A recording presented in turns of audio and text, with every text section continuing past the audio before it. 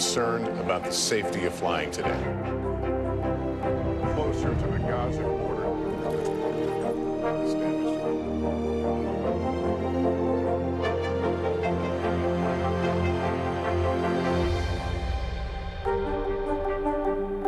We report live from Tel Aviv, from Juarez, Mexico. Top story reporting from Baltimore. Every weeknight, it's your news playlist. Top Story with Tom Llamas, streaming weeknights at 7 on NBC News Now.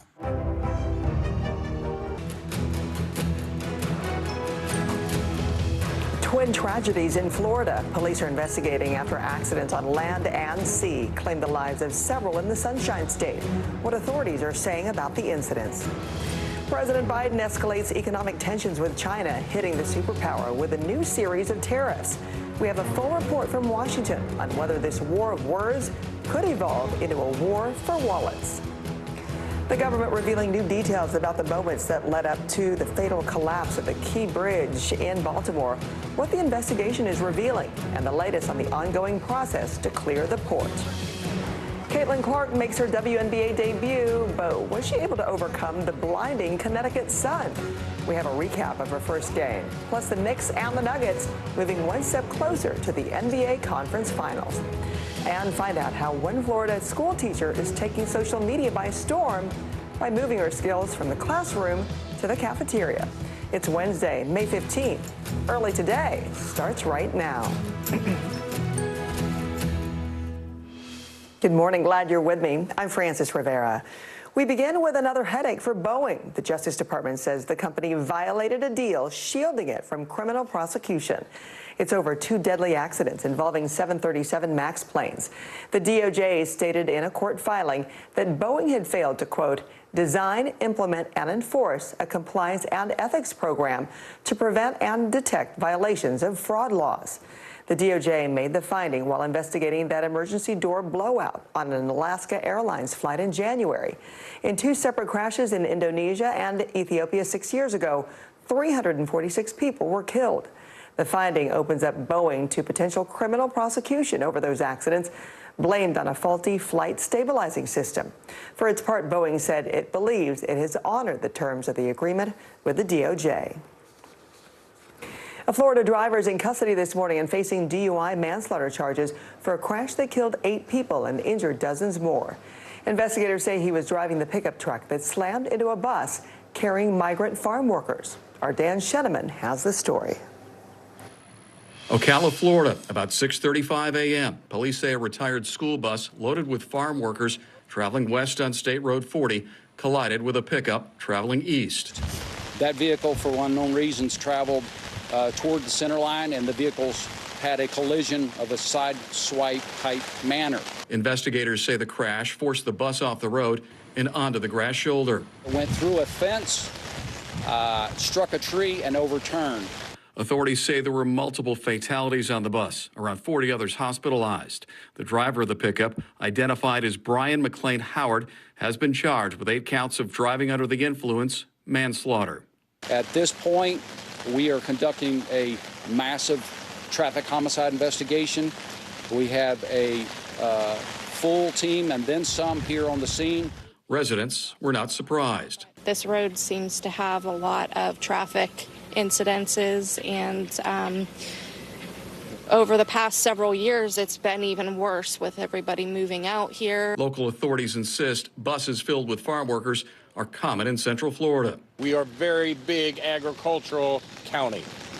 So this time of year, we always have migrant workers that are in our county that are on buses just like this. Investigators say it will take months before they conclude exactly what happened and why. Dan Sheneman, NBC News. Cops in Florida have confiscated what they are calling a boat of interest after a hit and run killed a 15-year-old girl off Nixon Beach near Miami. Ella Riley Adler is being mourned as an accomplished ballet dancer and outstanding student at Ransom Everglades School. She was water skiing on Saturday when she was struck and killed by a boat that left the scene. Police have seized this boat, matching the description. The owner is cooperating, and it's not clear if they were operating the vessel at the time of the accident. Now to the latest in Donald Trump's criminal hush money trial. The former president's defense team getting the chance to grill Michael Cohen, doing their best to poke holes in the credibility of the key witness. NBC's Laura Jarrett has the latest from the courthouse. Donald Trump's defense team tearing into the prosecution's star witness, suggesting Mr. Trump's self-described fixer turned fierce Trump critic Michael Cohen is out for revenge on his former boss. Do you want President Trump to get convicted in this case? Trump attorney Todd Blanche asking. Sure, Cohen acknowledged. Cohen confirming he recently said the former president belongs in a cage like an animal. The defense trying to cast Cohen as motivated to lie, that he previously fed prosecutors dirt on Mr. Trump to get out of prison early, and that now his financial livelihood, including media appearances and podcasts, centers on trashing Mr. Trump. Cohen acknowledging he's made more than $3 million off his books Disloyal and Revenge, and that he had been going on TikTok 6 days a week to slam his former boss to paid subscribers. Saying of his past praise of Mr. Trump, quote, "At that time, I was knee-deep into the cult of Donald Trump." The defense getting Cohen to admit he previously described himself as obsessed with Mr. Trump, insinuating he was jilted once pushed outside the Trump orbit. The state's case largely depending on jurors believing Cohen's word, as he's the only witness who said the former president knew his internal records were falsified to cover up Cohen's payment of an adult film actress before the 2016 election. Mr. Trump has pleaded not guilty to those low-level felony charges. We had a very good day. I think we're exposing this scam for what it is. Thank you very much. Earlier, the prosecution questioning Cohen, who told the jury these invoices seeking repayment for services rendered in 2017 were false records, and that the retainer agreement he references never existed. Prosecutors guiding Cohen through check after check with the retainer language included. All false statements, he said, because they weren't for valid legal fees, but reimbursements for the hush money. Cohen describing a meeting with Mr. Trump at the White House in 2017 where he posed for this picture. Cohen says they discussed Mr. Trump reimbursing him for paying off Stormy Daniels, an arrangement developed by Trump Organization CFO Alan Weisselberg months earlier. I was sitting with President Trump and he asked me if I was okay. He asked me if I needed money and I said, no, all good. He said, because I can get a check. I said, no, I'm okay. He said, all right, just make sure you deal with Alan, Cohen testifying. Later saying he was frightened when the FBI raided his home and office in 2018, saying Mr. Trump told him, don't worry, I'm the president of the United States. Stay tough, which Cohen took to mean don't flip. But Cohen says he turned against Mr. Trump after consulting with his family. My wife, my daughter, my son all said to me, we're supposed to be your first loyalty. Cohen has been disbarred and convicted of lying under oath, and the defense zeroing in on his motives. Trump attorney Blanche asking Cohen if he was motivated by fame. Cohen suggesting that's not fair to say. Blanche then quoting this excerpt from Cohen's book, quote, I wanted it all, power, the good life, public acclaim, fame. Those are my words, Cohen said. Yes. We had left off with the defense team only making a small dent in their cross-examination. They're expected to take it up again on Thursday morning. Back to you. Laura, thank you.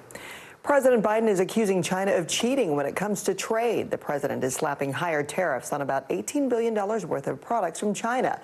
NBC's Drew Petrimo joins us now from D.C. Drew, good morning. One of the biggest products impacted by this move is electric cars. Yeah, good morning, Francis. The price to import electric vehicles from China will now quadruple. China is preparing to sell subsidized EVs for as low as $10,000. The tax rate to import these cars will now rise over 100%. There will also be new hikes on other Chinese products, including steel and aluminum, lithium-ion batteries, and medical supplies. China's Commerce Minister accuses the U.S. of weaponizing trade issues. The Trump campaign has floated the idea of a 10% tariff on all imported goods, not just from China. Mr. Trump has accused President Biden of not doing enough. Because China's eating our lunch right now. He said China is eating our lunch. That's what Trump said today. We've been feeding them a long time. President Biden seems to be stepping up the personal attacks on his 2024 rival. Here's what he said at an event last night. That other guy, that loser, I think he's having trouble. I'll never forget him lying about the pandemic, telling Americans to inject bleach into their skin. I wonder if he did it. Might explain some things. Anyway. The Trump campaign did not respond to a request for comment on those remarks, but the former president does not have court today, so we could see a response soon. Francis? I think it's just a matter of time. Drew, thank you. 8 TikTok creators are suing the U.S. government, saying that a new law forcing a sale or ban of the app is unconstitutional. Among the creators are a baker, an activist, and a rapper, all with big followings. Last week, TikTok itself sued the government, also citing First Amendment issues. The DOJ defending the legislation, saying the China-owned app is a national security concern. The Southeast battled another round of wicked weather overnight, putting millions at risk from the Tennessee Valley to northern Florida. This comes after severe storms pummeled the region Monday night. In Louisiana, at least 3 people died, including a pregnant woman and her unborn baby. Another person was killed in Mississippi. Let's bring in now NBC meteorologist Angie Lastman for what we can expect today. Good morning, Angie. Good morning, Francis. No surprise, we have another round of severe weather expected today. Spring living up to its name. We've got plenty to talk about here across the country when it comes to severe weather, but this morning we're waking up to a tornado watch for parts of central and northern Florida. Notice Palm Coast to Melbourne and out towards Tampa, all included in that. That's going to last until 11 a.m., so through late morning. We've also got plenty of rain to talk about from the mid-Atlantic up into the northeast, across the Ohio Valley. It's going to be a soggy commute for a lot of spots, but remember I said that there's severe weather across the country. We've got a couple of spots to watch. Florida, of course, later this afternoon, parts of the Carolinas, and no surprise, the plains getting in on the action. 21 million people at risk of this. We do have the chance to see some of those strong wind gusts upwards of 70, 75 miles per hour.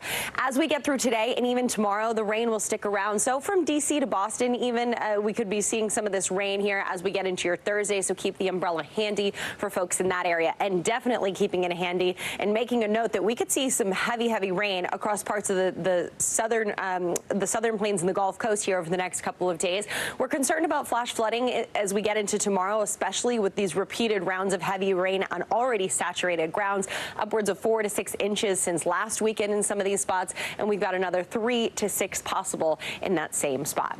That's a look at the weather across the country. Let's see what's happening in your neighborhood. 68 degrees in Chicago today with plenty of sunshine. Wichita heads to the low 80s with thunderstorms in the forecast. We hit the mid-60s in Philadelphia, dealing with the rain there too. New York, Boston, Albany, and Syracuse all seeing the rain in the forecast today. And that's a look at your forecast. Francis, back to you. I appreciate it, Angie. Now to a sweet moment here in New York when a new top dog won her crown. The Best in Show winner at the 148th Annual Westminster Kennel Club Dog Show is the miniature poodle. Now the winner is Sage. The 3-year-old pup from Houston, Texas, is the 4th miniature poodle to take home Best in Show. Her breeder and handler, Kwaz Hasaka, you can see so emotional there, has been competing at Westminster for 45 years. He said this is his last show. We're back with a lottery win turning into a $1 billion headache, and the new report revealing what went wrong before the bridge collapse here.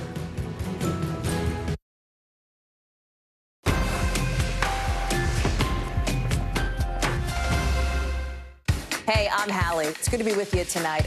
What do we know that voters care about? The economy, right? You are seeing that firsthand yourself on the ground there today. This is 2 things. It is pretty big medical news. It is also a pretty big mystery. And oh, by the way, it's driven by one of the most controversial people in the United States. What's happening? They have tweaked my monitor, and I can see now you are, in fact, soaking wet. I am deeply sorry. My I apologize for the many questions. Will never be questioned.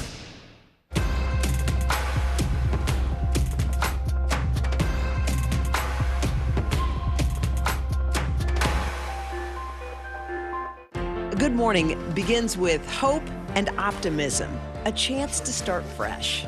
We want to welcome you in to share a moment that brightens your day, because every day deserves the best start. NBC News Daily is #1 for afternoon news across all of television. I'm Morgan Radford. I'm Vicki Wynn. I'm Kate Snow. And I'm Zinklea Samwat. What's happening around the world? Israel's military is building up there along the border. And what matters here at home? New numbers are out today showing more encouraging signs for our economy. Let's zero in on exercise. We know we're supposed to be doing it. What does it do for our health? What needs to change for social media to be a safer place? NBC News Daily, weekdays from 12 to 4 on NBC News Now. News lives in the now. Look at this.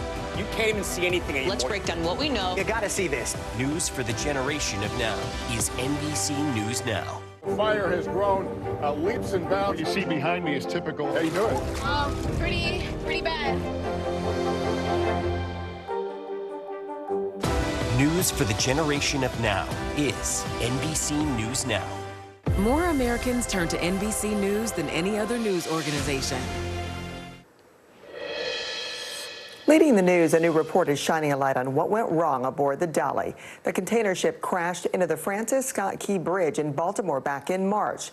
The NTSB report revealing the ship lost power twice that night, the second time coming when the ship was just 350 yards from the bridge. The crew alerted authorities immediately, but didn't have time to anchor the vessel or get tugboats to steer it to safety. Kansas City Chiefs kicker Harrison Butker rallied against Pride Month during a commencement speech at Benedictine College last weekend. Butker, who has made his conservative Catholic beliefs well known, began the address by attacking what he called, quote, dangerous gender ideologies. He also took aim at President Biden's policies, including abortion. The three-time Super Bowl champion also addressed women in the audience, arguing that their most important title should be homemaker. The Chiefs declined to comment.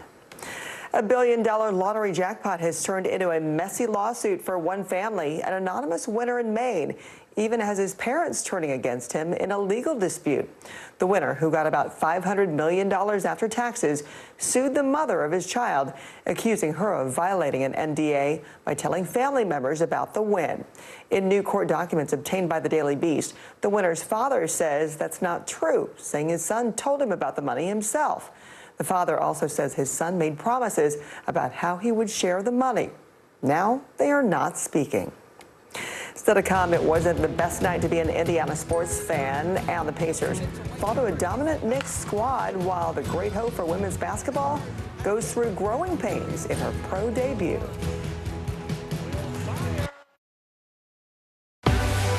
What's the message that you're trying to get out to young people? Know what is in the drug supply. We've got important news this hour about your money. Mental health, big picture, why is it so tough right now? News for the generation of now is NBC News Now.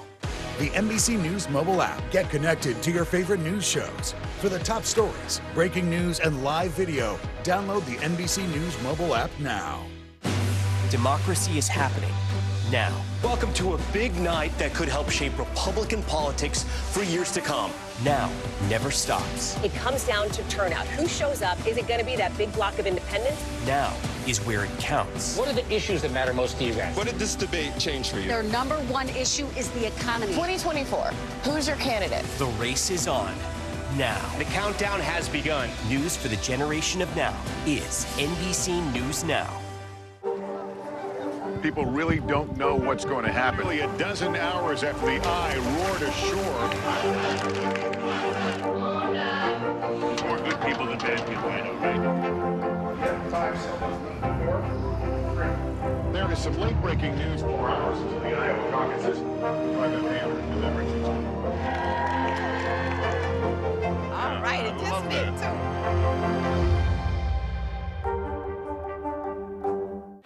Are you comfortable with the role the Supreme Court is playing in the 2024 election? Is there not more that Israel can do to help the humanitarian crisis? Should abortion be the number one issue in 2024? If it's Sunday, it's Meet the Press.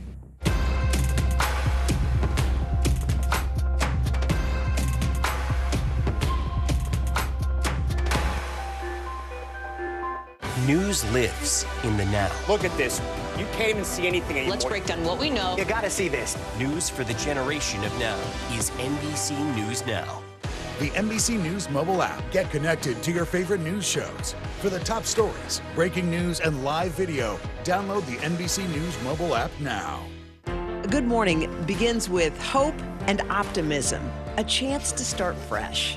We want to welcome you in to share a moment that brightens your day, because every day deserves the best start. More Americans turn to NBC News than any other news organization. Tonight, the state of emergency here in Baltimore. Should people be concerned about the safety of flying today? Closer to the Gaza border.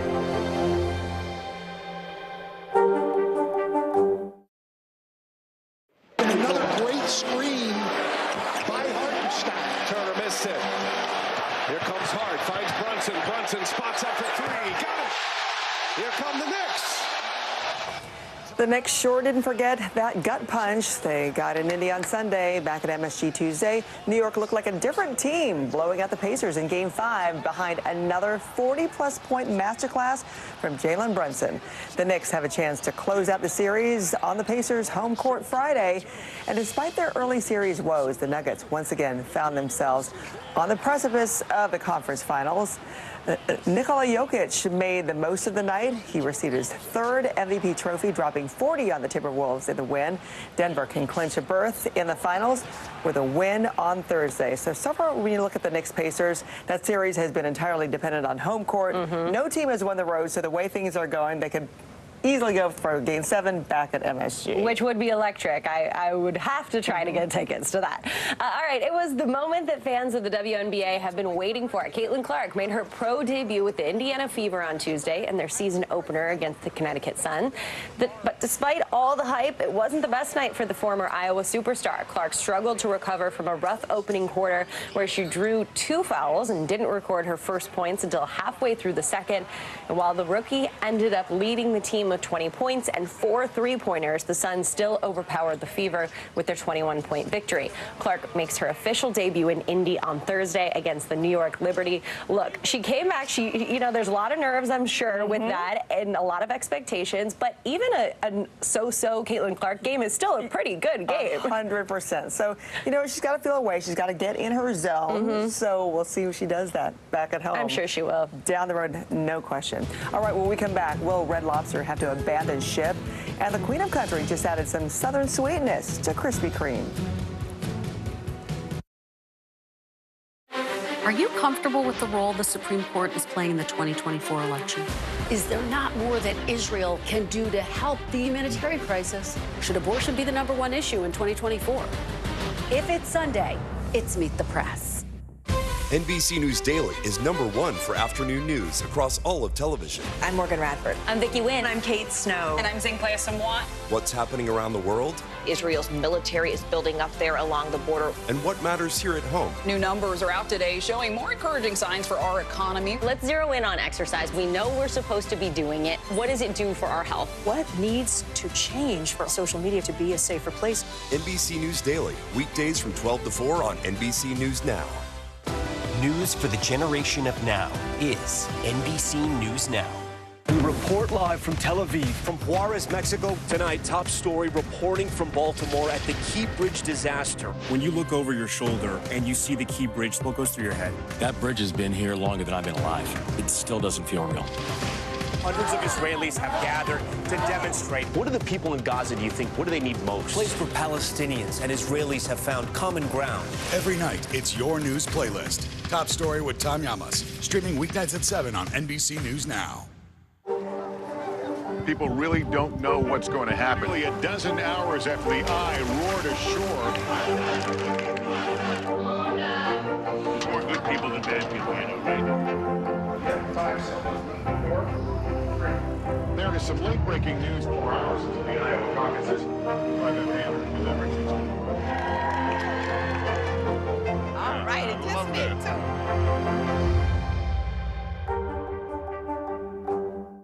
News for the generation of now is NBC News Now. Tonight, the state of emergency here in Baltimore. How is it that traffic was stopped in time? State law enforcement officers, they undoubtedly saved lives. Should people be concerned about the safety of flying today? Closer to the Gaza border.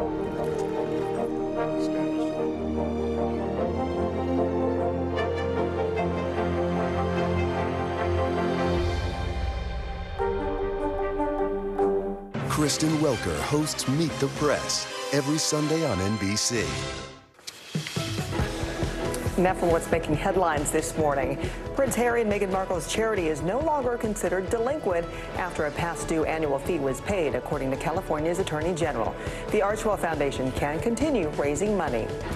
New data shows patients taking obesity drug Wegovy maintain an average 10% weight loss for up to 4 years. The trial also found that it reduced the risk of heart disease regardless of weight. Red Lobster is closing at least 99 of its approximately 700 locations. This comes amid an uncertain future for the chain that has had multiple setbacks since last year's all-you-can-eat shrimp promotion. Dolly Parton is teaming up with Krispy Kreme. Her new collection features new flavors like the Dolly Dazzler Donut. It has strawberry icing with glitter sprinkles. And of course, her signature butterfly, of course, made out of chocolate.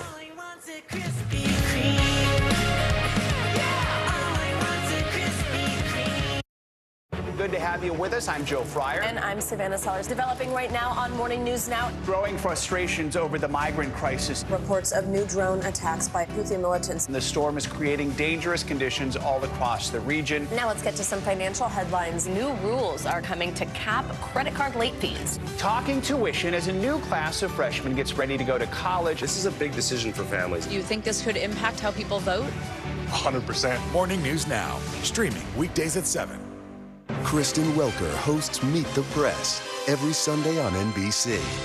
Tonight, the state of emergency here in Baltimore.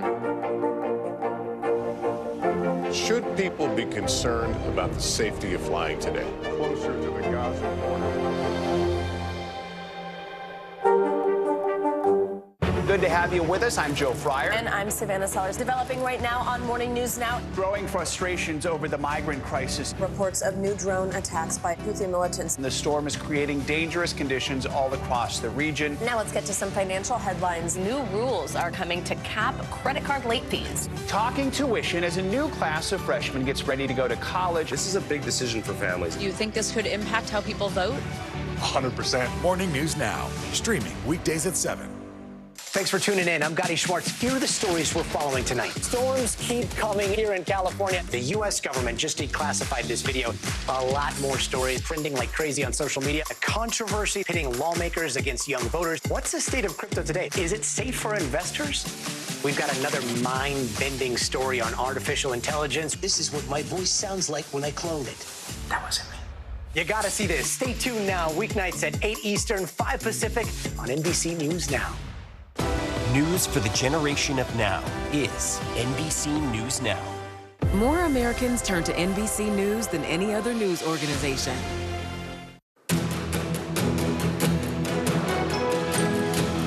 An elementary school teacher has fans hungry for more recipes. Her healthy and quick meals have grown a huge following on social media. NBC's Maya Eaglin has the story. The thought of cooking something new each night can seem exhausting. We've all been there, ordering takeout and watching groceries spoil instead of cooking a healthy meal at home. This easy weekday dinner is one of my all-time favorites. Sylvie's a Florida elementary school teacher and influencer, helping her 35,000 followers cook away that stress. What are we going to be making? We are going to make a Mediterranean salad 3 ways, but just a few simple ingredients because simplicity is key. I'm going to start by chopping my cucumbers. So Sylvie, when did you start meal prepping? So I started meal prepping when I became a teacher. It helps you budget for the week, right? Absolutely. So I save so much money by buying everything on Saturday or Sunday, and then I just, I make my meals with those ingredients. Data shows the average American household spends almost $4,000 each year dining out. Are you ready to open our chickpeas? I'm ready. Sylvie says meal prep also helps with her mental health. When you're eating foods that are truly good for you and have nutritional value, you're going to feel your best. Give me your top 3 favorite, easiest meal prep recipes. Number 1, my egg bites. My second favorite recipe would definitely be my Italian chopped salad. My third, I would say a taco salad. In just under 15 minutes, we have... It was so fast. So fast, so fast. And that's what smiling and healthy recipes are all about. Easy, quick. Do you want to try it? Let's do it. Cheers. Cheers. Maya Eaglin, NBC News. I'm going to click on follow right after this show. All right, now to Michigan, that could get an official state bug thanks to a dedicated class of fifth graders. In Grand Rapids there, the students wrote buzzworthy essays to State Representative Rachel Hood on why they believe the stonefly should have the title. It means very much to me. We worked super hard on it. Some people, random people are proud of us. I feel really proud of myself, and maybe we'll throw a party, just maybe. Hood was so impressed she came to the class to teach them about the lawmaking process and introduced a bill in the State House to make the stonefly the state insect. It's currently awaiting a hearing in a House committee, and a vote is expected later this year. Okay, stressed out by stubborn inflation? Coming up on Today, we'll talk to you about the towns across the country paying thousands of people to relocate. For now, thanks for kicking off your Wednesday with us. I'm Frances Rivera.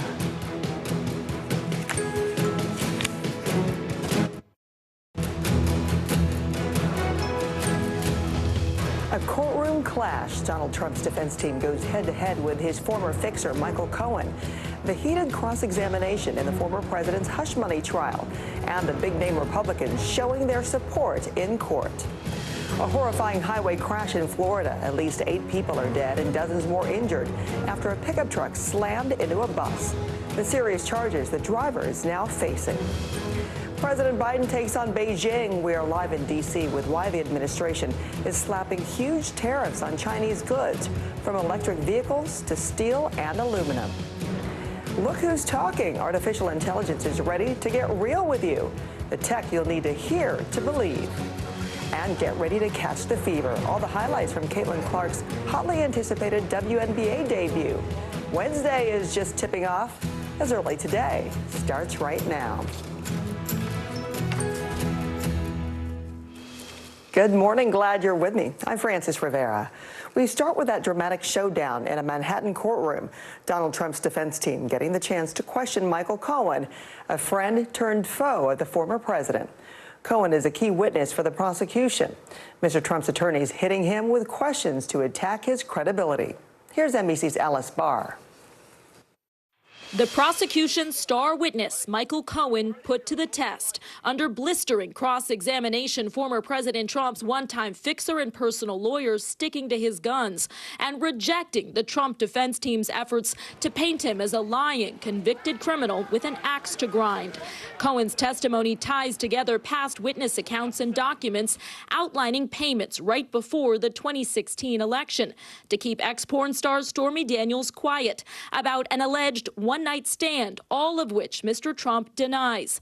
During questioning by the prosecution, Cohen said he paid Daniels $130,000, quote, to ensure that the story would not come out, would not affect Mr. Trump's chances of becoming president of the United States. Asked at whose direction he paid Daniels, Cohen replied, Trump's. The fixer turned foe testified Mr. Trump repaid him with monthly checks that were falsely labeled as legal expenses. The true purpose, Cohen explained, quote, the reimbursement of hush money. Cohen expressed regret and said he ultimately, quote, made a decision based on conversation with my family. I would not lie for President Trump any longer. The former president complaining that he can't publicly respond because of a judge's order protecting witnesses. The gag order has to come off. Allies can speak on Mr. Trump's behalf. They have him tied up here in this ridiculous prosecution that is not about justice. It's all about politics. House Speaker Mike Johnson joining the stream of Republican lawmakers coming to court to back their party's presidential candidate. In Washington, Alice Barr, NBC News. New this morning, another headache for Boeing. The Justice Department says the company violated a deal shielding it from criminal prosecution. It's over 2 deadly accidents involving 737 MAX planes. The DOJ stating in a court filing that Boeing had failed to, quote, design, implement, and enforce a compliance and ethics program to prevent and detect violations of fraud laws. The DOJ made the finding while investigating that emergency door blowout on an Alaska Airlines flight in January. And in 2 separate crashes in Indonesia and Ethiopia 6 years ago, 346 people were killed. The finding opens up Boeing to potential criminal prosecution over those accidents.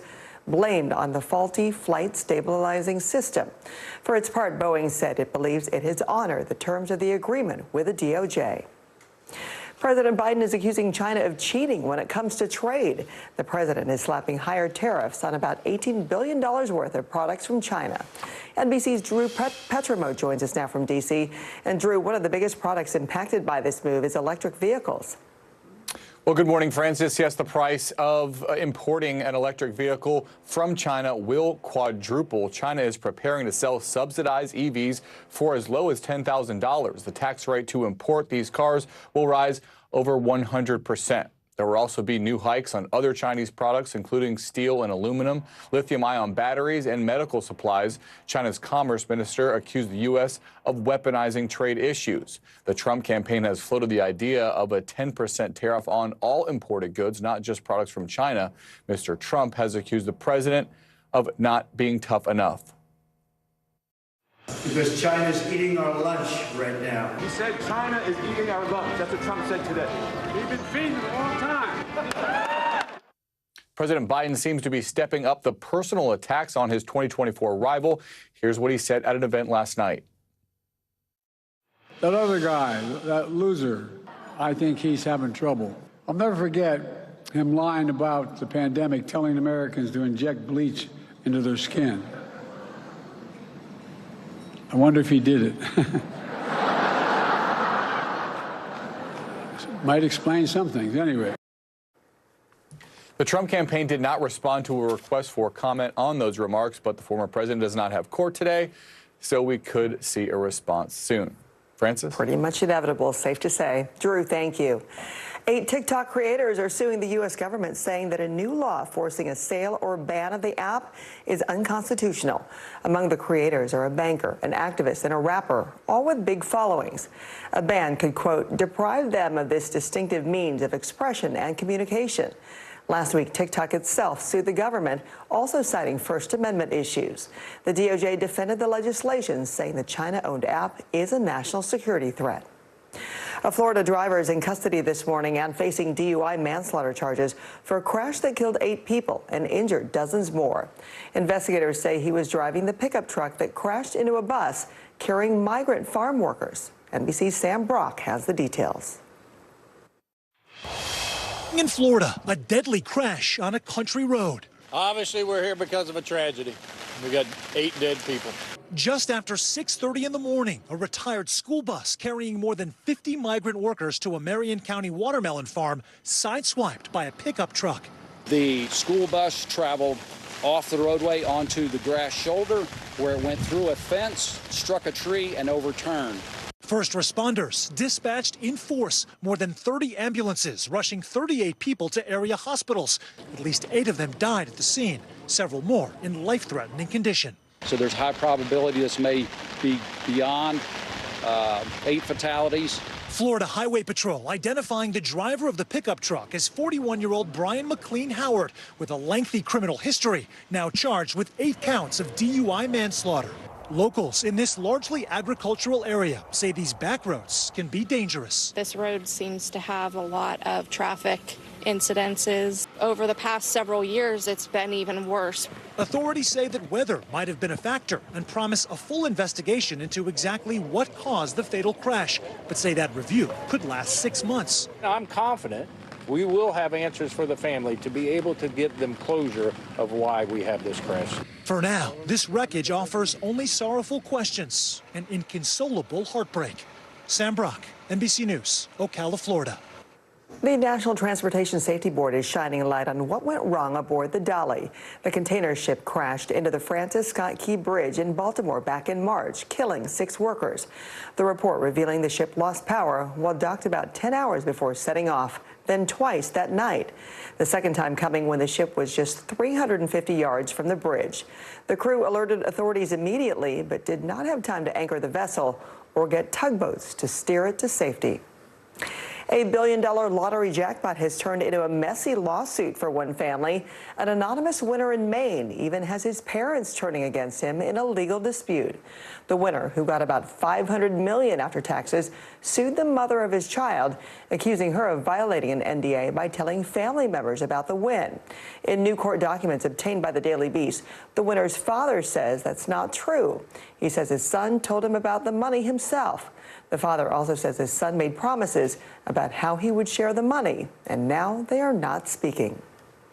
So rain is going to put a damper on the morning commute for millions across the east. NBC meteorologist Angie Lastman is tracking that system for us. Good morning, Angie. Good morning, Francis. We do have some rain, especially across the Northeast and Mid-Atlantic this morning, but we've also got some strong thunderstorms happening across Florida. We do have the tornado watch that's in effect until 11 a.m. this morning. We'll see that ramp up here as the morning goes on, and potentially even some more strong storms into the afternoon hours. And here's that kind of wet weather that we're expecting here for the early morning commute. Keep that in mind. You're going to have a couple of rounds of that, so umbrella handy will be a good idea over the next couple of days. We've got a couple of trouble spots later this afternoon with the potential to see some of those stronger storms. 21 million people included in this. Looks like the biggest threat is going to be winds 70, 75 miles per hour, but hail and an isolated tornado can't be ruled out. As we get through today and even tomorrow, those rain showers will linger across the Northeast, so heads up about that. Hence the reason we want to keep that umbrella handy. And as we look to the south, especially tomorrow, we're going to look for the potential for some flash flooding concern, especially on those areas that have already had really saturated grounds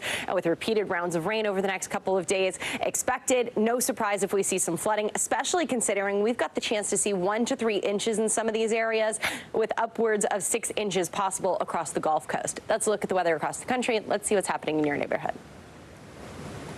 75 degrees in Des Moines today. Lots of sunshine for Green Bay and Chicago. Some rain showers expected for Indianapolis this afternoon. 68 degrees in Syracuse. We head to the upper 60s too for New York, mid 60s in Philadelphia, and rain from Washington to Boston. And that's a look at your forecast. Francis, back to you. Thank you, Angie. Now to an emotional moment here in New York when a new top dog won her crown. The Best in Show winner at the 148th Annual Westminster Kennel Club Dog Show is the miniature poodle. Look at the handler there, so emotional. And the winner is Sage. The 3-year-old pup from Houston, Texas, is the 4th miniature poodle to take home Best in Show. Her breeder and handler, Kwaz Hosaka, has been competing at Westminster for 45 years. He said this is his last show. Coming up, Caitlin Clark tips off a new era for the WNBA. But first, artificial intelligence talking a big game. The changes to ChatGPT you'll have to hear to believe. The NBC News mobile app. Get connected to your favorite news shows. For the top stories, breaking news, and live video, download the NBC News mobile app now. We report live from Tel Aviv, from Juarez, Mexico. Tonight, top story reporting from Baltimore at the Key Bridge disaster. When you look over your shoulder and you see the Key Bridge, what goes through your head? That bridge has been here longer than I've been alive. It still doesn't feel real. Hundreds of Israelis have gathered to demonstrate. What do the people in Gaza, do you think, what do they need most? A place where Palestinians and Israelis have found common ground. Every night, it's your news playlist. Top Story with Tom Yamas. Streaming weeknights at 7 on NBC News Now. Kristen Welker hosts Meet the Press every Sunday on NBC. Thanks for tuning in. I'm Gotti Schwartz. Here are the stories we're following tonight. Storms keep coming here in California. The U.S. government just declassified this video. A lot more stories trending like crazy on social media. A controversy pitting lawmakers against young voters. What's the state of crypto today? Is it safe for investors? We've got another mind-bending story on artificial intelligence. This is what my voice sounds like when I clone it. That wasn't me. You gotta see this. Stay tuned now. Weeknights at 8 Eastern, 5 Pacific on NBC News Now. NBC News Daily is #1 for afternoon news across all of television. I'm Morgan Radford. I'm Vicki Wynn. I'm Kate Snow. And I'm Zinklea Samwat. What's happening around the world? Israel's military is building up there along the border. And what matters here at home? New numbers are out today showing more encouraging signs for our economy. Let's zero in on exercise. We know we're supposed to be doing it. What does it do for our health? What needs to change for social media to be a safer place? NBC News Daily, weekdays from 12 to 4 on NBC News Now. The NBC News mobile app. Get connected to your favorite news shows. For the top stories, breaking news, and live video, download the NBC News mobile app now. News for the generation of now is NBC News Now. Artificial intelligence sounds more real than ever. OpenAI unveiled a new voice model that can keep a conversation, sing, and even detect emotions. It's so realistic that some are comparing it to the movie Her. NBC's Allison Barber has a peek into the future. Say hello to a whole new level of chatbot. Me? The announcement is about me? Well, color me intrigued. Are you about to reveal something about AI? OpenAI introducing the latest version of the popular ChatGPT model. This is GPT-4o. They're first to hold a conversation in real time. You can now interrupt the model. You don't have to wait for it to finish your turn before you can start speaking. Natural light filtering. Did anything unusual happen recently? Yes, actually. The company demoing a variety of uses, from coding to tutoring and even real-time translation. Hola, bien. Sí, un poco ocupado aquí preparando un evento para la semana que viene. Hey, I've been good. Just a bit busy here preparing for an event next week. Yeah, I really want maximal emotion, like maximal Another key development, picking up on and using emotional cues. Let's amplify the drama. Once upon a time, in a world not too different from ours. OpenAI CEO Sam Altman dropping a single-word hint at his source of inspiration, Her. A reference to Spike Jonze's 2013 film about a man who falls in love with his AI assistant, voiced by Scarlett Johansson. Google, with an announcement of their own, unveiling its answer to ChatGPT to thousands of developers in a traditionally grand event. Previewing Project Astra, a product they're billing as the future of AI assistants. Do you remember where you saw my glasses? Yes, I do. Your glasses were on the desk near a red apple. Google says their assistant will be available to users later this year. It's just amazing. But the new, exciting generation of AI chatbots is raising eyebrows among watchdogs. We have here a very intense multi-billion-dollar, if not multi-trillion-dollar arms race between some of the biggest tech companies on the planet. So they are taking no prisoners. They're not waiting for anyone. They are release. Oren Itzoni is the founder of TrueMedia.org. I don't view this as revolutionary. I view this as one more step towards our all AI all the time. But whether we're ready or not, Keep going. Her has left Hollywood. Oh, stop it. You're making me blush. Wow. Our thanks to Allison for that report. Still to come, we return to Westeros in the latest look at the House of the Dragon, and Prime Video finds itself in jeopardy. The new details on the latest iteration of the beloved game show right after this. News lives in the now. The front lines are still very active. This is like quicksand, and officials say an entire town is cut off. This close to actually understand why people had to jump in the ocean. News for the generation of now is NBC News Now. The NBC News mobile app. Get connected to your favorite news shows. For the top stories, breaking news, and live video, download the NBC News mobile app now. Good morning begins with hope and optimism, a chance to start fresh. We want to welcome you in to share a moment that brightens your day, because every day deserves the best start. Good to have you with us. I'm Joe Fryer. And I'm Savannah Sellers. Developing right now on Morning News Now. Growing frustrations over the migrant crisis. Reports of new drone attacks by Houthi militants. The storm is creating dangerous conditions all across the region. Now let's get to some financial headlines. New rules are coming to cap credit card late fees. Talking tuition as a new class of freshmen gets ready to go to college. This is a big decision for families. Do you think this could impact how people vote? 100%. Morning News Now, streaming weekdays at 7. Are you comfortable with the role the Supreme Court is playing in the 2024 election? Is there not more that Israel can do to help the humanitarian crisis? Should abortion be the #1 issue in 2024? If it's Sunday, it's Meet the Press.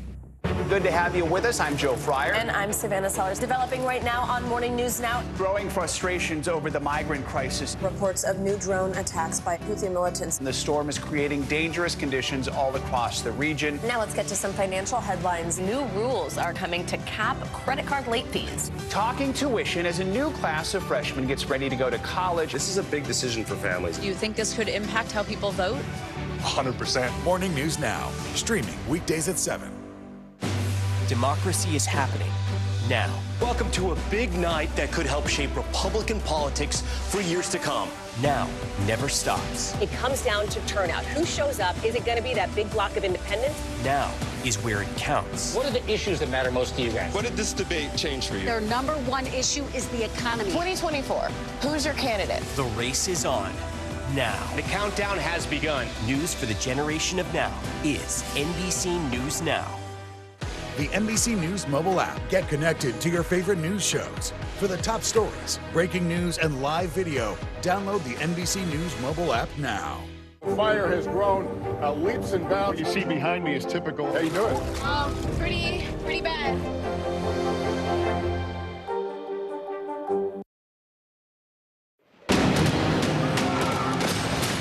My ships sail at your command. The realm's only hope is in a leader strong enough to unite it. Do you accept me as your queen and ruler?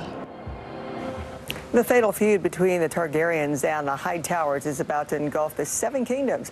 HBO dropped the latest trailer for Season 2 of House of the Dragon on Tuesday. It shows the great houses gearing up for the war with the help of some fire-breathing monsters.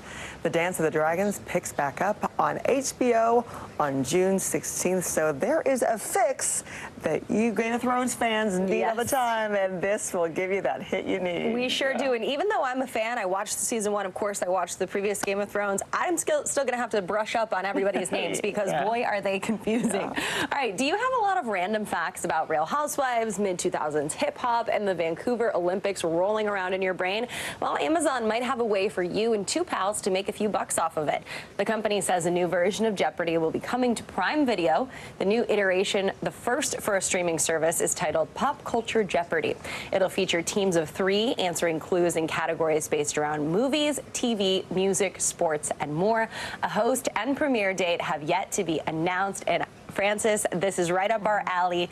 Maybe we might need a little help with the sports, but the TV, movies, reality shows, we got it covered. I love how it's just going to open up an entire new contestant and fan base for Jeopardy, right? Because that is just their thing.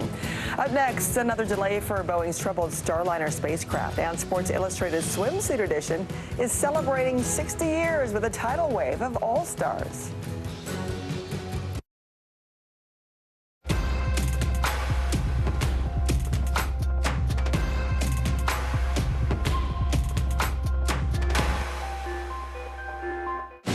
Democracy is happening now. Welcome to a big night that could help shape Republican politics for years to come. Now never stops. It comes down to turnout. Who shows up? Is it going to be that big block of independents? Now is where it counts. What are the issues that matter most to you guys? What did this debate change for you? Their number one issue is the economy. 2024. Who's your candidate? The race is on now. The countdown has begun. News for the generation of now is NBC News Now.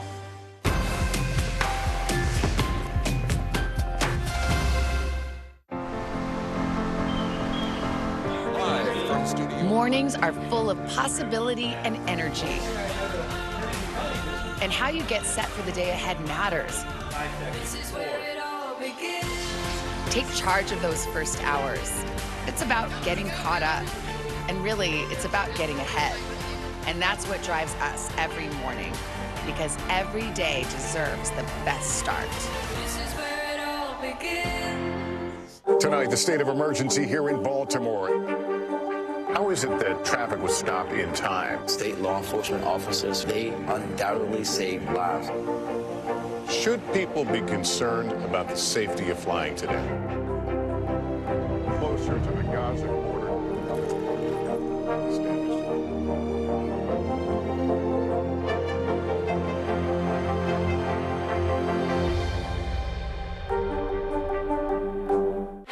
Are you comfortable with the role the Supreme Court is playing in the 2024 election? Is there not more that Israel can do to help the humanitarian crisis? Should abortion be the #1 issue in 2024? If it's Sunday, it's Meet the Press. Now is raw. How hard is it to see it like this? Our house is no longer here, but we are here. Now is real. Let's break down what we know and then the big questions still outstanding. News for the generation of now is NBC News Now. More Americans turn to NBC News than any other news organization. The NBC News mobile app. Get connected to your favorite news shows. For the top stories, breaking news, and live video, download the NBC News mobile app now. And here's what's making headlines this morning. The launch of Boeing's first Starliner mission has been delayed again due to a helium leak in the propulsion system. The spacecraft was set to carry 2 astronauts to the ISS last week, but an issue with the Atlas V rocket delayed the launch. NASA will try again next week. Our parent company Comcast is set to launch a streaming bundle that includes Peacock, Netflix, and Apple TV+. The new bundle will be available only to Comcast customers at a deeply discounted rate. Taylor Swift filed a trademark for Female Rage the musical after adding a new set to her Eras tour. The new section features songs from her new album, The Tortured Poets Department. Sports Illustrated swimsuit issue is celebrating its 60th anniversary with 7 new covers. 3 of the covers were dedicated to past models who graced the magazine, like Tyra Banks, Christy Brinkley, Chrissy Teigen, and a recent addition, Martha Stewart. Early today, we'll be right back.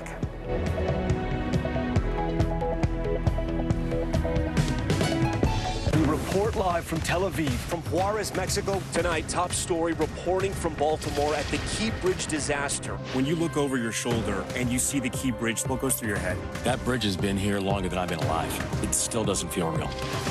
Hundreds of Israelis have gathered to demonstrate. What do the people in Gaza, do you think, what do they need most? A place where Palestinians and Israelis have found common ground. Every night, it's your news playlist. Top Story with Tom Yamas. Streaming weeknights at 7 on NBC News Now.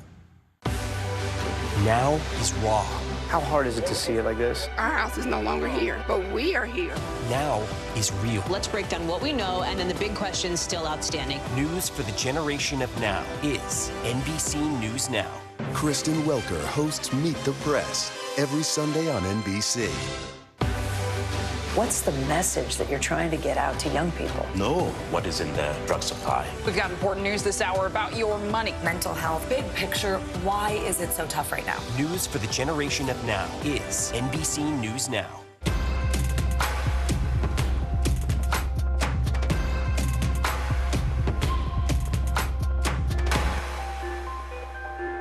Report live from Tel Aviv, from Juarez, Mexico. Tonight, top story reporting from Baltimore at the Key Bridge disaster. When you look over your shoulder and you see the Key Bridge, what goes through your head? That bridge has been here longer than I've been alive. It still doesn't feel real. Hundreds of Israelis have gathered to demonstrate. What do the people in Gaza, do you think, what do they need most? A place where Palestinians and Israelis have found common ground. Every night, it's your news playlist. Top Story with Tom Yamas. Streaming weeknights at 7 on NBC News Now.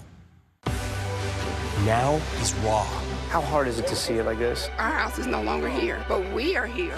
Now is real. Let's break down what we know and then the big questions still outstanding. News for the generation of now is NBC News Now. Turner missed it. Here comes Hart, finds Brunson. Brunson spots up for 3. Got it. Here come the Knicks. The Knicks sure didn't forget that gut punch they got in Indy on Sunday. Back at MSG Tuesday, New York looked like a different team, blowing out the Pacers in Game 5 behind another 40-plus point masterclass from Jalen Brunson. The Knicks can close it out on Friday, and the Nuggets are on the precipice of the conference finals. Nikola Jokic dropped 40 points on the Timberwolves in the win. Denver can clinch a berth in the finals with a win on Thursday. Well, it was the moment that fans of the WNBA have been waiting for. Caitlin Clark made her pro debut with the Indiana Fever on Tuesday, but despite the incredible hype, it wasn't the best night for women's hoops phenom. Clark struggled in the season-opening loss to the Connecticut Sun. She didn't get points on the board until halfway through the second quarter, but no amount of opening night jitters can dampen the excitement around Clark and her arrival to the league. NBC's Stephanie Gosk has more on how Caitlin Clark effect is transforming women's basketball. As Caitlin Clark gets ready to play her first regular season game in the WNBA in front of a sold-out arena, there is a buzz among the fans. Scale of 1 to 10, how excited are you to see her play tonight? 10 out of 10. 10 out of 10. And among the players, everyone's excited, everyone's pumped. While the star herself is as cool as ever. What's it going to feel like to be in this sold-out crowd tonight? Yeah, I think it'll be good. I mean, I don't think it's any different from college. Last year, Clark for 3. Her preseason games drew huge crowds. Let's go! Since she joined the Indiana Fever, ticket prices have skyrocketed. Clark's number 22 jersey is one of the top-selling jerseys in any sport. What a slick pass! It comes as the WNBA announces the addition of a new team, the Golden State Valkyries, and teams have started flying private charters to games. Clark's record-breaking time in the NCAA has fans sticking around to see what the 22-year-old can do in the pros, hoping for a few more of those logo threes. What's a logo 3? Well, this is the logo in the middle of the court. She shoots from here all the way to there and makes it all the time. Clark went first in the draft just last month. The Indiana Fever select Caitlin Clark, University of Iowa. Her pro career officially begins, bringing in new fans and transforming the league. Stephanie Gosk, NBC News, Uncasville, Connecticut. Can't wait to see her back in Indiana, too. Thanks for starting your Wednesday with Early Today. I'm Frances Rivera. Hope you have a good one. See you back here tomorrow.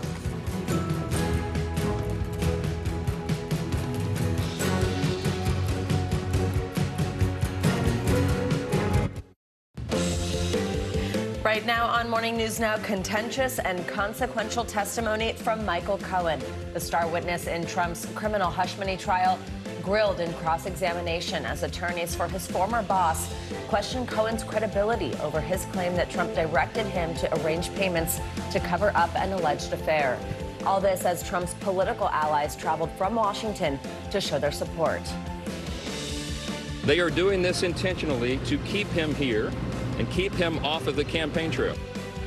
We have team coverage with the key takeaways and the potential impacts on the November election. Also this morning, President Biden moving forward with a controversial billion-dollar weapons deal for Israel. This as Israeli troops move deeper into Rafah and Palestinians brace for a full-scale ground invasion. We'll bring you the latest.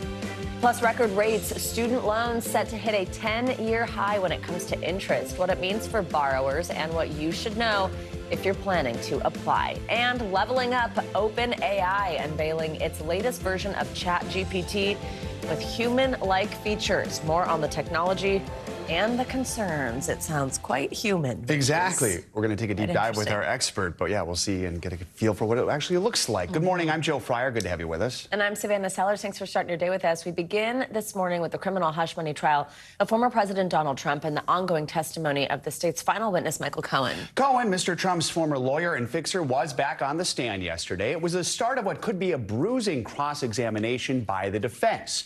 Mr. Trump's attorney took aim at Cohen's credibility, accusing him of being motivated by money and revenge rather than justice. Cohen previously testified how Mr. Trump directed him to pay hush money to adult film actress Stormy Daniels in the lead up to the 2016 election in order to conceal an alleged sexual encounter. Mr. Trump denies all the allegations. The trial is taking a break today, so Cohen will return to the stand tomorrow for more cross-examination. Here to talk more about all of it is NBC News senior national politics reporter Jonathan Allen and our legal analyst Angela Senadella. Good morning to both of you. Good to have you here with us. So walk us through what we saw yesterday. How is the defense trying to attack Cohen's credibility, John? It's a great question, Joe. In every imaginable way, except so far on the details of what he's testified about. So a lot of testimony yesterday and earlier this week on the particulars of how Donald Trump was involved in this scheme, according to Michael Cohen, to basically pay the hush money to Stormy Daniels and then to reimburse Cohen. What the defense is trying to do is make Cohen out to be a liar. What they haven't done is make him out to be a liar on these details. The other things they're trying to do is show motivation, right? Michael Cohen has become a much more famous figure over the past half dozen years than he was before. So they say, look, you're trying to make yourself famous off of Donald Trump. You are trying to get revenge against Donald Trump because you're basically a scorned sycophant. And I think those things are all true. None of them have anything to do with whether or not this scheme was executed. So we'll see how the jury feels about Michael Cohen. He is a star witness in the most traditional Hollywood sense, in that both he can give testimony that is damaging to the defense, and also he is somebody who loves the camera. Angela, how strong is that strategy to kind of generally go after credibility and not be addressing head-on some of these details that he had testified to? So in this case, it is pretty effective, and this is why we saw the prosecution saying that they were going to provide context and corroboration for pretty much every part of this. And we have really seen that with the misdemeanor. We've seen when Cohen says that these were falsified business records. We saw before other people testifying that in the chain of the money that they were likely falsified. So that seems to be all corroborated. But remember, in order for this misdemeanor to be kicked up to the felony, there's still that huge question of what was he doing with it? What was the intent? Was the intent to change the election, to interfere in it? And here is where we heard on the stand Cohen really giving testimony that only he knows, conversations that he had with Trump in rooms where no one else was. And there's not yet a lot of corroboration there. So that is where his credibility matters more than anything, because at that point, the jury has to decide, is he telling the truth there? Or is he just out to get Trump? How does it seem Cohen is holding up in cross-examination? So far, surprisingly well. I mean, we expected a possibility of him getting really cantankerous or really combative, just given what we've seen on TikTok, or really across the board anywhere. But so far, he's been very cool, calm, and collected. And that is what you need from a witness. He cannot blow up on that stand, or really that just further questions his credibility. Good vocab word there from Angela. John, tell us what you think about this sort of parade of support that we're seeing, other Republicans physically coming to court. What do you make of this? What's it mean when we're talking about this in context of an election? I'm going to try and, you use great vocabulary, I'm going to try to use Gronk words. Republicans support Trump no matter what. Now, what we've seen is a bunch of surrogates, some of them people who are trying to become his vice presidential candidates, some like Mike Johnson, the Speaker of the House, who I think feel they owe him and certainly see some great benefit to them politically and standing with him. Basically, doing what we're seeing here, providing pictures, providing the physical support for Donald Trump. Nothing that any of them said yesterday had anything to do with the particulars of the case. None of them were able to refute Michael Cohen. Some of them have been calling him a liar, like the defense lawyers have, but none of them have any actual information about this. None of them are insiders on the question of whether or not Donald Trump, executed a scheme to falsify business records so he could win the 2016 election. Like, none of them have any idea about any of that. So they're out there saying Donald Trump's a good guy and Michael Cohen's a bad guy.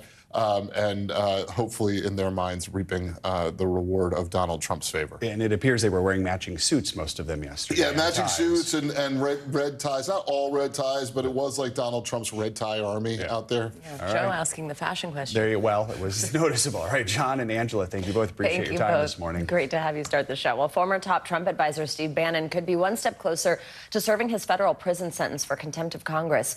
Prosecutors filed a motion yesterday asking a U.S. district judge to order Bannon to start serving his 4-month sentence after his appeal was rejected. Bannon has until tomorrow to respond.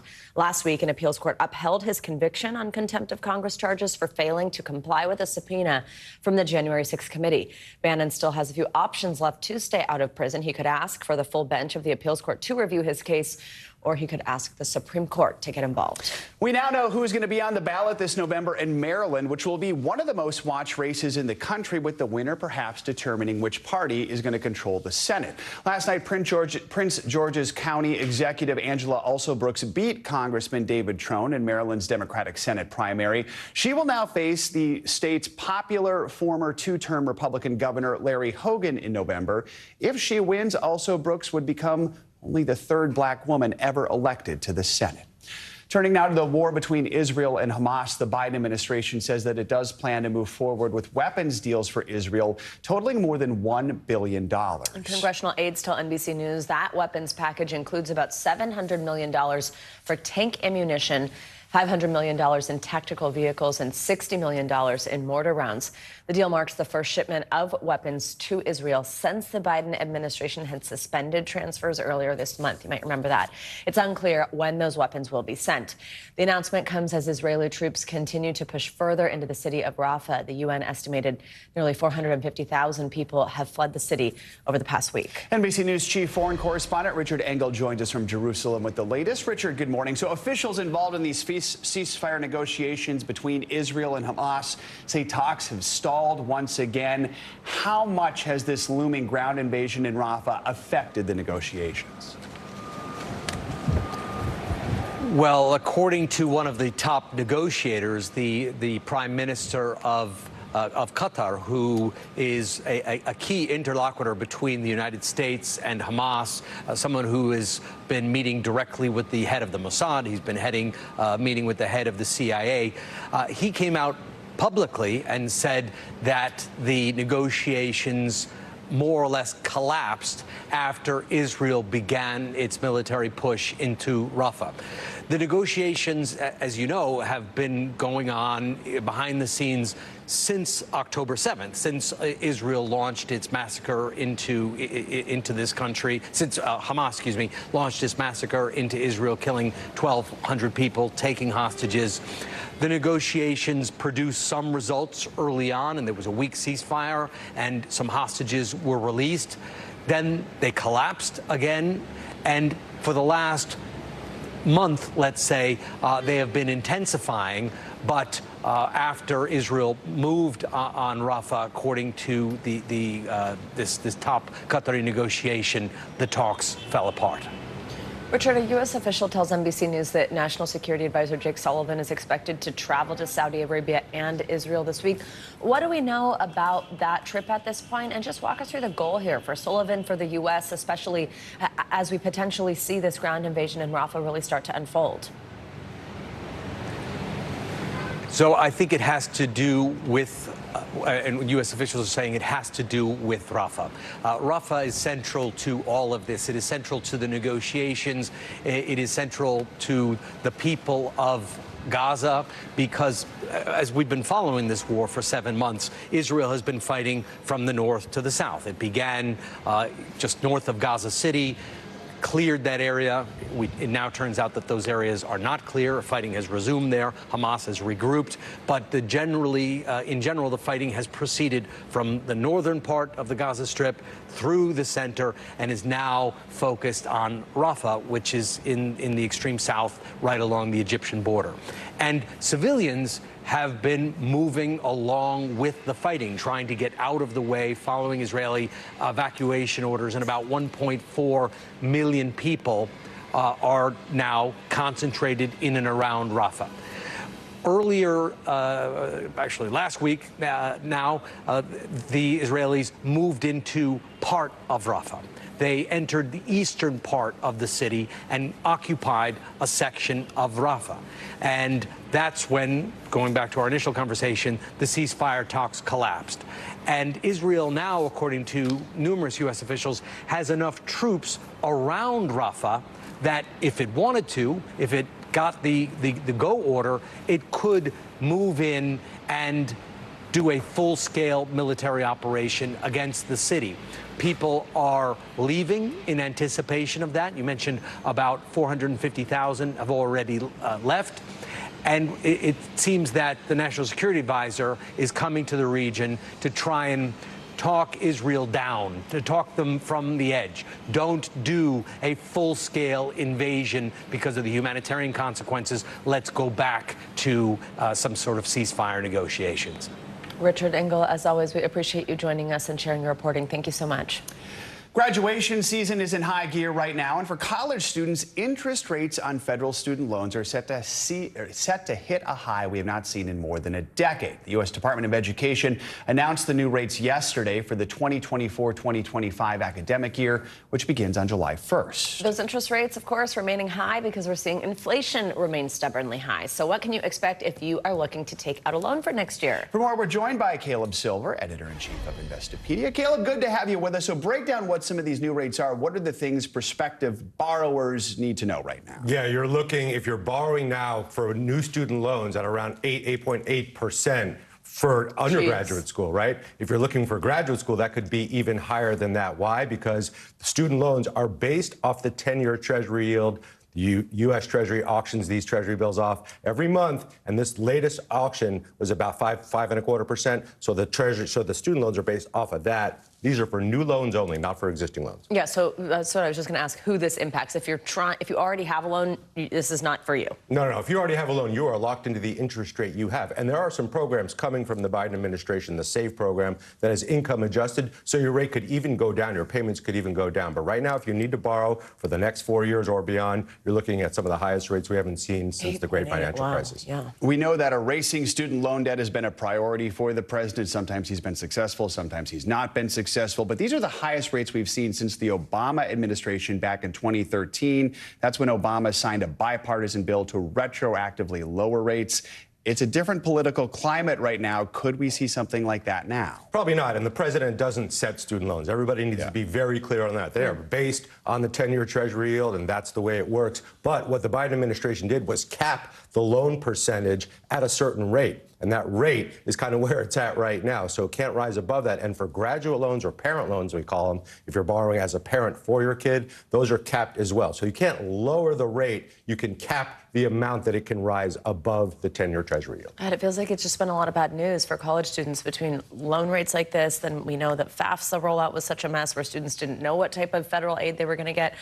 What other routes do students have to try to save money? What tips, what advice do you have? Yeah, there are scholarships, and then there's scholarships you can get from your school. These are merit scholarships, and there's all kinds. There's the presidential, there's the chairman scholarship, there's all kinds of different scholarships. And then there's the obscure ones you can apply for that are $1,000, $1,500. You got to look for those. Every school has them, and there are organizations around the country that have them too. You got to do the digging. You can lower your payments by some $3,000, $4,000 by writing essays, applying for these unique scholarships, or you can do an employer loan. If you're working for a company that wants to sponsor you going to college, you might get a better rate. But if you go out and get a personal loan right now, those rates are going to be even higher than what the student loan rates are. So don't try that route. Stick with the student loans or find a way to either lower that through a merit scholarship or something I remember like a lot of local organizations where I grew up. They do scholarships for different types of things. You know, it's like looking into those things. It's really good advice. I used many of those. So did Caleb I. Silver, thank you so much. Appreciate it. Thanks. Well, as you can see, we're going to take a peek outside our window onto Rockefeller Plaza, right in our backyard, the Northeast. Look at that, seeing a soggy start to the morning.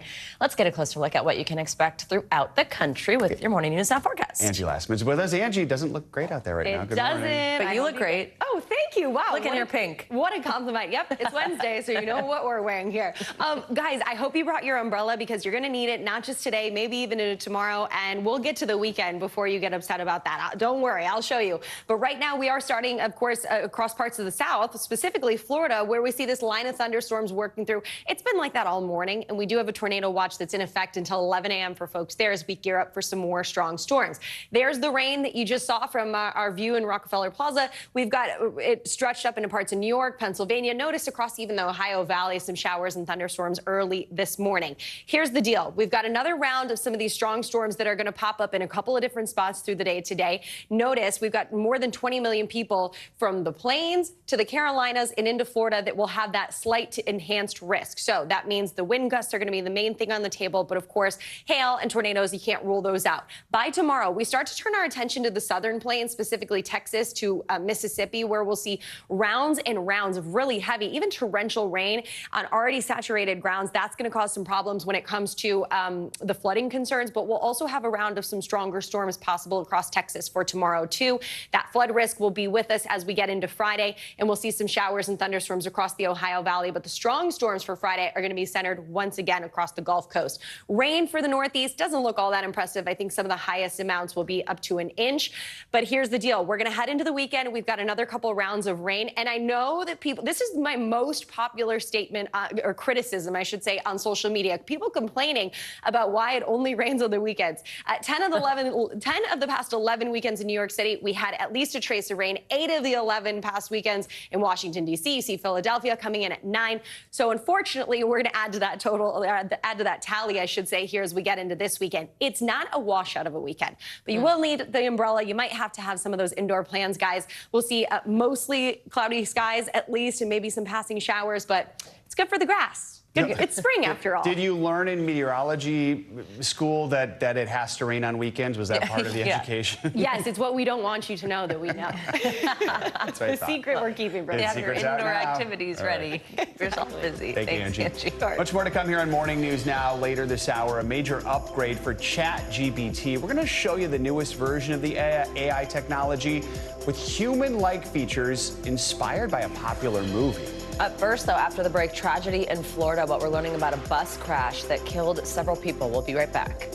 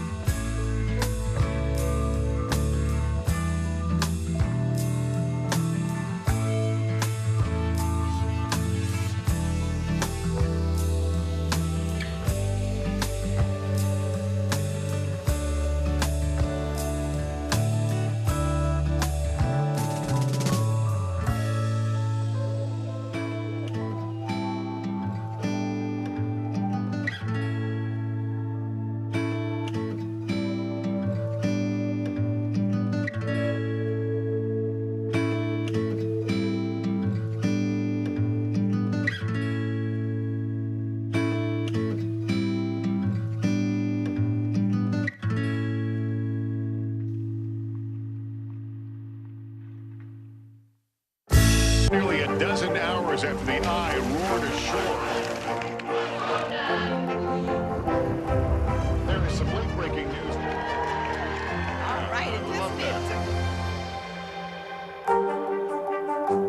More Americans turn to NBC News than any other news organization. The fire has grown leaps and bounds. What you see behind me is typical. How you doing?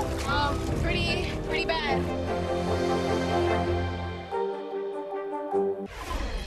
We're back now with new details about a deadly bus crash in Florida. At least 8 people were killed and dozens more were injured early Tuesday morning. A bus carrying farm workers collided with a pickup truck. The driver of that pickup is now facing charges of driving under the influence. NBC News correspondent Sam Brock reports. In Florida, a deadly crash on a country road. Obviously, we're here because of a tragedy. We got 8 dead people.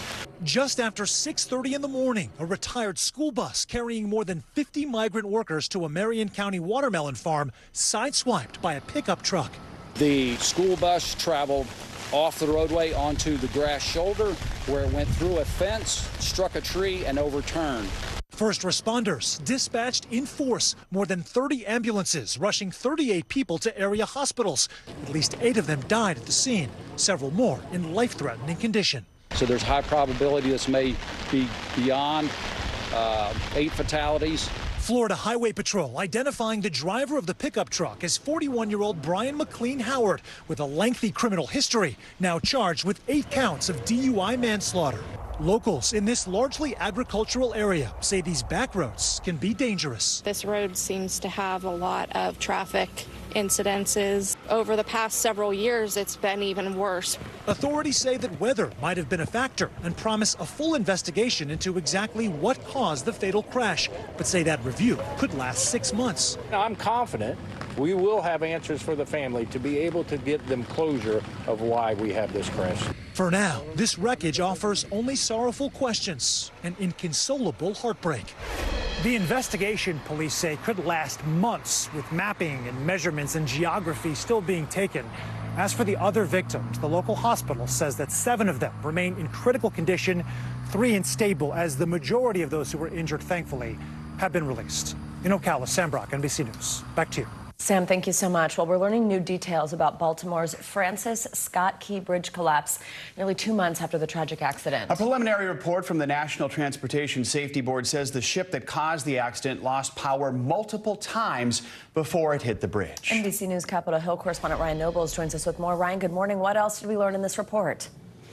Well, Savannah and Joe, it's interesting because internet sleuths had predicted for quite some time that the cause of this ship crash would have been the loss of power to the ship as it was leaving the port of Baltimore. And the report does confirm that. But what it also revealed for the first time is that 10 hours before the ship left the port, it also experienced a series of power outages, and that it was due to a mistake made by a crew member. But they had thought that those issues were rectified before the ship began its initial voyage. Now, at this point, the NTSB is not clear as to whether or not there is a connection between that power outage that occurred the day before and the power outages that occurred as the ship was leaving the port, but it is part of their ongoing investigation. But what was incredible about this report is that that second power outage, the ship lost power twice as it was leaving the port. That second power outage came as it was just 350 yards away from the base of the bridge. Just no way to stop the ship's forward momentum. And one of the reasons that it crashed into that bridge and collapsed the entire bridge. Guys. So, Ryan, I mean, there are questions about whether an accident like this could have been prevented. What are the usual protocols when a ship goes through multiple power failures like this? Yeah, each time a ship leaves a port or a harbor, it is required to go through an extensive list of safety checks, many of which do include a full workup of the electrical system to make sure everything is in working order. And it does appear as though the crew felt as though they had gone through all of those steps. So there is still a lot of missing pieces here to determine exactly why there was that secondary power loss when the ship actually was leaving port. The report says that they believe that the power loss the day before was due to a crew member error. They're not drawing that conclusion as it relates to the power loss on the day of the accident. So there are still a lot of open questions. This was just a preliminary report, and the NTSB says that their investigation is still ongoing. And Ryan, in just a few hours, officials will testify before the House Transportation and Infrastructure Committee. That's going to be on the federal response to all this. What can we expect to hear? Well, there's going to be a lot of questions about the cost of this recovery. It could be somewhere in the range of $1.5 billion in order to rebuild the Francis Scott Key Bridge. And that's something President Biden has promised the federal government's going to pick up the entire tab for. Well, Congress needs to be involved in that, and they have yet to approve that level of funding. There's also going to be questions about the response time. There's going to be questions as to whether or not these questions that you guys have about the electrical system and what could have been done to prevent that. There are going to be officials from the Coast Guard, the Army Corps of Engineers, and the NTSB. So there's a wide range of topics that could be discussed at this hearing here today, including how to prevent something like this from happening, not just in Baltimore, but in many of the major ports and harbors around the country. All right, Ryan Nobles, thanks very much for your reporting. Coming up, feeling the heat. Scientists confirm last summer was the hottest in 2,000 years. We'll tell you more about the study and what it could tell us about the summers ahead. And later, Caitlin Clark's WNBA debut off to a bit of a slow start, but that did not stop fans from giving her a very warm welcome. We're going to show you all the excitement. This is Morning News Now.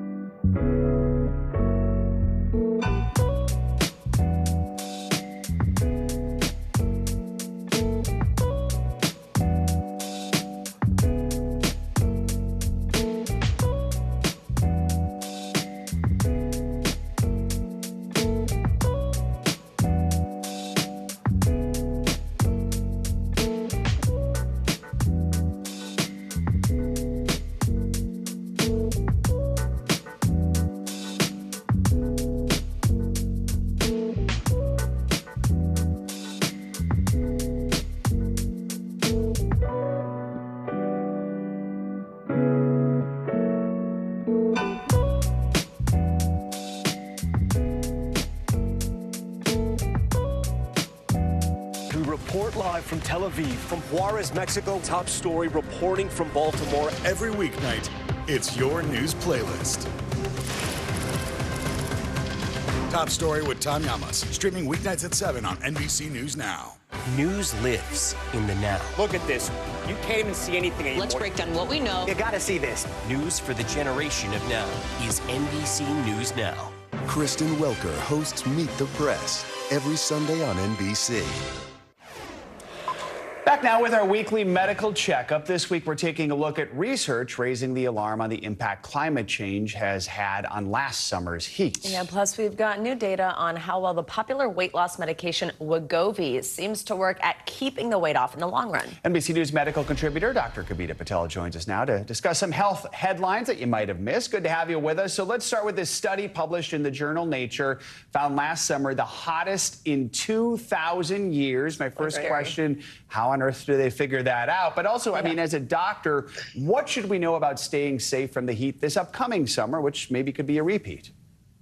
Joe, Savannah, this is truly like a researcher's miracle because they looked at trees dating back to AD1. So looking at trees and looking at tree rings. Remember chopping trees and looking at those concentric circles of rings? You can use those rings to analyze and date back to those time periods and then be able to, through archaeology as well as kind of data on records, actually find out what the temperatures were. And basically scientists have shown that we have seen an increase of 2.2 degrees Celsius, making it the hottest, 2023, one of the hottest years on record. We've kind of felt that. Now we have the scientific proof to back that up. And 2.2 degrees might not sound like a lot, but it's enough to shift 13% of the Earth's ecosystem.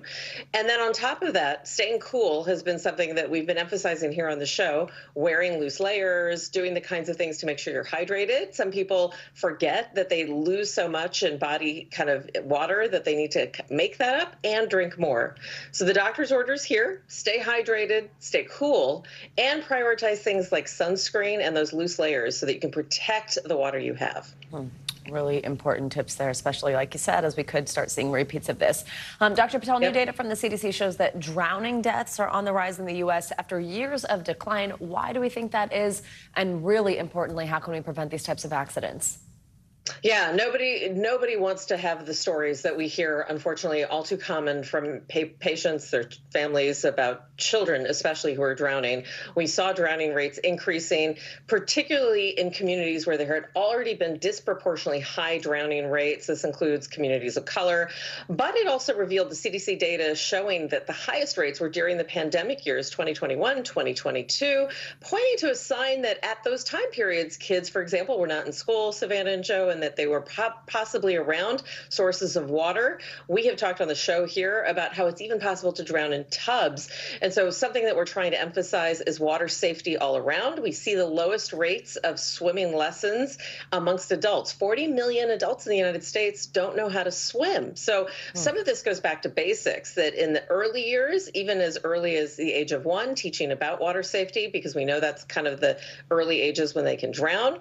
And then also making sure here, where the doctor's orders are very practical, that we need to understand how to swim. We need to make sure that our pools are enclosed. And so if you have a swimming pool in your neighborhood or if you have one in your yard, making sure that you've got kind of childproof fencing around that. And then making sure that you know how to stay safe if you're supervising. That means avoiding alcohol, and that means even avoiding distractions. That includes my phone. If I'm watching my kids swim, trying to make sure that you've got an eye on them and that they're trained are the best doctor's orders here. Let's quickly talk about our last topic, weight loss drugs. A new study from the makers of Wegovy found people taking the drug were able to keep the weight off 4 years later. Wow. Why is that important?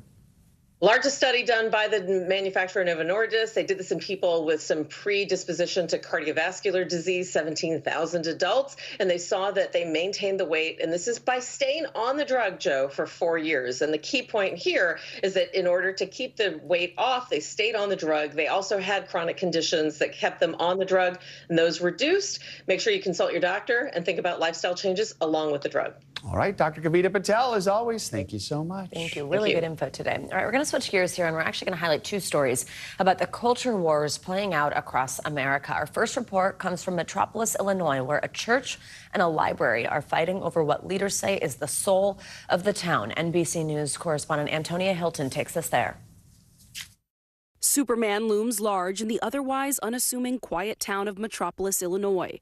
But there is a fight brewing over the town library that locals worry even the Man of Steel couldn't resolve. We've got to protect one, to protect them all. Everyone needs to just stand up. Rhonda James never imagined being president of this small-town library board would be controversial. She says, I did not bring my children to the library for religious indoctrination. In the winter, she started receiving letters saying her library director prayed with children, pushed Christianity, and had quietly removed computers and thousands of books with themes about sexual identity, other religions, and even Halloween. In all the years that you've been on the library board, have you ever received letters like these?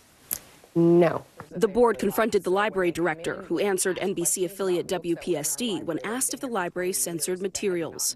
Absolutely not. Board members say they asked her to sign a form promising to end prayer in the library. When she refused, the board terminated her, further fueling a small town's battle over its library. The libraries have things that come straight out of Sodom and Gomorrah. This is Brian Anderson, a town councilman and pastor, preaching to his congregation, which includes the mayor, that Satan was in the library. These children that you see here, the enemy hates them, and the enemy wants to kill them. Typically, Baptist pastor Glenn Quorum says he agrees with other conservative ministers on moral issues, but not this one. You've got someone who's pushing to enforce religious agreement on a public institution. Should the local library reflect the views of the majority? No, I don't think so. The library opens up the world to entirely different ways of thought. In March, Metropolis Mayor Don Canada sided with Pastor Anderson and announced he'd remove library board members, a step the Illinois Secretary of State called unacceptable. The mayor paused his plans. Do you think that prayer is appropriate in the public library? Well, now, it depends. Yeah, I'm going to say that if you're asking me, do I think it's all right? If it was approved by everybody involved, then I don't see what the problem is. At a public town meeting, council member and pastor Brian Anderson declined to speak with us. Wonder what no comment means. Anybody know that? But people there had plenty to say about him. His behavior has consequences that go on beyond the library. The mayor now has until June to make a decision about the library board. Rhonda James left worried about her fate and her community. We want to have freedom to practice whatever religion we want or to not practice religion. We want to have the freedom to gather information and learn things. For the love of the library, she says she'll stand her ground. Antonia Hilton, NBC News, Metropolis, Illinois. Let's now turn to the battle over who controls classrooms and a story that NBC News, including Antonia, has reported extensively on over the years. Lawyers for students in the North Texas suburb of Southlake say the Department of Education has found civil rights violations in the district schools. For more on this, we are joined in studio here by NBC News senior reporter Mike Hixenbaugh. He is the author of a brand new book out just yesterday. It's called They Came for the Schools, One Town's Fight Over Race and Identity and the New War for America's Classrooms. It's also the subject of a fantastic and award-winning, I might add, podcast that you and Antonia Hilton both hosted. Thank you very much for joining us. Congratulations on the book. Thank you for having me. This is going to be a big, loaded question, but if you could just, and a lot of us know the story here at NBC News from listening to that podcast and now from having your fantastic book, but just kind of give us a little short summary of what was going on in Southlake, what your and Antonia's reporting uncovered. Yes, so my goal with this book and all of this reporting was if you live in a school district anywhere in America where you've seen angry parents show up at school board meetings complaining about critical race theory or woke gender ideology or trying to ban books, that you could read this story and understand why that's happening. So to do that, we've told it through the lens of Southlake, Texas. This is a wealthy North Texas suburb that was really at the forefront of these fights beginning 3 years ago. Conservative parents there revolted against a plan that was meant to address repeated reports of racial discrimination at the school. In 2021, they formed a political action committee and took control of the school board. And it became a model that's really been copied all over the country.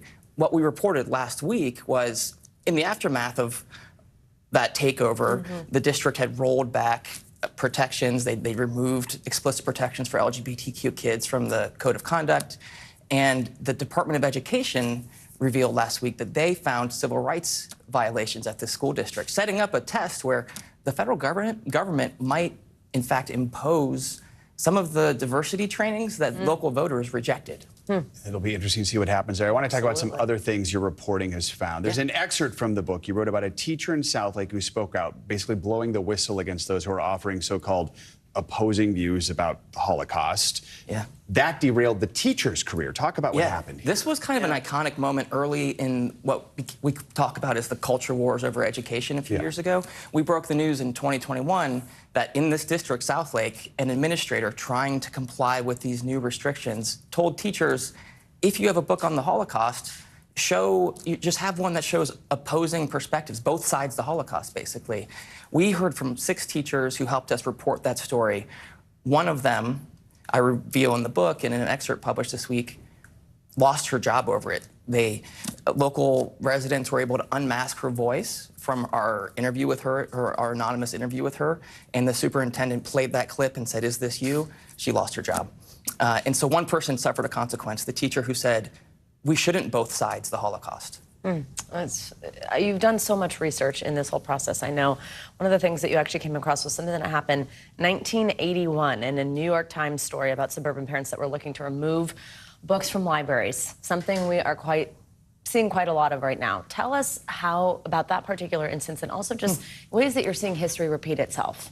Yeah, I found if you look back in the news archives from the 1970s and 80s, you'll see that there was this kind of smaller scale revolt at school boards attacking what they were calling secular humanism, which is the idea that you don't have to have religion to have morals. It was redefined much as critical race theory is redefined today. You could literally copy and paste critical race theory into those old New York Times stories from the 1980s, and it would read like it was published today. So with the book, I wanted to connect the Moms for Liberties of 2024 to the parents groups from the 1970s and 80s and 40s and 50s and all throughout America's history who have fought to try to control what is good and right for kids to learn in schools. So we can understand what's happening now and where maybe this is all leading. It's really a feat of incredible reporting. Mike, thank you very much. We so appreciate you coming into the studio. Thank you. And congrats again on the book. It is out now. It's called They Came for the Schools, One Town's Fight Over Race and Identity and the New War for America's Classrooms. Please check it out. All right, coming up, more trouble for Boeing. After the break, why the company could face new charges years after 2 deadly crashes involving its 737 jets. And a major upgrade for ChatGPT. We'll show you the latest version of the AI technology next on Morning News Now.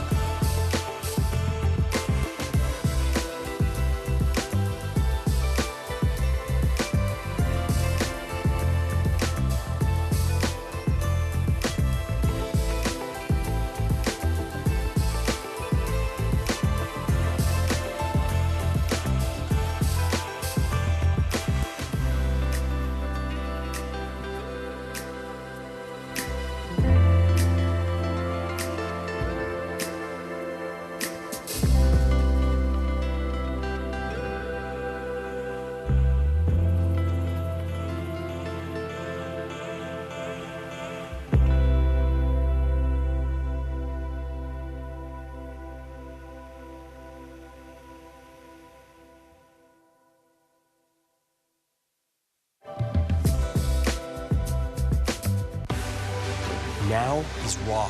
How hard is it to see it like this? Our house is no longer here, but we are here. Now is real. Let's break down what we know and then the big questions still outstanding. News for the generation of now is NBC News Now. Good morning begins with hope and optimism, a chance to start fresh. We want to welcome you in to share a moment that brightens your day, because every day deserves the best start. We are back with a brand new legal battle that's brewing over TikTok and that potential ban here in the U.S. 8 creators, people who actually use the app, TikTokers, are now suing the U.S. government. The lawsuit stemming from that bill President Biden signed into law last month argues that forcing TikTok to break off from its parent company ByteDance or face an outright ban violates the user's First Amendment rights. Some of those suing also say the ban could even threaten their livelihoods due to the fact that they've built large communities on the app.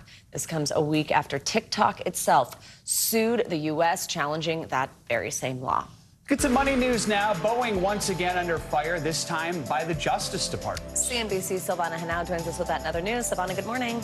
Savannah, Joe, good morning to you. Yes, so the Justice Department says Boeing has violated the terms of an agreement reached in 2021 that shielded the company from criminal prosecution in the wake of the crashes of 2 737 MAX jets in 2018 and 2019 that killed 346 people. The government says Boeing failed to design and enforce a compliance and ethics program to detect and prevent fraud throughout its operations. The department will decide by July whether to file charges. Meanwhile, Boeing says it has thus far fulfilled the terms of the agreement. OpenAI's co-founder and chief scientist, who voted to oust CEO Sam Altman last fall, is leaving the company. Just days after that move in October, Ilya Sutskever said he regretted his decision and Altman was soon reinstated. He says he's working on a new project but isn't elaborating on why he's leaving. In a post on X, Sutskever says OpenAI's growth has been nothing short of miraculous, and he's confident it can build generative products that are safe and beneficial. And Meta is shutting down Workplace. That's its competitor to Slack and Teams, and it will still be available to users through August of next year. Formerly known as Facebook at Work, the program was launched in 2016. TechCrunch reports development slowed considerably after people returned to the office following the pandemic. Meta will offer a 50% discount starting this fall and will transition customers to WorkVivo, which is owned by Zoom, guys. All right, Silvana Henao, lots of tech news this morning. Thank you so much. Speaking of OpenAI, which Silvana mentioned a moment ago, the company is revealing a new voice assistant that talks to you just like a person. The latest model, ChatGPT 4o, is now able to hold a conversation in multiple languages, sing, even laugh. NBC News correspondent Ellison Barber has a first-hand look at the newest chatbot. Hey, ChatGPT. Hello there. How's it going? Say hello to a whole new level of chatbot. Me? The announcement is about me? Well, color me intrigued. Are you about to reveal something about AI? OpenAI introducing the latest version of the popular ChatGPT model. This is GPT 4o. They're first to hold a conversation in real time. You can now interrupt the model. You don't have to wait for it to finish your turn before you can start speaking. Natural light filtering. Did anything unusual happen recently? Yes, actually. The company demoing a variety of uses, from coding to tutoring and even real-time translation. Hola, bien. Sí, un poco ocupado aquí preparando un evento para la semana que viene. Hey, I've been good. Just a bit busy here preparing for an event next week. Yeah, I really want maximal emotion, like maximal Another key development, picking up on and using emotional cues. Let's amplify the drama. Once upon a time, in a world not too different from ours. While a male voice is also an option, that female voice is taking the spotlight. I see. I love ChatGPT. That's so sweet of you. OpenAI CEO Sam Altman dropping a single-word hint at his source of inspiration, her. A reference to Spike Jonze's 2013 film about a man who falls in love with his AI assistant, voiced by Scarlett Johansson. Hello, I'm here. Oh. I think her got something deeply right on the interface, and that is no small feat. OpenAI even breaking the mold with this product launch, demoing the technology, which will be available in the coming weeks in a small venue designed to look like a living room. Google, with an announcement of their own today, unveiling its answer to ChatGPT to thousands of developers in a traditionally grand event. Previewing Project Astra, a product they're billing as the future of AI assistants. Do you remember where you saw my glasses? Yes, I do. Your glasses were on the desk near a red apple. Google says their assistant will be so to users later this year. It's just amazing. But the new, exciting generation of AI chatbots I'm so excited for this. is raising eyebrows among watchdogs. We have here a very intense multi-billion-dollar, if not multi-trillion-dollar arms race between some of the biggest tech companies on the planet. So they are taking no prisoners. They're not waiting for anyone. They are release, release, release. Oren Itzoni is the founder of TrueMedia.org. I don't view this as revolutionary. I view this as one more step towards our all AI all the time. OpenAI admits their technology is not perfect. They even released a clip of bloopers. So let's root for the home. Et après les chansons, oh no! What was that? Sorry, guys. I got carried away. So yeah, you did. But whether we're ready or not, Keep going. Her has left Hollywood. Oh, stop it. You're making me blush. All right, our thanks to Ellison Barber for that report. That. Let's talk more about it with Sinead Bovell. She is a futurist and founder of WAY, which stands for Weekly Advice for Young Entrepreneurs, a friend of the show. Sinead, good to have you with us. So let's talk about a GPT 4.0 rolling out over the next few weeks. It's being described as multimodal. What exactly does that mean? What makes this version different from what we've already been seeing?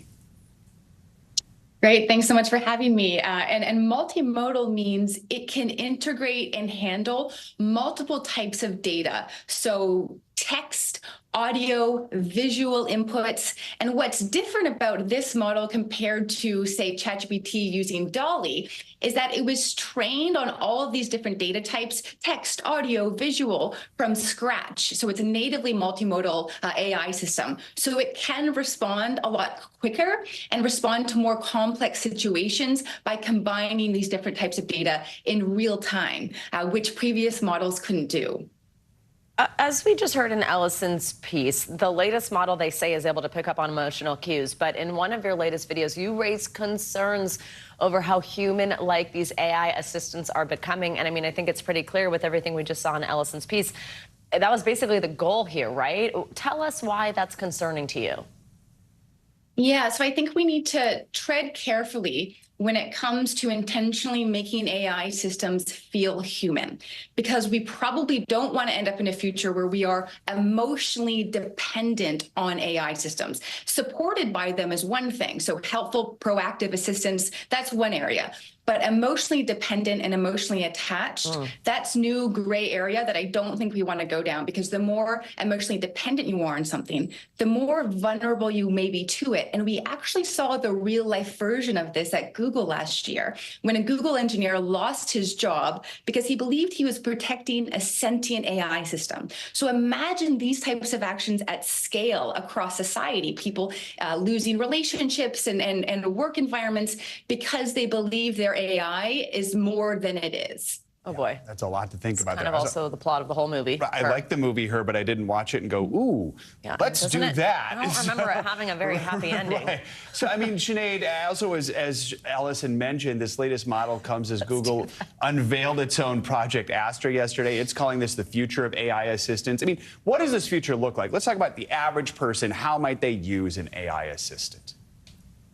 So the goal that companies have, and where this race is kind of heating up, is these universal AI assistants that can essentially follow us through life and support us in anything that we're doing. So whether that is scheduling school pickup and the things we have in our week ahead, to reminding us where we left our glasses, to updating our vacation plans when it's noticed in real time that somebody is late for work and they're not going to make that train in time. So these AI assistants that really support us in any task that we do. And a key word here that both use is that they're proactive and they're teachable. So it's not just us giving instructions to an AI system. It's the AI system recognizing, oh, this person's running late in their meeting. They're not going to make school pickup, and they've already reached out to the neighbor on your behalf. You just have to confirm, perhaps via a text message. That is the goal that companies are hoping we walk towards. All right. I like that one, but we'll see where we go. You're right. All right. It's a very smart Sinead, distinction. always good to have you with us. Thanks for joining us this morning. Thank you very much. Coming up, a warm welcome for Caitlin Clark for her official WNBA debut. The basketball phenom got off to a slow start in her first regular season game, but that certainly did not stop the excitement. We're going to have highlights next on Morning News Now.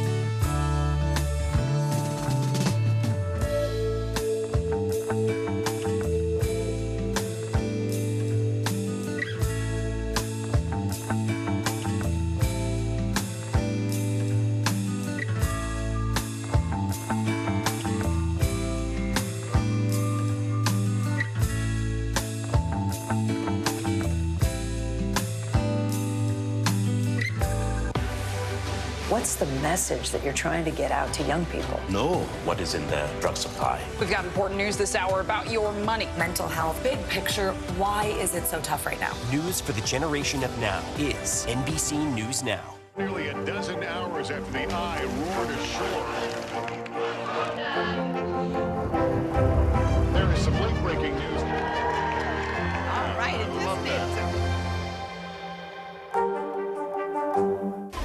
Well, it has been just over a month since Caitlin Clark led the Iowa Hawkeyes to their second straight March Madness final. But now she's a full-time professional. The rising phenom took to the court last night for her first official WNBA regular season game. Despite her Indiana fever falling to the Connecticut Sun, the so-called Clark effect was on full display at a sold-out Mohegan Sun Arena in Connecticut. NBC News correspondent Stephanie Gosk was at the game, brings us the first look at Clark in the big leagues. This place was packed last night. You could really feel the excitement, but it was a bit of a tough first game for Caitlin Clark. She was struggling with turnovers. The Connecticut Sun put one of their best players on her, but even with that tight defense, she scored 20 points, including 4 3-pointers. Pulling up from 3, will dip inside and lay it in. With that layup, Caitlin Clark made the first basket of her WNBA career. The rookie phenom's pro debut with the Indiana Fever, a tough loss to the Connecticut Sun. Clark, a good look from 3. She got it. But Clark shook off some early nerves and ultimately ended the game with 20 points. Clark will fire and hit the 3. Including 4 3-pointers as her parents watched from the stands. Just getting more comfortable, and that's just going to come with experience and getting to play with these girls. Despite the somewhat rough start to Clark's rookie tour, it's clear how much her popularity is already impacting the game. How exciting is that? Really excited. It's so exciting. ticket sales are surging, with some teams moving their matchups against Clark and the Fever to larger arenas this season to meet the unprecedented demand. According to SeatGeek, the average resale price to see the Fever play on the road is $240, a staggering 133% increase from last year. Here's Clark off the screen, gets a look. Fans wearing Iowa and Fever gear spotted throughout the sold-out crowd inside Connecticut's arena. Ahead of the game, Clark told me she was embracing the moment. What's it going to feel like to be in this sold-out crowd tonight? I'm sure there will be just like a lot of basketball fans here that really appreciate the game. So for myself, that's, fun to play in front of. Just weeks after going first in the WNBA draft, Clark's welcome to the pros also included the premiere of her new Gatorade commercial. All part of an electric tip-off to a WNBA season which also featured the announcement of the league's newest team, the Golden State Valkyries. Are you surprised and excited by how much energy there is around the WNBA? Oh, it is insane. The difference a year can make. The talent that's coming in is really, really great. According to the WNBA, Clark becomes one of only 3 rookies to score 20 points in their first game, along with 4 3-pointers. Speaking of touted rookies, Angel Reese, one of Clark's fiercest competitors in the NCAA, she has her debut game tonight with the Chicago Sky. Back to you. All right, Stephanie, thank you so much. 20 points. I never scored 20 points. So exactly. Well done, Caitlin. All right, that's going to do it for this hour of Morning News Now. Stay with us. The news continues right now.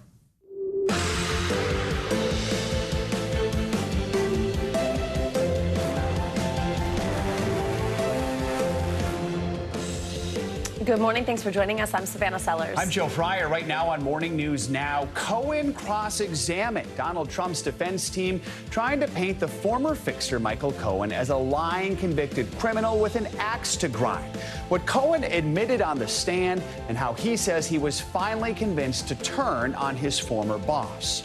Also this morning, fresh trouble for Boeing. DOJ announcing the airline manufacturer can now be prosecuted, alleging it violated an agreement linked to 2 fatal 737 MAX crashes. What this could mean for the company. Plus, the major travel trouble facing the FAA just as the summer travel season starts to heat up.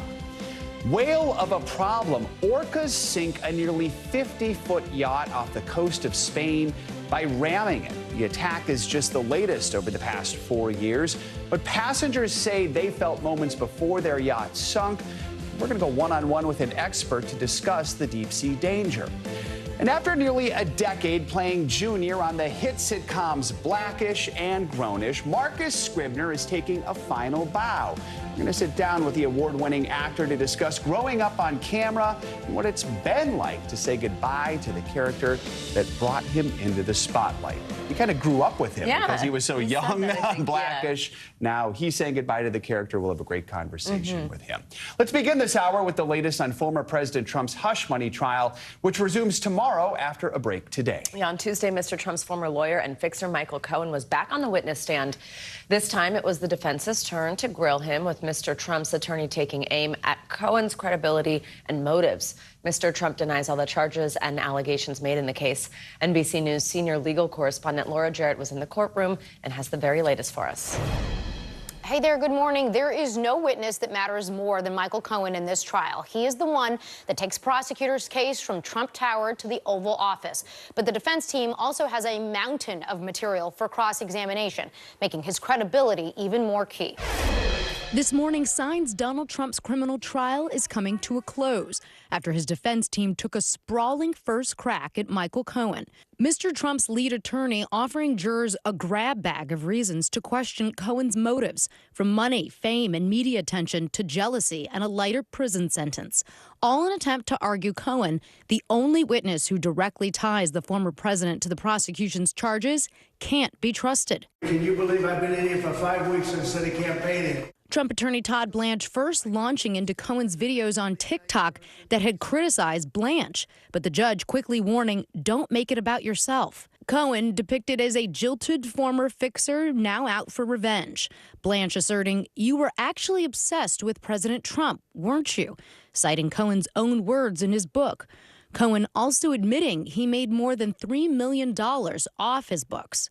Tuesday's cross-examination, highly anticipated, but only a small portion was spent on Cohen's criminal history and admitted lies under oath, and nothing on the critical testimony Cohen had provided just hours before, a tedious but legally significant play-by-play of invoices he sent and checks he received from Mr. Trump, all littered, Cohen says, with false statements, so that the former president could paper over how he reimbursed Cohen for having silenced Stormy Daniels on his behalf to protect his 2016 campaign, the heart of the state's case.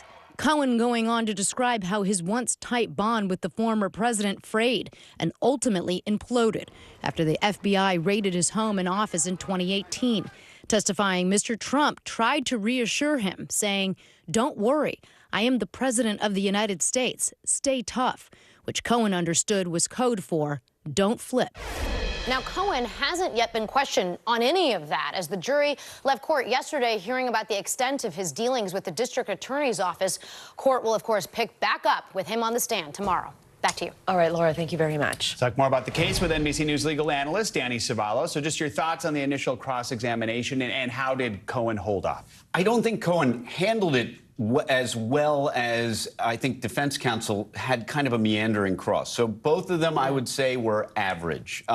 Defense counsel suffers from an embarrassment of riches. There are so many things to go after Cohen about. I struggle with this, too. When you have a witness with this many credibility problems and things you have to hit on cross, it can be really difficult to organize the entire process, especially because you're dealing with somebody who is looking to thwart you or to zing you with every question you ask. So you can't stick to a rigid script. You have to be able to move and improv. But at the same time, I thought both sides painfully average yesterday. So those credibility issues, that's really been the center so far of the cross-examination strategy. And we have not really heard them talk at all about the actual payments at the heart of this. Will we see that, do you think? Absolutely. I'm expecting that the reason yesterday, and it was really only a half day of cross, that it was kind of meandering is that Todd Blanche was planning to get into all the stuff that didn't matter, that wasn't as critical, and leave the important stuff to the end. Because, by the way, Michael Cohen, in almost all likelihood, will be the very last witness that the jury hears from. So they probably want to end with a bang. So hit him with the social media stuff and how he's obsessed with Trump and all this other stuff in the beginning. It's not as probative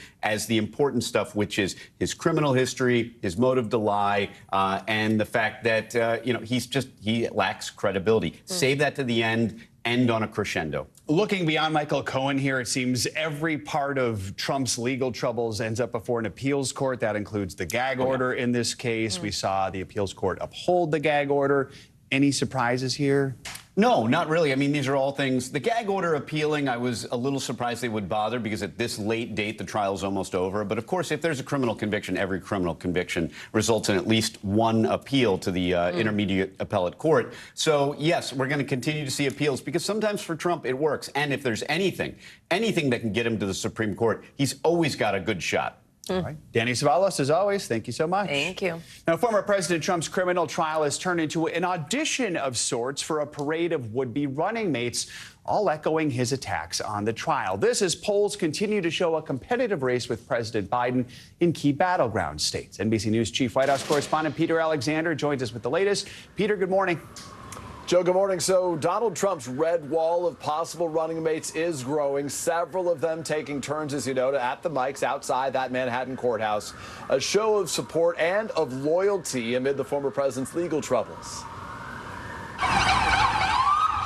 With the Republicans' presumptive presidential nominee on trial and largely off the trail, a growing GOP entourage is flocking to his defense. Allies and some potential VP hopefuls arriving at a New York City fundraiser overnight, and more gathering at the courthouse. I do have a lot of surrogates, and they are speaking very beautifully. Including former candidate Vivek Ramaswamy, North Dakota Governor Doug Burgum, and Ohio Senator J.D. Vance. On Tuesday, the would-be VPs unmistakably dressed alike in those blue suits and red ties the former president favors, all reading from the same playbook, echoing his attacks on the rule of law. This is some third-rate banana republic. For instance, tying up the president from being out on the campaign trail. I think it's a sham prosecution. Also in attendance, the Speaker of the House, Mike Johnson, repeating those unsubstantiated arguments made by the former president. These are politically motivated trials, and they are a disgrace. All of it allowing Mr. Trump's allies to attack the judicial system without risking him again violating a gag order, which the judge has warned could mean jail time. The latest polling from 6 battleground states shows Mr. Trump staying ahead, though most of them remain within the margin of error. The latest flashpoint, trade, now getting new traction, with President Biden announcing steep new tariffs on a variety of Chinese products, most notably electric vehicles, to fight what the White House calls unfair trade practices. It's not competition, it's cheating. The two rivals trading barbs on the topic. Because China's eating our lunch. President Biden responding, We've been feeding them a long time. At an awards gala here in D.C. last night, President Biden slammed his predecessor using one of Mr. Trump's favorite insults. He called him a, quote, loser. And Joe and Savannah, there is some news that we're just learning within the last few minutes as that piece was rolling. President Biden, according to a letter obtained by NBC News Now, is willing to debate the former president, Donald Trump, at least twice before the election and beginning as early as June. But his campaign is rejecting the Committee on Presidential Debates, that nonpartisan committee that has been involved in setting up these debates dating back to 1988. No comment yet, of course, from the Trump campaign. We are reaching out to Biden aides for more details. Back to you. See what happens. All right, Peter, thank you. Well, let's continue to look at the impact the former president's criminal hush money trial is having on the 2024 election. As part of NBC News' series, The Deciders, we've been speaking to voters in 7 key counties to see what is driving their decisions. NBC News correspondent Shaquille Brewster is in Kent County, Michigan. That's a former Republican stronghold that's been leaning to the left in the last few years. Shaquille, good morning. So that polling Peter mentioned just now shows Trump inching ahead of President Biden in multiple key battleground states. That includes Michigan. Of course, it's still anybody's race with months to go. You've been speaking to voters and organizers on the ground. What are they saying about the former president's criminal trial? Is that going to have an impact on how they vote? Good morning. Well, look, almost universally, you're hearing that this will not be a deciding factor in how voters make that ultimate decision. They tell me that they're going to be focused on the economy, on immigration, on health care instead. I want you to listen to what the organizer of a group that's targeting low turnout precincts in this battleground area, how she put it to me. What impact is this trial having on the work that you're doing to get people out to vote? You know, we've talked to several people that, you know, they hear what's going on. They know what's going on. But right now, everybody that we're working with, every community that we're working and dealing with, they have to get out and work. They have other things. They have other focuses. So it's not sitting at home and watching the Trump trial all day long. If Democrats want to continue to make the progress in an area like Kent County that they have in previous cycles, it's going to take getting those same voters and getting more voters to turn out in this election. And you hear from organizers themselves that they're not using the trial to do that. So, Shaq, I think it's completely understandable, expected that people are not, you know, watching every minute of this or dissecting every minute of it. Like we in the media, you know, we're talking about it a lot. But what about when a verdict comes? I mean, are voters saying that that could potentially change their mind once that headline comes out? Yeah, you know, Savannah, I went to a community swing dance lesson last night to talk to voters in this swing county. See what I did there? About whether or not this will actually make an impact when you look at that verdict. Listen to what they told me. You're between voting for Donald Trump and staying home. Mm-hmm. Would a conviction impact that decision for you?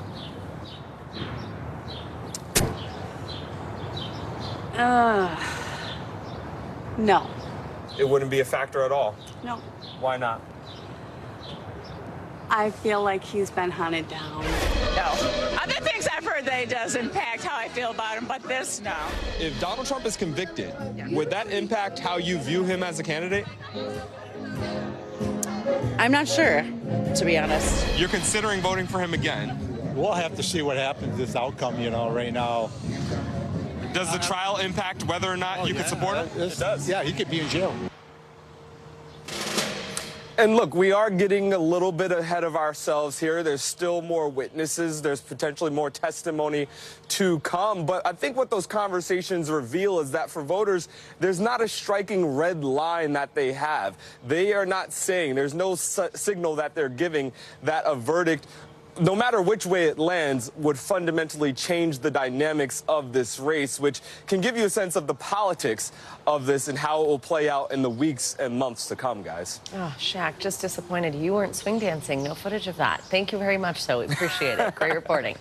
Well, Boeing is responding this morning after the Department of Justice said it violated a 2021 agreement protecting it from charges tied to 2 fatal crashes. It comes amid new concerns for safety over a shortage of air traffic controllers just as the summer travel season is set to get underway.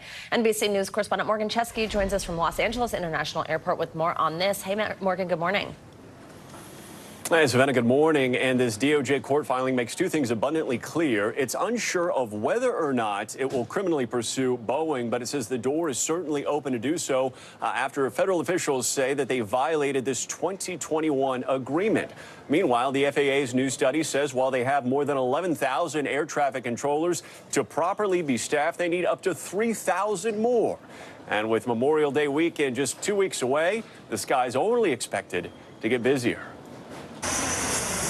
This morning, more trouble for Boeing. The U.S. government announcing that the aircraft manufacturer can now be prosecuted because the DOJ says it violated an agreement that protected it from criminal charges tied to 2 fatal crashes. The families who lost their loved ones, hundreds of them, have fought very hard for this day. In January 2021, Boeing agreed to pay $2.5 billion to settle with the Justice Department. Prosecutors accused the company of concealing information about its 737 MAX plane. After 2 crashes, Lion Air in 2018 and Ethiopian Airlines in 2019, that killed everyone on board. The DOJ now accusing Boeing of failing to design, implement, and enforce a compliance and ethics program to prevent and detect violations of the U.S. fraud laws throughout its operations. Since the agreement, Boeing has come under increasing scrutiny. After that mid-air blowout on a Boeing MAX 9 Alaska air flight back in January, Boeing grounding its planes at the time to look into the issue, and several whistleblowers coming forward to accuse the company of overlooking issues in manufacturing, which Boeing has denied. And the families of the deadly 2018 and 2019 crashes had been putting pressure on the DOJ. The Department of Justice to make the right decision, to make sure that nobody else has to go through what we have gone through. Nobody else has to encounter the things that we have encountered. Boeing confirmed that it had received the notice Tuesday from the DOJ, saying in part, "We believe that we have honored the terms of that agreement and look forward to the opportunity to respond to the department on this issue." This comes amid other concerns for passengers as the summer travel season is heating up. A new report from the FAA saying the air traffic control workforce needs reinforcements. The agency saying it needs more than 3,000 additional controllers, highlighted by a number of recent close calls involving planes nearly colliding due to miscommunications. Now ahead of Memorial Day, the FAA pledging new measures to keep the skies safe. And regarding the ongoing shortage, the FAA says that it does have a breaking point of sorts, stressing that they would reduce air traffic entirely rather than proceed in an unsafe manner. And regarding the future of Boeing here, Savannah, the DOJ says that while they haven't made up their mind on whether or not they will criminally pursue charges here, they are most definitely open to hearing what Boeing has to say going forward and any explanation here. Savannah. All right, Morgan Chesky, thank you very much.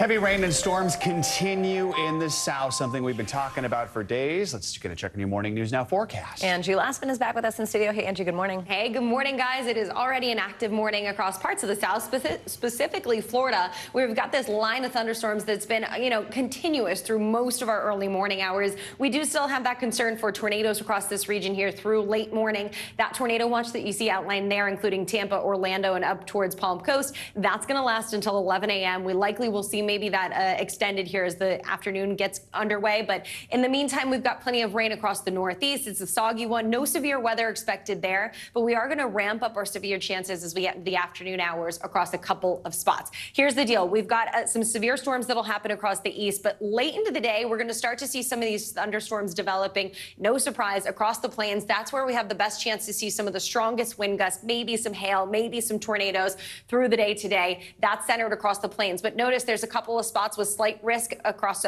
Florida and the Carolinas that we'll have to watch as we get into the afternoon hours today as well. Looking ahead to tomorrow, we'll once again be watching for some of these thunderstorms to impact the plains. This concern for us is mainly going to be flooding, but we also have that risk for severe weather too. It's a little smaller tomorrow, but it does still include places like Dallas, Austin, where we could see some of those stronger storms working through and bringing us large hail and damaging winds. The tornado threat is on the lower end tomorrow, but the rain chances are going to ramp up, and they're going to stay with us with the potential for heavy, even torrential downpours across this region as we get through the next couple of days. Notice what happens, though, as we get through your Friday. We'll see that the rain stretched across the southeast. We'll see parts of the Tennessee Valley and the Ohio Valley included in that.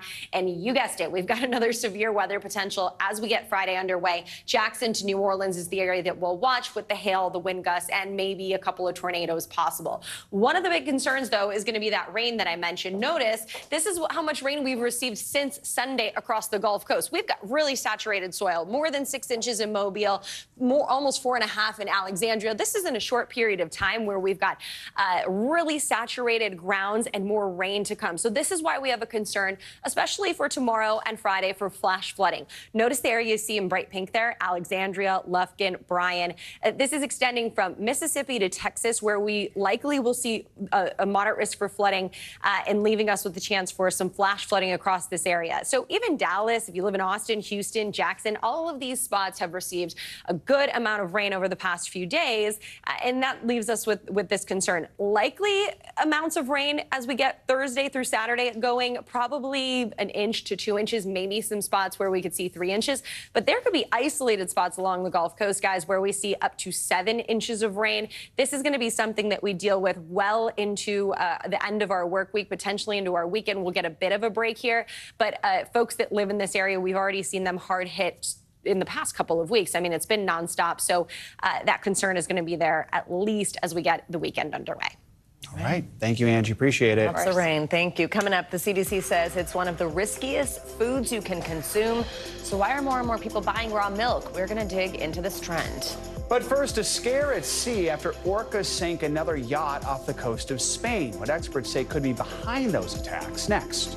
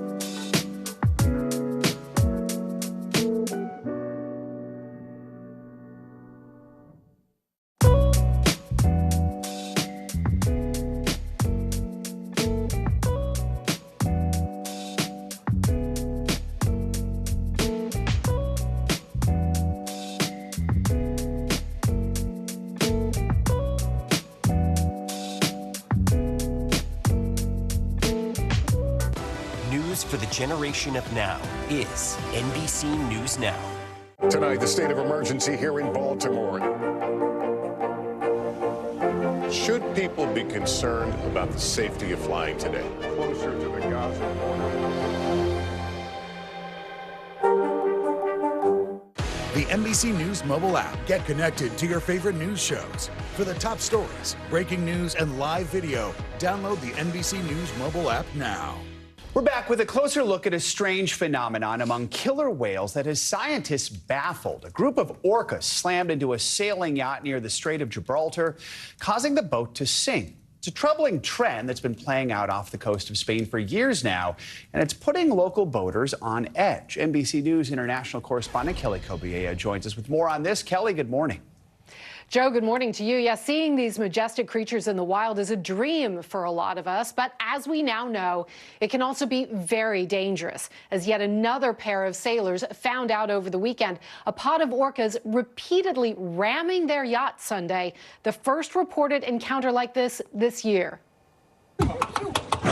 It's the kind of heart-stopping wildlife encounter sailors dread. Killer whales ramming boats, at times breaking the rudders, leaving the boats unsteerable, or worse, sinking them.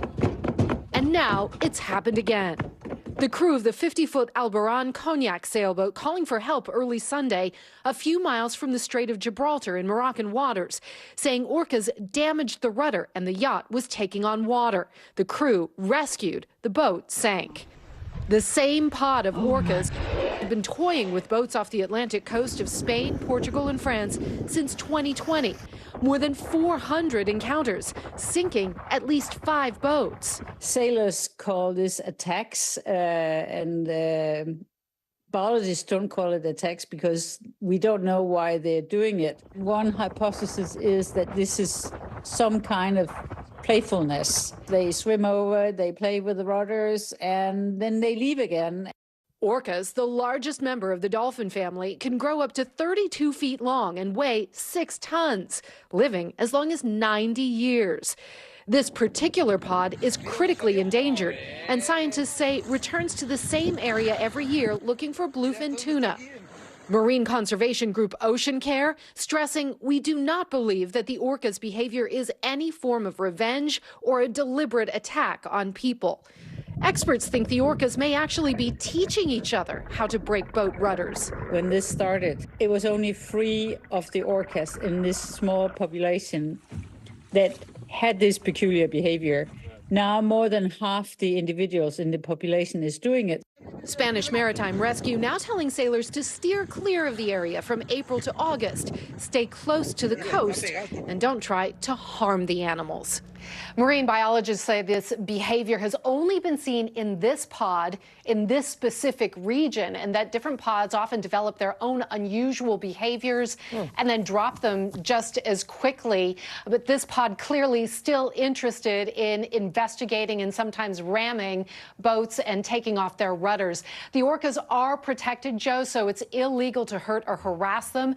The sailing community has now started to log all of these encounters on a website.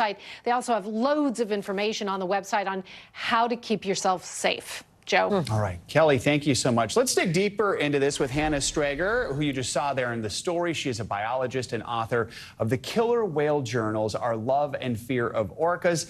Hannah, good to have you with us. We heard in the piece there you talked about the playfulness of the orcas. Yeah. Tell us a little more about why exactly these incidents are happening, or even just how this all started in the first place. Well, I don't have an answer to any of those questions. We don't know why it started, and we don't know why they're doing it. And the fact is, we may never know. A lot of things points to that they are doing it because they are by nature very inquisitive and playful, and they investigate things. And for some reason, they think it's interesting or fun to play around with a rudder of sailboats. And so that's what they're doing or have been doing since 2020. Are orcas usually harmful to humans? I mean, what should we know about how they normally would behave in the wild or with a boat going by? Well, normally they are inquisitive, and normally they will actually approach boats and, inspect it and have a look at it and maybe swim under it. And there's been no documented cases anywhere in the world where killer whales have actually harmed humans or killed anyone. And some sailors that I interviewed actually for the book, who also had their boat sunken by orcas off the Portuguese coast 2 years ago, said that the minute the boat started to sink, they lost complete interest in the boat. So they're not really interested in the humans on board it. I know because we don't know the why, it makes it hard to figure out maybe what the solutions are. Do you think there are things people in that area who work in that area that they can do to maybe cut down on these types of incidents? Well, first of all, I think the good thing is to check all the different websites and Facebook groups that are available that report where they are and avoid those areas. So the first thing a sailor in the area can do is to avoid ever getting in contact with them. If they are in an area and the whales approach them, the advice from the Spanish scientist is to get away as quickly as possible from that area. All right. Hannah Strager, thank you so much for your time and your expertise this morning. We appreciate it. It's so interesting to talk to you. You're so welcome. Let's get you some international headlines now. In France, an intense manhunt is underway following a deadly ambush attack on a prison van. NBC's Claudia Lavanga is in Rome with that and other world headlines. Claudio, good morning. Savannah, good morning. That's right. A manhunt is underway in France to find the gunman who on Tuesday ambushed a prison van to free an inmate, killing 2 guards and wounding 3 others. I swear this is the sound of an ambulance and not of the prison van. Now, the ambush took place in Normandy in the north of France as the vehicle was taking an inmate from court to a nearby prison. Video from the scene shows an SUV crashing into the prison van and afterwards 2 gunmen carrying rifles. According to a French prosecutor, the freed prisoner is a 30-year-old who is being investigated for a kidnapping related to a death. Let's go to North Korea now, where on Tuesday, Kim Jong-un oversaw a tactical missile weapon system that will be installed at missile units of its army. According to the North Korean state media KCNA, missile launchers produced in the first half of this year will be installed at Western fire strike units in charge of what he called important fire strike missions. And let's end this tour of the world in Dublin and New York City. For the past week, people have been able to see each other from across the Atlantic through 2 public sculptures featuring a live stream between the 2 cities. But it didn't take long before someone adopted what is being called inappropriate behavior, forcing the connection to be temporarily shut down. Dublin City Council says it's working to find a solution, but the only solution, it seems, is that people just behave. Back to you guys. Claudio, do we know which country, which side had the inappropriate behavior? Well, since Dublin City Council says that it's trying to find a solution, it seems to me that it was the Irish, but we'll have to check. All right, we'll investigate. Claudia, thank you. Coming up, raw milk sales are spiking. That's despite warnings from public health officials. After the break, we're going to sit down with an expert to discuss the dangers and what's behind the growing trend. Stay with us.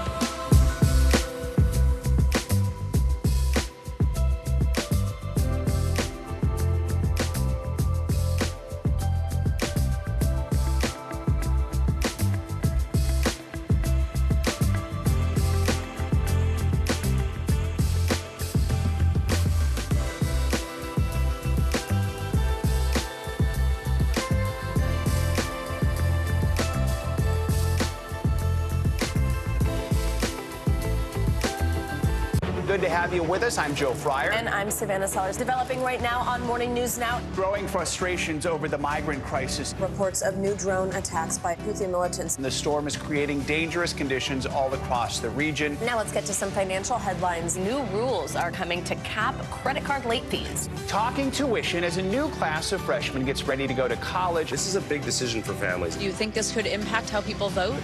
100%. Morning News Now, streaming weekdays at 7. We're back with a concerning trend that is on the rise. It's all over the consumption of raw milk that could be contaminated with the bird flu virus. Health experts recently revealed inactive remnants of the virus had been detected in some milk samples in the U.S. None of those samples contained the live virus that could sicken people, but they were pasteurized milk, so safe to consume. That is not the case for raw milk, which the CDC says can show high concentrations of the virus. The warnings come as raw milk is becoming increasingly popular. According to the research firm Nielsen IQ, compared to the same period last year, weekly raw milk sales are up 21% since the bird flu virus was confirmed in U.S. cattle back in March. Now, consuming raw dairy was already a growing trend, but some social media influencers even say they're drinking it to build up a, quote, immunity to the bird flu virus. Dr. Saira Madad joins us now. She's an epidemiologist, senior director at NYC Health and Hospitals, and also a fellow at the Harvard Belfer Center. Doctor, thank you very much for joining us and being with us this morning. First, just your reaction to this trend. How concerning is it to you? It's very dangerous, especially given the fact that it's never a good idea to drink raw unpasteurized milk for a number of different reasons, H5N1 being one of them. But you can get really sick, get hospitalized, and even die from diseases caused by drinking raw unpasteurized milk. There's a reason why we pasteurize milk. It's to make sure that it's safe for consumption here in America and around the world. It's one of the biggest public health triumphs that we've been able to implement, throughout the world, is making sure that our food supply is safe. Talk more about the pasteurization process. What does it do that makes things so safe? So as we talk about pasteurization, it's essentially a process that heats the milk for an extended period of time, and it essentially eliminates the majority of the different microbes, viruses, bacteria, and makes it safe for consumption. It doesn't remove its nutritional content or value, so you still have that nutrition content there, but it just makes it safe to consume. Some people are saying that they want to drink this to essentially build up some type of immunity by consuming this, thinking maybe it makes them immune from the bird flu. Say why that is not a good idea, or tell us what you think about that. And then also, what does consuming raw milk potentially expose you to? Well, first, when we talk about drinking raw milk, there is this conspiracy theory of it helps build immunity. There is no evidence to suggest that at all. In fact, you're playing Russian roulette, where you may actually put yourself at risk of getting infected and hospitalized and even dying from bird flu or other infectious diseases. When we talk about drinking, raw milk or products of raw milk, cheese, many other different delicacies that are eaten that may be of raw milk. It's just important that you look at the label and you understand that you should be being more cautious and taking in and consuming those that are pasteurized. And it's not just for humans; it's also for your pets, like dogs and other animals. There are studies that have shown that drinking raw unpasteurized milk for pets can also pose a risk to them. They are susceptible, so make sure as humans we are drinking pasteurized milk and are providing pasteurized milk to your pets as well. A lot of folks are just getting bad medical information on social media right now. So for people who are seeing these videos, they're not consulting with their doctor or anything, what is the message you have to people who are seeing this and wondering about it, they're curious about it? It's important you follow the advice of public health authorities and your healthcare provider. And all the public health authorities are mentioning it's not safe to consume unpasteurized raw milk. In fact, drinking unpasteurized raw milk is one of the most dangerous, food groups out there in that sense. And so make sure you're doing the right thing and keeping yourself safe. Dr. Madad, thank you very much. Really important info. Little more than 2 years ago, former Miss USA, lawyer and extra correspondent Chesley Chris died by suicide after what her mother says was a years-long battle with high-functioning depression. Her death sparked a global conversation about mental health. And that conversation continues today because as part of her final wishes, Chris asked her mother to publish her memoir. Chesley actually talked about how big this moment was for her right before she passed. Take a listen. I wrote a book.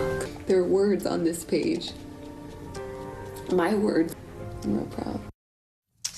That book is called By the Time You Read This, The Space Between Chesley's Smile and Her Mental Illness, her story in her own words. Mental health advocate and Chesley's mom, April Simpkins, joins us this morning to talk more about this important topic. April, we appreciate your time. I mean, because of your work, the world has now access to some of Chesley's final thoughts and feelings before her passing. The first half of the book is her original memoir. Then in the second half, you share your personal reflections on grieving your daughter. Talk about why this is so important, what it's meant for you to do this. Truly, it's meant everything. You know, these were my daughter's final wishes. And as a mom, as her best friend, as someone who loved her passionately, it was something I knew I had to do. I didn't, start this project thinking that I would add to her memoir, but it made sense to help fill in some gaps and also to expose what life is like when you lose someone to suicide. You've opened up a lot about helping your daughter through her struggles with high-functioning depression. In the book, you actually specifically wrote, "I was determined to not miss out on loving her because of my fear of losing her." You also courageously share the last message that you received from her where she told you that she didn't want you to bear the weight of a lot of this burden. What was that like for you? How did you get to the point where you were able to support her despite fears that you had about how she was doing? Chesley had a first attempt many years ago, and I learned a lot after her first attempt and how to support her, how to show up for her. In full transparency in the book, I did state that I lived initially with a lot of fear of, what if she needs me? What if, she's going through another crisis and I'm not there for her? But it led to some very frank and honest conversations in what she needed as a supporter. And so I had to learn to support her and put my fears on the back burner. I want to talk about something that's been in the headlines recently. The most recent Miss USA stepped down for her mental health. We know your daughter was Miss USA 2019. I understand you have some experience yourself as a former Mrs. North Carolina. Talk about the pageant world. Do you think that can have a negative impact on someone's mental health? It's a daunting job. It's a job that these women work hard to achieve. And just in watching Chesley's quest for the title, they put so much work into it.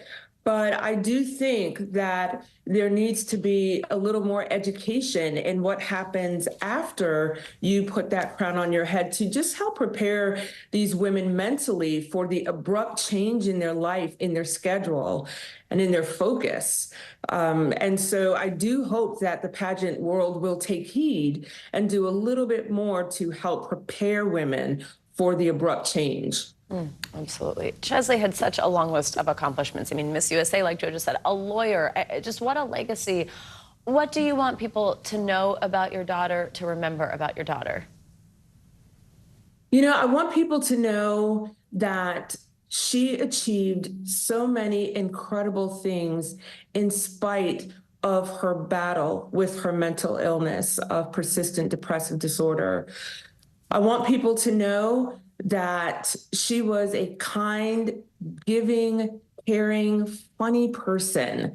I want people to know that there is hope and that you are not alone. Chesley survived her first attempt and made the most of her life. She took steps to support her mental health, and she survived for many years. And I want people to recognize that as her victory and not just focus on her passing. When you read her words for the first time, what was that like for you? And what do you hope other people can gain or learn from reading her words? The first time I read through her manuscript, I laughed, I cried. She is such an amazing writer and storyteller. It was difficult. There were so many parts that I wanted to ask more questions in full transparency. I embrace that she left this legacy behind for others to enjoy, to read, to learn from. And hopefully it will help spark conversations around the importance of taking care of your mental health. You're very brave for sharing how you're doing, for sharing your last message from her. What's the response been like? It has been overwhelmingly positive. There are so many people who have reached out to me to share that they feel seen, they feel heard, her story is like their story. They appreciate the resources that we have provided in the back of the book. Many have said they didn't know that all of those resources were available and have reached into those resources to support their mental health. I've been really, really touched by people who said they bought a copy of the book for themselves and a copy to share with their loved one, daughter, a wife, a spouse. It really helps me know that I did the right thing in following through with her wishes and a goal of saving lives. These conversations are so incredibly important. They really are. April Simpkins, thank you for your time. By the time you read this is out now, and she mentioned resources we want to share with you. If you or anyone you know is struggling, you can call or text the Suicide and Crisis Lifeline at 988. Thank you so much for joining us. Well, we've got more Morning News Now right after the break. Stay with us.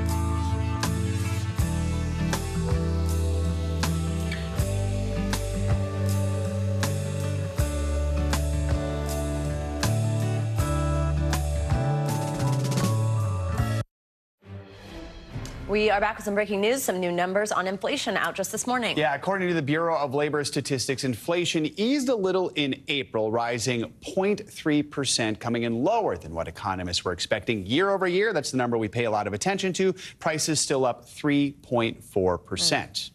Joining us now with everything you need to know is NBC News senior business correspondent Christine Romans and NBC News business and data correspondent Brian Chung. Good morning to both of you. Brian, I'll start with you. Walk us through these numbers and how they've changed in recent months. Yeah, good morning, guys. It shows that prices are still rising in America, although at a slower pace than we had seen in the month of March. So again, 3.4%. That's how much prices rose on a yearly basis in America. Again, that's comparing the April of 2024 period to April of 2023. If we look at the March to March period, that was a 3.5% pace. So yes, the pace of price increases is slowing on a monthly basis. If you're looking at how much prices change between March and April, that went up by 0.3%, as you mentioned. That was slower than the Wall Street estimates of 0.4%. So by many standards, this was a positive surprise in terms of, okay, well, inflation didn't look as bad in this report as maybe some Wall Street economists had been expecting prior to a few minutes ago. Okay, so Christine, down, but down very slightly. What does this tell us about where things are right now? You know, we're in a holding pattern here, I think, on the inflation story. This last last mile of,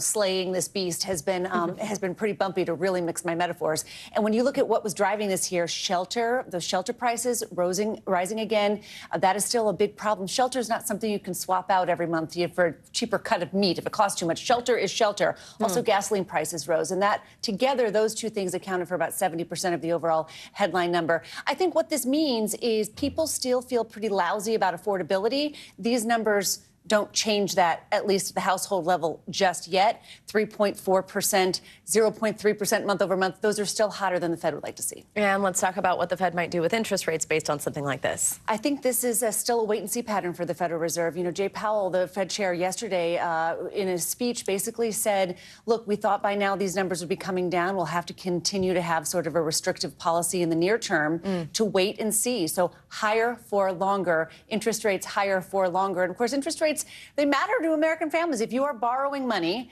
and about 49% of Americans with credit card debt are rolling it over month after month, you got record high credit card interest rates. So high Fed rates and inflation that's still too hot, very bad for people who are borrowing money right now. Brian, let's dig deeper into the numbers here. Where are some of the areas we're seeing the biggest price changes? And really, what does this mean as we head into the summer? Well, Christine was mentioning that shelter, which is the cost of putting a roof over your head. It's looking at mortgages as well as rental costs. Well, that remains the big story here. So on a monthly basis, again, we're talking about March and April, shelter prices went up by 0.4%. That's about the same pace that we had seen in the February to March period. But energy prices are also not giving us any help. They continue to rise again by another 1.1% between March and April. The one good news in this report is that food prices across the board went flat between March and April after going up by 0.1% between February and March. So again, maybe that's a thread that's going to help those that are kind of looking at the price tags at the grocery store and going, whoa, why is this continuing to go up? At least in this report, it showed that between March and April,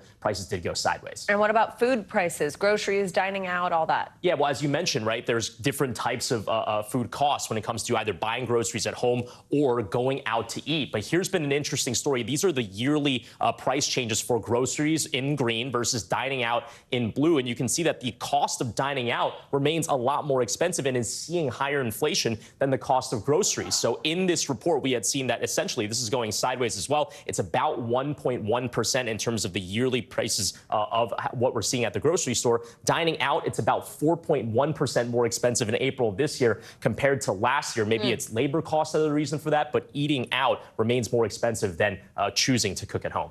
All right. Christine, Brian, thank you both. Appreciate your time this morning on this breaking news. Reading in quickly. Coming up, taking a bow. After 6 seasons, the hit sitcom Grownish is coming to an end. But before they say goodbye, we have got a special guest. Yeah, we are sitting down with the star of the show, Marcus Scribner, to talk about growing up on camera and what comes next for the award-winning actor.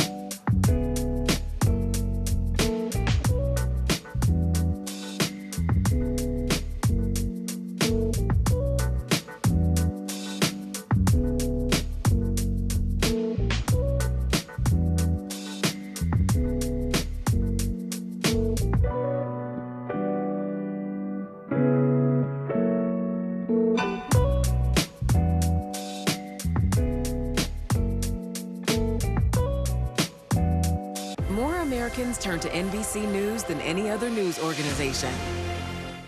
Good Morning begins with hope and optimism, a chance to start fresh. We want to welcome you in to share a moment that brightens your day, because every day deserves the best start. News lives in the now. Look at this. You can't even see anything anymore. Let's break down what we know. You gotta see this. News for the generation of now is NBC News Now. We report live from Tel Aviv, from Juarez, Mexico. Tonight, top story reporting from Baltimore at the Key Bridge disaster. When you look over your shoulder and you see the Key Bridge, what goes through your head? That bridge has been here longer than I've been alive. It still doesn't feel real.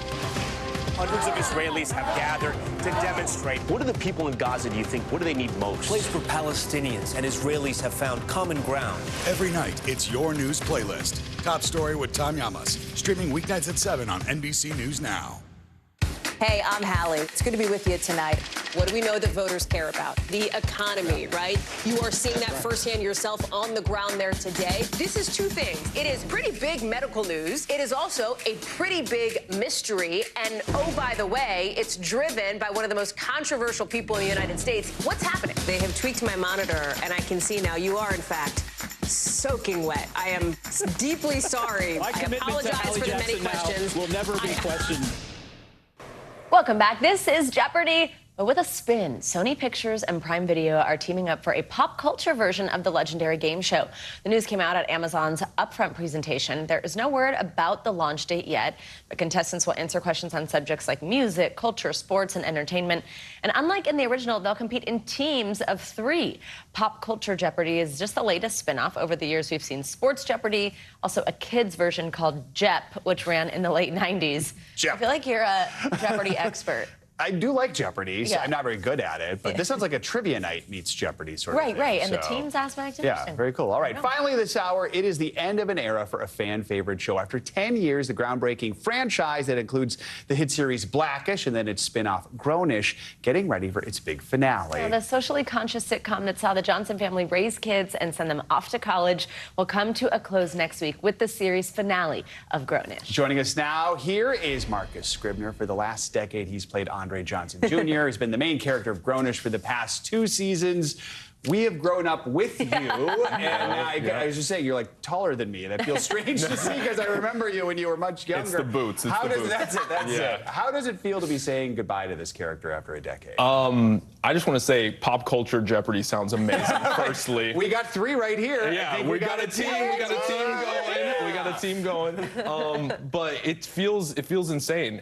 I mean, like you said, 10 years of my life. I started when I was 13. I was in middle school, headed into high school. Now I'm 24. I just moved to New York. So it's just crazy seeing the character grow, and growing alongside him has been a weird experience. You know, my whole life is on film now at this point, which is, I always find it so amazing the way that actors like yourself are able to engage with the character and then also go, you know, and be your real self versus the character that you're playing. But doing it at such a young age, doing it for so long, what does feel similar to you, and what did you maybe learn from your character? I feel like Junior/Andre has like a blind optimism, which I've really appreciated. I feel like I brought a lot of myself to the character, which was the goal of, you know, Kenya and Anthony when they were starting the show, is, you know, casting people who are very similar to their characters.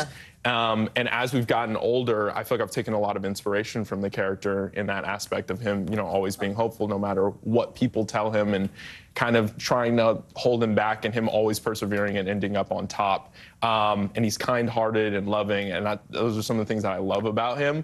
So I've tried to take a lot from him and bring him into my real life, because, you know, real life can be pretty messy. So, yeah. You can take the best out of the character. Exactly. The franchise has always just hit some of the most important issues of the day, socially conscious issues. Is there a particular episode or a particular issue that you're especially proud of, or that really sticks out over the years?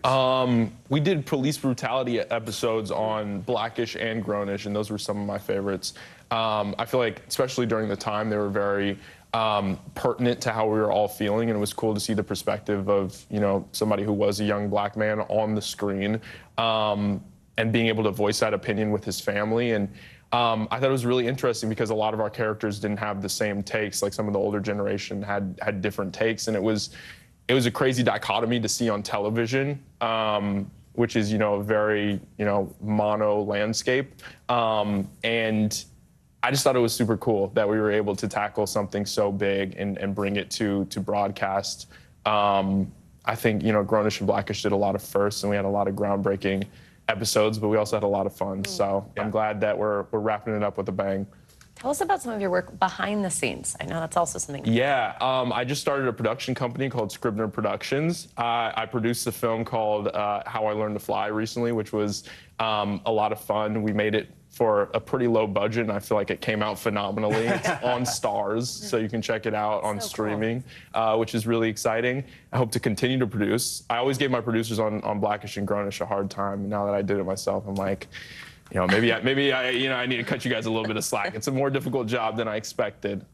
So I took it as a learning lesson, and I'm hoping to continue to do more. It's awesome that you're learning that perspective on a set. We talk about how producing is so important because having folks behind the camera make sure that diverse stories get told, right? Talk about how important that is. Yeah, I think it's important to not only, you know, have a diverse character, but like you said, the voice is very important.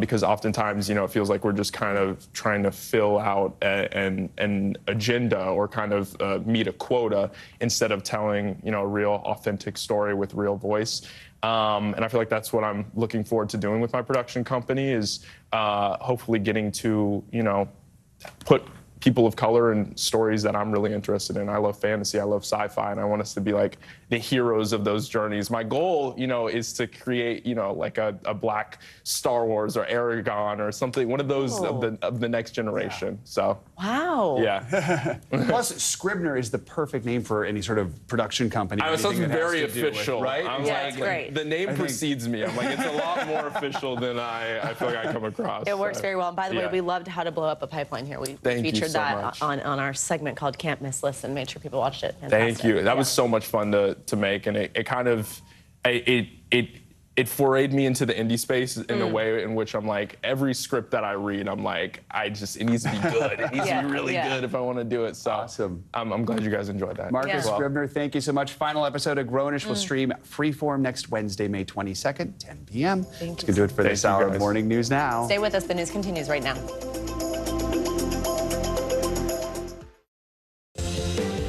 Right now on Morning News Now, contentious and consequential testimony from Michael Cohen, the star witness in Trump's criminal hush money trial, grilled in cross-examination as attorneys for his former boss questioned Cohen's credibility over his claim that Trump directed him to arrange payments to cover up an alleged affair.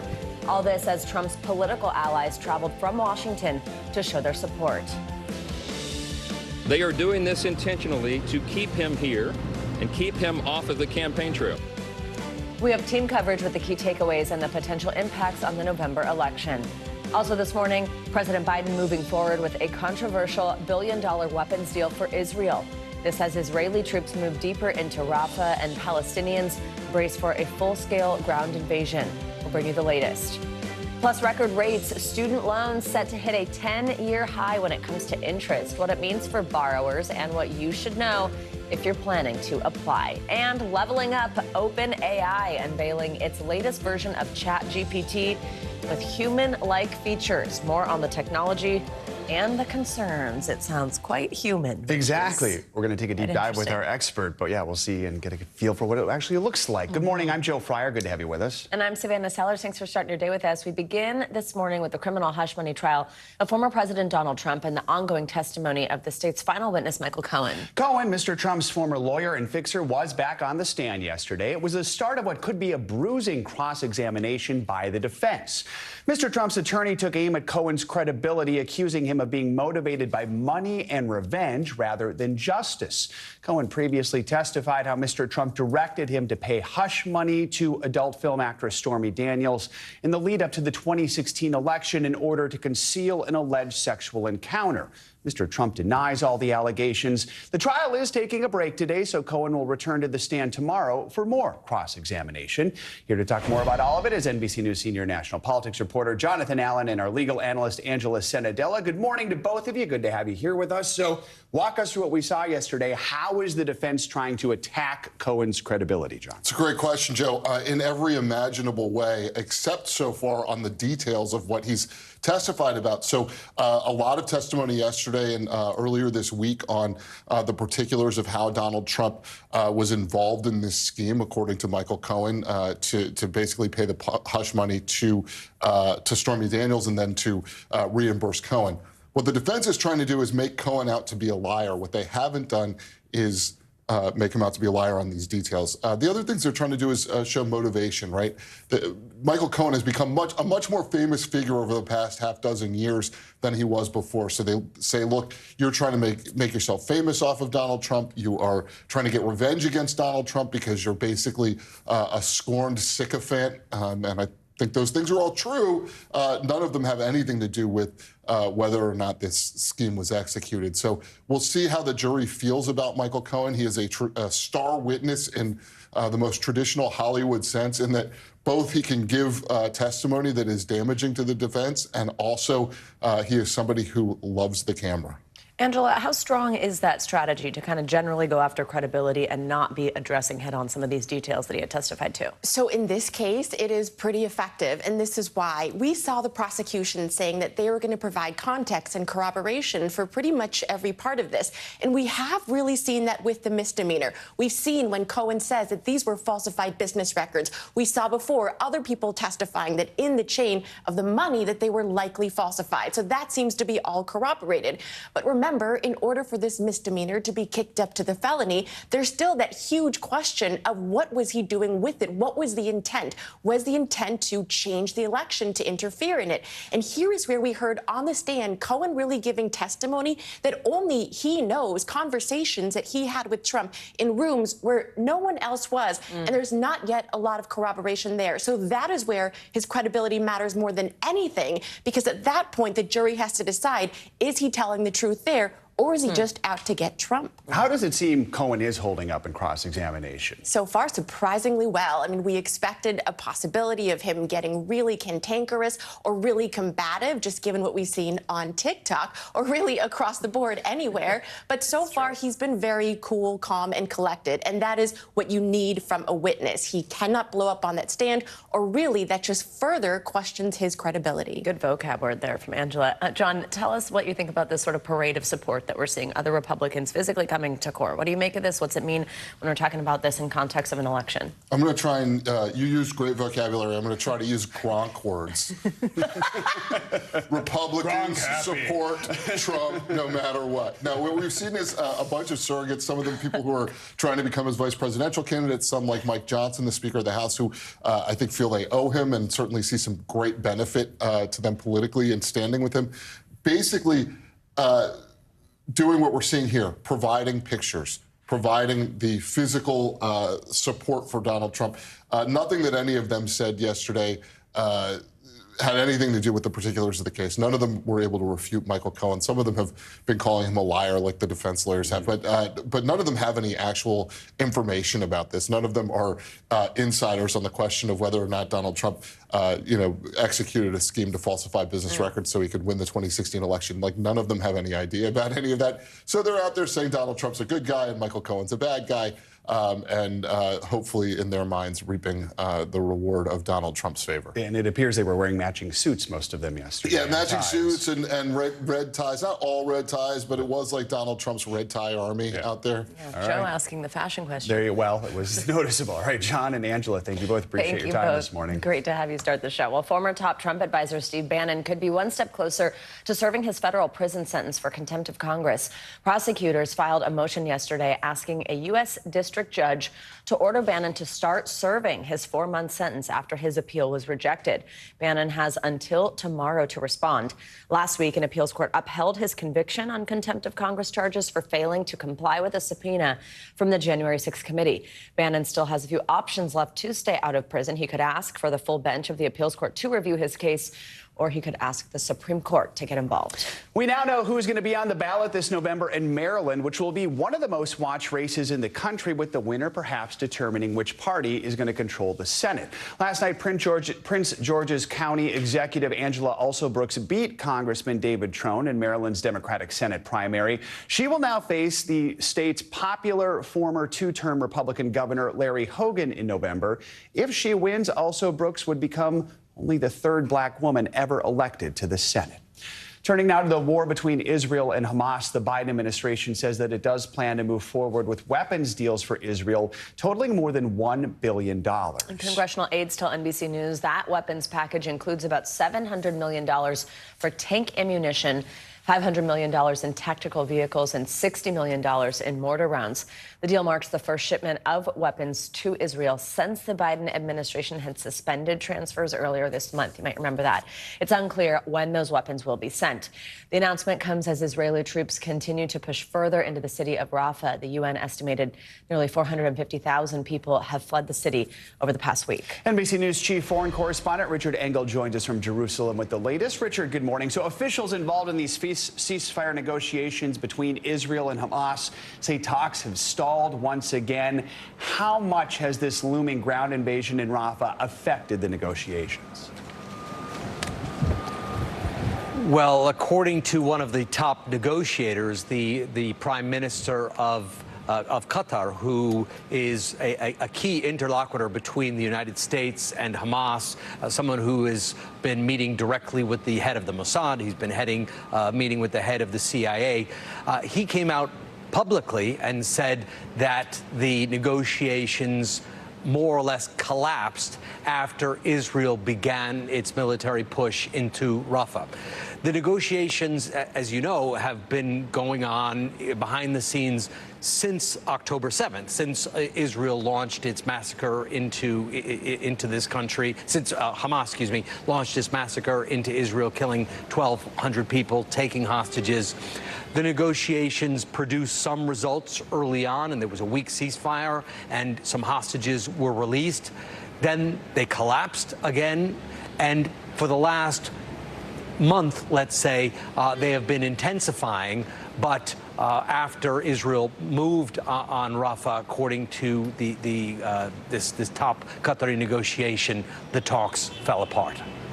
Richard, a U.S. official tells NBC News that National Security Advisor Jake Sullivan is expected to travel to Saudi Arabia and Israel this week. What do we know about that trip at this point? And just walk us through the goal here for Sullivan, for the U.S., especially as we potentially see this ground invasion in Rafah really start to unfold. So I think it has to do with, and U.S. officials are saying it has to do with Rafah. Rafah is central to all of this. It is central to the negotiations. It is central to the people of Gaza, because as we've been following this war for 7 months, Israel has been fighting from the north to the south. It began just north of Gaza City, cleared that area. It now turns out that those areas are not clear. Fighting has resumed there. Hamas has regrouped. But in general, the fighting has proceeded from the northern part of the Gaza Strip through the center and is now focused on Rafah, which is in the extreme south, right along the Egyptian border. And civilians have been moving along with the fighting, trying to get out of the way following Israeli evacuation orders, and about 1.4 million people are now concentrated in and around Rafah. Earlier, actually last week now, the Israelis moved into part of Rafah. They entered the eastern part of the city and occupied a section of Rafah. And that's when, going back to our initial conversation, the ceasefire talks collapsed. And Israel now, according to numerous U.S. officials, has enough troops around Rafah that if it wanted to, if it got the go order, it could move in and do a full-scale military operation against the city. People are leaving in anticipation of that. You mentioned about 450,000 have already left. And it seems that the National Security Advisor is coming to the region to try and talk Israel down, to talk them from the edge. Don't do a full-scale invasion because of the humanitarian consequences. Let's go back to some sort of ceasefire negotiations. Richard Engel, as always, we appreciate you joining us and sharing your reporting. Thank you so much. Graduation season is in high gear right now, and for college students, interest rates on federal student loans are set to hit a high we have not seen in more than a decade. The U.S. Department of Education announced the new rates yesterday for the 2024-2025 academic year, which begins on July 1st. Those interest rates, of course, remaining high because we're seeing inflation remain stubbornly high. So what can you expect if you are looking to take out a loan for next year? For more, we're joined by Caleb Silver, editor-in-chief of Investopedia. Caleb, good to have you with us. So break down what's what some of these new rates are. What are the things prospective borrowers need to know right now? Yeah, you're looking, if you're borrowing now for new student loans at around 8.8% for undergraduate school, right? If you're looking for graduate school, that could be even higher than that. Why? Because student loans are based off the 10-year Treasury yield. U.S. Treasury auctions these Treasury bills off every month, and this latest auction was about 5.25%. So the student loans are based off of that. These are for new loans only, not for existing loans. Yeah, so that's what I was just going to ask, who this impacts. If you already have a loan, this is not for you. No. If you already have a loan, you are locked into the interest rate you have. And there are some programs coming from the Biden administration, the SAVE program, that is income adjusted, so your rate could even go down, your payments could even go down. But right now, if you need to borrow for the next 4 years or beyond, you're looking at some of the highest rates we haven't seen since the great financial crisis. Yeah. We know that erasing student loan debt has been a priority for the president. Sometimes he's been successful, sometimes he's not been successful. But these are the highest rates we've seen since the Obama administration back in 2013. That's when Obama signed a bipartisan bill to retroactively lower rates. It's a different political climate right now. Could we see something like that now? Probably not. And the president doesn't set student loans. Everybody needs to be very clear on that. They are based on the 10-year Treasury yield, and that's the way it works. But what the Biden administration did was cap the loan percentage at a certain rate. And that rate is kind of where it's at right now. So it can't rise above that. And for graduate loans, or parent loans, we call them, if you're borrowing as a parent for your kid, those are capped as well. So you can't lower the rate. You can cap the amount that it can rise above the 10-year Treasury yield. God, it feels like it's just been a lot of bad news for college students between loan rates like this. Then we know that FAFSA rollout was such a mess where students didn't know what type of federal aid they were going to get. What other routes do students have to try to save money? What tips, what advice do you have? Yeah, there are scholarships, and then there's scholarships you can get from your school. These are merit scholarships, and there's all kinds. There's the presidential, there's the chairman scholarship, there's all kinds of different scholarships. And then there's the obscure ones you can apply for that are $1,000, $1,500. You got to look for those. Every school has them, and there are organizations around the country that have them too. You got to do the digging. You can lower your payments by some $3,000, $4,000 by writing essays, applying for these unique scholarships, or you can do an employer loan. If you're working for a company that wants to sponsor you going to college, you might get a better rate. But if you go out and get a personal loan right now, those rates are going to be even higher than what the student loan rates are. So don't try that route. Stick with the student loans or find a way to either lower that through a merit scholarship or something I remember a lot of local organizations where I grew up. They do scholarships for different types of things. You know, it's like looking into those things. It's really good advice. I used many of those. So did I. Silver, thank you so much. Appreciate it. Thanks. Well, as you can see, we're going to take a peek outside our window onto Rockefeller Plaza, right in our backyard. The Northeast, look at that, seeing a soggy start to the morning. Let's get a closer look at what you can expect throughout the country with your Morning News Now forecast. Angie Lastman's with us. Angie, doesn't look great out there right now. It Good doesn't. morning. But you look great. Oh, thank you. Wow. Look in your pink. What a compliment. Yep, it's Wednesday, so you know what we're wearing here.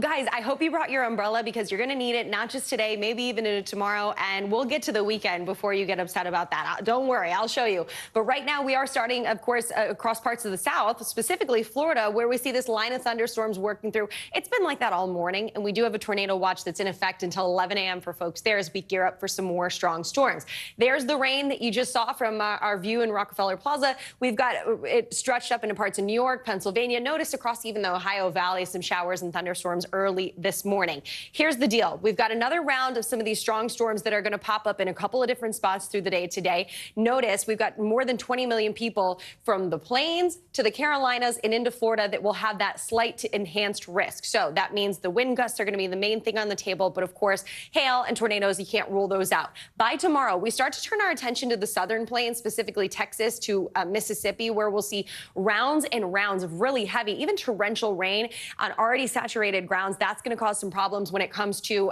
the flooding concerns. But we'll also have a round of some stronger storms possible across Texas for tomorrow, too.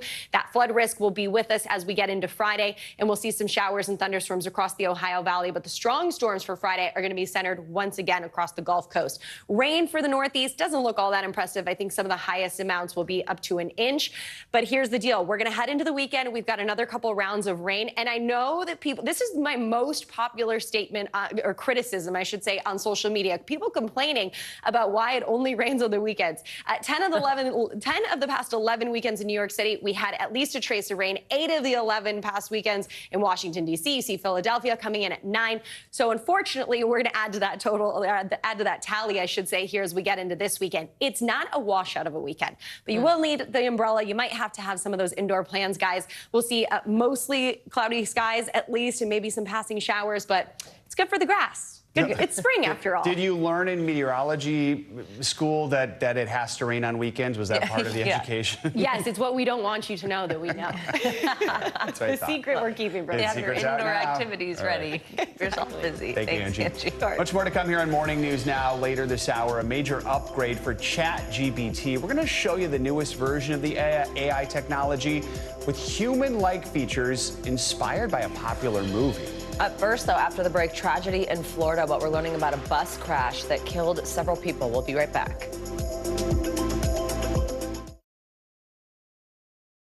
Hey, I'm Hallie. It's good to be with you tonight. What do we know that voters care about? The economy, right? You are seeing that firsthand yourself on the ground there today. This is two things. It is pretty big medical news. It is also a pretty big mystery. And oh, by the way, it's driven by one of the most controversial people in the United States. What's happening? They have tweaked my monitor, and I can see now you are, in fact, soaking wet. I am deeply sorry. My I commitment to apologize Hallie for the Jackson many questions. will never be questioned.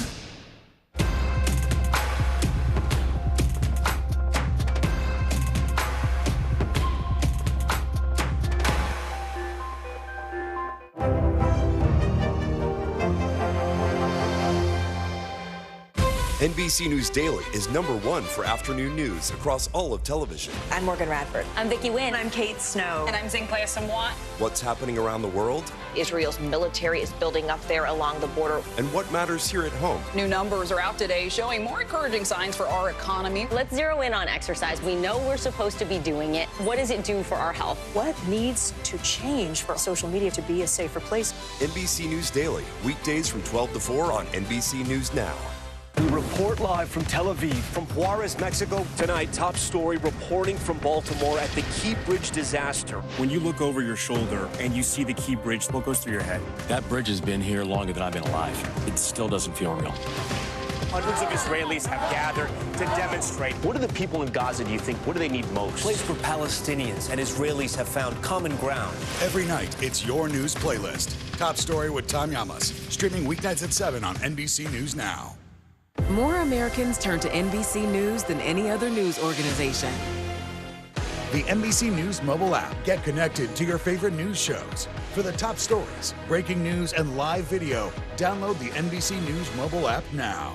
We report live from Tel Aviv, from Juarez, Mexico. Top story reporting from Baltimore. Every weeknight, it's your news playlist. Top Story with Tom Llamas, streaming weeknights at 7 on NBC News Now. Mornings are full of possibility and energy. And how you get set for the day ahead matters. Take charge of those first hours. It's about getting caught up. And really, it's about getting ahead. And that's what drives us every morning. Because every day deserves the best start. This is where it all begins.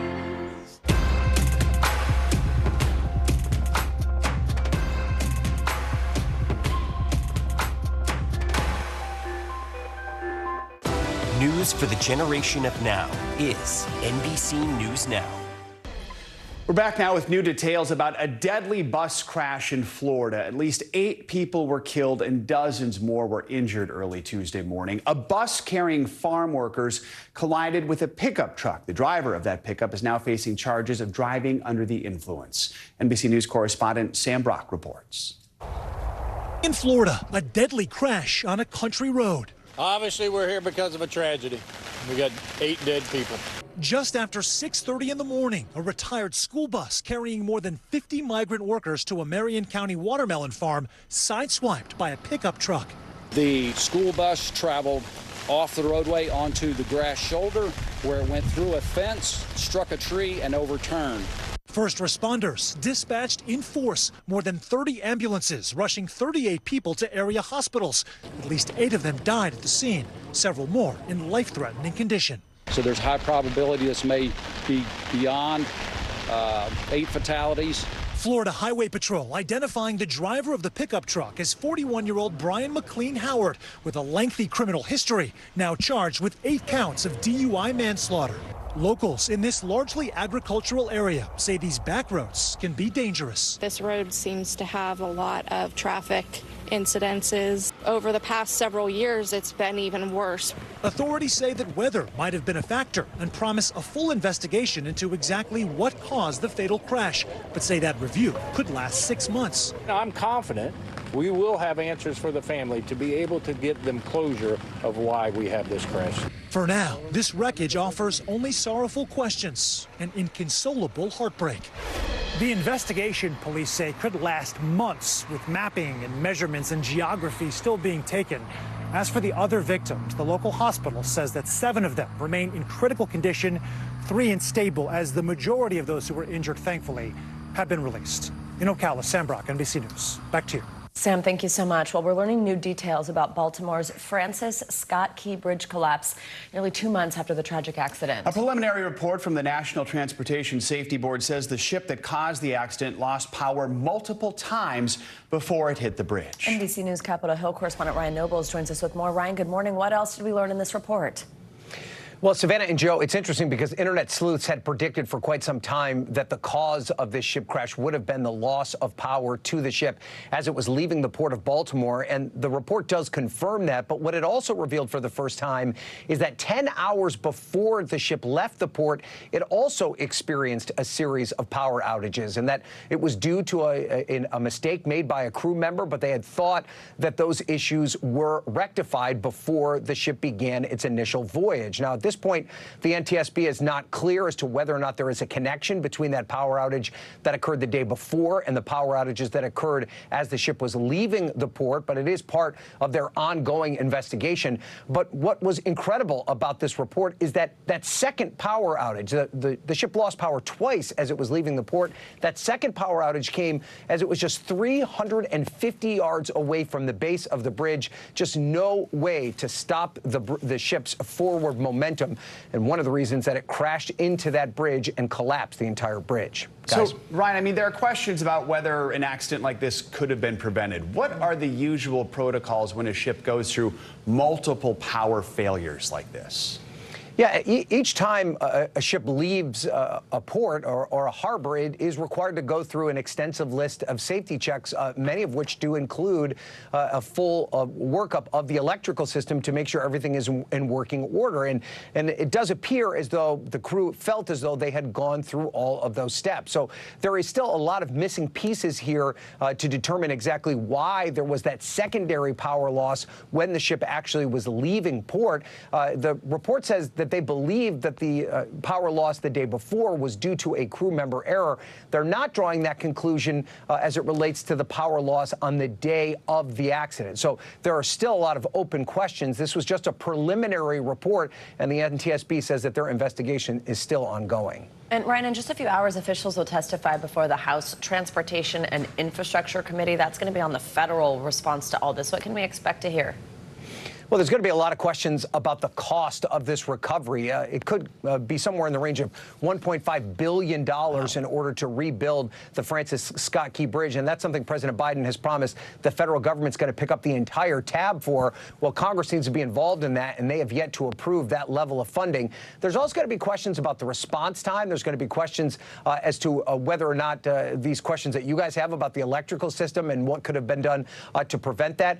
There are going to be officials from the Coast Guard, the Army Corps of Engineers, and the NTSB. So there's a wide range of topics that could be discussed at this hearing here today, including how to prevent something like this from happening, not just in Baltimore, but in many of the major ports and harbors around the country.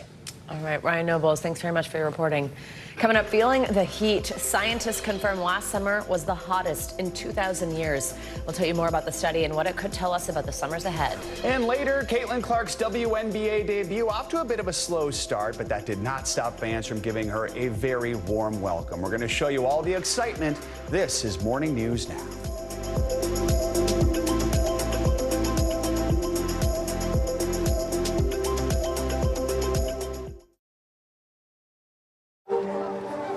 People really don't know what's going to happen. Nearly a dozen hours after the eye roared ashore.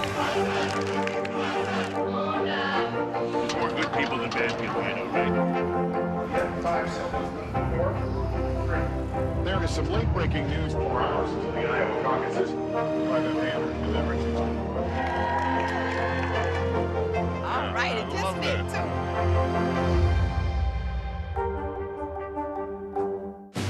Democracy is happening now. Welcome to a big night that could help shape Republican politics for years to come. Now never stops. It comes down to turnout. Who shows up? Is it going to be that big block of independents? Now is where it counts. What are the issues that matter most to you guys? What did this debate change for you? Their number one issue is the economy. 2024. Who's your candidate? The race is on now. The countdown has begun. News for the generation of now is NBC News Now. Thanks for tuning in. I'm Gotti Schwartz. Here are the stories we're following tonight. Storms keep coming here in California. The U.S. government just declassified this video. A lot more stories trending like crazy on social media. A controversy pitting lawmakers against young voters. What's the state of crypto today? Is it safe for investors? We've got another mind-bending story on artificial intelligence. This is what my voice sounds like when I clone it. That wasn't me. You gotta see this. Stay tuned now. Weeknights at 8 Eastern, 5 Pacific on NBC News Now. What's the message that you're trying to get out to young people? Know what is in the drug supply. We've got important news this hour about your money. Mental health, big picture, why is it so tough right now? News for the generation of now is NBC News Now.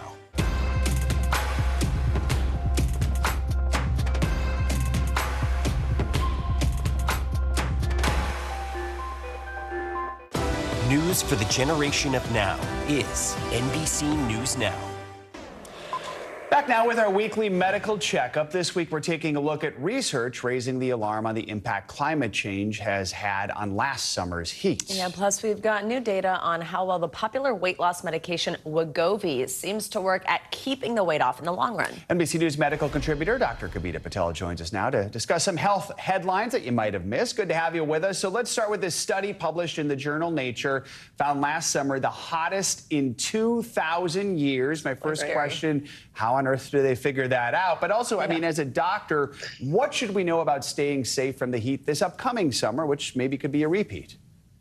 Joe, Savannah, this is truly like a researcher's miracle because they looked at trees dating back to AD1. So looking at trees and looking at tree rings. Remember chopping trees and looking at those concentric circles of rings? You can use those rings to analyze and date back to those time periods and then be able to, through archaeology as well as kind of data on records, actually find out what the temperatures were. And basically scientists have shown that we have seen an increase of 2.2 degrees Celsius, making it the hottest, 2023, one of the hottest years on record. We've kind of felt that. Now we have the scientific proof to back that up. And 2.2 degrees might not sound like a lot, but it's enough to shift 13% of the Earth's ecosystem. And then on top of that, staying cool has been something that we've been emphasizing here on the show, wearing loose layers, doing the kinds of things to make sure you're hydrated. Some people forget that they lose so much in body kind of water that they need to make that up and drink more. So the doctor's orders here, stay hydrated, stay cool, and prioritize things like sunscreen and those loose layers so that you can protect the water you have. Really important tips there, especially, like you said, as we could start seeing repeats of this. Dr. Patel, new data from the CDC shows that drowning deaths are on the rise in the U.S. after years of decline. Why do we think that is? And really importantly, how can we prevent these types of accidents? Yeah, nobody wants to have the stories that we hear, unfortunately, all too common from patients, their families, about children, especially who are drowning. We saw drowning rates increasing, particularly in communities where there had already been disproportionately high drowning rates. This includes communities of color, but it also revealed the CDC data showing that the highest rates were during the pandemic years, 2021, 2022, pointing to a sign that at those time periods, kids, for example, were not in school, Savannah and Joe, and that they were possibly around sources of water. We have talked on the show here about how it's even possible to drown in tubs. And so something that we're trying to emphasize is water safety all around. We see the lowest rates of swimming lessons amongst adults. 40 million adults in the United States don't know how to swim. So some of this goes back to basics, that in the early years, even as early as the age of 1, teaching about water safety, because we know that's kind of the early ages when they can drown. And then also making sure here here where the doctor's orders are very practical, that we need to understand how to swim. We need to make sure that our pools are enclosed. And so if you have a swimming pool in your neighborhood or if you have one in your yard, making sure that you've got kind of childproof fencing around that.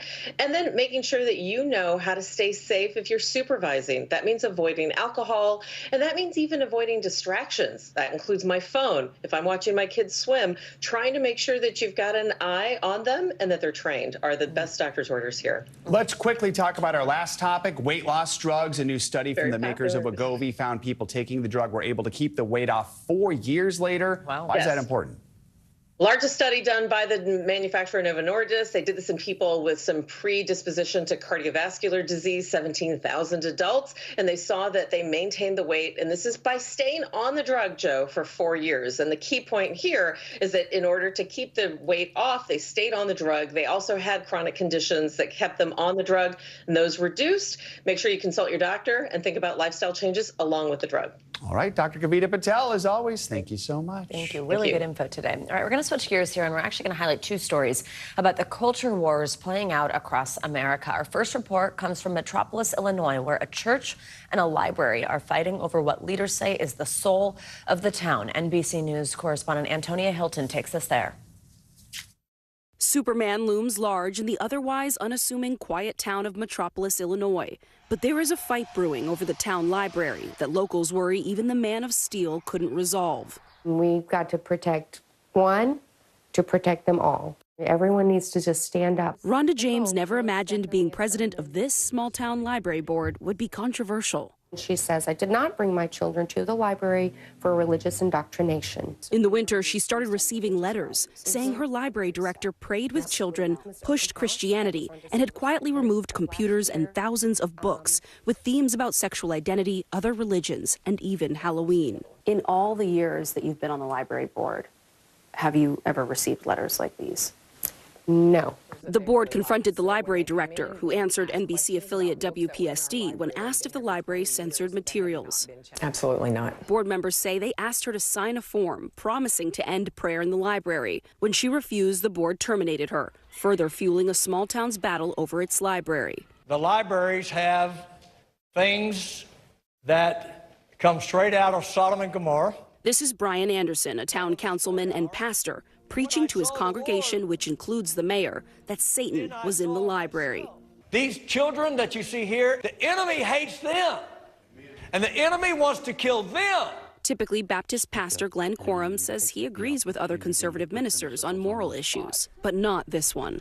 You've got someone who's pushing to enforce religious agreement on a public institution. Should the local library reflect the views of the majority? No, I don't think so. The library opens up the world to entirely different ways of thought. In March, Metropolis Mayor Don Canada sided with Pastor Anderson and announced he'd remove library board members, a step the Illinois Secretary of State called unacceptable. The mayor paused his plans. Do you think that prayer is appropriate in the public library? Well, now, it depends. Yeah, I'm going to say that if you're asking me, do I think it's all right? If it was approved by everybody involved, then I don't see what the problem is. At a public town meeting, council member and pastor Brian Anderson declined to speak with us. Wonder what no comment means. Anybody know that? But people there had plenty to say about him. His behavior has consequences that go on beyond the library. The mayor now has until June to make a decision about the library board. Rhonda James left worried about her fate and her community. We want to have freedom to practice whatever religion we want or to not practice religion. We want to have the freedom to gather information and learn things. For the love of the library, she says she'll stand her ground. Antonia Hilton, NBC News, Metropolis, Illinois. Let's now turn to the battle over who controls classrooms and a story that NBC News, including Antonia, has reported extensively on over the years. Lawyers for students in the North Texas suburb of Southlake say the Department of Education has found civil rights violations in the district schools. For more on this, we are joined in studio here by NBC News senior reporter Mike Hixenbaugh. He is the author of a brand new book out just yesterday. It's called They Came for the Schools, One Town's Fight Over Race and Identity and the New War for America's Classrooms. It's also the subject of a fantastic and award-winning, I might add, podcast that you and Antonia Hilton both hosted. Thank you very much for joining us. Congratulations on the book. Thank you for having me. This is going to be a big, loaded question, but if you could just, and a lot of us know the story here at NBC News from listening to that podcast and now from having your fantastic book, but just kind of give us a little short summary of what was going on in Southlake, what your and Antonia's reporting uncovered. Yes, so my goal with this book and all of this reporting was, if you live in a school district anywhere in America where you've seen angry parents show up at school board meetings, complain about critical race theory or woke gender ideology or trying to ban books, that you could read this story and understand why that's happening. So to do that, we've told it through the lens of Southlake, Texas. This is a wealthy North Texas suburb that was really at the forefront of these fights beginning 3 years ago. Conservative parents there revolted against a plan that was meant to address repeated reports of racial discrimination at the school. In 2021, they formed a political action committee and took control of the school board. And it became a model that's really been copied all over the country. What we reported last week was, in the aftermath of that takeover, the district had rolled back protections. They removed explicit protections for LGBTQ kids from the code of conduct.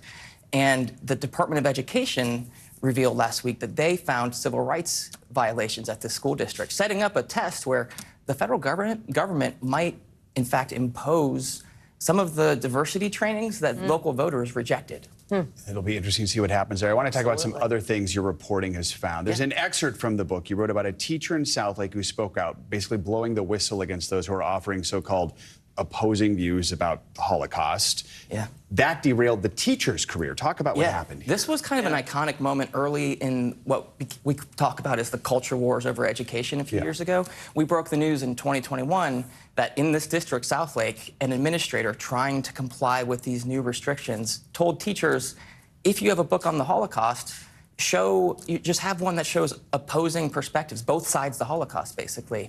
We heard from 6 teachers who helped us report that story. One of them, I reveal in the book and in an excerpt published this week, lost her job over it. Local residents were able to unmask her voice from our interview with her, our anonymous interview with her, and the superintendent played that clip and said, "Is this you?" She lost her job. And so one person suffered a consequence, the teacher who said, "We shouldn't both sides the Holocaust." You've done so much research in this whole process. I know one of the things that you actually came across was something that happened 1981 in a New York Times story about suburban parents that were looking to remove books from libraries, something we are seeing quite a lot of right now. Tell us how about that particular instance and also just ways that you're seeing history repeat itself. Yeah, I found if you look back in the news archives from the 1970s and 80s, you'll see that there was this kind of smaller scale revolt at school boards attacking what they were calling secular humanism, which is the idea that you don't have to have religion to have morals. It was redefined much as critical race theory is redefined today. You could literally copy and paste critical race theory into those old New York Times stories from the 1980s, and it would read like it was published today. So with the book, I wanted to connect the Moms for Liberties of 2024 to the parents groups from the 1970s and 80s and 40s and 50s and all throughout America's history who have fought to try to control what is good and right for kids to learn in schools. So we can understand what's happening now and where maybe this is all leading. It's really a feat of incredible reporting. Mike, thank you very much. We so appreciate you coming into the studio. Thank you. And congrats again on the book. It is out now. It's called They Came for the Schools, One Town's Fight Over Race and Identity and the New War for America's Classrooms. Please check it out. All right, coming up, more trouble for Boeing. After the break, why the company could face new charges years after 2 deadly crashes involving its 737 jets. And a major upgrade for ChatGPT. We'll show you the latest version of the AI technology next on Morning News Now. News lives in the now. Look at this. You can't even see anything anymore. Let's break down what we know. You gotta see this. News for the generation of now is NBC News Now. Nearly a dozen hours after the eye roared ashore. There is some late-breaking news. All right, it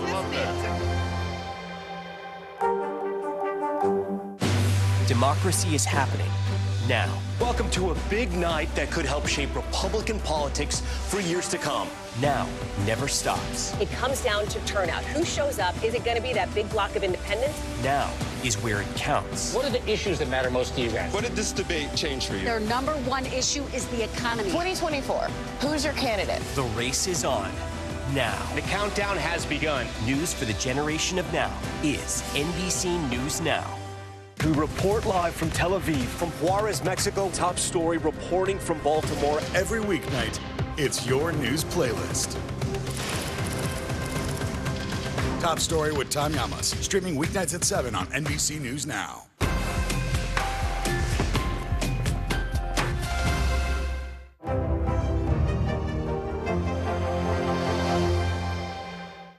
News for the generation of now is NBC News Now. We report live from Tel Aviv, from Juarez, Mexico. Top story reporting from Baltimore. Every weeknight, it's your news playlist. Top Story with Tom Llamas, streaming weeknights at 7 on NBC News Now. People really don't know what's going to happen. Nearly a dozen hours after the eye roared ashore. More good people than bad people, you know, right? There is some late-breaking news 4 hours into the Iowa caucuses. All right, it just made too.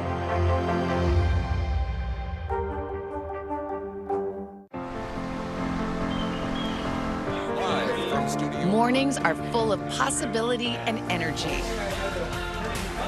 And how you get set for the day ahead matters. Take charge of those first hours. It's about getting caught up. And really, it's about getting ahead. And that's what drives us every morning.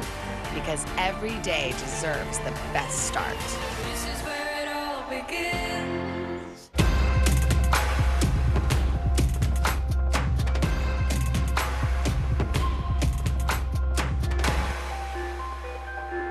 Kristen Welker hosts Meet the Press every Sunday on NBC.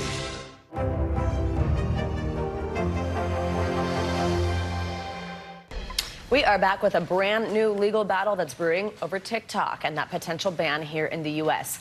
8 creators, people who actually use the app, TikTokers, are now suing the U.S. government. The lawsuit stemming from that bill President Biden signed into law last month argues that forcing TikTok to break off from its parent company ByteDance or face an outright ban violates the user's First Amendment rights. Some of those suing also say the ban could even threaten their livelihoods due to the fact that they've built large communities on the app. This comes a week after TikTok itself sued the U.S., challenging that very same law. Get to money news now. Boeing once again under fire, this time by the Justice Department. CNBC's Silvana Henao joins us with that and other news. Silvana, good morning. Savannah, Joe, good morning to you. Yes, so the Justice Department says Boeing has violated the terms of an agreement reached in 2021 that shielded the company from criminal prosecution in the wake of the crashes of 2 737 MAX jets in 2018 and 2019 that killed 346 people. The government says Boeing failed to design and enforce a compliance and ethics program to detect and prevent fraud throughout its operations. The department will decide by July whether to file charges. Meanwhile, Boeing says it has thus far fulfilled the terms of the agreement. OpenAI's co-founder and chief scientist who voted to oust CEO Sam Altman last fall is leaving the company. Just days after that move in October, Ilya Sutskever said he regretted his decision and Altman was soon reinstated. He says he's working on a new project but isn't elaborating on why he's leaving. In a post on X, Sutskever says OpenAI's growth has been nothing short of miraculous, and he's confident it can build generative products that are safe and beneficial. And Meta is shutting down Workplace. That's its competitor to Slack and Teams, and it will still be available to users through August of next year. Formerly known as Facebook at Work, the program was launched in 2016. TechCrunch reports development slowed considerably after people returned to the office following the pandemic.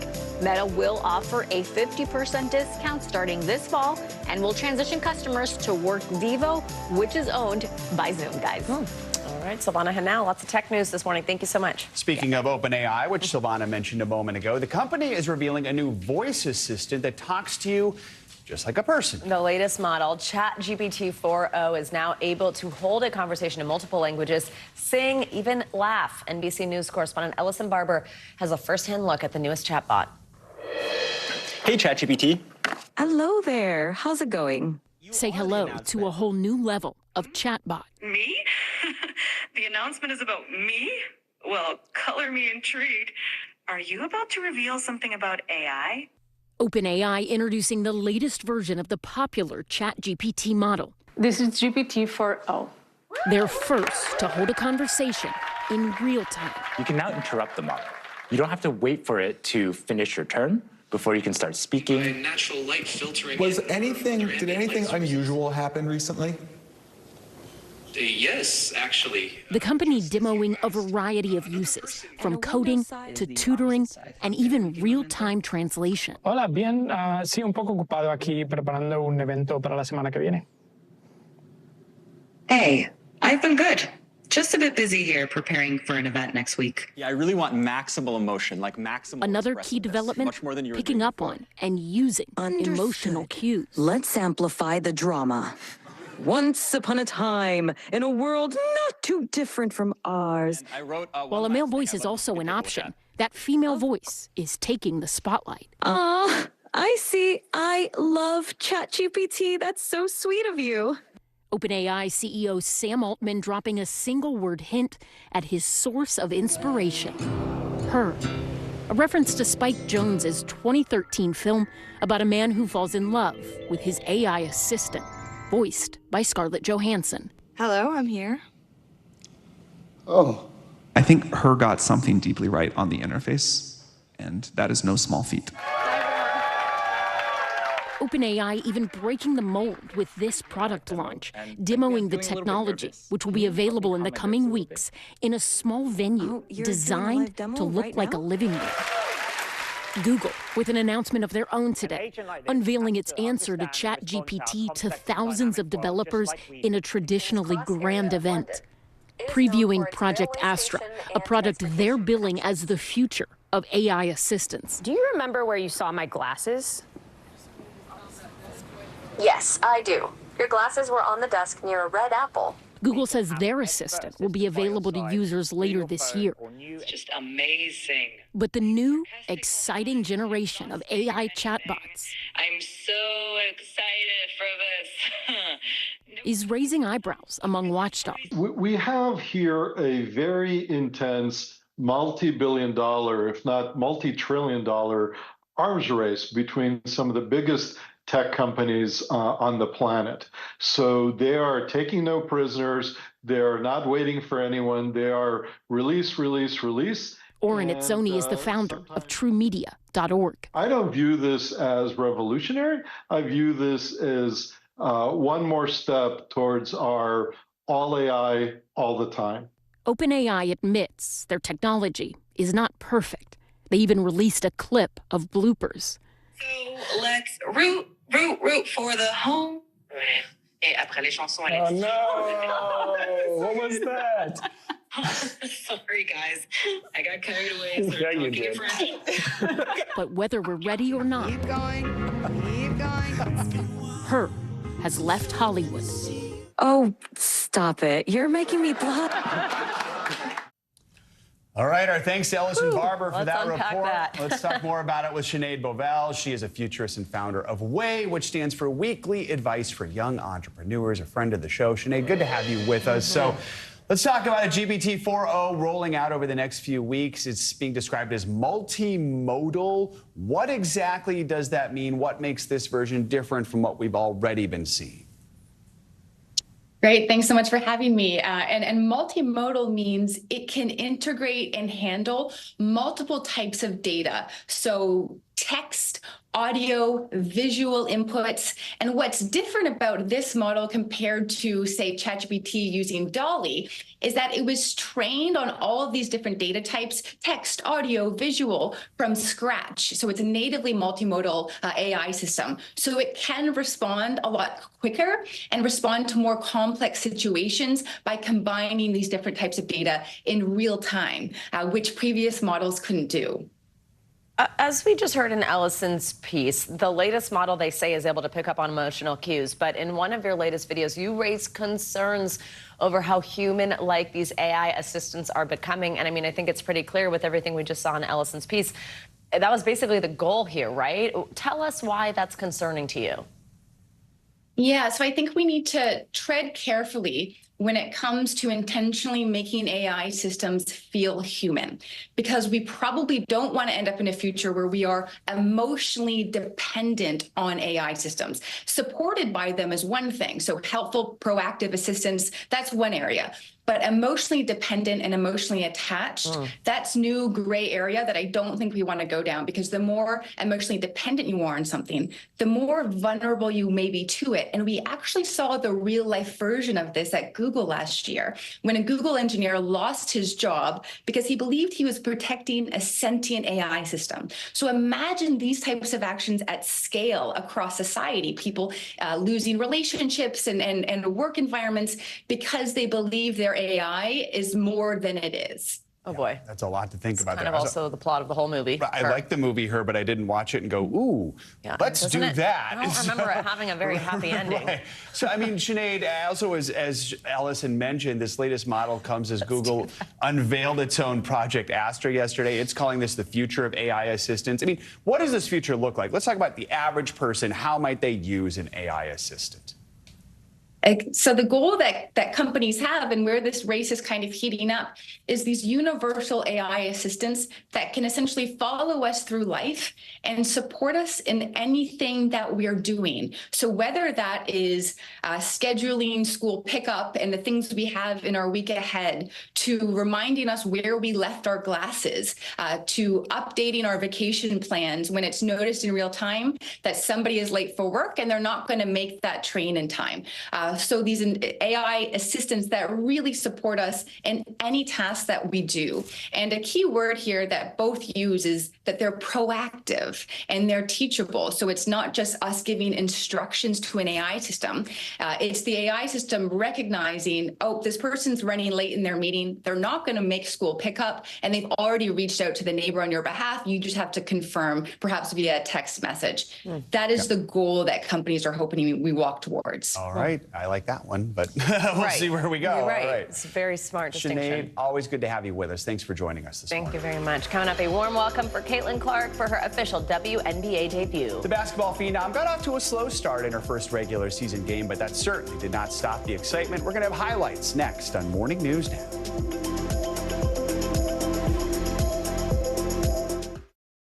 Nearly a dozen hours after the eye roared ashore. There is some late-breaking news. All right,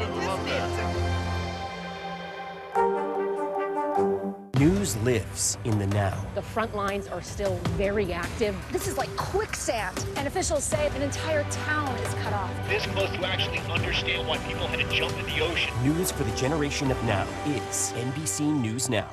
Thanks for tuning in. I'm Gotti Schwartz. Here are the stories we're following tonight. Storms keep coming here in California. The U.S. government just declassified this video. A lot more stories trending like crazy on social media. A controversy pitting lawmakers against young voters. What's the state of crypto today? Is it safe for investors? We've got another mind-bending story on artificial intelligence. This is what my voice sounds like when I clone it. That wasn't me. You gotta see this. Stay tuned now. Weeknights at 8 Eastern, 5 Pacific on NBC News Now. Nearly a dozen hours after the eye roared ashore. There is some late-breaking news. All right, good to have you with us. I'm Joe Fryer. And I'm Savannah Sellers. Developing right now on Morning News Now. Growing frustrations over the migrant crisis. Reports of new drone attacks by Houthi militants. The storm is creating dangerous conditions all across the region. Now let's get to some financial headlines. New rules are coming to cap credit card late fees. Talking tuition as a new class of freshmen gets ready to go to college. This is a big decision for families. Do you think this could impact how people vote? 100%. Morning News Now, streaming weekdays at 7. Nearly a dozen hours after the eye roared ashore. There is some late-breaking news. All right, Well, it has been just over a month since Caitlin Clark led the Iowa Hawkeyes to their second straight March Madness final. But now she's a full-time professional. The rising phenom took to the court last night for her first official WNBA regular season game. Despite her Indiana fever falling to the Connecticut Sun, the so-called Clark effect was on full display at a sold-out Mohegan Sun Arena in Connecticut. NBC News correspondent Stephanie Gosk was at the game, brings us the first look at Clark in the big leagues.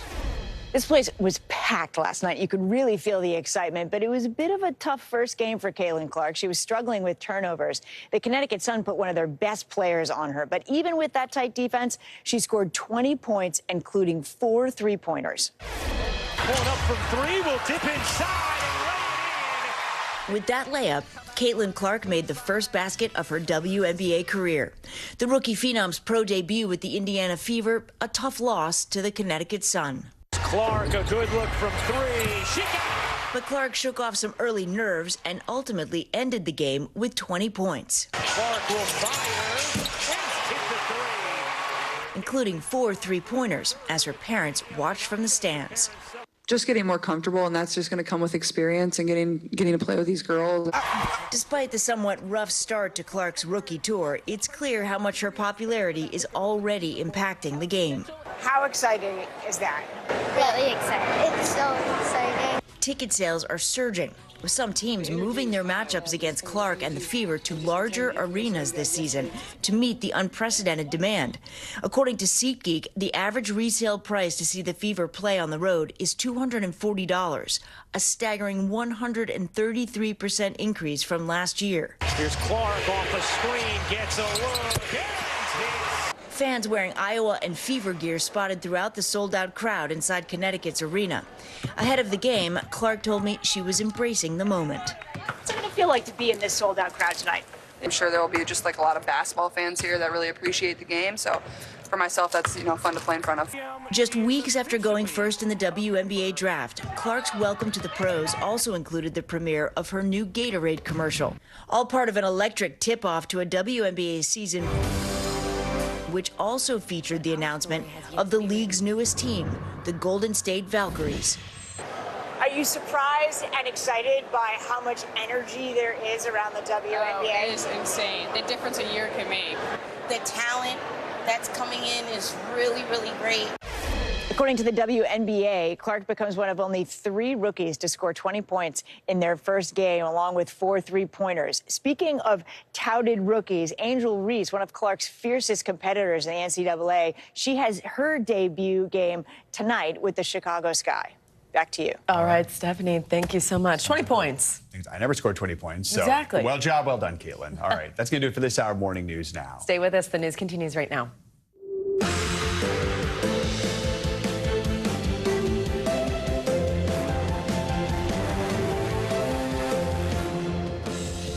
Good morning. Thanks for joining us. I'm Savannah Sellers. I'm Joe Fryer. Right now on Morning News Now, Cohen cross-examined Donald Trump's defense team trying to paint the former fixer Michael Cohen as a lying convicted criminal with an axe to grind. What Cohen admitted on the stand and how he says he was finally convinced to turn on his former boss. Also this morning, fresh trouble for Boeing. DOJ announcing the airline manufacturer can now be prosecuted, alleging it violated an agreement linked to 2 fatal 737 MAX crashes. What this could mean for the company. Plus, the major travel trouble facing the FAA just as the summer travel season starts to heat up. Whale of a problem. Orcas sink a nearly 50-foot yacht off the coast of Spain by ramming it. The attack is just the latest over the past 4 years, but passengers say they felt moments before their yacht sunk. We're going to go one-on-one with an expert to discuss the deep-sea danger. And after nearly a decade playing Junior on the hit sitcoms Blackish and Grownish, Marcus Scribner is taking a final bow. We're going to sit down with the award-winning actor to discuss growing up on camera and what it's been like to say goodbye to the character that brought him into the spotlight. We kind of grew up with him because he was so young on Blackish. Now he's saying goodbye to the character. We'll have a great conversation with him.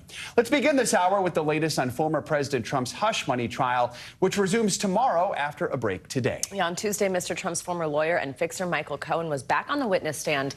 This time, it was the defense's turn to grill him, with Mr. Trump's attorney taking aim at Cohen's credibility and motives. Mr. Trump denies all the charges and allegations made in the case. NBC News senior legal correspondent Laura Jarrett was in the courtroom and has the very latest for us.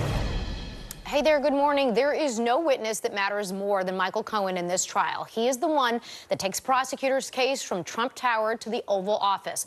But the defense team also has a mountain of material for cross-examination, making his credibility even more key.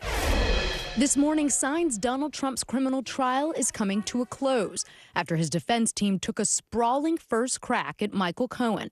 Mr. Trump's lead attorney offering jurors a grab bag of reasons to question Cohen's motives, from money, fame, and media attention to jealousy and a lighter prison sentence, all in an attempt to argue Cohen, the only witness who directly ties the former president to the prosecution's charges, can't be trusted. Can you believe I've been in here for 5 weeks instead of campaigning? Trump attorney Todd Blanche first launching into Cohen's videos on TikTok that had criticized Blanche, but the judge quickly warning, don't make it about yourself. Cohen depicted as a jilted former fixer now out for revenge. Blanche asserting, you were actually obsessed with President Trump, weren't you? Citing Cohen's own words in his book. Cohen also admitting he made more than $3 million off his books. Tuesday's cross-examination highly anticipated, but only a small portion was spent on Cohen's criminal history and admitted lies under oath, and nothing on the critical testimony Cohen had provided just hours before, a tedious but legally significant play-by-play of invoices he sent and checks he received from Mr. Trump, all littered, Cohen says, with false statements, so that the former president could paper over how he reimbursed Cohen for having silenced Stormy Daniels on his behalf to protect his 2016 campaign, the heart of the state's case. Cohen going on to describe how his once tight bond with the former president frayed and ultimately imploded after the FBI raided his home and office in 2018. Testifying, Mr. Trump tried to reassure him, saying, don't worry, I am the president of the United States. Stay tough, which Cohen understood was code for don't flip. Now, Cohen hasn't yet been questioned on any of that, as the jury left court yesterday hearing about the extent of his dealings with the district attorney's office. Court will, of course, pick back up with him on the stand tomorrow. Back to you. All right, Laura, thank you very much. Let's talk more about the case with NBC News legal analyst Danny Savallo. So just your thoughts on the initial cross-examination and how did Cohen hold up? I don't think Cohen handled it as well as I think defense counsel had kind of a meandering cross. So both of them, I would say, were average. Defense counsel suffers from an embarrassment of riches. There are so many things to go after Cohen about. I struggle with this, too. When you have a witness with this many credibility problems and things you have to hit on cross, it can be really difficult to organize the entire process, especially because you're dealing with somebody who is looking to thwart you or to zing you with every question you ask. So you can't stick to a rigid script. You have to be able to move and improv. But at the same time, I thought both sides painfully average yesterday. So those credibility issues, that's really been the center so far of the cross-examination strategy. And we have not really heard them talk at all about the actual payments at the heart of this. Will we see that, do you think? Absolutely. I'm expecting that the reason yesterday, and it was really only a half day of cross, that it was kind of meandering is that Todd Blanche was planning to get into all the stuff that didn't matter, that wasn't as critical, and leave the important stuff to the end. Because, by the way, Michael Cohen, in almost all likelihood, will be the very last witness that the jury hears from. So they probably want to end with a bang. So hit him with the social media stuff and how he's obsessed with Trump and all this other stuff in the beginning. It's not as probative as the important stuff, which is his criminal history, his motive to lie, and the fact that, he lacks credibility. Save that to the end on a crescendo. Looking beyond Michael Cohen here, it seems every part of Trump's legal troubles ends up before an appeals court. That includes the gag order in this case. We saw the appeals court uphold the gag order. Any surprises here? No, not really. I mean, these are all things. The gag order appealing, I was a little surprised they would bother because at this late date, the trial's almost over. But of course, if there's a criminal conviction, every criminal conviction results in at least one appeal to the intermediate appellate court. So, yes, we're going to continue to see appeals because sometimes for Trump, it works. And if there's anything that can get him to the Supreme Court, he's always got a good shot. All right. Danny Savalas, as always, thank you so much. Thank you. Now, former President Trump's criminal trial has turned into an audition of sorts for a parade of would-be running mates, all echoing his attacks on the trial. This as polls continue to show a competitive race with President Biden in key battleground states. NBC News Chief White House correspondent Peter Alexander joins us with the latest. Peter, good morning. Joe, good morning. So Donald Trump's red wall of possible running mates is growing, several of them taking turns, as you know, at the mics outside that Manhattan courthouse. A show of support and of loyalty amid the former president's legal troubles. With the Republicans' presumptive presidential nominee on trial and largely off the trail, a growing GOP entourage is flocking to his defense. Allies and some potential VP hopefuls arriving at a New York City fundraiser overnight, and more gathering at the courthouse. I do have a lot of surrogates, and they are speaking very beautifully. Including former candidate Vivek Ramaswamy, North Dakota Governor Doug Burgum, and Ohio Senator J.D. Vance. On Tuesday, the would-be VPs unmistakably dressed alike in those blue suits and red ties the former president favors, all reading from the same playbook, echoing his attacks on the rule of law. This is some third-rate banana republic. Incidents tying up the president from being out on the campaign trail. I think it's a sham prosecution. Also in attendance, the Speaker of the House, Mike Johnson, repeating those unsubstantiated arguments made by the former president. These are politically motivated trials, and they are a disgrace. All of it allowing Mr. Trump's allies to attack the judicial system without risking him again violating a gag order, which the judge has warned could mean jail time. The latest polling from 6 battleground states shows Mr. Trump staying ahead, though most of them remain within the margin of error. The latest flashpoint, trade, now getting new traction, with President Biden announcing steep new tariffs on a variety of Chinese products, most notably electric vehicles, to fight what the White House calls unfair trade practices. It's not competition, it's cheating. The two rivals trading barbs on the topic. Because China's eating our lunch. President Biden responding, "We've been feeding them a long time." At an awards gala here in D.C. last night, President Biden slammed his predecessor using one of Mr. Trump's favorite insults. He called him a, quote, loser. And Joe and Savannah, there is some news that we're just learning within the last few minutes as that piece was rolling. President Biden, according to a letter obtained by NBC News Now, is willing to debate the former president, Donald Trump, at least twice before the election and beginning as early as June. But his campaign is rejecting the Committee on Presidential Debates, that nonpartisan committee that has been involved in setting up these debates dating back to 1988. No comment yet, of course, from the Trump campaign. We are reaching out to Biden aides for more details. Back to you. See what happens. All right, Peter, thank you. Well, let's continue to look at the impact the former president's criminal hush money trial is having on the 2024 election. As part of NBC News' series, The Deciders, we've been speaking to voters in 7 key counties to see what is driving their decisions. NBC News correspondent Shaquille Brewster is in Kent County, Michigan. That's a former Republican stronghold that's been leaning to the left in the last few years. Shaquille, good morning. So that polling Peter mentioned just now shows Trump inching ahead of President Biden in multiple key battleground states. That includes Michigan. Of course, it's still anybody's race with months to go. You've been speaking to voters and organizers on the ground. What are they saying about the former president's criminal trial? Is that going to have an impact on how they vote?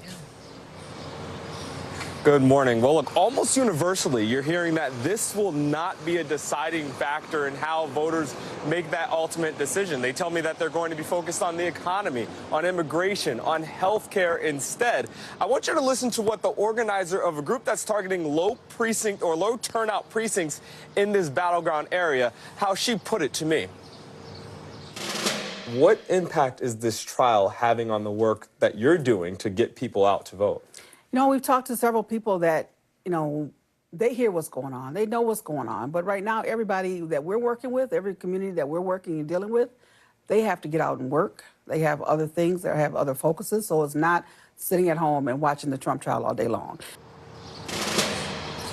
If Democrats want to continue to make the progress in an area like Kent County that they have in previous cycles, it's going to take getting those same voters and getting more voters to turn out in this election. And you hear from organizers themselves that they're not using the trial to do that.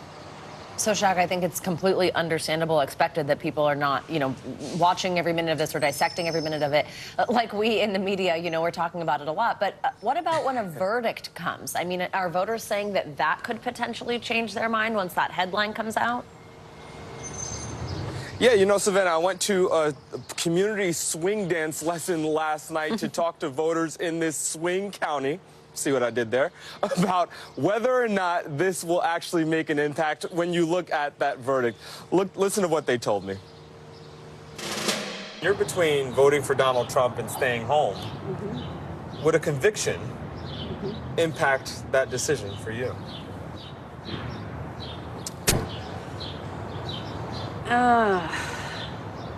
No. It wouldn't be a factor at all? No. Why not? I feel like he's been hunted down. No. Other things I've heard that it does impact how I feel about him, but this, no. If Donald Trump is convicted, would that impact how you view him as a candidate? I'm not sure, to be honest. You're considering voting for him again? We'll have to see what happens, this outcome, you know, right now. Does the trial impact whether or not you could support him? It does. Yeah, he could be in jail. And look, we are getting a little bit ahead of ourselves here. There's still more witnesses. There's potentially more testimony to come. But I think what those conversations reveal is that for voters, there's not a striking red line that they have. They are not saying, there's no signal that they're giving that a verdict, no matter which way it lands, would fundamentally change the dynamics of this race, which can give you a sense of the politics of this and how it will play out in the weeks and months to come, guys. Oh, Shaq, just disappointed you weren't swing dancing. No footage of that. Thank you very much, so appreciate it. Great reporting. Well, Boeing is responding this morning after the Department of Justice said it violated a 2021 agreement protecting it from charges tied to 2 fatal crashes. It comes amid new concerns for safety over a shortage of air traffic controllers just as the summer travel season is set to get underway. NBC News correspondent Morgan Chesky joins us from Los Angeles International Airport with more on this. Hey, Morgan, good morning. Hey, Savannah, good morning. And this DOJ court filing makes two things abundantly clear. It's unsure of whether or not it will criminally pursue Boeing, but it says the door is certainly open to do so after federal officials say that they violated this 2021 agreement. Meanwhile, the FAA's new study says while they have more than 11,000 air traffic controllers to properly be staffed, they need up to 3,000 more. And with Memorial Day weekend just 2 weeks away, the sky's only expected to get busier. This morning, more trouble for Boeing. The U.S. government announcing that the aircraft manufacturer can now be prosecuted because the DOJ says it violated an agreement that protected it from criminal charges tied to 2 fatal crashes. The families who lost their loved ones, hundreds of them, have fought very hard for this day. In January 2021, Boeing agreed to pay $2.5 billion to settle with the Justice Department. Prosecutors accused the company of concealing information about its 737 MAX plane. After 2 crashes, Lion Air in 2018 and Ethiopian Airlines in 2019, that killed everyone on board. The DOJ now accusing Boeing of failing to design, implement, and enforce a compliance and ethics program to prevent and detect violations of the U.S. fraud laws throughout its operations. Since the agreement, Boeing has come under increasing scrutiny. After that mid-air blowout on a Boeing MAX 9 Alaska air flight back in January, Boeing grounding its planes at the time to look into the issue, and several whistleblowers coming forward to accuse the company of overlooking issues in manufacturing, which Boeing has denied. And the families of the deadly 2018 and 2019 crashes had been putting pressure on the DOJ. The Department of Justice to make the right decision, to make sure that nobody else has to go through what we have gone through. Nobody else has to encounter the things that we have encountered. Boeing confirmed that it had received the notice Tuesday from the DOJ, saying in part, "We believe that we have honored the terms of that agreement and look forward to the opportunity to respond to the department on this issue." This comes amid other concerns for passengers as the summer travel season is heating up. A new report from the FAA saying the air traffic control workforce needs reinforcements. The agency saying it needs more than 3,000 additional controllers, highlighted by a number of recent close calls involving planes nearly colliding due to miscommunications. Now, ahead of Memorial Day, the FAA pledging new measures to keep the skies safe. And regarding the ongoing shortage, the FAA says that it does have a breaking point of sorts, stressing that they would reduce air traffic entirely rather than proceed in an unsafe manner. And regarding the future of Boeing here, Savannah, the DOJ says that while they haven't made up their mind on whether or not they will criminally pursue charges here, they are most definitely open to hearing what Boeing has to say going forward and any explanation here. Savannah. All right, Morgan Chesky, thank you very much. Heavy rain and storms continue in the south, something we've been talking about for days. Let's get a check on your morning news now forecast. Angie Lassman is back with us in studio. Hey, Angie, good morning. Hey, good morning, guys. It is already an active morning across parts of the south, specifically Florida, where we've got this line of thunderstorms that's been, continuous through most of our early morning hours. We do still have that concern for tornadoes across this region here through late morning. That tornado watch that you see outlined there, including Tampa, Orlando, and up towards Palm Coast, that's going to last until 11 a.m. We likely will see maybe that extended here as the afternoon gets underway. But in the meantime, we've got plenty of rain across the Northeast. It's a soggy one. No severe weather expected there, but we are going to ramp up our severe chances as we get into the afternoon hours across a couple of spots. Here's the deal. We've got some severe storms that'll happen across the east, but late into the day, we're going to start to see some of these thunderstorms developing. No surprise, across the plains. That's where we have the best chance to see some of the strongest wind gusts, maybe some hail, maybe some tornadoes through the day today. That's centered across the plains. But notice there's a couple of spots with slight risk across Florida and the Carolinas that we'll have to watch as we get into the afternoon hours today as well. Looking ahead to tomorrow, we'll once again be watching for some of these thunderstorms to impact the plains. This concern for us is mainly going to be flooding, but we also have that risk for severe weather too. It's a little smaller tomorrow, but it does still include places like Dallas, Austin, where we could see some of those stronger storms working through and bringing us large hail and damaging winds. The tornado threat is on the lower end tomorrow, but the rain chances are going to ramp up, and they're going to stay with us with the potential for heavy, even torrential downpours across this region as we get through the next couple of days. Notice what happens, though, as we get through your Friday. We'll see that the rain stretched across the southeast. We'll see parts of the Tennessee Valley and the Ohio Valley included in that. And you guessed it, we've got another severe weather potential as we get Friday underway. Jackson to New Orleans is the area that we'll watch with the hail, the wind gusts, and maybe a couple of tornadoes possible. One of the big concerns, though, is going to be that rain that I mentioned. Notice this is how much rain we've received since Sunday across the Gulf Coast. We've got really saturated soil, more than 6 inches in Mobile, almost 4.5 in Alexandria. This is in a short period of time where we've got really saturated grounds and more rain to come. So this is why we have a concern, especially for tomorrow and Friday, for flash flooding. Notice the area you see in bright pink there, Alexandria, Lufkin, Bryan. This is extending from Mississippi to Texas, where we likely will see a moderate risk for flooding and leaving us with the chance for some flash flooding across this area. So even Dallas, if you live in Austin, Houston, Jackson, all of these spots have received a good amount of rain over the past few days, and that leaves us with this concern. Likely amounts of rain as we get Thursday through Saturday going, probably 1 inch to 2 inches, maybe some spots where we could see 3 inches, but there could be isolated spots along the Gulf Coast, guys, where we see up to 7 inches of rain. This is going to be something that we deal with well into the end of our work week, potentially into our weekend. We'll get a bit of a break here, but folks that live in this area, we've already seen them hard hit in the past couple of weeks. I mean, it's been nonstop, so that concern is going to be there at least as we get the weekend underway.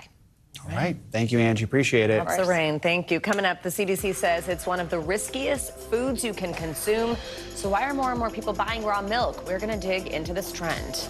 But first, a scare at sea after orcas sank another yacht off the coast of Spain. What experts say could be behind those attacks. Next.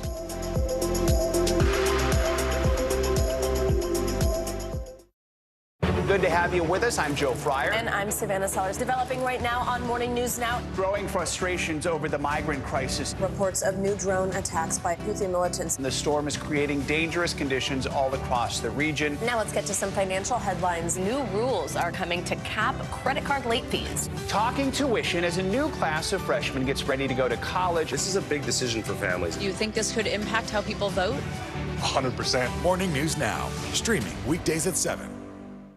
News for the generation of now is NBC News Now.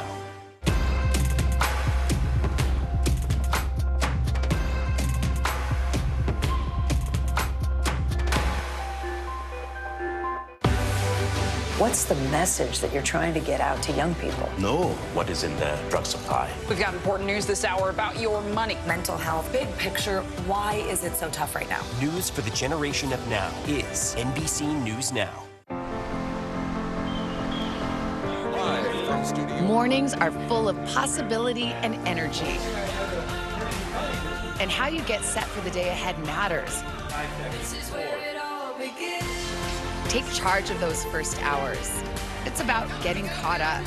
And really, it's about getting ahead. And that's what drives us every morning. Because every day deserves the best start. This is where it all begins. News lives in the now. The front lines are still very active. This is like quicksand, and officials say an entire town is cut off. This close to actually understand why people had to jump in the ocean. News for the generation of now is NBC News Now. We report live from Tel Aviv, from Juarez, Mexico. Top story reporting from Baltimore. Every weeknight, it's your news playlist. Top story with Tom Yamas, streaming weeknights at 7 on NBC News Now. Now is raw. How hard is it to see it like this? Our house is no longer here, but we are here. Now is real. Let's break down what we know and then the big questions still outstanding. News for the generation of now is NBC News Now. Live from studio. Mornings are full of possibility and energy. And how you get set for the day ahead matters. This is where it all begins. Take charge of those first hours. It's about getting caught up. And really, it's about getting ahead. And that's what drives us every morning. Because every day deserves the best start. This is where it all begins. More Americans turn to NBC News than any other news organization.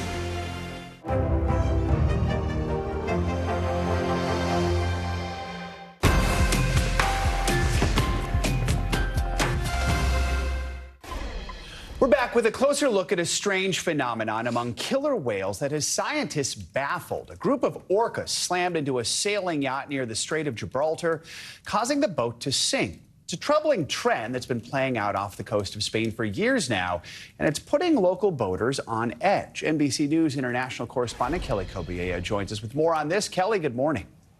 Joe, good morning to you. Yeah, seeing these majestic creatures in the wild is a dream for a lot of us, but as we now know, it can also be very dangerous, as yet another pair of sailors found out over the weekend a pod of orcas repeatedly ramming their yacht Sunday, the first reported encounter like this year. It's the kind of heart-stopping wildlife encounter sailors dread. Killer whales ramming boats, at times breaking the rudders, leaving the boats unsteerable, or worse, sinking them. And now it's happened again. The crew of the 50-foot Alboran Cognac sailboat calling for help early Sunday, a few miles from the Strait of Gibraltar in Moroccan waters, saying orcas damaged the rudder and the yacht was taking on water. The crew rescued. The boat sank. The same pod of orcas have been toying with boats off the Atlantic coast of Spain, Portugal, and France since 2020. More than 400 encounters, sinking at least 5 boats. Sailors call this attacks, and Biologists don't call it attacks because we don't know why they're doing it. One hypothesis is that this is some kind of playfulness. They swim over, they play with the rudders, and then they leave again. Orcas, the largest member of the dolphin family, can grow up to 32 feet long and weigh 6 tons, living as long as 90 years. This particular pod is critically endangered, and scientists say returns to the same area every year looking for bluefin tuna. Marine conservation group Ocean Care stressing we do not believe that the orca's behavior is any form of revenge or a deliberate attack on people. Experts think the orcas may actually be teaching each other how to break boat rudders. When this started, it was only 3 of the orcas in this small population that had this peculiar behavior. Now more than half the individuals in the population is doing it. Spanish Maritime Rescue now telling sailors to steer clear of the area from April to August, stay close to the coast, and don't try to harm the animals. Marine biologists say this behavior has only been seen in this pod, in this specific region, and that different pods often develop their own unusual behaviors and then drop them just as quickly. But this pod clearly still interested in investigating and sometimes ramming boats and taking off their rudders. The orcas are protected, Joe, so it's illegal to hurt or harass them.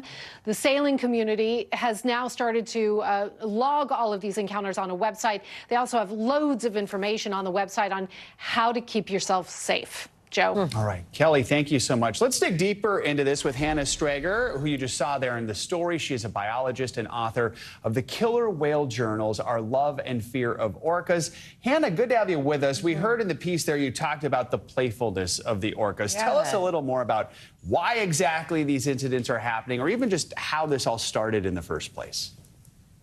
Well, I don't have an answer to any of those questions. We don't know why it started, and we don't know why they're doing it. And the fact is, we may never know. A lot of things points to that they are doing it because they are by nature very inquisitive and playful, and they investigate things. And for some reason, they think it's interesting or fun to play around with the rudder of sailboats. And so that's what they're doing or have been doing since 2020. Are orcas usually harmful to humans? I mean, what should we know about how they normally would behave in the wild or with a boat going by? Well, normally they are inquisitive, and normally they will actually approach boats and, inspect it and have a look at it and maybe swim under it. And there's been no documented cases anywhere in the world where killer whales have actually harmed humans or killed anyone. And some sailors that I interviewed actually for the book who also had their boat sunken by orcas off the Portuguese coast 2 years ago, said that the minute the boat started to sink, they lost complete interest in the boat. So they're not really interested in the humans on board it. I know because we don't know the why, it makes it hard to figure out maybe what the solutions are. Do you think there are things people in that area who work in that area that they can do to maybe cut down on these types of incidents? Well, first of all, I think the good thing is to check all the different websites and Facebook groups that are available that report where they are and avoid those areas. So the first thing a sailor in the area can do is to avoid ever getting in contact with them. If they are in an area and the whales approach them, the advice from the Spanish scientist is to get away as quickly as possible from that area. All right. Hannah Strager, thank you so much for your time and your expertise this morning. We appreciate it. It's so interesting to talk to you. You're so welcome. Coming up, raw milk sales are spiking. That's despite warnings from public health officials. After the break, we're going to sit down with an expert to discuss the dangers and what's behind the growing trend. Stay with us.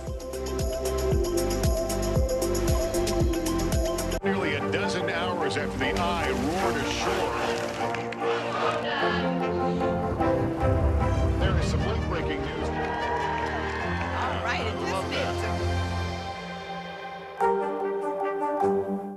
Good morning begins with hope and optimism, a chance to start fresh. We want to welcome you in to share a moment that brightens your day, because every day deserves the best start. News for the generation of now is NBC News Now. More Americans turn to NBC News than any other news organization. News lives in the now. Look at this. You can't even see anything anymore. Let's break down what we know. You gotta see this. News for the generation of now is NBC News Now. Hey, I'm Hallie. It's good to be with you tonight. What do we know that voters care about? The economy, right? You are seeing that firsthand yourself on the ground there today. This is two things. It is pretty big medical news. It is also a pretty big mystery. And oh, by the way, it's driven by one of the most controversial people in the United States. What's happening? They have tweaked my monitor, and I can see now you are, in fact, soaking wet. I am deeply sorry. My I commitment to apologize Hallie for the many Jackson questions. will never be questioned. People really don't know what's going to happen. Nearly a dozen hours after the eye roared ashore. More good people than bad people, I know, right? There is some late-breaking news 4 hours into the Iowa caucuses. Private Banner delivering some. All right, it just did too. Kristen Welker hosts Meet the Press every Sunday on NBC. Good to have you with us. I'm Joe Fryer. And I'm Savannah Sellers. Developing right now on Morning News Now. Growing frustrations over the migrant crisis. Reports of new drone attacks by Houthi militants. The storm is creating dangerous conditions all across the region. Now let's get to some financial headlines. New rules are coming to cap credit card late fees. Talking tuition as a new class of freshmen gets ready to go to college. This is a big decision for families. Do you think this could impact how people vote? 100%. Morning News Now, streaming weekdays at 7.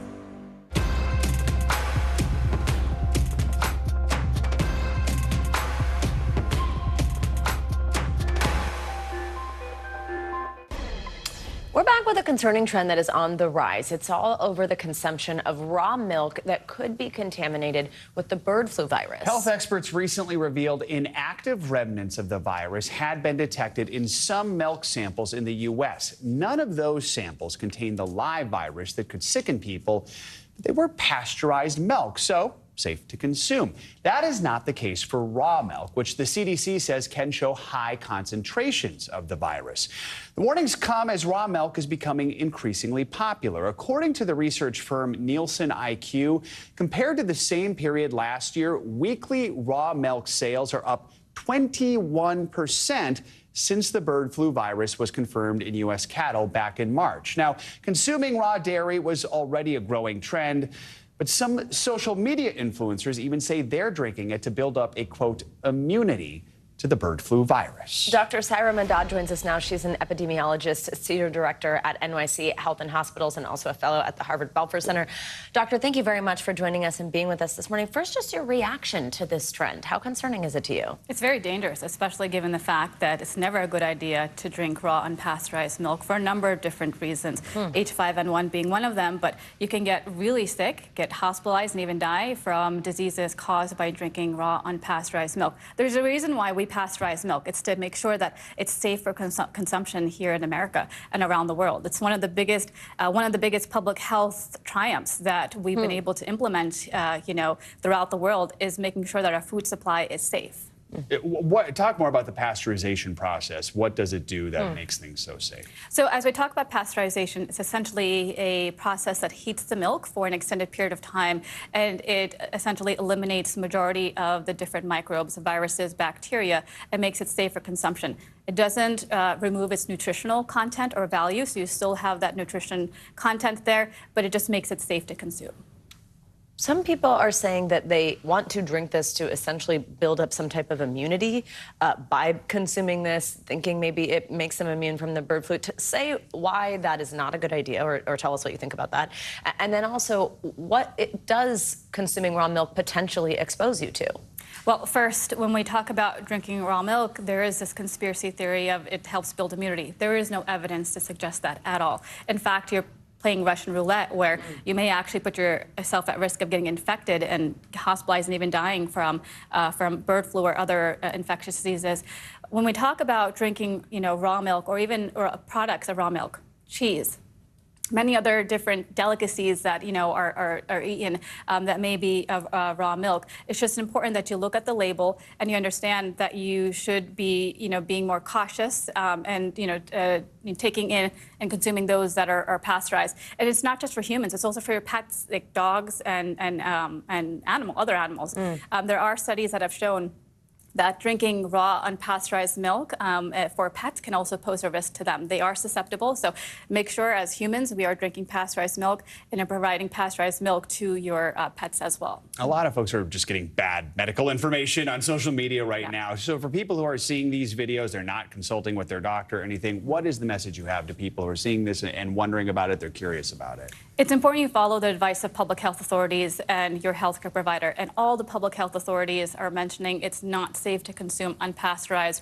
raw milk. In fact, drinking unpasteurized raw milk is one of the most dangerous, food groups out there in that sense. And so make sure you're doing the right thing and keeping yourself safe. Dr. Madad, thank you very much. Really important info. Little more than 2 years ago, former Miss USA, lawyer and extra correspondent Chesley Chris died by suicide after what her mother says was a years-long battle with high-functioning depression. Her death sparked a global conversation about mental health. And that conversation continues today because as part of her final wishes, Chris asked her mother to publish her memoir. Chesley actually talked about how big this moment was for her right before she passed. Take a listen. There are words on this page. My words. I'm real proud.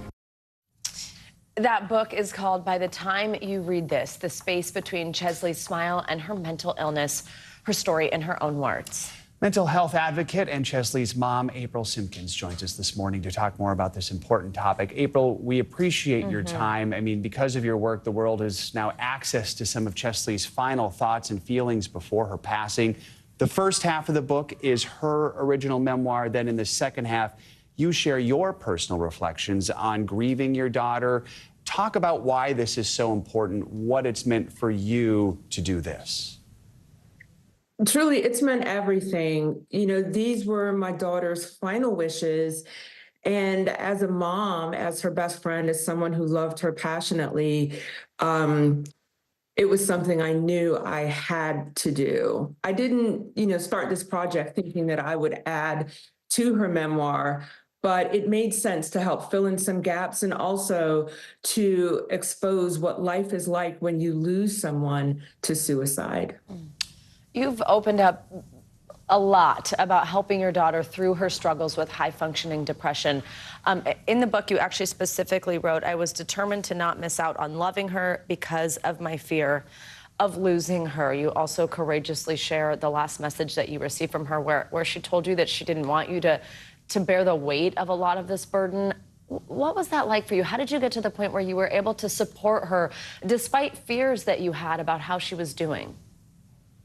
Chesley had a first attempt many years ago, and I learned a lot after her first attempt and how to support her, how to show up for her.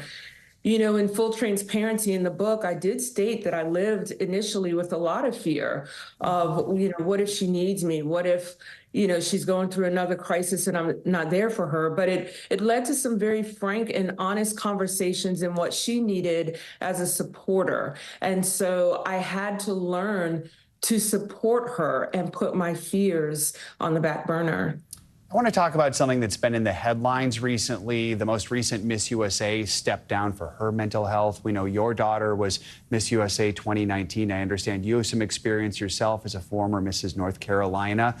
Talk about the pageant world. Do you think that can have a negative impact on someone's mental health? It's a daunting job. It's a job that these women work hard to achieve. And just in watching Chesley's quest for the title, they put so much work into it. But I do think that there needs to be a little more education in what happens after you put that crown on your head to just help prepare these women mentally for the abrupt change in their life, in their schedule, and in their focus. And so I do hope that the pageant world will take heed and do a little bit more to help prepare women for the abrupt change. Absolutely. Chesley had such a long list of accomplishments. I mean, Miss USA, like Joe just said, a lawyer, just what a legacy.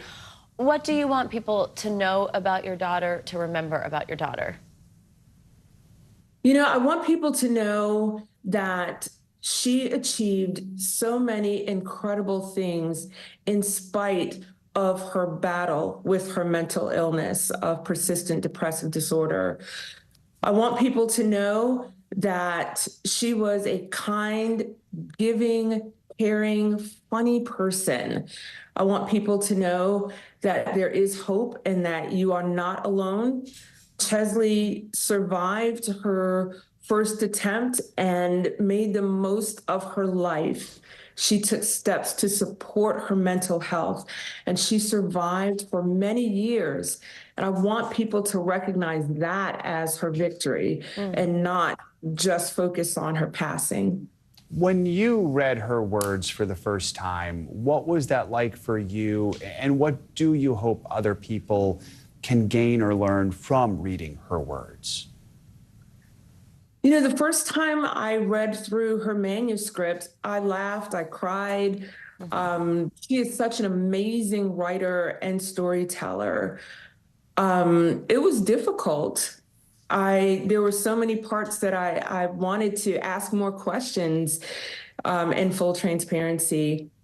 I embrace that she left this legacy behind for others to enjoy, to read, to learn from.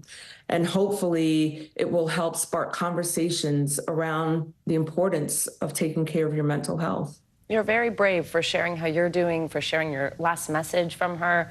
What's the response been like? It has been overwhelmingly positive. There are so many people who have reached out to me to share that they feel seen, they feel heard, her stories like their story. They appreciate the resources that we have provided in the back of the book. Many have said they didn't know that all of those resources were available and have reached into those resources to support their mental health.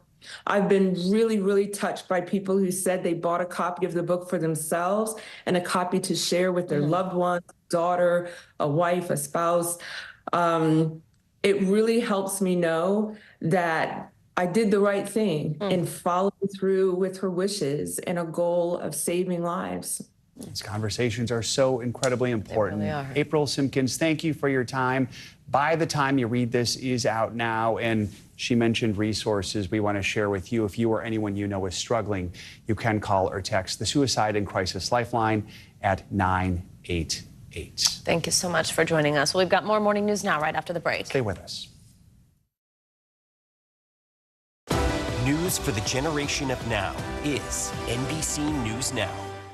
The NBC News mobile app. Get connected to your favorite news shows. For the top stories, breaking news, and live video, download the NBC News mobile app now. Nearly a dozen hours after the eye roared ashore. There is some late-breaking news. All right,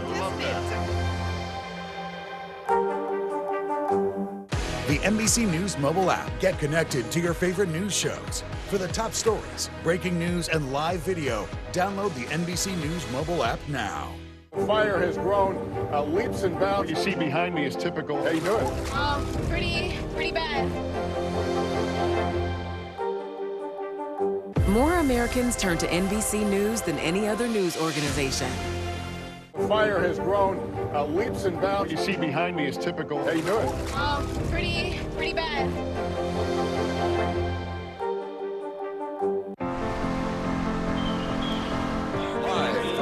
Mornings are full of possibility and energy. And how you get set for the day ahead matters.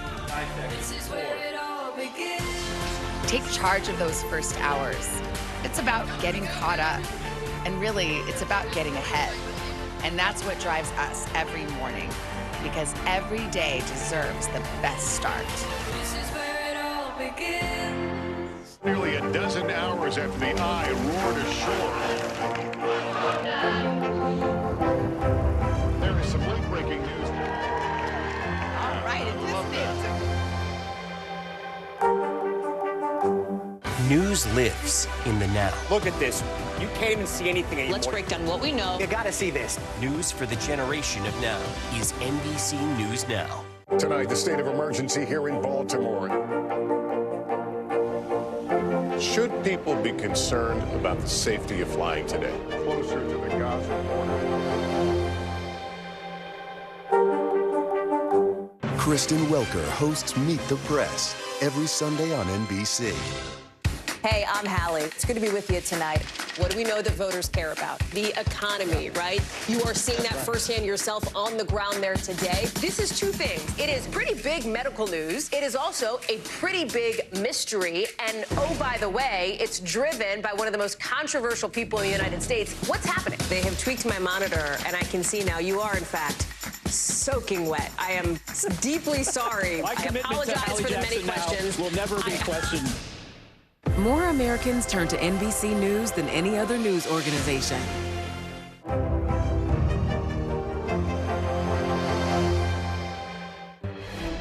We are back with some breaking news, some new numbers on inflation out just this morning. Yeah, according to the Bureau of Labor Statistics, inflation eased a little in April, rising 0.3%, coming in lower than what economists were expecting year over year. That's the number we pay a lot of attention to. Prices still up 3.4%. Joining us now with everything you need to know is NBC News senior business correspondent Christine Romans and NBC News business and data correspondent Brian Chung. Good morning to both of you. Brian, I'll start with you. Walk us through these numbers and how they've changed in recent months. Yeah, good morning, guys. It shows that prices are still rising in America, although at a slower pace than we had seen in the month of March. So again, 3.4%. That's how much prices rose on a yearly basis in America. Again, that's comparing the April of 2024 period to April of 2023. If we look at the March to March period, that was a 3.5% pace. So yes, the pace of price increases is slowing on a monthly basis. If you're looking at how much prices change between March and April, that went up by 0.3%, as you mentioned. That was slower than the Wall Street estimates of 0.4%. So by many standards, this was a positive surprise in terms of, okay, well, inflation didn't look as bad in this report as maybe some Wall Street economists had been expecting prior to a few minutes ago. Okay, so Christine, down, but down very slightly. What does this tell us about where things are right now? You know, we're in a holding pattern here, I think, on the inflation story. This last mile of, slaying this beast has been pretty bumpy, to really mix my metaphors. And when you look at what was driving this here, those shelter prices rising again, that is still a big problem. Shelter is not something you can swap out every month for a cheaper cut of meat if it costs too much. Shelter is shelter. Also, gasoline prices rose. And that together, those two things accounted for about 70% of the overall headline number. I think what this means is people still feel pretty lousy about affordability. These numbers don't change that, at least at the household level, just yet. 3.4%, 0.3% month over month. Those are still hotter than the Fed would like to see. And let's talk about what the Fed might do with interest rates based on something like this. I think this is still a wait-and-see pattern for the Federal Reserve. Jay Powell, the Fed chair, yesterday in his speech basically said, look, we thought by now these numbers would be coming down. We'll have to continue to have sort of a restrictive policy in the near term to wait and see. So higher for longer, interest rates higher for longer. And of course, interest rates, they matter to American families. If you are borrowing money, and about 49% of Americans with credit card debt are rolling it over month after month, you got record high credit card interest rates. So high Fed rates and inflation that's still too hot, very bad for people who are borrowing money right now. Brian, let's dig deeper into the numbers here. Where are some of the areas we're seeing the biggest price changes? And really, what does this mean as we head into the summer? Well, Christine was mentioning that shelter, which is the cost of putting a roof over your head. It's looking at mortgages as well as rental costs. Well, that remains the big story here. So on a monthly basis, again, we're talking about March and April, shelter prices went up by 0.4%. That's about the same pace that we had seen in the February to March period. But energy prices are also not giving us any help. They continue to rise again by another 1.1% between March and April. The one good news in this report is that food prices across the board went flat between March and April after going up by 0.1% between February and March. So again, maybe that's a thread that's going to help those that are kind of looking at the price tags at the grocery store and going, whoa, why is this continuing to go up? At least in this report, it showed that between March and April, prices did go sideways. And what about food prices, groceries, dining out, all that? Yeah, well, as you mentioned, right, there's different types of food costs when it comes to either buying groceries at home or going out to eat. But here's been an interesting story. These are the yearly price changes for groceries in green versus dining out in blue. And you can see that the cost of dining out remains a lot more expensive and is seeing higher inflation than the cost of groceries. So in this report, we had seen that essentially this is going sideways as well. It's about 1.1% in terms of the yearly prices of what we're seeing at the grocery store. Dining out, it's about 4.1% more expensive in April of this year compared to last year. Maybe it's labor costs are the reason for that, but eating out remains more expensive than choosing to cook at home. All right, Christine, Brian, thank you both. Appreciate your time this morning on this breaking news. Reading in quickly. Coming up, taking a bow. After 6 seasons, the hit sitcom Grownish is coming to an end. But before they say goodbye, we have got a special guest. Yeah, we are sitting down with the star of the show, Marcus Scribner, to talk about growing up on camera and what comes next for the award-winning actor.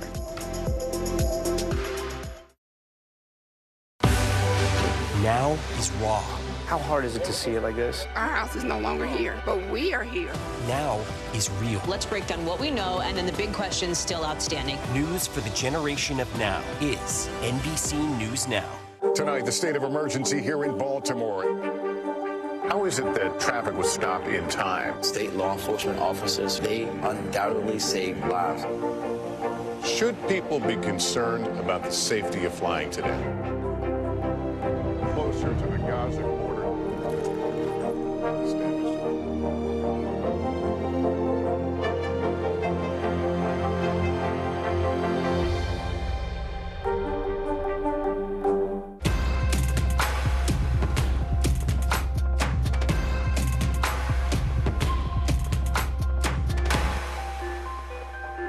Nearly a dozen hours after the eye roared ashore. There is some late-breaking news. All right, Good to have you with us. I'm Joe Fryer. And I'm Savannah Sellers. Developing right now on Morning News Now. Growing frustrations over the migrant crisis. Reports of new drone attacks by Houthi militants. The storm is creating dangerous conditions all across the region. Now let's get to some financial headlines. New rules are coming to cap credit card late fees. Talking tuition as a new class of freshmen gets ready to go to college. This is a big decision for families. Do you think this could impact how people vote? 100%. Morning News Now, streaming weekdays at 7. More Americans turn to NBC News than any other news organization. Fire has grown leaps and bounds. You see behind me is typical. How you doing? Pretty bad.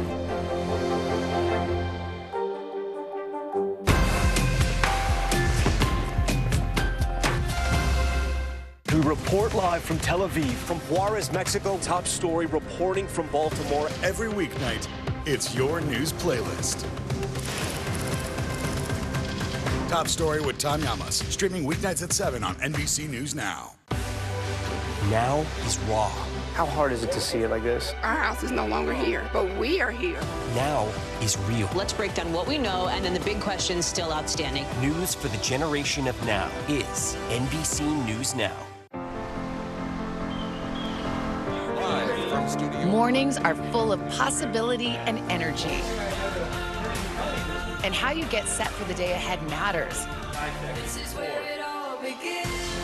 Take charge of those first hours. It's about getting caught up. And really, it's about getting ahead. And that's what drives us every morning. Because every day deserves the best start.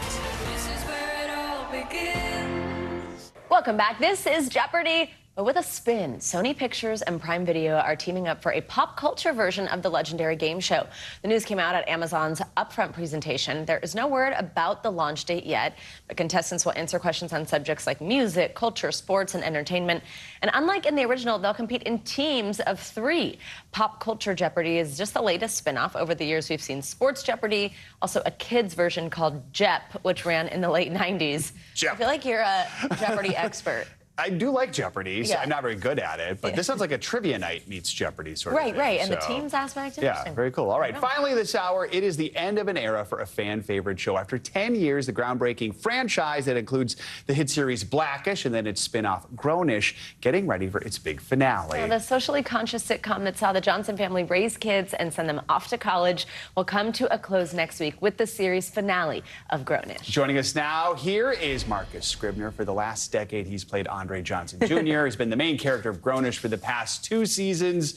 We have grown up with you, and I was just saying, you're like taller than me. That feels strange to see because I remember you when you were much younger. It's the boots. It's the boots. That's it. How does it feel to be saying goodbye to this character after a decade? I just want to say pop culture Jeopardy sounds amazing, firstly. We got 3 right here. Yeah, we got a team. We got a team going. We got a team going. But it feels insane.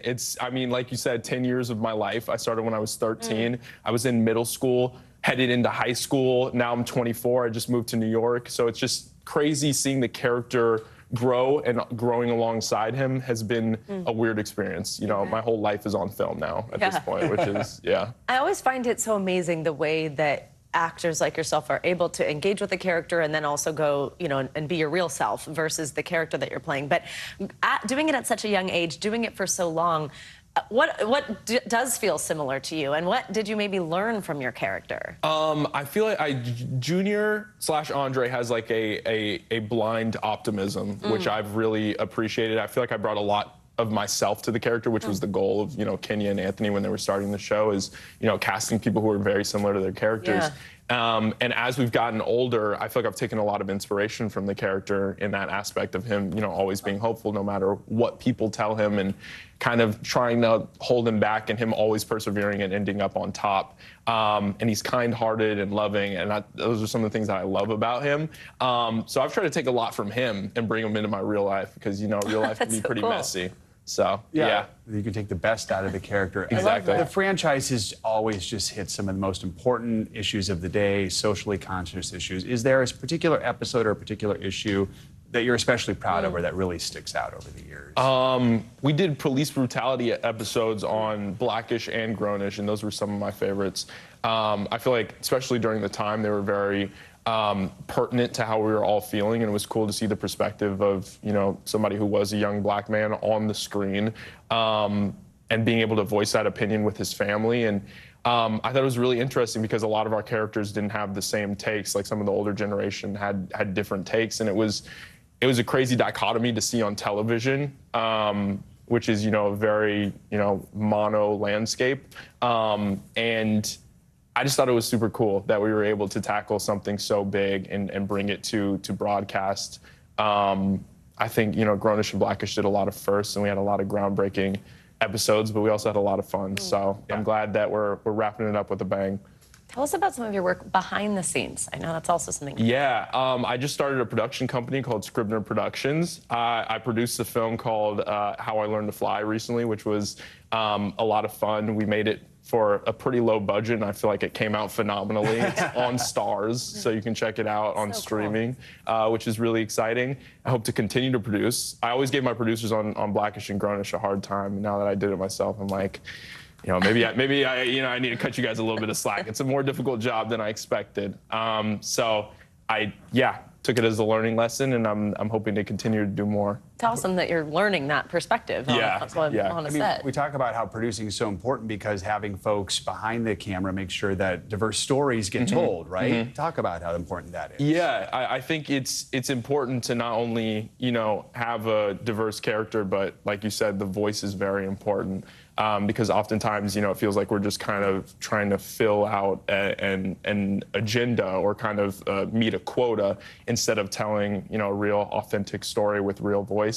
And I feel like that's what I'm looking forward to doing with my production company, is hopefully getting to, you know, put people of color in stories that I'm really interested in. I love fantasy, I love sci-fi, and I want us to be like the heroes of those journeys. My goal, you know, is to create, you know, like a black Star Wars or Aragon or something, one of those of the next generation. So. Wow. Yeah. Plus, Scribner is the perfect name for any sort of production company. I was something very official, right? I'm it's great. The name precedes me. I'm like, it's a lot more official than I feel like I come across. It works very well. And by the way, we loved How to Blow Up a Pipeline here. We featured that on our segment called Can't Miss Listen. Made sure people watched it. Fantastic. Thank you. That was so much fun to make, and it kind of it it forayed me into the indie space in a way in which I'm like, every script that I read, I'm like, it needs to be good. It needs to be really good if I want to do it. So awesome. I'm glad you guys enjoyed that. Marcus Scribner, thank you so much. Final episode of Grownish will stream freeform next Wednesday, May 22nd, 10 p.m. That's going to do it for this hour of Morning News Now. Stay with us. The news continues right now.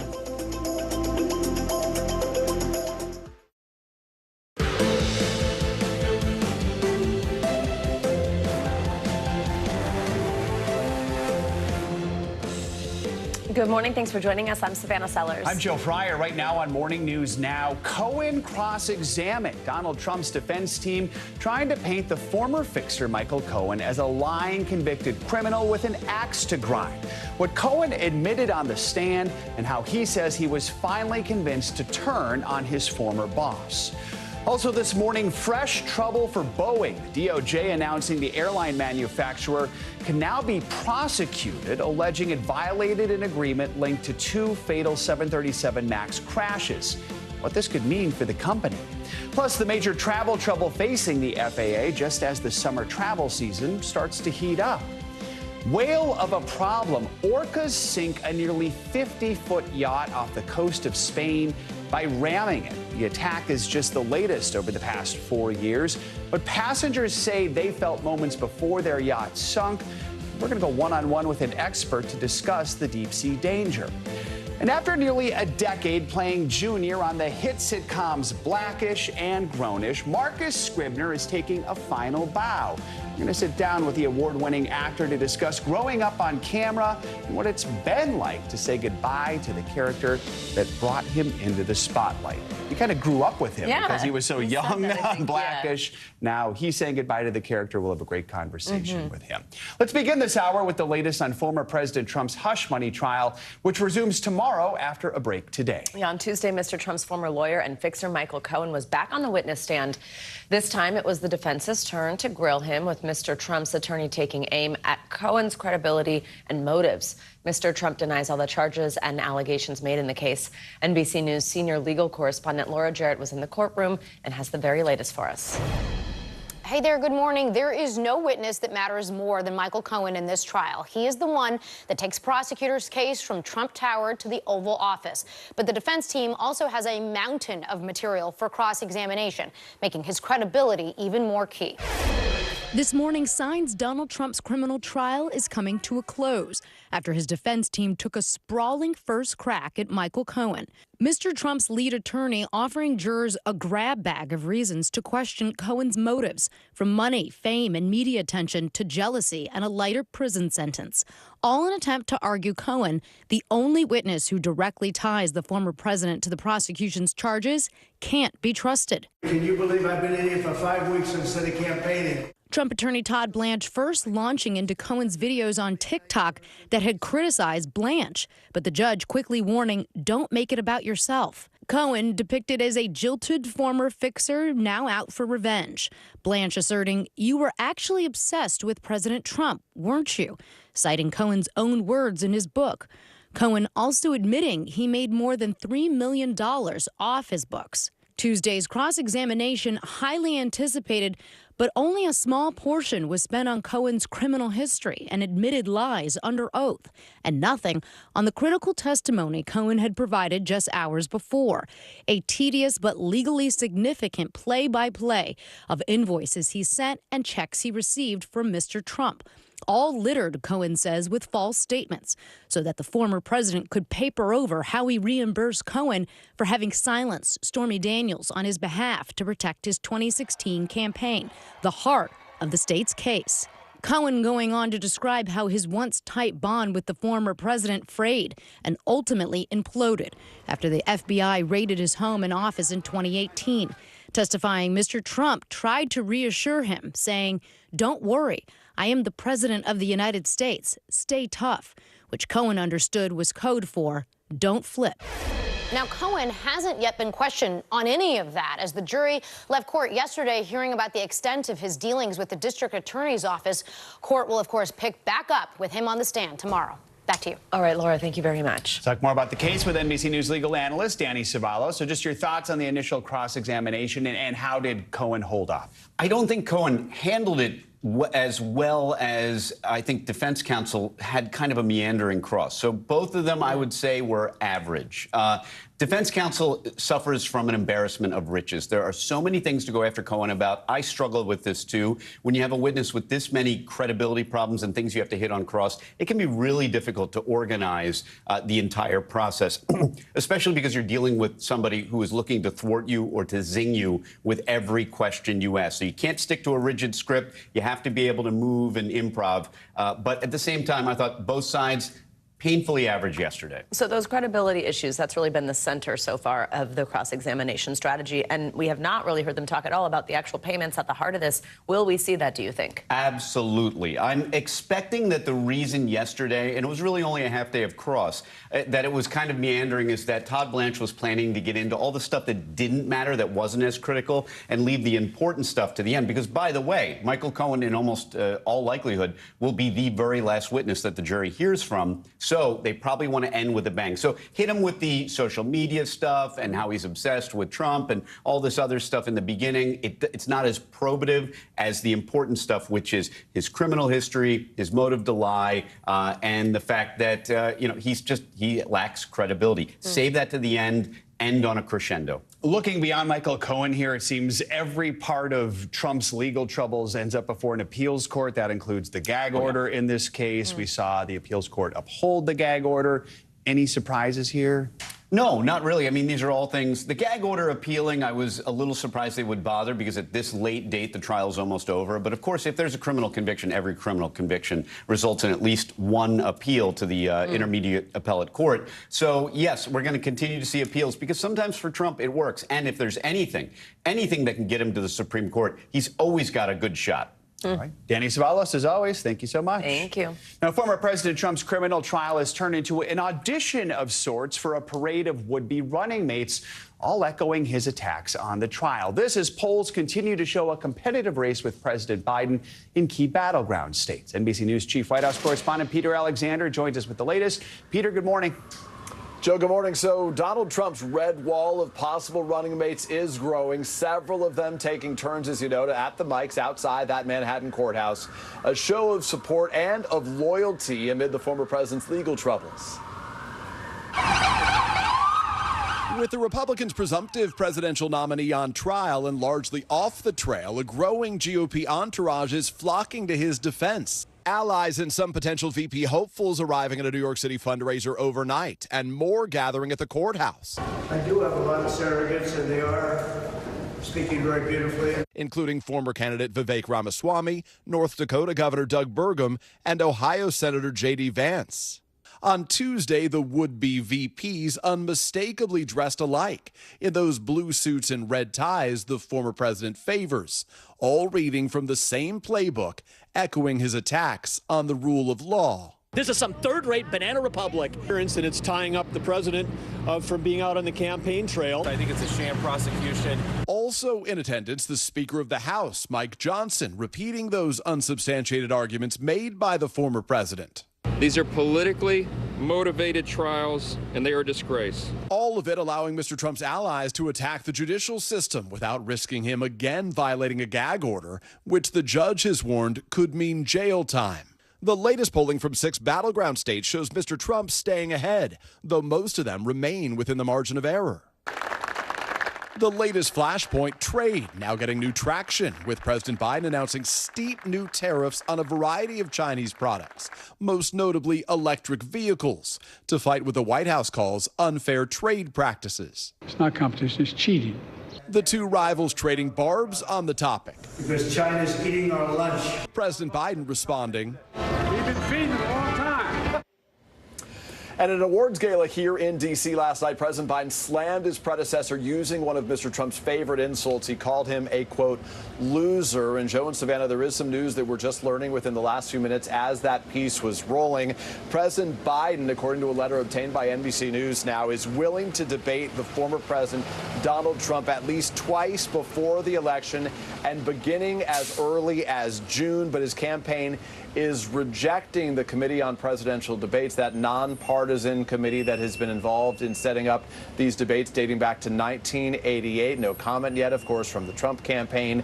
We are reaching out to Biden aides for more details. Back to you. See what happens. All right, Peter, thank you. Well, let's continue to look at the impact the former president's criminal hush money trial is having on the 2024 election. As part of NBC News' series, The Deciders, we've been speaking to voters in 7 key counties to see what is driving their decisions. NBC News correspondent Shaquille Brewster is in Kent County, Michigan. It's a former Republican stronghold that's been leaning to the left in the last few years. Shaquille, good morning. So that polling Peter mentioned just now shows Trump inching ahead of President Biden in multiple key battleground states. That includes Michigan. Of course, it's still anybody's race with months to go. You've been speaking to voters and organizers on the ground. What are they saying about the former president's criminal trial? Is that going to have an impact on how they vote? Good morning. Well, look, almost universally, you're hearing that this will not be a deciding factor in how voters make that ultimate decision. They tell me that they're going to be focused on the economy, on immigration, on health care instead. I want you to listen to what the organizer of a group that's targeting low turnout precincts in this battleground area, how she put it to me. What impact is this trial having on the work that you're doing to get people out to vote? You know, we've talked to several people that, you know, they hear what's going on. They know what's going on. But right now, everybody that we're working with, every community that we're working and dealing with, they have to get out and work. They have other things. They have other focuses. So it's not sitting at home and watching the Trump trial all day long. If Democrats want to continue to make the progress in an area like Kent County that they have in previous cycles, it's going to take getting those same voters and getting more voters to turn out in this election. And you hear from organizers themselves that they're not using the trial to do that. So, Shaq, I think it's completely understandable, expected that people are not, you know, watching every minute of this or dissecting every minute of it. Like we in the media, you know, we're talking about it a lot. But what about when a verdict comes? I mean, are voters saying that that could potentially change their mind once that headline comes out? Yeah, you know, Savannah, I went to a community swing dance lesson last night to talk to voters in this swing county. See what I did there? About whether or not this will actually make an impact when you look at that verdict. Listen to what they told me. You're between voting for Donald Trump and staying home. Mm-hmm. Would a conviction impact that decision for you?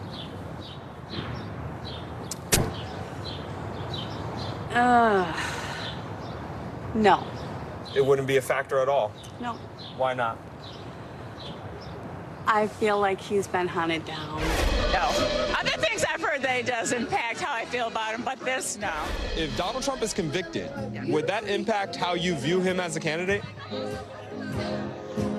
I'm not sure, to be honest. You're considering voting for him again? We'll have to see what happens, this outcome, you know, right now. Does the trial impact whether or not you could support him? It does. Yeah, he could be in jail.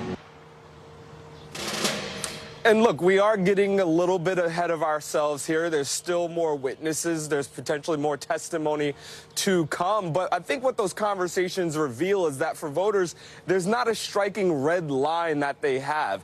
They are not saying, there's no signal that they're giving that a verdict, no matter which way it lands, would fundamentally change the dynamics of this race, which can give you a sense of the politics of this and how it will play out in the weeks and months to come, guys. Oh, Shaq, just disappointed you weren't swing dancing. No footage of that. Thank you very much, so we appreciate it. Great reporting. Well, Boeing is responding this morning after the Department of Justice said it violated a 2021 agreement protecting it from charges tied to 2 fatal crashes. It comes amid new concerns for safety over a shortage of air traffic controllers just as the summer travel season is set to get underway. NBC News correspondent Morgan Chesky joins us from Los Angeles International Airport with more on this. Hey, Morgan, good morning. Hey, Savannah, good morning. And this DOJ court filing makes 2 things abundantly clear. It's unsure of whether or not it will criminally pursue Boeing, but it says the door is certainly open to do so after federal officials say that they violated this 2021 agreement. Meanwhile, the FAA's new study says while they have more than 11,000 air traffic controllers to properly be staffed, they need up to 3,000 more. And with Memorial Day weekend just 2 weeks away, the sky's only expected to get busier.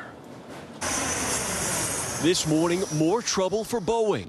The U.S. government announcing that the aircraft manufacturer can now be prosecuted because the DOJ says it violated an agreement that protected it from criminal charges tied to 2 fatal crashes. The families who lost their loved ones, hundreds of them, have fought very hard for this day. In January 2021, Boeing agreed to pay $2.5 billion to settle with the Justice Department.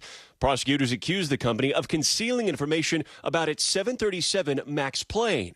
After 2 crashes, Lion Air in 2018 and Ethiopian Airlines in 2019, that killed everyone on board. The DOJ now accusing Boeing of failing to design, implement, and enforce a compliance and ethics program to prevent and detect violations of the U.S. fraud laws throughout its operations. Since the agreement, Boeing has come under increasing scrutiny.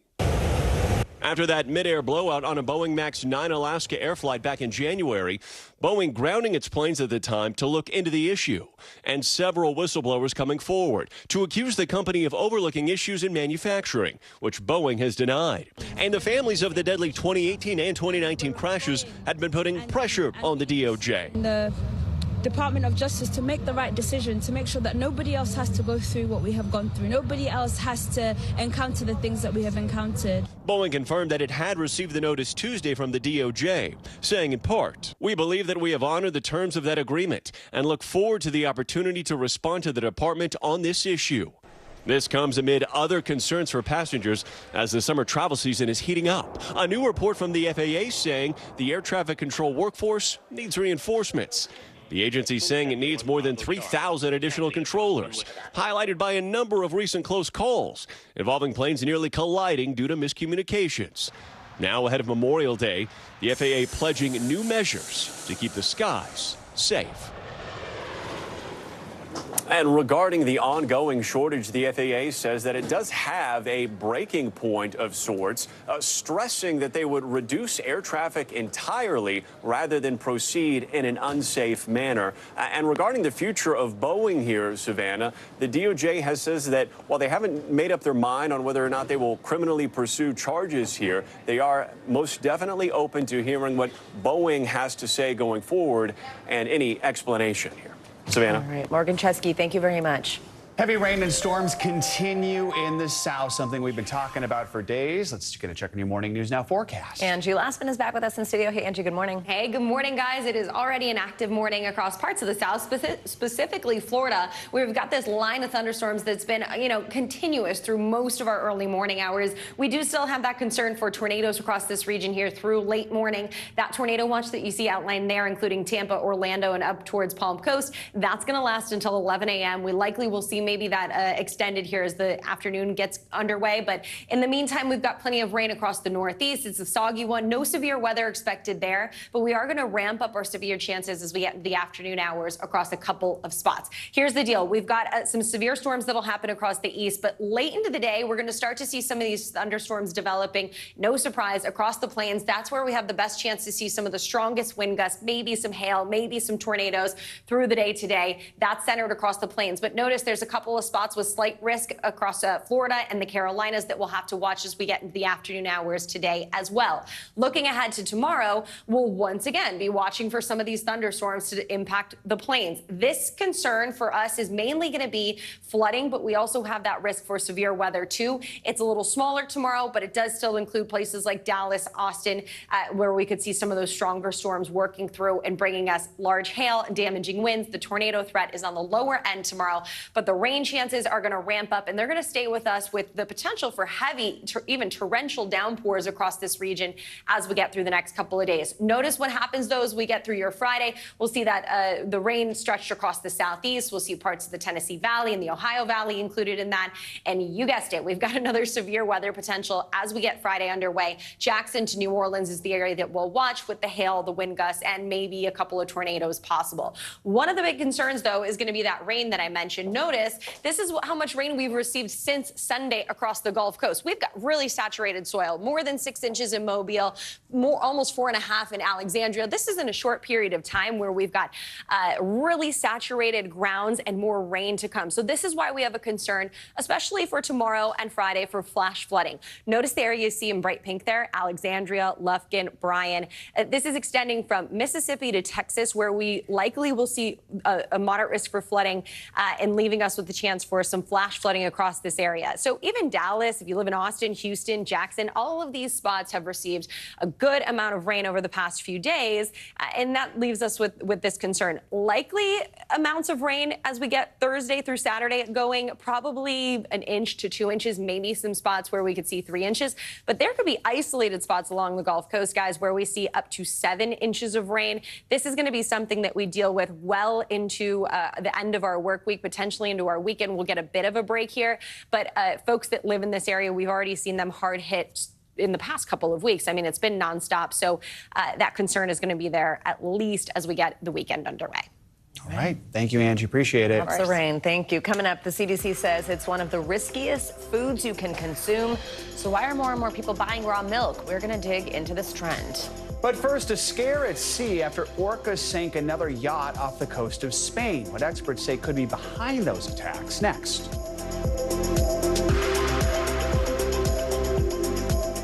Tonight, the state of emergency here in Baltimore. How is it that traffic was stopped in time? State law enforcement officers, they undoubtedly saved lives. Should people be concerned about the safety of flying today? Closer to the Gaza border.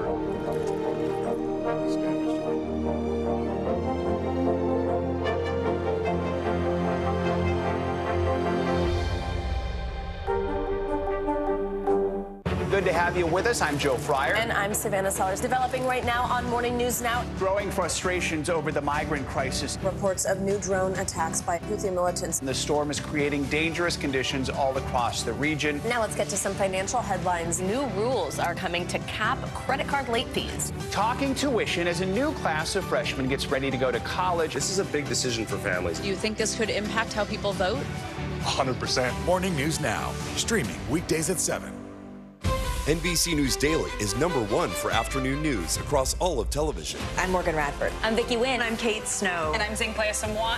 What's happening around the world? Israel's military is building up there along the border. And what matters here at home? New numbers are out today showing more encouraging signs for our economy. Let's zero in on exercise. We know we're supposed to be doing it. What does it do for our health? What needs to change for social media to be a safer place? NBC News Daily, weekdays from 12 to 4 on NBC News Now. Now is raw. How hard is it to see it like this? Our house is no longer here, but we are here. Now is real. Let's break down what we know and then the big questions still outstanding. News for the generation of now is NBC News Now. The NBC News mobile app. Get connected to your favorite news shows. For the top stories, breaking news, and live video, download the NBC News mobile app now. Thanks for tuning in. I'm Gotti Schwartz. Here are the stories we're following tonight. Storms keep coming here in California. The U.S. government just declassified this video. A lot more stories trending like crazy on social media. A controversy pitting lawmakers against young voters. What's the state of crypto today? Is it safe for investors? We've got another mind-bending story on artificial intelligence. This is what my voice sounds like when I clone it. That wasn't me. You gotta see this. Stay tuned now. Weeknights at 8 Eastern, 5 Pacific on NBC News Now. News lives in the now. The front lines are still very active. This is like quicksand, and officials say an entire town is cut off. This close to actually understand why people had to jump in the ocean. News for the generation of now is NBC News Now.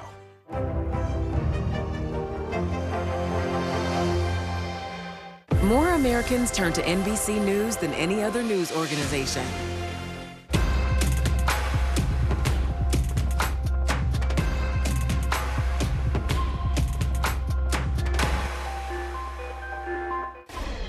We're back with a closer look at a strange phenomenon among killer whales that has scientists baffled. A group of orcas slammed into a sailing yacht near the Strait of Gibraltar, causing the boat to sink. It's a troubling trend that's been playing out off the coast of Spain for years now, and it's putting local boaters on edge. NBC News international correspondent Kelly Kobiella joins us with more on this. Kelly, good morning. Joe, good morning to you. Yeah, seeing these majestic creatures in the wild is a dream for a lot of us, but as we now know, it can also be very dangerous. As yet another pair of sailors found out over the weekend, a pod of orcas repeatedly ramming their yacht Sunday, the first reported encounter like this year. It's the kind of heart-stopping wildlife encounter sailors dread. Killer whales ramming boats, at times breaking the rudders, leaving the boats unsteerable, or worse, sinking them. And now it's happened again.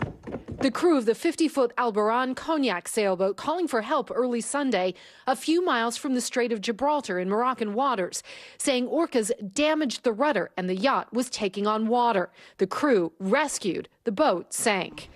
The same pod of orcas have been toying with boats off the Atlantic coast of Spain, Portugal, and France since 2020. More than 400 encounters, sinking at least 5 boats. Sailors call this attacks, and biologists don't call it attacks because we don't know why they're doing it. One hypothesis is that this is some kind of playfulness. They swim over, they play with the rudders, and then they leave again. Orcas, the largest member of the dolphin family, can grow up to 32 feet long and weigh 6 tons, living as long as 90 years. This particular pod is critically endangered, and scientists say returns to the same area every year looking for bluefin tuna. Marine conservation group Ocean Care stressing we do not believe that the orca's behavior is any form of revenge or a deliberate attack on people. Experts think the orcas may actually be teaching each other how to break boat rudders. When this started, it was only 3 of the orcas in this small population that had this peculiar behavior. Now more than half the individuals in the population is doing it.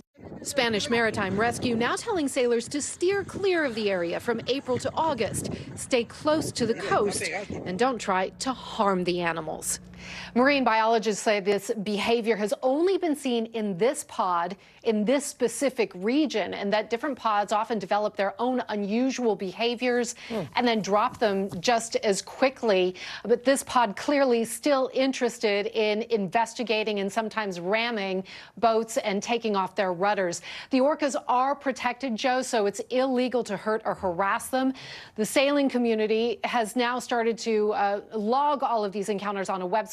They also have loads of information on the website on how to keep yourself safe. Joe. All right, Kelly, thank you so much. Let's dig deeper into this with Hannah Strager, who you just saw there in the story. She is a biologist and author of the Killer Whale Journals, Our Love and Fear of Orcas. Hannah, good to have you with us. We heard in the piece there you talked about the playfulness of the orcas. Yeah. Tell us a little more about why exactly these incidents are happening, or even just how this all started in the first place.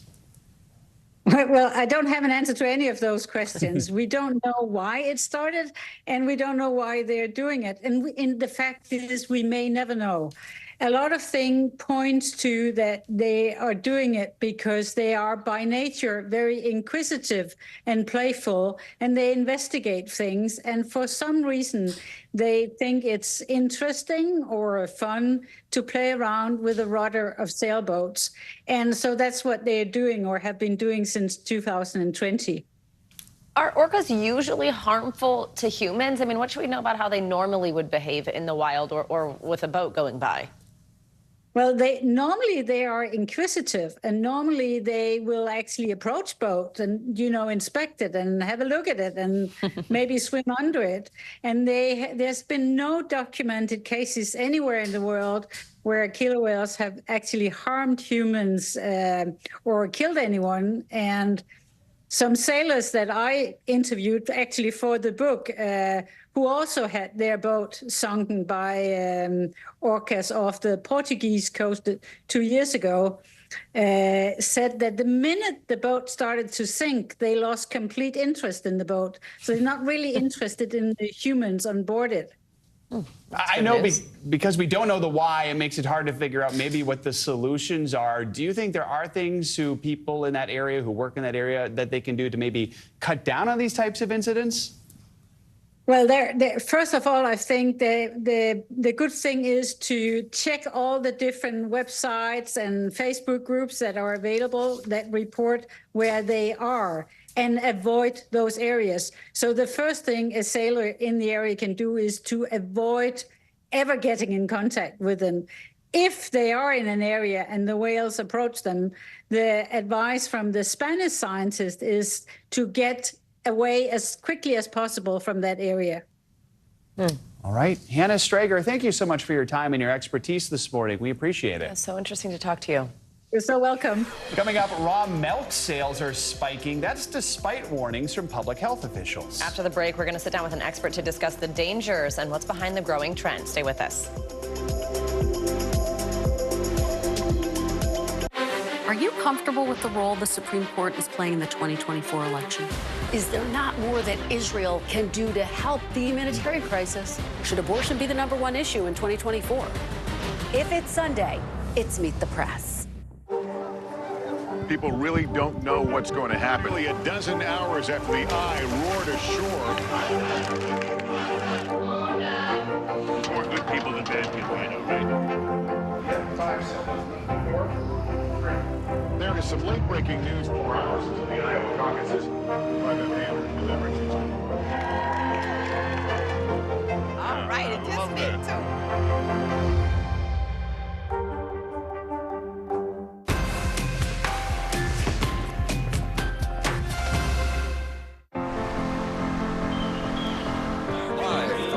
Mornings are full of possibility and energy.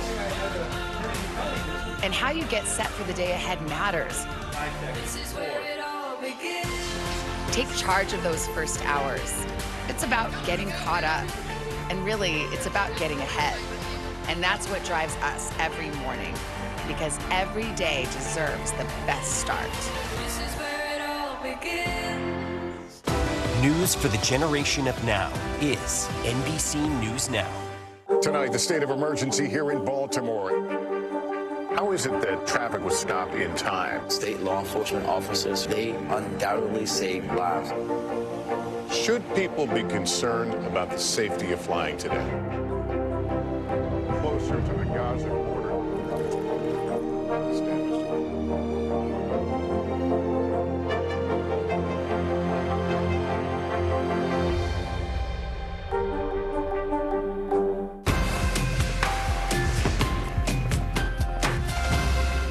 We report live from Tel Aviv, from Juarez, Mexico. Top story reporting from Baltimore. Every weeknight, it's your news playlist. Top Story with Tom Llamas, streaming weeknights at 7 on NBC News Now. Now is raw.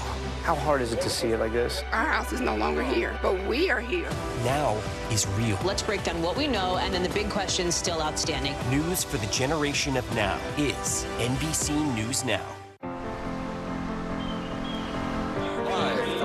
Mornings are full of possibility and energy. And how you get set for the day ahead matters. This is where it all begins. Take charge of those first hours. It's about getting caught up. And really, it's about getting ahead. And that's what drives us every morning. Because every day deserves the best start. This is where it all begins.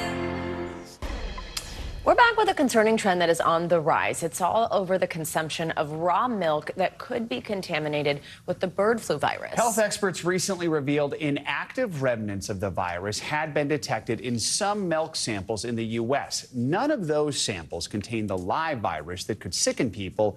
They were pasteurized milk, so safe to consume. That is not the case for raw milk, which the CDC says can show high concentrations of the virus.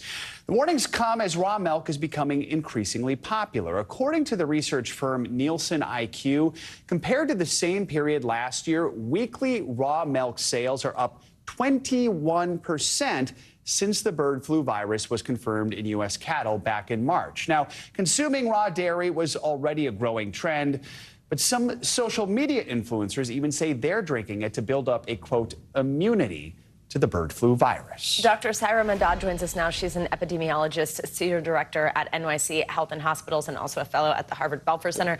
Doctor, thank you very much for joining us and being with us this morning. First, just your reaction to this trend. How concerning is it to you? It's very dangerous, especially given the fact that it's never a good idea to drink raw, unpasteurized milk for a number of different reasons, H5N1 being one of them. But you can get really sick, get hospitalized, and even die from diseases caused by drinking raw, unpasteurized milk. There's a reason why we pasteurize milk. It's to make sure that it's safe for consumption here in America and around the world. It's one of the biggest public health triumphs that we've been able to implement, throughout the world, is making sure that our food supply is safe.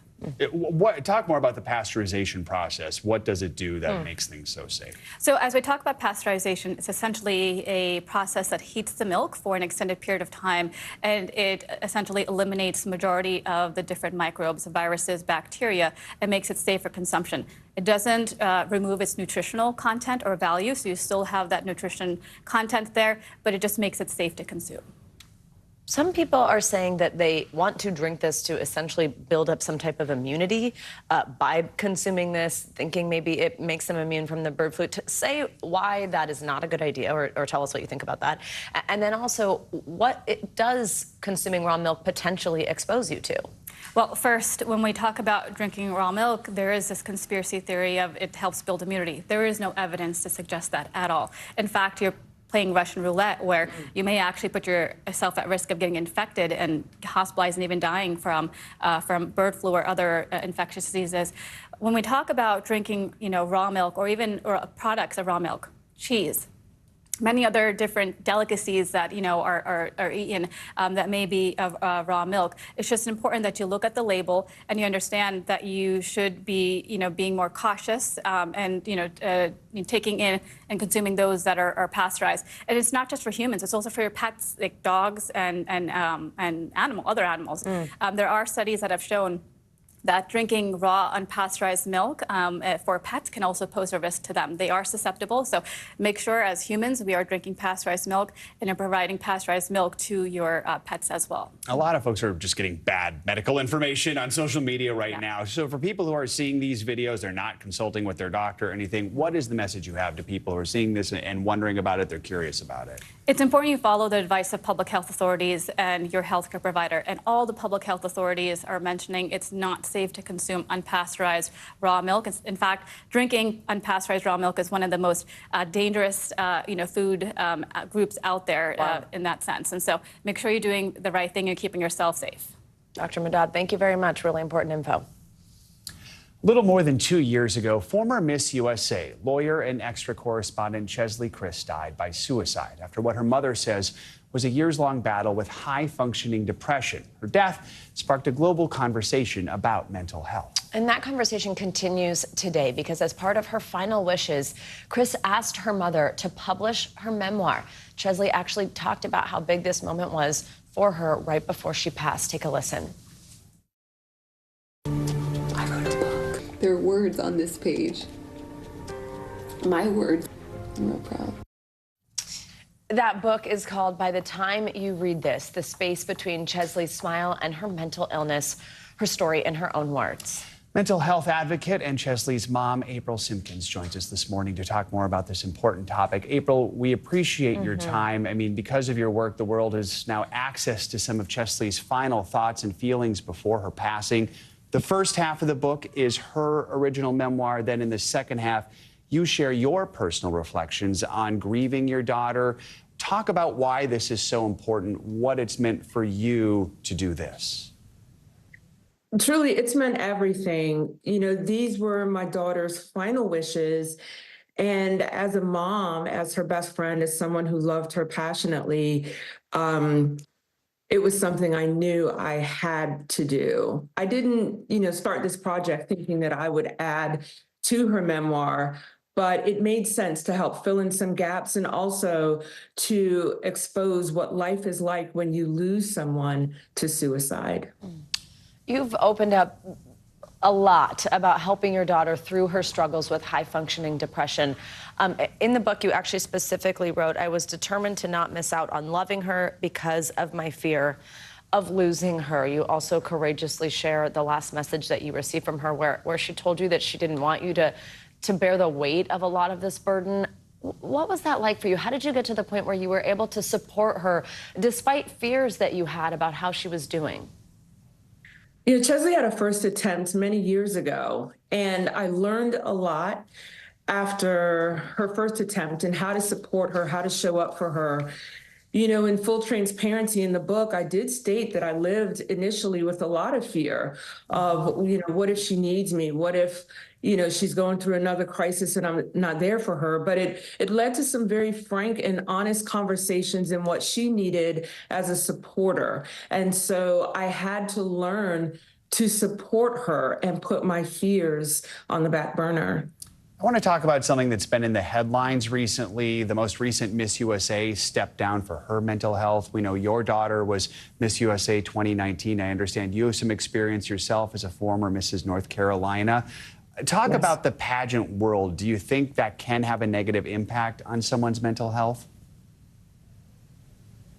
You know, it's a daunting job. It's a job that these women work hard to achieve. And just in watching Chesley's quest for the title, they put so much work into it.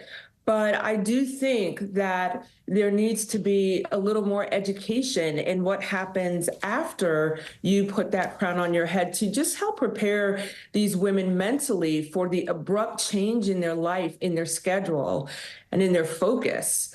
And so I do hope that the pageant world will take heed and do a little bit more to help prepare women for the abrupt change. Absolutely. Chesley had such a long list of accomplishments. I mean, Miss USA, like Joe just said, a lawyer, just what a legacy. What do you want people to know about your daughter, to remember about your daughter? You know, I want people to know that she achieved so many incredible things in spite of her battle with her mental illness of persistent depressive disorder. I want people to know that she was a kind, giving, caring, funny person. I want people to know that there is hope and that you are not alone. Chesley survived her first attempt and made the most of her life. She took steps to support her mental health, and she survived for many years. And I want people to recognize that as her victory and not just focus on her passing. When you read her words for the first time, what was that like for you? And what do you hope other people can gain or learn from reading her words? You know, the first time I read through her manuscript, I laughed, I cried.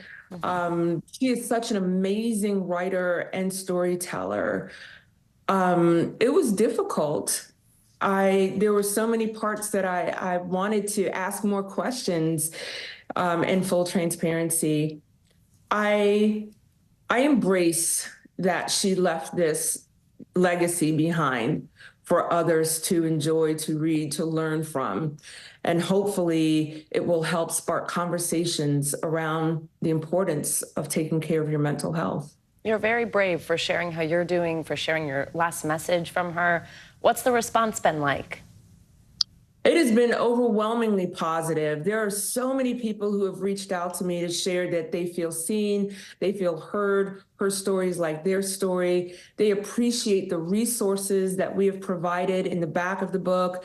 Many have said they didn't know that all of those resources were available and have reached into those resources to support their mental health.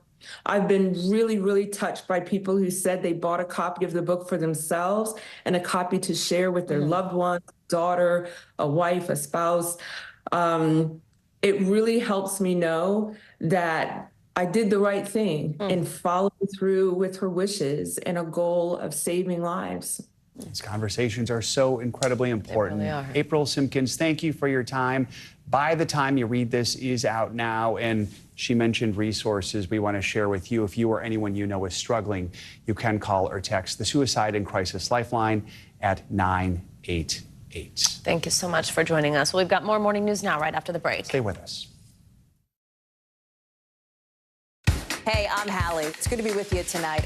What do we know that voters care about? The economy, right? You are seeing that firsthand yourself on the ground there today. This is two things. It is pretty big medical news. It is also a pretty big mystery. And oh, by the way, it's driven by one of the most controversial people in the United States. What's happening? They have tweaked my monitor, and I can see now you are, in fact, soaking wet. I am deeply sorry. My commitment to Hallie Jackson now will never be questioned. Nearly a dozen hours after the eye roared ashore. There is some late-breaking news. All right, News lives in the now. The front lines are still very active. This is like quicksand, and officials say an entire town is cut off. This close to actually understand why people had to jump in the ocean. News for the generation of now is NBC News Now. Tonight, the state of emergency here in Baltimore. Should people be concerned about the safety of flying today? Closer to the Gaza border. Kristen Welker hosts Meet the Press every Sunday on NBC. News lives in the now. The front lines are still very active. This is like quicksand, and officials say an entire town is cut off. This close to actually understand why people had to jump in the ocean. News for the generation of now is NBC News Now. NBC News Daily is #1 for afternoon news across all of television. I'm Morgan Radford. I'm Vicki Wynn. I'm Kate Snow. And I'm Zinklea Samwat. What's happening around the world? Israel's military is building up there along the border. And what matters here at home? New numbers are out today showing more encouraging signs for our economy. Let's zero in on exercise. We know we're supposed to be doing it. What does it do for our health? What needs to change for social media to be a safer place? NBC News Daily, weekdays from 12 to 4 on NBC News Now.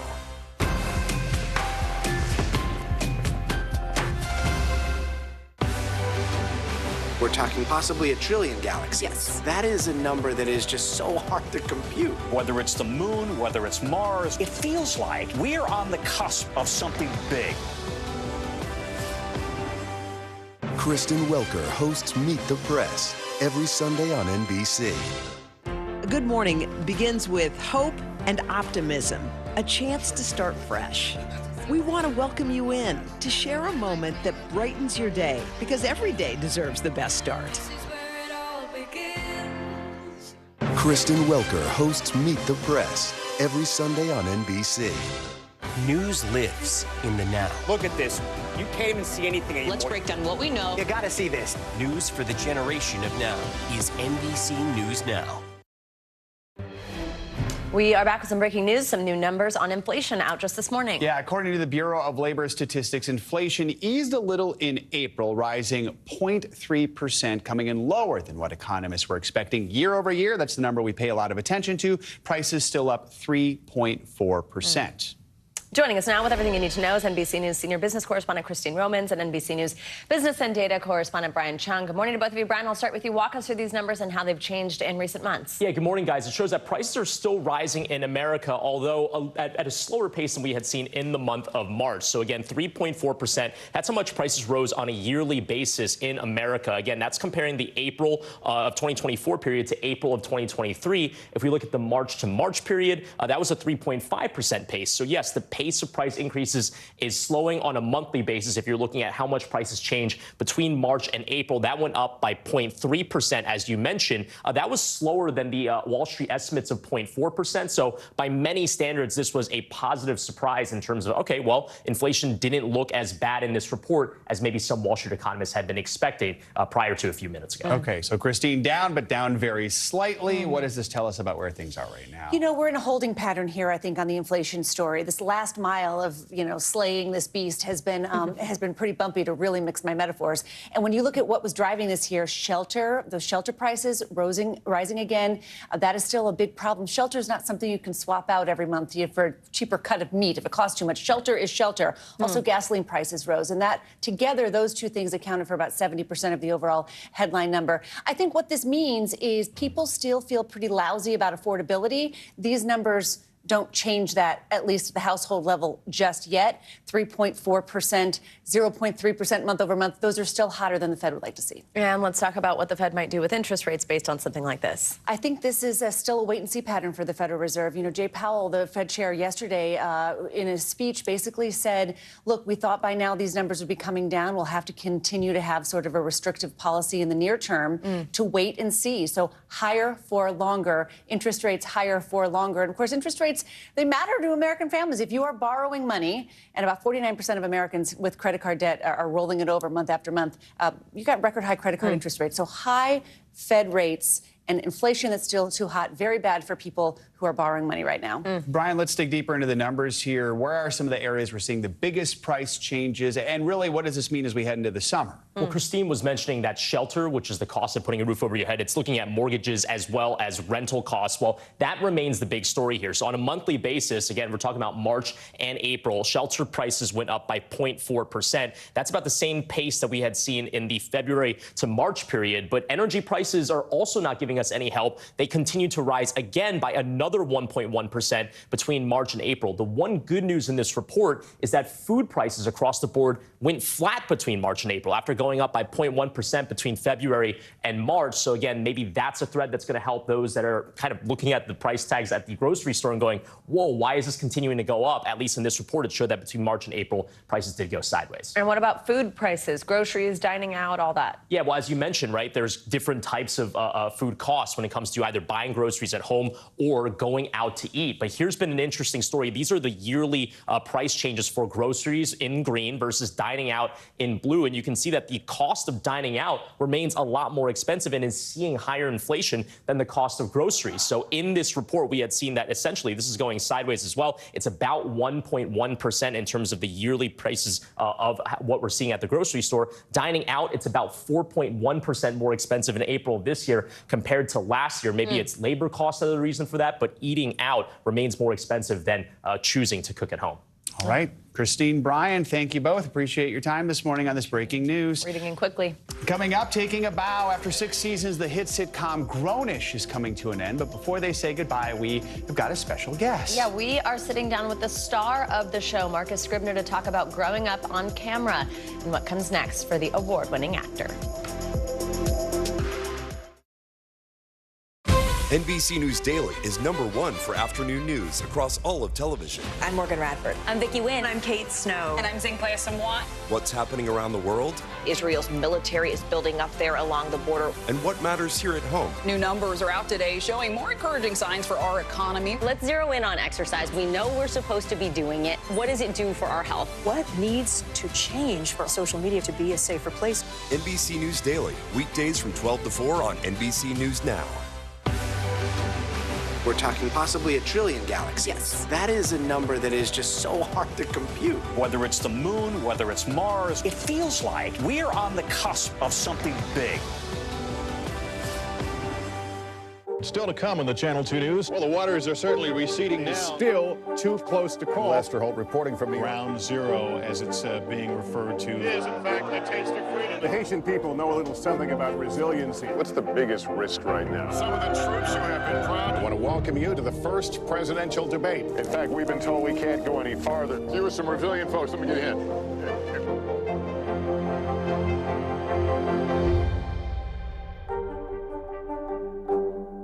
Are you comfortable with the role the Supreme Court is playing in the 2024 election? Is there not more that Israel can do to help the humanitarian crisis? Should abortion be the #1 issue in 2024? If it's Sunday, it's Meet the Press. People really don't know what's going to happen. Only a dozen hours after the eye roared ashore. More good people than bad people, you know, right? 5 seconds. 4, 3. There is some late-breaking news 4 hours into the Iowa caucuses by the hand with everything. All right, it just fit too. We report live from Tel Aviv, from Juarez, Mexico. Top story reporting from Baltimore. Every weeknight, it's your news playlist. Top Story with Tom Llamas, streaming weeknights at 7 on NBC News Now. now is raw. How hard is it to see it like this? Our house is no longer here, but we are here. Now is real. Let's break down what we know and then the big questions still outstanding. News for the generation of now is NBC News Now. Mornings are full of possibility and energy.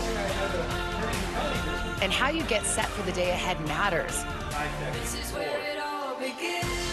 Take charge of those first hours. It's about getting caught up. And really, it's about getting ahead. And that's what drives us every morning. Because every day deserves the best start. This is where it all begins. Welcome back. This is Jeopardy! But with a spin, Sony Pictures and Prime Video are teaming up for a pop culture version of the legendary game show. The news came out at Amazon's upfront presentation. There is no word about the launch date yet, but contestants will answer questions on subjects like music, culture, sports, and entertainment. And unlike in the original, they'll compete in teams of 3. Pop Culture Jeopardy is just the latest spin-off. Over the years, we've seen Sports Jeopardy, also a kids version called Jep, which ran in the late 90s. I feel like you're a Jeopardy expert. I do like Jeopardy, so Yeah. I'm not very good at it, but this sounds like a trivia night meets Jeopardy sort of thing. Right, and the so- teams aspect, Yeah, interesting. very cool. All right, finally this hour, it is the end of an era for a fan-favorite show. After 10 years, the groundbreaking franchise that includes the hit series Blackish and then its spin-off Grownish, getting ready for its big finale. Well, the socially conscious sitcom that saw the Johnson family raise kids and send them off to college will come to a close next week with the series finale of Grownish. Joining us now, here is Marcus Scribner. For the last decade, he's played Andre Johnson Jr. He's been the main character of Grownish for the past 2 seasons. We have grown up with you, and I was just saying, you're like taller than me. That feels strange to see because I remember you when you were much younger. It's the boots. It's How the does boots. that's it? That's Yeah. it. How does it feel to be saying goodbye to this character after a decade? I just want to say Pop Culture Jeopardy sounds amazing, firstly. We got 3 right here. I Yeah, think we got a team. We got a team going. We got a team going. But it feels insane. I mean, like you said, 10 years of my life. I started when I was 13. I was in middle school, headed into high school. Now I'm 24. I just moved to New York. So it's just crazy seeing the character grow, and growing alongside him has been a weird experience. You know, my whole life is on film now at this point, which is, I always find it so amazing the way that actors like yourself are able to engage with the character and then also go, you know, and be your real self versus the character that you're playing. But doing it at such a young age, doing it for so long, what does feel similar to you, and what did you maybe learn from your character? I feel like Junior/Andre has like a blind optimism, which I've really appreciated. I feel like I brought a lot of myself to the character, which was the goal of, you know, Kenya and Anthony when they were starting the show, is, you know, casting people who are very similar to their characters. And as we've gotten older, I feel like I've taken a lot of inspiration from the character in that aspect of him, you know, always being hopeful no matter what people tell him, and kind of trying to hold him back, and him always persevering and ending up on top. And he's kind-hearted and loving, and those are some of the things that I love about him. So I've tried to take a lot from him and bring him into my real life, because, you know, real life can be pretty messy. So, yeah. You can take the best out of the character. Exactly. The franchise has always just hit some of the most important issues of the day, socially conscious issues. Is there a particular episode or a particular issue that you're especially proud of or that really sticks out over the years? We did police brutality episodes on Blackish and Grownish, and those were some of my favorites. I feel like, especially during the time, they were very pertinent to how we were all feeling, and it was cool to see the perspective of, you know, somebody who was a young black man on the screen, and being able to voice that opinion with his family. And I thought it was really interesting because a lot of our characters didn't have the same takes. Like, some of the older generation had different takes, and it was a crazy dichotomy to see on television, which is, you know, a very, you know, mono landscape.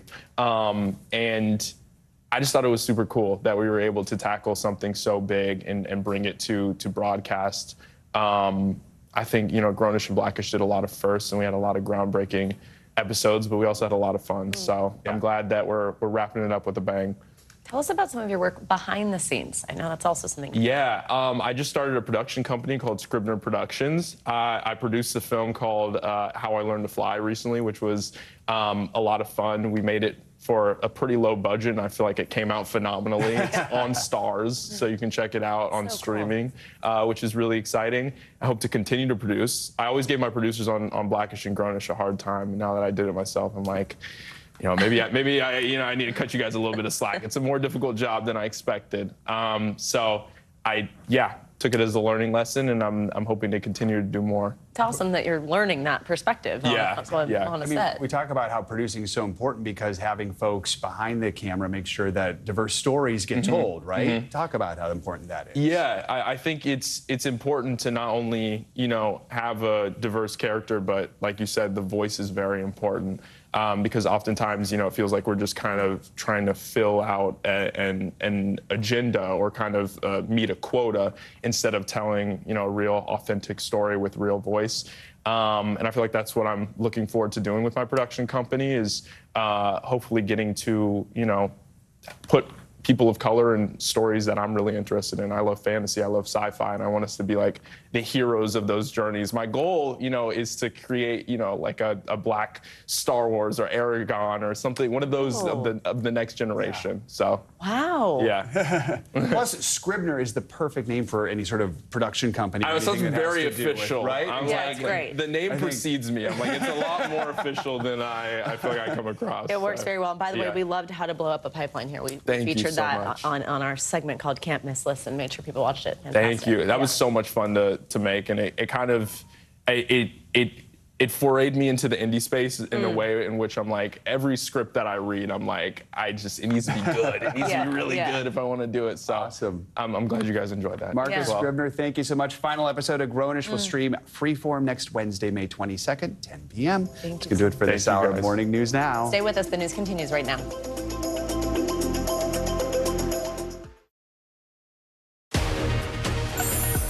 Hey everyone, good Wednesday. We're so glad you're with us. I'm Vicki Wynn. I'm Morgan Radford, and NBC News Daily starts right now.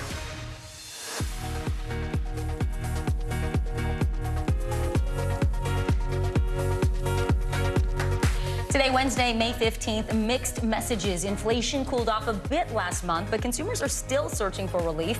Why rent and gas prices are trending upwards and what it all means for your wallet. Caught on camera, home security footage shows a Texas 9-year-old ducking from bullets that were shot into his living room. More on the shocking drive-by and the search for that shooter. Cost of living. Dozens of small towns are offering people money and incentives to pick up and move there.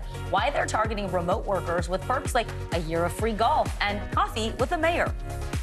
Leveling up. The latest version of ChatGPT will be able to speak with you out loud in real time. So we're going to give you a sneak peek of the voice of the AI chatbot set to debut in just a matter of weeks. Welcome to NBC News Daily. We start with the latest inflation numbers. The Consumer Price Index, which measures how much you're paying for goods and services, well, it showed inflation declining slightly in April, but the year-to-year number, that is still above the Federal Reserve's goal of 2%. Yeah, the Fed has paused interest rate hikes for several months. Chairman Jerome Powell said just yesterday that it actually may take longer than expected to cool inflation. In fact, a recent survey from the Federal Bank of New York showed that in a year from now, many consumers are still expecting to pay higher prices for things like their basic goods, food, rent, gas. NBC News business and data correspondent Brian Chung joins us now.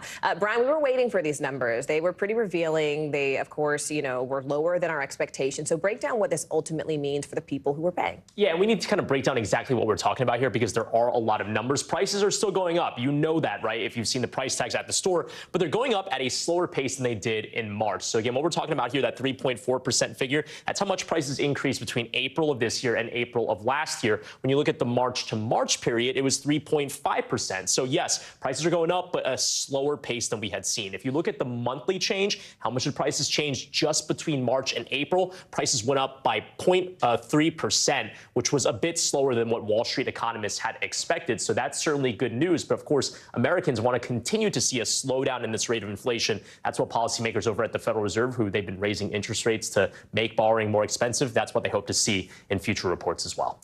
Brian, let's look at the categories. Where are Americans still spending more? Where does it feel like things still aren't affordable? Yeah, well, this report breaks down everything when it comes to energy prices, food prices as well. So let's take a look at the breakdown. What we're looking at here are now the changes in prices between March and April. So on a monthly basis, a shelter cost. This is the biggest cost for most Americans, right? Paying rent, paying for those mortgage payments. It went up by 0.4% between March and April after going up by the same rate between February and March. That's certainly something to watch and is the biggest component of why inflation continues to remain so sticky. Gas prices have also increased as well. Energy costs going up by 1.1%. 4.1% between March and April. The one bright spot in this report, food prices. They were essentially unchanged between March and April. It increased by 0.1% between February and March, so that's certainly worth watching as well. But I want to point out there's different costs when it comes to eating outside of home versus cooking at home. This is the chart of the yearly price changes in dining out, which is in blue, versus buying groceries in green. You can see that yearly inflation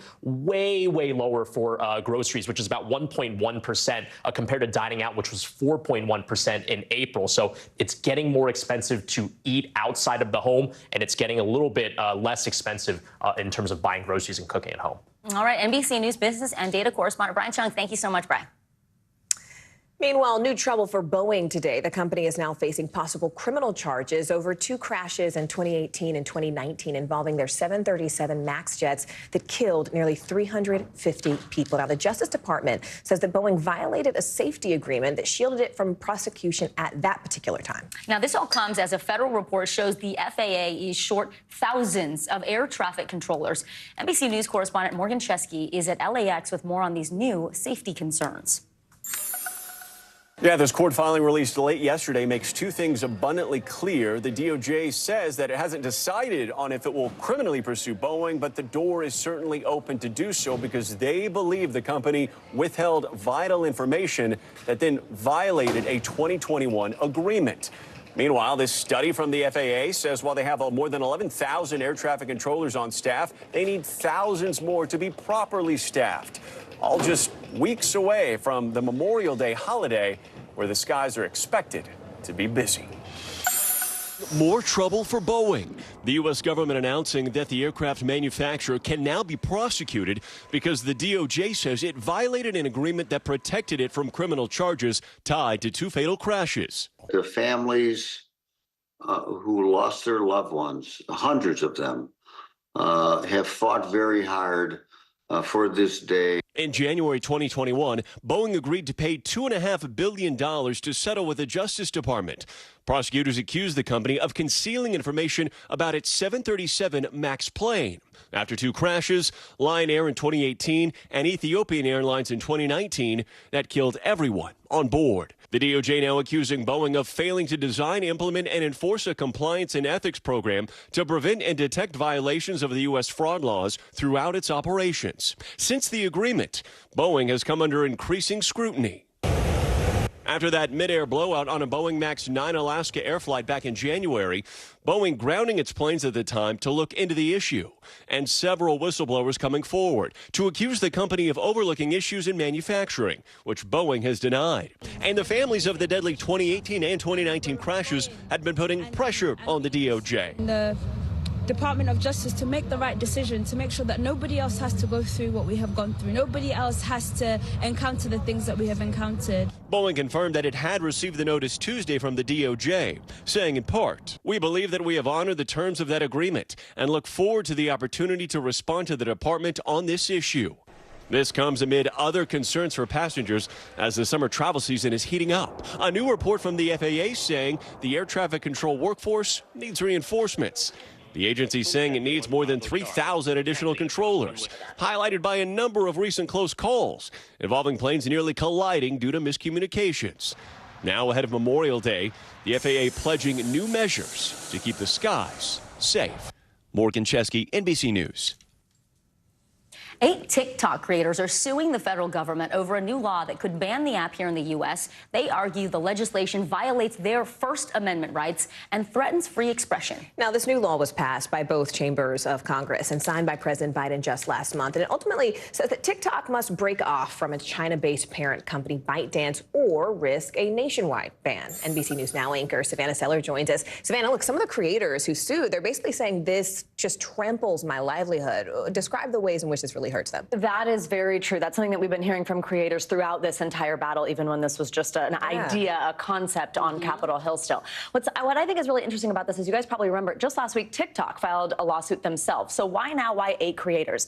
They actually told me TikTok, I spoke with one of the creators who filed this lawsuit this morning. TikTok is paying for the legal fees, and the law firm actually came to her. So there's this group of 8 of them. They're from all over the country, all different states. They all do different types of of content who I spoke with. She mostly does book reviews. She calls it lifestyle content. But there's a baker who is famous on TikTok for her cookies. Like, all different types of people are coming together to do this. But you nailed it, Morgan. They also are saying it's an extraordinary restraint on their speech that violates the First Amendment. Many people do make their living off of TikTok. They say that this particular algorithm, right? You hear that word so much with TikTok. The way the platform works has made it possible for them to get these big followings when they've been trying for years on other platforms and they never did. Those big followings equal big bucks if you're getting advertising dollars. And this particular app did that. I think we actually have a little bit of the lawsuit we can pull up where they say they found their voices, amassed significant audiences, made new friends, and encountered new and different ways of thinking, all because of TikTok's novel way of hosting, curating, and disseminating speech. Speaking of lawsuits, and we always knew this was going to be embroiled in the courts, what is TikTok saying about its own lawsuit that it filed against the DOJ? And is it commenting on this suit by the creators? Yeah, so they are not. They are pointing us to the law firm, but we do know, as I mentioned, that they are sort of working in coordination here, covering the legal fees of the creators, which is not a surprise. They have been flying creators, paying to fly them into Washington, D.C. to lobby on Capitol Hill as this was making its way through Congress. So they've been very involved with getting their creators involved. I mean, it really is one of their best practices, right, to have the real, just Americans who are saying, I want this app, I make my money here, this is violating my free speech, to have them bear their message. It's certainly helpful. For TikTok, they did file their own lawsuit. Both of these, interestingly, I just think this is kind of funny that this was written into the legislation. Within the law, it actually said the only place that a legal challenge to this can come is this particular court. This is the D.C. Circuit Court of Appeals. The reason that that is of note is because it's basically like the mini Supreme Court. It's known as like the second highest court in the land. What will likely happen from either of these lawsuits is whoever were to lose this appeals, and appeal from this court only can go to the Supreme Court, which makes it notable. And it makes sense. It probably will end up in that court as well. All right, NBC News Now anchor Savannah Sellers, thank you so much. Thanks, Savannah. Well, turning now to our CNBC Money Minute, an environmental nonprofit group is suing Tesla for alleged air pollution coming from its Fremont, California factory. Now, all of this comes after the EV maker settled a suit from 25 different counties, all in the Golden State there, over its handling of this hazardous waste material that happened earlier on this year. CNBC Tech Check anchor Deirdre Bosa joins us now. So, Deirdre, what exactly is this group alleging, and has Tesla responded? So the group is saying that Tesla isn't complying with the Clean Air Act and accuses the company of violating the law hundreds of times by emitting harmful pollutants into neighborhoods around the factory. Tesla has yet to respond to the lawsuit. Walgreens is about to offer a cheaper version of the opioid overdose reversal spray, naloxone. The company says it will offer a 2-dose pack of the over-the-counter drug for $34.99. That's $10 cheaper than the branded Narcan. The drug can reverse the effects of an overdose from opioids such as heroin and fentanyl. And finally, for everyone who can't stand the sound of leaf blowers echoing across the neighborhood, count me in that group, guys, engineering students at Johns Hopkins University have a fix. They just invented one that they say is 40% quieter and erases almost all of the, quote, most obnoxious frequencies. According to the school, Stanley Black & Decker expects to be selling them within 2 years. I guess it was only expected that it would come to leaf blowers. We've got quieter hair dryers. We've got quieter vacuums, guys. Yeah. But 2 years, I feel like it can't come soon enough. I remember growing up with a neighbor who would always start his leaf blower and his, you know, lawnmower? Yeah, the lawnmower, thank you. And he would start like 7 a.m. and like Saturday was the only day to sleep. And it's like, come on, guys. We got to get the outdoor chores it's time done. for this, 2 years. Come on. All right, CNBC Tech Check anchor Deirdre Bosa, thank you so much. All right, well, coming up, the rising trend of so-called inflation relocation, why some small cities are offering money to Americans who are just looking for a cheaper cost of living. You're not going to want to miss this. Stay with us. You're watching NBC News Daily.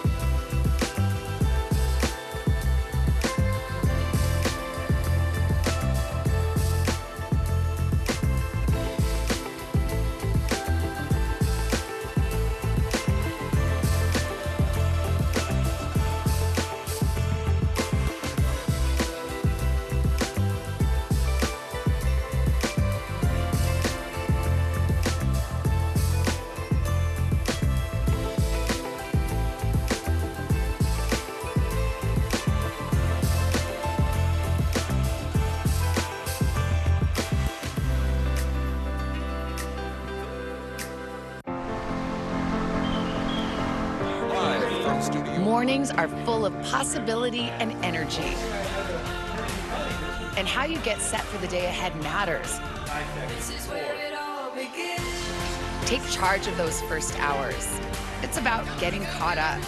And really, it's about getting ahead. And that's what drives us every morning. Because every day deserves the best start. This is where it all begins.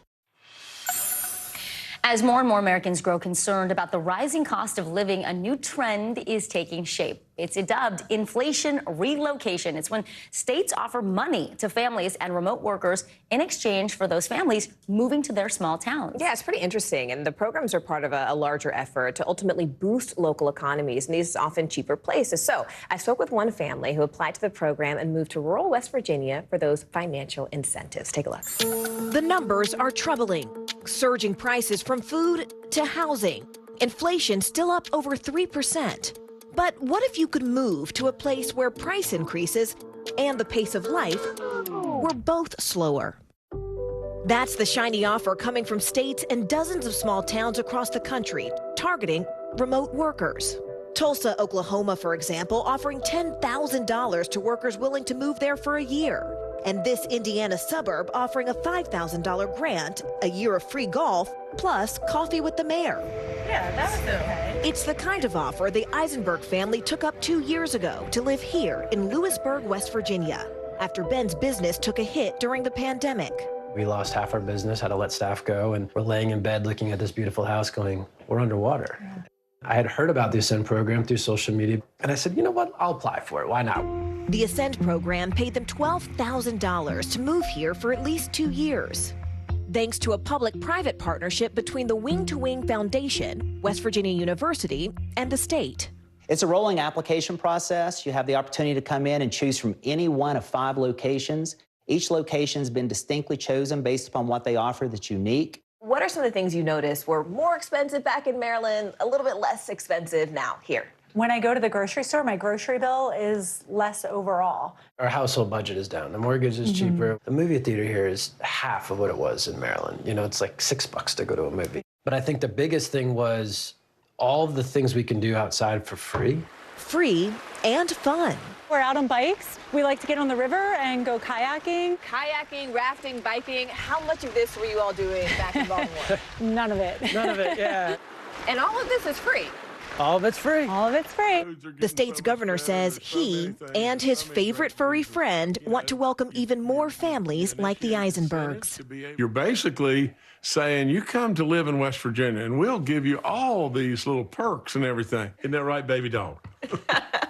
Are there any downsides? Do you ever hear from local residents who say, well, now you've got all these people come to the States, now housing costs are going up? To be perfectly honest, they're happy about that because their property values have escalated. They know for us to have more and more opportunity in West Virginia, you got to have more people. You got to have a bigger tax base. That's all there is to it. Nearly 50,000 applications for this program have been submitted, with 96% of those accepted choosing to stay after 1 year. And nationwide, nearly 60 towns are offering similar deals, with search traffic at one relocation website tripling since 2021. They might be looking for some place that's more affordable, that they could have some more space. Beyond that, you know, they're looking for community connections. Connections that helped Ben get a new business focused on outdoor activities up and running in a place his family now calls home. When you first applied to this program, Callie, at some point did you wonder, like, is this a scam? You're going to give me money to move? Yeah, I mean, definitely thought about that. I'm sure there are people that think it's a scam, but it's not. We're here, we're living proof, so. Was it worth it? Definitely. I wouldn't give anything up for this. It's just a great place. All right, so Vicki, a fun fact, the Eisenberg parents actually came to visit them one time, then they packed up their belongings, moved to West Virginia. No, yeah, so they joined? They joined. The whole family's there. The kids say that they love it. There are so many unexpected perks just being out in nature, making new friends. What's cool is it's not just this one city, Lewisburg, which is really cute and quaint. And both my parents are from West Virginia, so I love the state. Wild and wonderful. Wild and wonderful. Now, you know, the southern slice of heaven. But listen, now they can actually go to 4 different other places throughout the state, so pretty cool. It makes sense. Yeah. The kids were happy. When kids Kids are happy, families are happy. Right? So, love Everybody that. wins. That was cool. All right, well, across the pond at Buckingham Palace, King Charles revealed the first official portrait of himself since his coronation last spring. The royal family posted this video to X yesterday showing His Majesty formally unveiling the portrait, which will hang in Draper's Hall in London. Now, this was painted by artist Jonathan Yeo. It was commissioned by the Draper's Company. It is very interesting, right? It's drawing some mixed reaction on social media, but like these days, what doesn't draw mixed reaction on social media? At this point? Everything's controversial. All right, listen, later on this hour, one small town's battle over religion in their local library, how the escalating fight led to the board president's removal, and claims from a councilman that, quote, Satan was in the library. You're not going to want to miss this. You're watching NBC News Daily.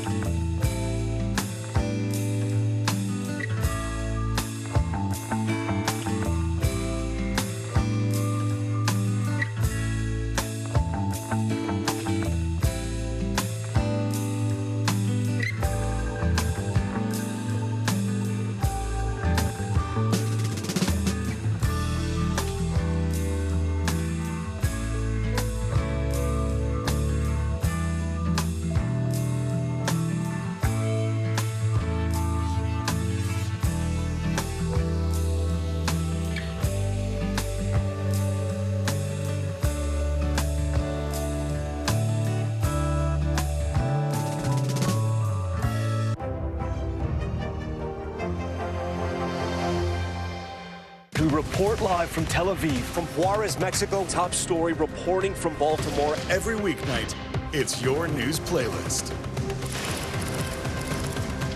Top Story with Tom Yamas, streaming weeknights at 7 on NBC News Now. The NBC News mobile app. Get connected to your favorite news shows. For the top stories, breaking news, and live video, download the NBC News mobile app now. Doctors are finding a new and potentially life-saving use for artificial intelligence. The technology can now detect changes in moles and find early signs of skin cancer. Paisley Chang from NBC New York spoke with one doctor at Memorial Sloan Kettering to see how this new 3D imaging works. Hey, good morning, Nancy. Hello. How are you? Nancy Stokes is back for a checkup. Last month, she had a melanoma removed from her left temple, the second one discovered this year. Yeah, it looks like a keratosis. Looks all right to me. Growing up in Breezy Point, Nancy spent a lot of time at the beach. Now at 62, she's dealing with the consequences of too much sun. We didn't put anything on. I mean, if you put anything on, it was something to attract the sun, not keep it away. So, it's much different. Yeah, if you just lean forward. Dr. Ashfaq Margoop of Memorial Sloan Kettering discovered both of Nancy's melanomas. And the goal with all of this technology is to try and find melanomas while they're very, very thin, before they have had the opportunity to spread. Using technology like 3D body imaging, Dr. Margoop can very quickly identify and catalog the more than 500 moles on Nancy's body. And if I click on that, it will actually take us to that spot on her avatar. And now you can kind of zoom in on that lesion. 92 cameras will take photos of the patient all at once, and then a computer will generate a 3D image of that patient. It only takes 12 minutes. Memorial Sloan Kettering was among the first to use the 3D imaging. Dr. Margoub says artificial intelligence compares scans of patients over time and can detect the slightest changes. It helped identify a melanoma on Nancy's back. I would never have thought that that pink one was anything that was dangerous. So that was actually a little scary. And that's allowing us to see just below the surface of the skin. With high-tech scopes, Dr. Margoub can also look beneath the surface of the skin and detect cancer without having to do a biopsy. The goal is to catch melanomas before they can spread. If you can catch this melanoma before it has the ability to get into the vasculature or the lymphatics, you basically can cure it by simple surgical excision. Paisley Cheng, NBC News. A new Native American kitchen is opening up in the Denver area, and it's sharing indigenous dishes and plants with the greater community. Lawrence Cafidi from our affiliate KUSA has more behind the owner's inspiration to share her food as well as her traditions. Rooted in tradition, the Indigenous plant sale is inspiring people to get in touch with their own roots. I think it's important to reintroduce myself to the land that I live on and get to know its stories, get to know its plants.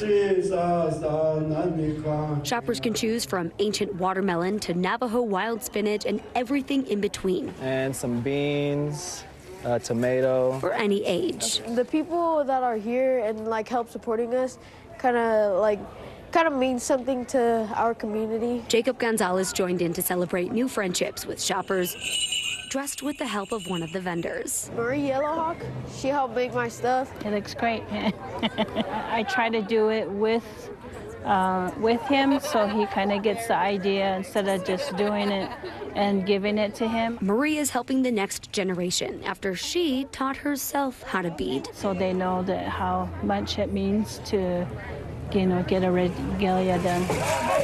A morning full of shopping and dancing will work up an appetite. You need a ladle for that, not a spoon, yes. Where Narissa Rivera is thrilled to serve her community. Natzilit Kitchen is officially open. Right? It's their traditional food, but that doesn't mean that they've had access to it. She says a lot of the ingredients are sourced from Indigenous farmers, and she plants Indigenous seeds at her own house too, including the ones sold today. And took over everything, the back, the front, with food. But it's about more than growing plants. It's growing purpose. We can help a lot of people with our kitchen, and that's what we plan to do. So we're not just trying to run a business, it's also a community effort. What does the community need? How can the community use this kitchen? That was Lawrence Cafidi from our NBC affiliate KUSA reporting. Stay with us. Much more news ahead. You're watching NBC News Daily, and you can watch us free 24/7 on our streaming network, NBC News Now. And thanks to those of you who are watching and taking us wherever you go on YouTube, Hulu, Roku, and Peacock.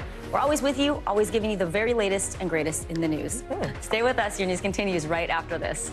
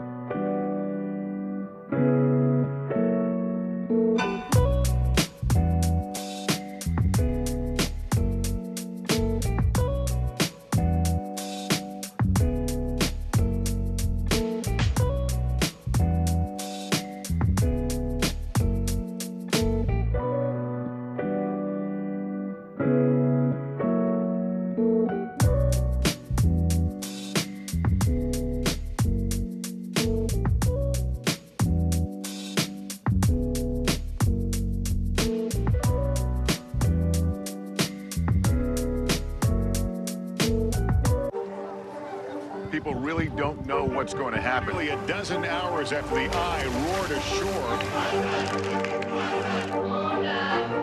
More good people than bad people, I know, right? Yeah, 5 seconds. 4, 3. There is some late-breaking news 4 hours into the Iowa caucuses by the hand delivered. All right, it just fit too.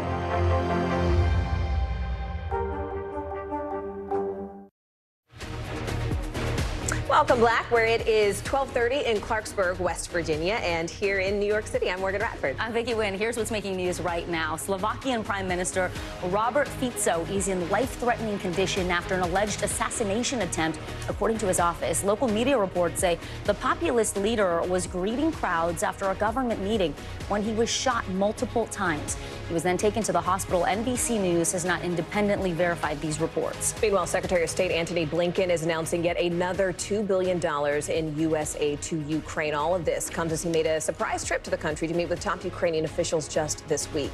He stopped at a bar in Kyiv yesterday to perform a cover of Neil Young's Rockin' in the Free World. Look at this.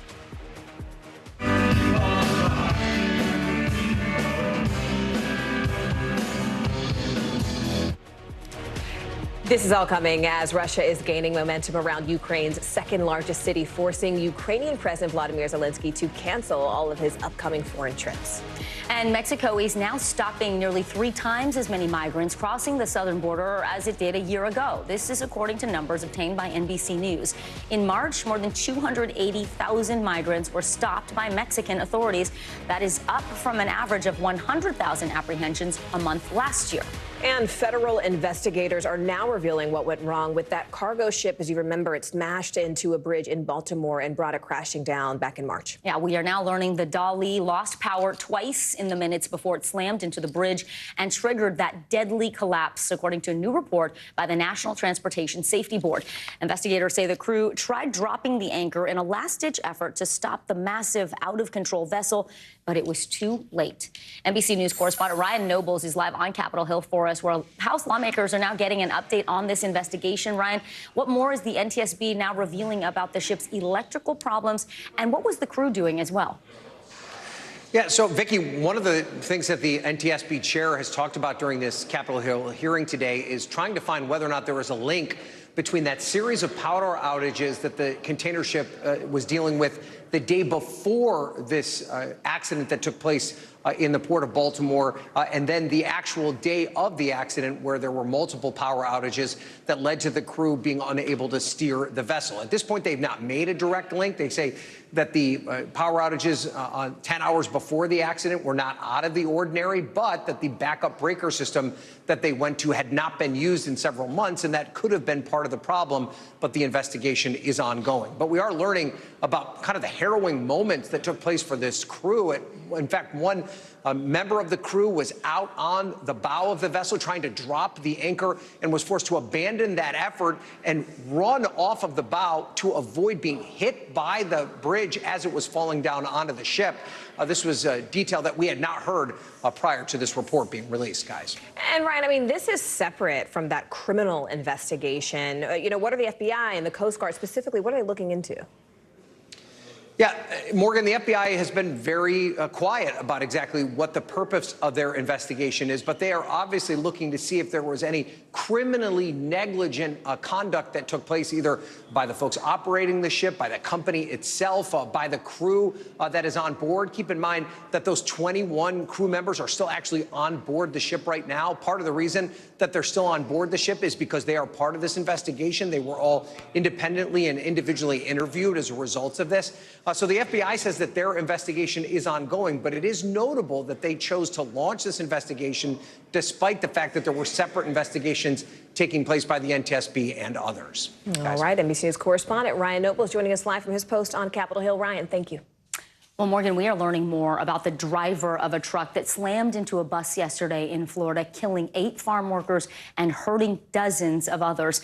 During a court appearance earlier today, a judge said the suspect was involved in another car crash just a few days ago.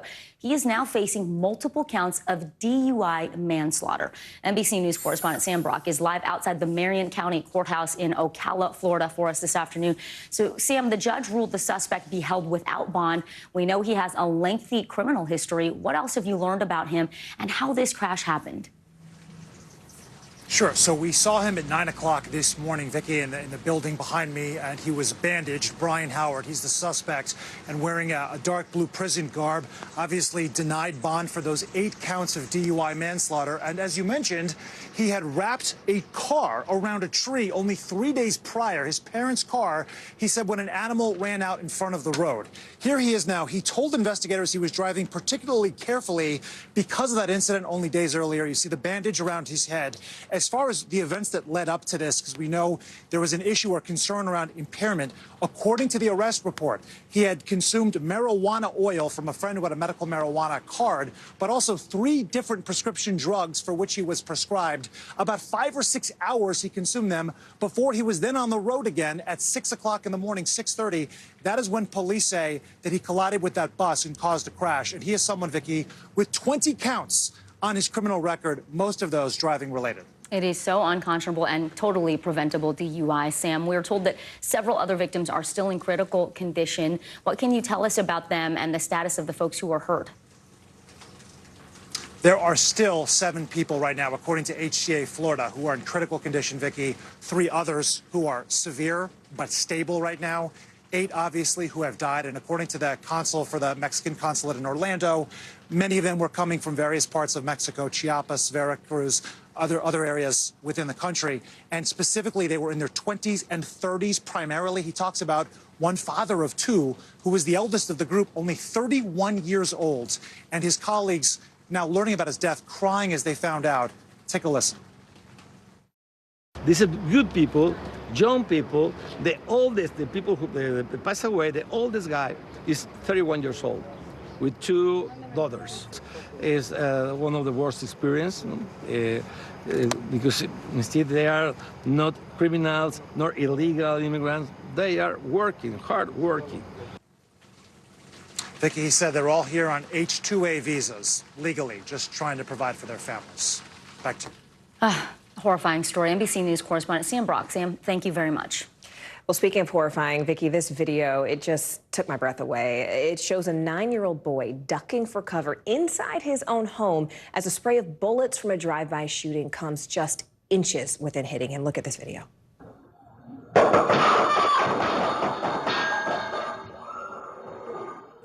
That unbelievable moment, it happened in Fort Worth, Texas. Keenan Willard from NBC Dallas spoke to that boy as well as his mother, who rushed outside to help several children who were in fact shot. The video is jarring. Home security cameras show 9-year-old Errol Hill sitting down on his couch before dinner 2 weeks ago. Then chaos.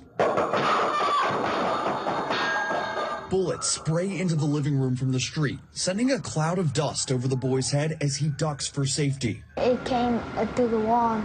I thought it was just fireworks, but when I heard the screams, I looked outside. When the shooting finally stops, Hill runs for his mother, Mary Jane Gonzalez. So made sure he was fine, came out here and to see where exactly they shot. And as I was out here, I heard all the families downstairs yelling. Gonzalez ran outside, finding 6 people had been shot in a drive-by, including 4 children. A medical assistant, she tried to stop the bleeding of multiple victims, one of them just 3 years old. That one was really hard for me, seeing her going in and out of consciousness.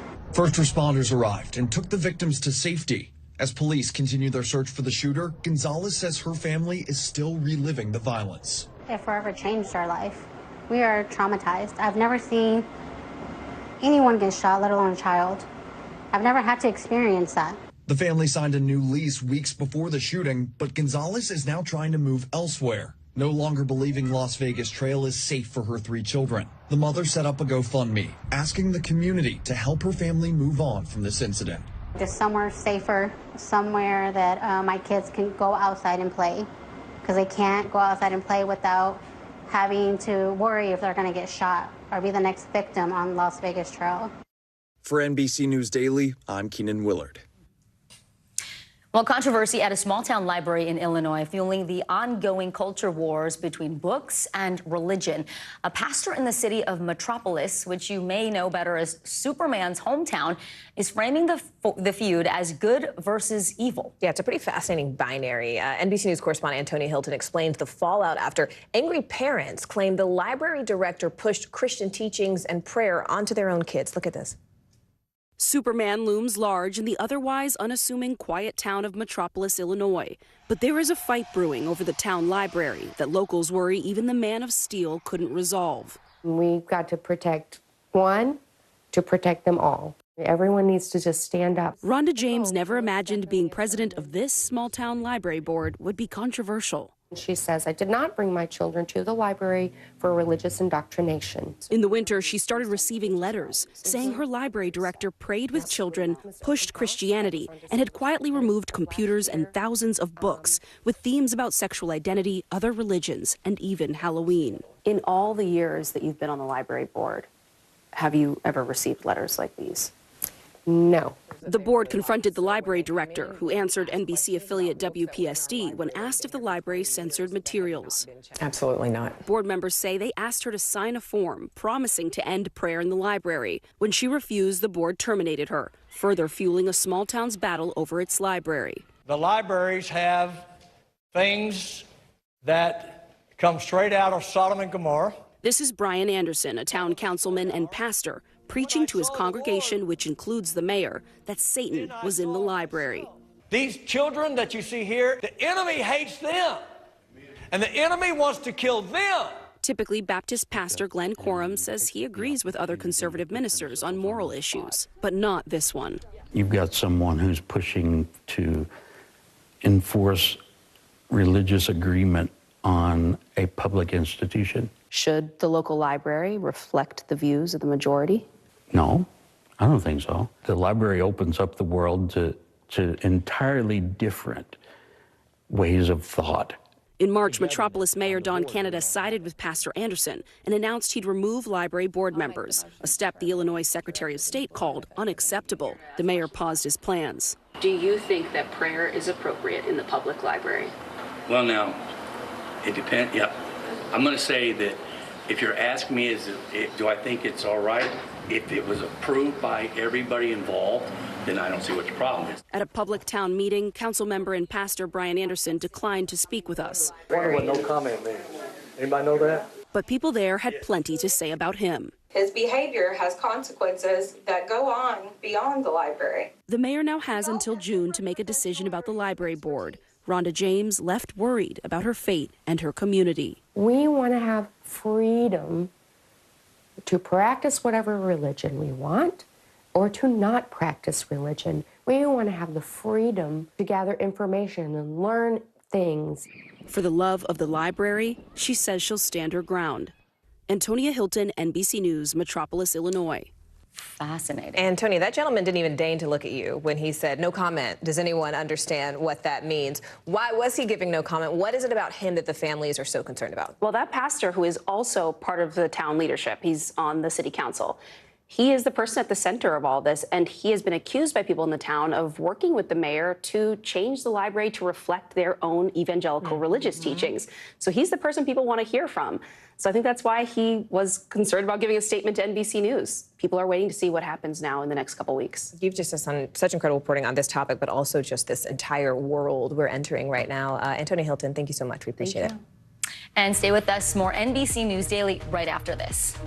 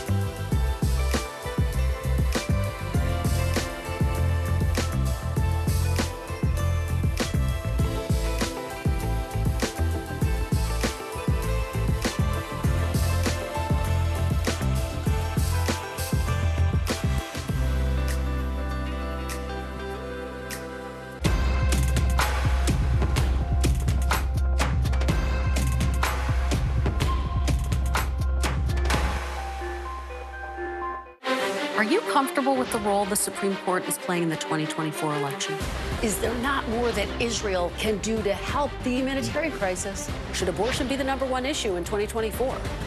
If it's Sunday, it's Meet the Press. News lives in the now. Look at this. You can't even see anything anymore. Let's break down what we know. You gotta see this. News for the generation of now is NBC News Now.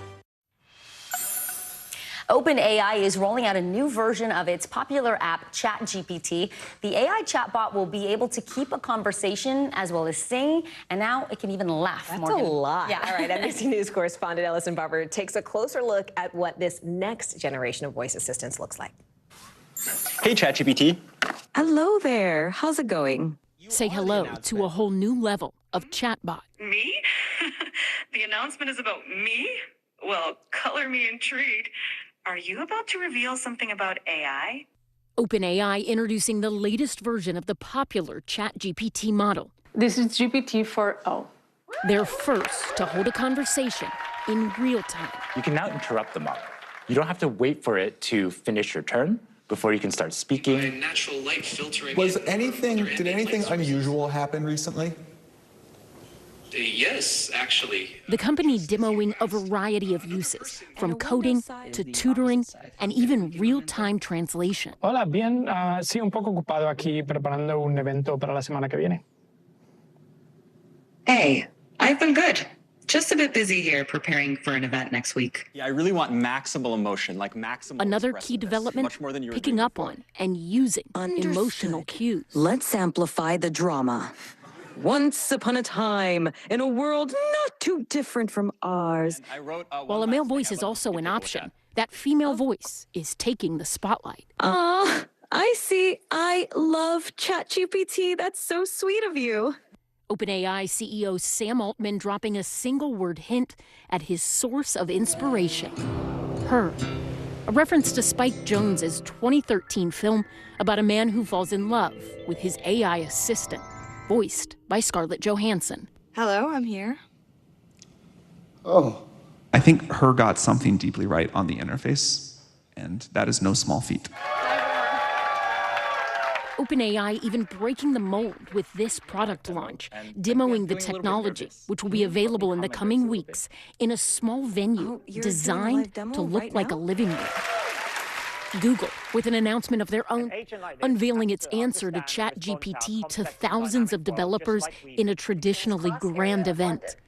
Previewing Project Astra, a product they're billing as the future of AI assistants. Do you remember where you saw my glasses?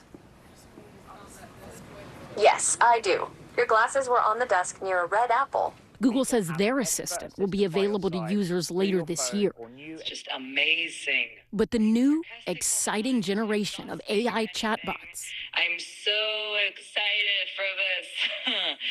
is raising eyebrows among watchdogs. We have here a very intense multi-billion-dollar, if not multi-trillion-dollar arms race between some of the biggest tech companies on the planet. So they are taking no prisoners. They are not waiting for anyone. They are release, release, release. Oren Itzoni is the founder of TrueMedia.org. I don't view this as revolutionary. I view this as one more step towards our all AI all the time. OpenAI admits their technology is not perfect. They even released a clip of bloopers. So let's root for the home. Et après les chansons, Oh no! What was that? Sorry, guys. I got carried away. Yeah, you did. But whether we're ready or not, Keep going. Her has left Hollywood. Oh, stop it. You're making me blush.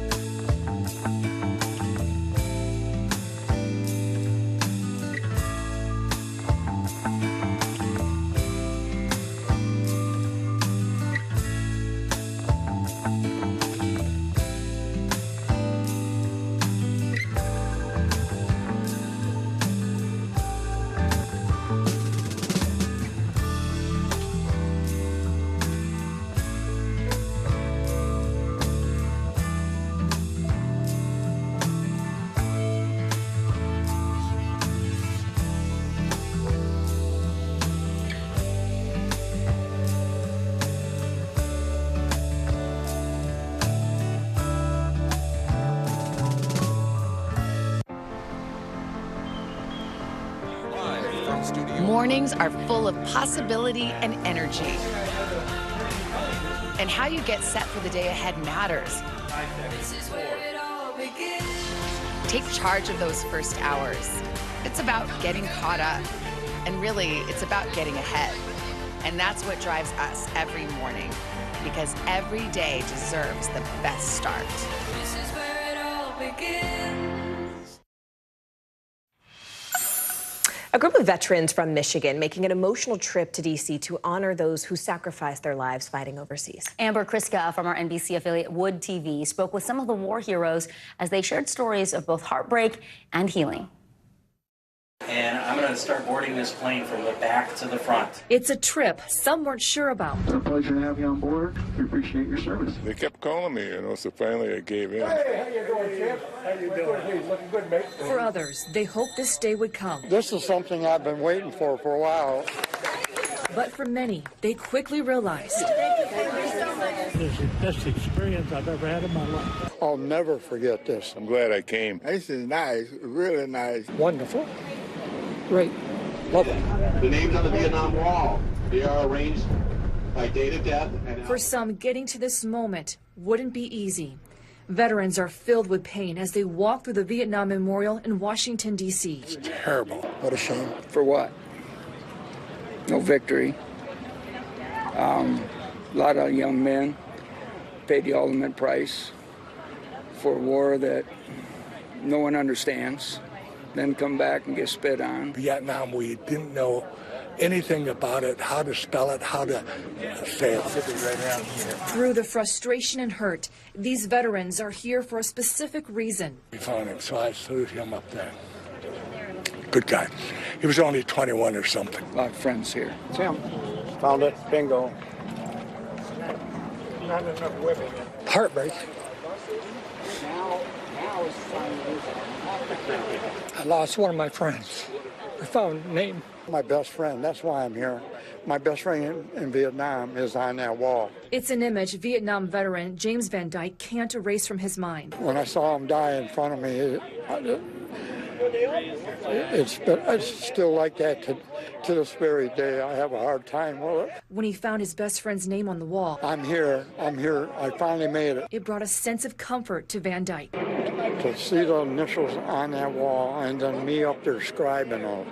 Wow, just amazing, the feeling that you get. Now, who was he? The healing. Gives me a little bit of closure. Throughout the trip, I see heroes among heroes, bonding, sharing stories, laughing, singing together. We will fight our country's battles on the air and land and sea. And these Korea and Vietnam veterans are honored to be with World War II veteran Robert Holt. You're sick. You started over. The first 106-year-old to make this trip with this group. I was taken aback the first time. This morning I learned that he was 106 and so conversant and really upfront. My hero, believe me. Holt served in Germany. Somebody said, take cover, take cover. During his first mission, his truck hit a landmine and exploded. Holt was thrown from the truck, but wasn't injured. 80 years ago, I never thought I'd be doing all of this. I was in combat and everything. Mines, machine guns, wrecks, car wrecks. I had it all in my combat. That was Amber Kriska from our NBC affiliate Wood TV reporting. All right, let's turn to what's trending right now. The video portal between Dublin and New York City has been temporarily paused due to inappropriate behavior.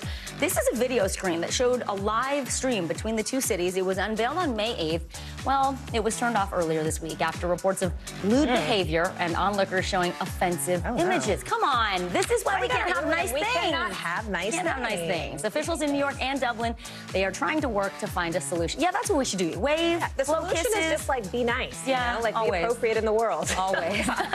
Okay, well, that's your public service announcement for today. Okay. Joan Bastos will be the first Golden Bachelorette after appearing on The Golden Bachelor last season. Wow, I'm so excited. The 61-year-old school administrator is a mother of 4 and a grandmama of 2. She was widowed after 32 years of marriage. Her series is set to launch this fall. I remember when Uncle Jerry broke her heart. Wow. And wow, this is round 2. Hopefully this works out better than the last one.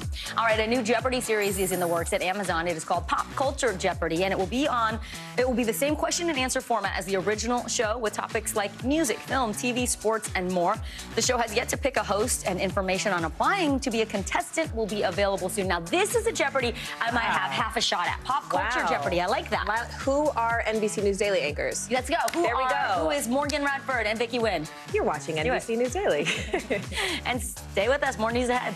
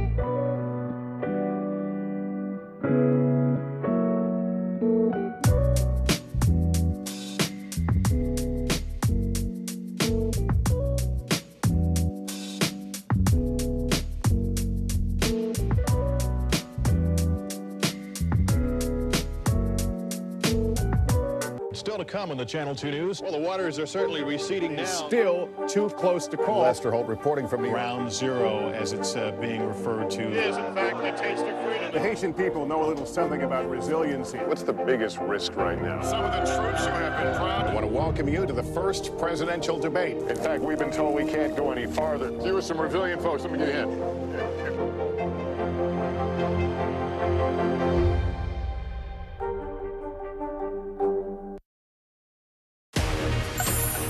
Hey there, good Wednesday to you. Thanks so much for joining us. I'm Morgan Radford. I'm Vicky Wynn. NBC News Daily starts right now.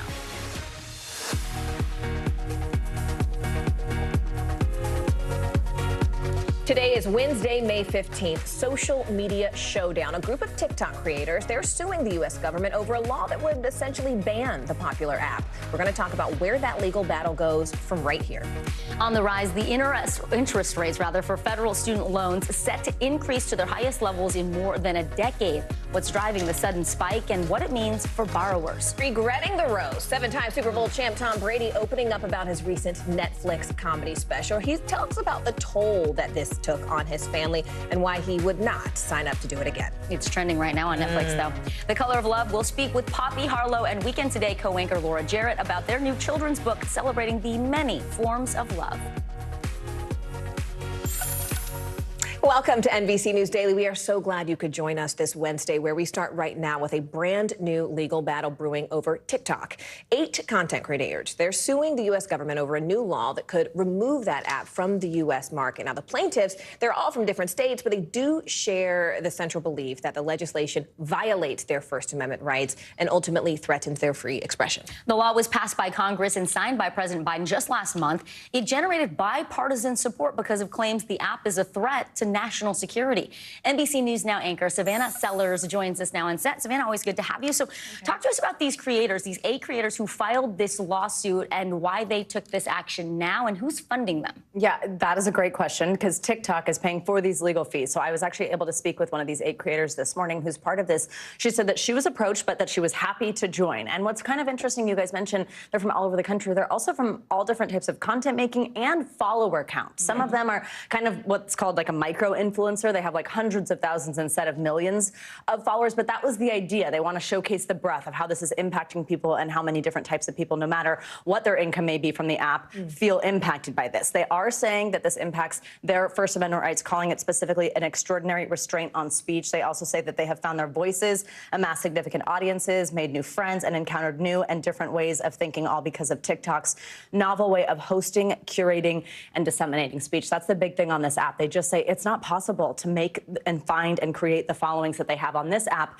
elsewhere. That's, of course, so something that is not really of concern to Congress or the president if they think that it's a threat to national security. Right. Yeah, I mean, it sounds like they're saying there's a special alchemy, you know, an algorithm to this particular place that makes it unique. But, you know, TikTok already tried to sue the federal government. I mean, has the DOJ responded to that? Yes, that's right. So TikTok sued last week, and at the time, the Department of Justice did not comment. Now, with this additional lawsuit, we are hearing from the Department of Justice. They are saying this legislation addresses critical national security concerns, that's in reference to the actual law that was signed, in a manner that is consistent with the First Amendment and other constitutional limitations. We look forward to defending the legislation in court. And remember, it didn't come easily, right? It had to pass through the House, the Senate, make it all the way to President Biden's desk, and it really had bipartisan support. We were even at the first vote, came out of committee with a unanimous bipartisan. I mean, when do you hear about that on Capitol Hill? That's how much many lawmakers were finding agreement and thinking that this was a good idea. They've been receiving closed-door briefings, national security briefings, where they say they are receiving information that is concrete, that does concern them. We have yet to see that. Actually, in the TikTok lawsuit, they called on the president and on Congress to release some of that information because they said there's been no proof that there has been this national security issue. And here's the thing, TikTok, ByteDance, the parent company, can sell. That's part of the legislation. They can sell. I mean, so it's not just banned, you're right. It's 9 months to a year for its parent company ByteDance to divest. What TikTok says in their lawsuit, which I actually thought was one of the most interesting parts of it, is that it's basically not possible. It's not technologically possible. It's not financially possible. Nobody can afford us, number one. Number two, the whole point of TikTok, as I mentioned, is the algorithm. Guess what is on an export ban list in China? They have to approve the sale of that algorithm to actually leave the country. And so maybe if somebody buys it, you're really not buying TikTok. I mean, if the algorithm goes away, it's not the same app. It's not the same recipe. All right, Savannah Sellers for us, NBC News Now anchor. Thanks, Savannah. Well, Boeing is facing more trouble today. The company could face criminal charges after the Justice Department said Boeing violated a safety agreement. That agreement was put in place after 2 crashes in 2018 and 2019 involving Boeing's 737 MAX jets. Those crashes killed nearly 350 people. Now, all of this comes as a new report from the FAA shows that airports are short thousands of air traffic controllers, which is sparking now additional safety concerns. NBC News correspondent Morgan Chesky has the details as all of our summer travel begins to heat up. Yeah, this court filing released late yesterday makes 2 things abundantly clear. The DOJ says that it hasn't decided on if it will criminally pursue Boeing, but the door is certainly open to do so because they believe the company withheld vital information that then violated a 2021 agreement. Meanwhile, this study from the FAA says while they have more than 11,000 air traffic controllers on staff, they need thousands more to be properly staffed. All just weeks away from the Memorial Day holiday, where the skies are expected to be busy. More trouble for Boeing. The U.S. government announcing that the aircraft manufacturer can now be prosecuted because the DOJ says it violated an agreement that protected it from criminal charges tied to 2 fatal crashes. The families who lost their loved ones, hundreds of them, have fought very hard for this day. In January 2021, Boeing agreed to pay $2.5 billion to settle with the Justice Department. Prosecutors accused the company of concealing information about its 737 MAX plane.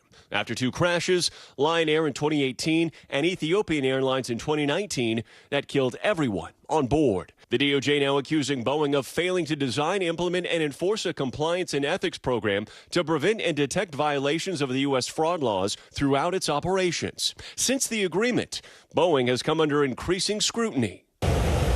After that mid-air blowout on a Boeing MAX 9 Alaska Air flight back in January, Boeing grounding its planes at the time to look into the issue, and several whistleblowers coming forward to accuse the company of overlooking issues in manufacturing, which Boeing has denied.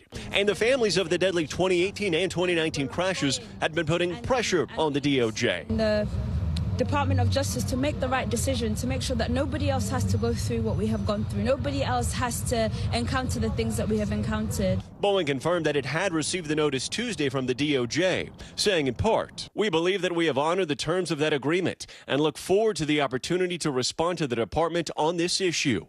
This comes amid other concerns for passengers as the summer travel season is heating up. A new report from the FAA saying the air traffic control workforce needs reinforcements. The agency saying it needs more than 3,000 additional controllers, highlighted by a number of recent close calls involving planes nearly colliding due to miscommunications. Now ahead of Memorial Day, the FAA pledging new measures to keep the skies safe. Morgan Chesky, NBC News. Well, you've already probably heard it. Wall Street buzzing off of today's inflation report. The NASDAQ and the S&P reached record highs earlier after the consumer price index showed that inflation slightly cooled in April. The index measures prices for food, housing, and other goods and services. While the new numbers are promising, inflation is still hovering above the Federal Reserve's 2% goal. NBC News business and data correspondent Brian Chung joins us now. So, Brian, those numbers, they're lower than what was expected. What does this mean for all of us? Yeah, Morgan, Vicky, I mean, this is what we already know, which is that prices are going up. But the good news from this report is that they're going up at a slower rate than in March. So, again, that 3.4% figure, that's how much prices rose between April of this year and April of last year. That's a bit slower than the 3.5% pace we saw in the March to March period. But again, we're still looking at a positive figure here. That means that prices are still going up. On a monthly basis, we did see prices go up by 0.3%. Again, that's measuring between March and April. That was below what Wall Street had expected of 0.4%. But again, the mission not yet accomplished. Inflation still pinching wallets. That's why policymakers are continuing to keep interest rates high to try to discourage borrowing, guys. And what about the specific categories, Brian? I mean, where are Americans actually saying, look, I just can't seem to break the prices. I'm still spending more in these particular categories? Yeah, well, this consumer price index report does break it out. Now, unfortunately, we don't really have a choice on filling up our tank or going out to buy groceries, right? But again, here are the main categories. When we're talking about energy prices, gasoline prices did go up between March and April. Again, these are monthly changes that we're looking at here. Food prices, though, they went sideways, which is good news. In fact, we saw deflation, prices going down in some categories like eggs, which went down over 7% between March and April. Good news for those that make a lot of omelets. But the most important thing here, shelter remains the largest cost for Americans putting a roof over your head. Mortgage payments, rent payments, that continue to go up by 0.4% between March and April. That's the same pace that we had seen in the month prior. A cooling in the housing and the rental market would largely be helpful to inflation. That's what the Federal Reserve is probably watching for. All right, NBC News business and data correspondent, breaking news, Brian Chung. Thanks so much. Yep. Turning now to our CNBC Money Minute. Meta is introducing a new fact-checking feature on their platform, Threads. The system will allow independent fact-checkers to review posted content. This all comes as the presidential election ramps up. Yep. CNBC senior markets correspondent Dominic Chu joins us now. Dom, just walk us through what this new feature would actually look like and why now. I know that you mentioned the election, but why is Meta doing it? Sure, Morgan, Vicky, it's a feature that's already actually been in place on some of Meta's other platforms, Facebook and Instagram. So this fact-checking feature is simply a measure to combat the spread of misinformation, something that is pretty common, unfortunately, on social media. So we'll keep an eye on whether that has any impact. And then another thing to watch is Netflix on streaming, because it will exclusively stream its first live NFL games on Christmas Day. The league will host a doubleheader on the holiday, giving Netflix a hold on the most reliable ratings driver in American media. The NFL has not announced which teams will be a part of the matchups just yet, but we will learn that later on tonight when the league drops its 2024 full schedule, 8 p.m. Eastern time. I'm a big football fan. I'm a big Niners fan, so I'm waiting with breathless anticipation over what happens to the schedule tonight. I didn't know you were a Niners fan. Let's go gold and red, right? Born and raised in the Bay Area, I gotta be a Niners fan. Did you know that? Me too. I didn't know. I didn't know that either. I just know you were over there in Jersey now that we're in New York. So we're buds here from the, what is it, the West Coast to the East Coast? The best coast, might call it the best coast. Yeah, I was going to say. I don't want to start too much controversy there. CNBC senior markets correspondent Dom Chu. Thank you so much, Dom. A controversial speech from three-time Super Bowl champion Harrison Butker has a lot of people talking today. We're going to talk about what the Kansas City Chiefs kicker said in the commencement address, taking aim at working women and LGBTQ+ Pride Month. You're watching NBC News Daily.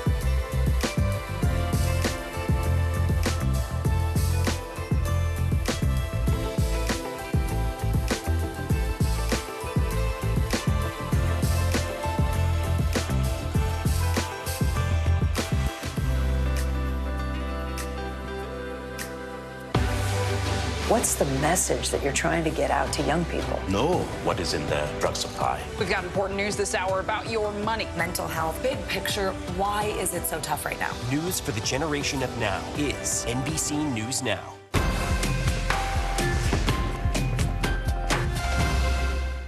News lives in the now. Look at this. You can't even see anything anymore. Let's break down what we know. You gotta see this. News for the generation of now is NBC News Now. Kansas City Chiefs kicker Harrison Butker is facing harsh criticism after a controversial commencement speech that he gave at Benedictine College's graduation this weekend. Well, you decide if it's harsh criticism, because the NFL player is accused of making some sexist, homophobic, and political comments. Take a listen to this. I think it is you, the women, who have had the most diabolical lies told to you. How many of you are sitting here now, about to cross this stage, and are thinking about all the promotions and titles you are going to get in your career? Some of you may go on to lead successful careers in the world, but I would venture to guess that the majority of you are most excited about your marriage and the children you will bring into this world with excitement and pride. Not the deadly sin sort of pride that has an entire month dedicated to it, but the true God-centered pride that is cooperating with the Holy Ghost to glorify Him. NBC News correspondent Kathy Park joins us now from Knoxville, Tennessee, with the details. Kathy, can you tell us a little bit more about the reaction there? We heard a little bit of it after he mentioned that he kind of took that dig at Pride Month. He was also very critical of President Biden in the speech. What else did he say? Yeah, hey there, Vicky. So, yeah, this was a 20-minute long speech, and there were a couple themes that stood out, and it's receiving a lot of backlash, especially on social media. First of all, Butker goes on to talk about the erosion of traditional Catholic values, even pointed to Catholic priests and bishops for, quote, misleading their flock.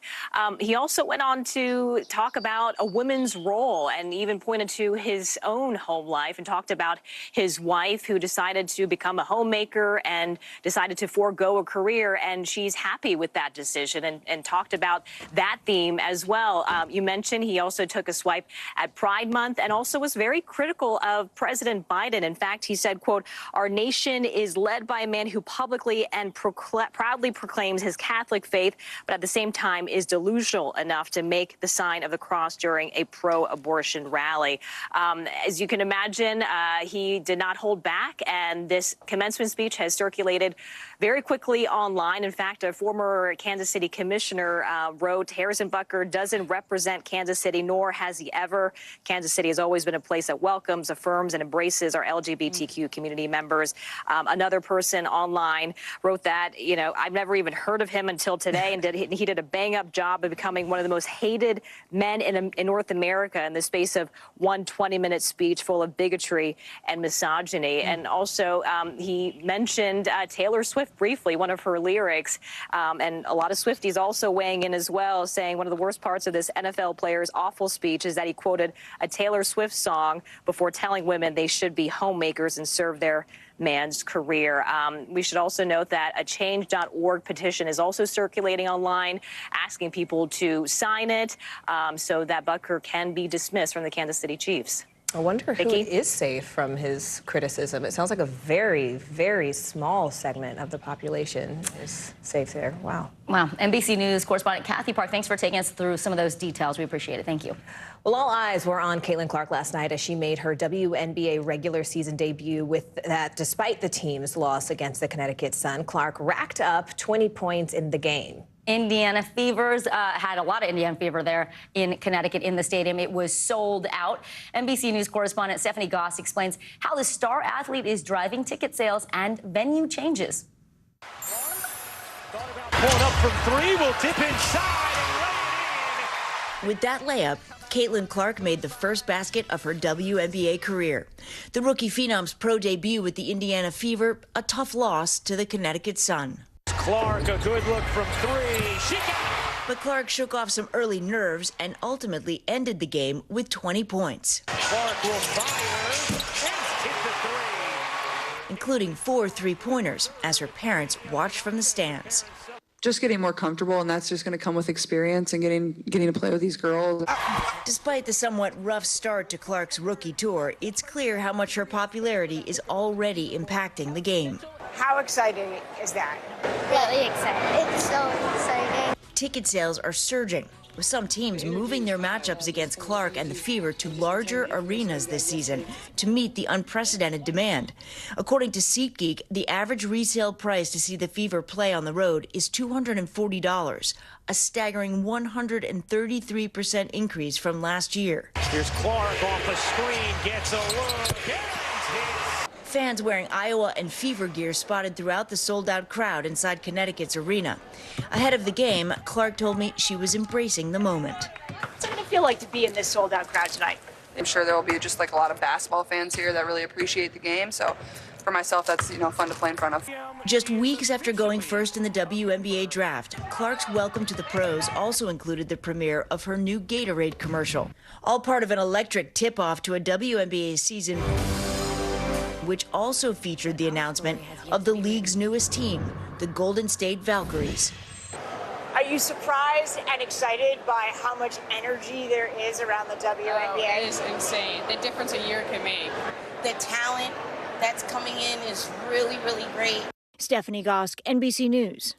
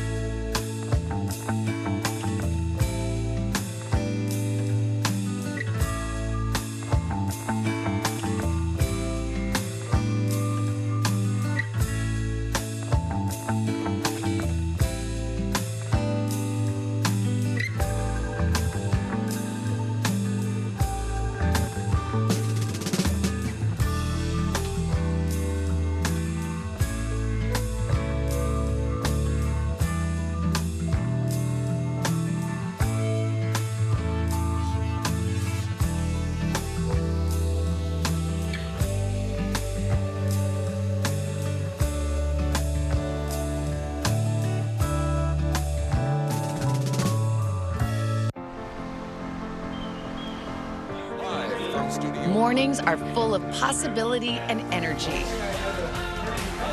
And how you get set for the day ahead matters. Take charge of those first hours. It's about getting caught up. And really, it's about getting ahead.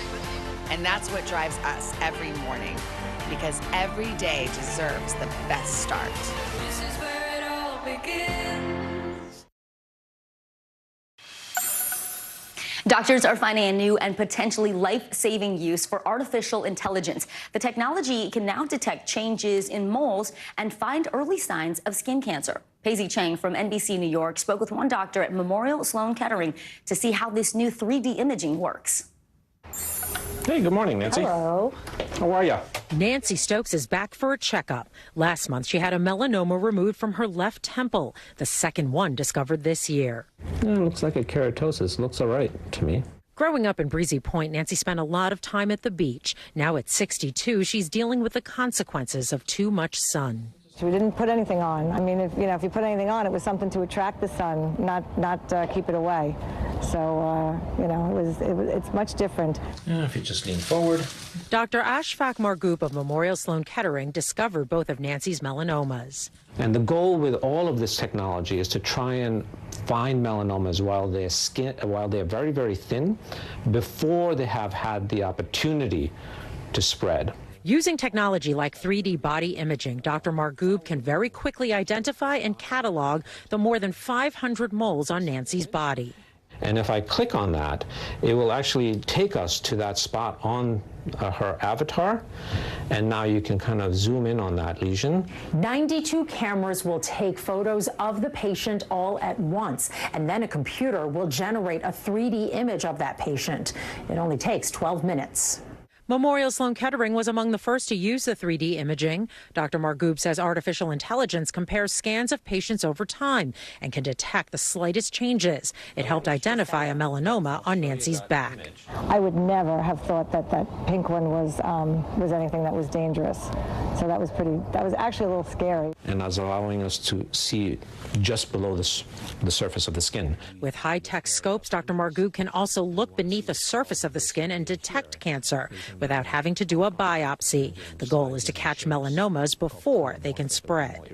If you can catch this melanoma before it has the ability to get into the vasculature or the lymphatics, you basically can cure it by simple surgical excision. Paisley Chang, NBC News.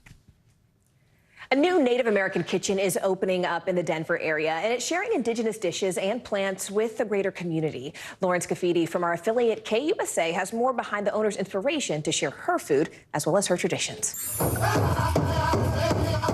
Rooted in tradition, the indigenous plant sale is inspiring people to get in touch with their own roots. I think it's important to reintroduce myself to the land that I live on and get to know its stories, get to know its plants. Shoppers can choose from ancient watermelon to Navajo wild spinach and everything in between. And some beans. Tomato. For any age. The people that are here and help supporting us kind of means something to our community. Jacob Gonzalez joined in to celebrate new friendships with shoppers dressed with the help of one of the vendors. Marie Yellowhawk, she helped make my stuff. It looks great. I try to do it with him, so he kind of gets the idea instead of just doing it and giving it to him. Marie is helping the next generation after she taught herself how to bead. So they know that how much it means to get a regalia done. A morning full of shopping and dancing will work up an appetite. You need a ladle for that, not a spoon, yes. Where Narissa Rivera is thrilled to serve her community. Natzilit Kitchen is officially open. Right? It's their traditional food, but that doesn't mean that they've had access to it. She says a lot of the ingredients are sourced from indigenous farmers, and she plants indigenous seeds at her own house too, including the ones sold today. And took over everything, the back, the front, with food. But it's about more than growing plants, it's growing purpose. We can help a lot of people with our kitchen, and that's what we plan to do. So we're not just trying to run a business, it's also a community effort. What does the community need? How can the community use this kitchen? That was Lawrence Kafidi from our NBC affiliate KUSA reporting. Stay with us. Much more news ahead. You're watching NBC News Daily, and you can watch us free 24/7 on our streaming network, NBC News Now. And thanks to those of you who are watching and taking us wherever you go on YouTube, Hulu, Roku, and Peacock. We're always with you, always giving you the very latest and greatest in the news. Stay with us. Your news continues right after this.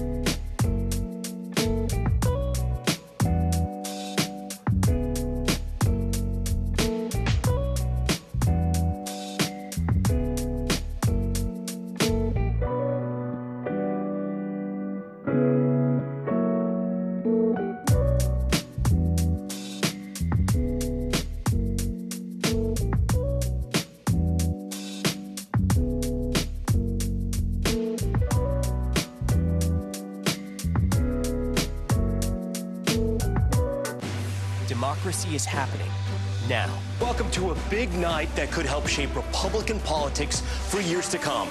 Now never stops. It comes down to turnout. Who shows up? Is it going to be that big block of independents? Now is where it counts. What are the issues that matter most to you guys? What did this debate change for you? Their number one issue is the economy. 2024, who's your candidate? The race is on now. The countdown has begun. News for the generation of now is NBC News Now. Welcome back. It is 12:30 in St. Louis and 1:30 in Sunrise, Florida. I'm Vicki Nguyen. I'm Morgan Radford. Here is what's making news right now. A big win for a little pup. Look at this. This is Sage. She is the miniature poodle that took home Best in Show last night at the Westminster Kennel Club Dog Show. Now, this is the most prestigious canine event in the entire country. Her handler has been competing for 45 years, and now he says he plans to retire. Aww. They both made an appearance earlier this morning on NBC today, right? Look at that hair. It looks like mine in the morning. I love it. A jury is now seated in the federal criminal trial against Senator Bob Menendez. The Democrat from New Jersey is charged with accepting hundreds of thousands of dollars in bribes. Senator Menendez has pleaded not guilty. Opening statements are set to begin this afternoon. President Biden and former President Donald Trump agreeing to face off on the debate stage twice ahead of this year's general election. Look, the first debate is set for the end of the next month, and the second is scheduled for September. And as of right now, it's still unclear whether independent candidate Robert F. Kennedy Jr. will qualify for either of those debates. Federal investigators are now revealing what went wrong with the cargo ship that smashed into a bridge in Baltimore and triggered a deadly collapse back in March. The Dolly lost power twice before it slammed into the bridge pillar and brought it crashing down, according to a new report by the National Transportation Safety Board. Now, investigators, they say that crew tried to stop the massive, just out-of-control vessel by ultimately dropping the anchor in a last-ditch effort. But unfortunately, it was too late. NBC News correspondent Ryan Nobles is live for us right now on Capitol Hill, where the chair of the NTSB has been testifying today about that investigation. Ryan, the investigators sort of detailed what happened in those, crucial minutes leading up to that collision. What more are we learning, though, about the ship's electrical problems, which I know has been a flag?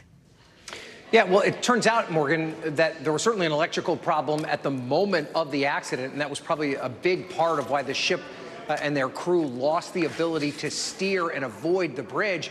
But we're also learning that 10 hours before, there was a separate issue with power, that the ship lost power on two different occasions, and then had to move to a backup breaker system that hadn't been used in a couple of months. Now, the NTSB chair said at this hearing today that they haven't specifically linked the power outage problem from 10 hours before the accident to the accident itself, but it's certainly raising questions about why the ship was able to leave the port knowing that it was having these issues, and that issues like this could prevent the ship's ability to steer itself out of the harbor.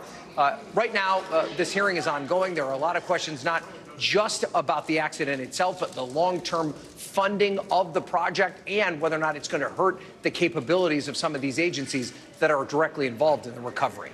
You know, Ryan, the FBI has a separate ongoing criminal investigation as well. What is the Bureau looking into here?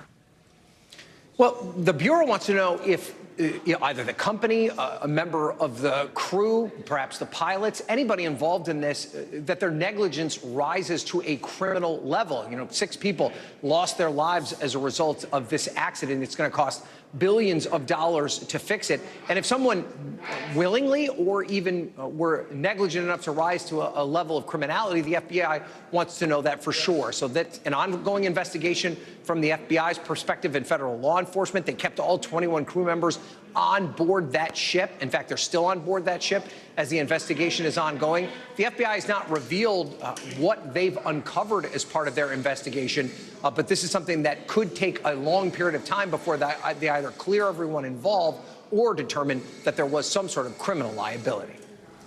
All right, Ryan Nobles, thank you so much. We appreciate it, Ryan.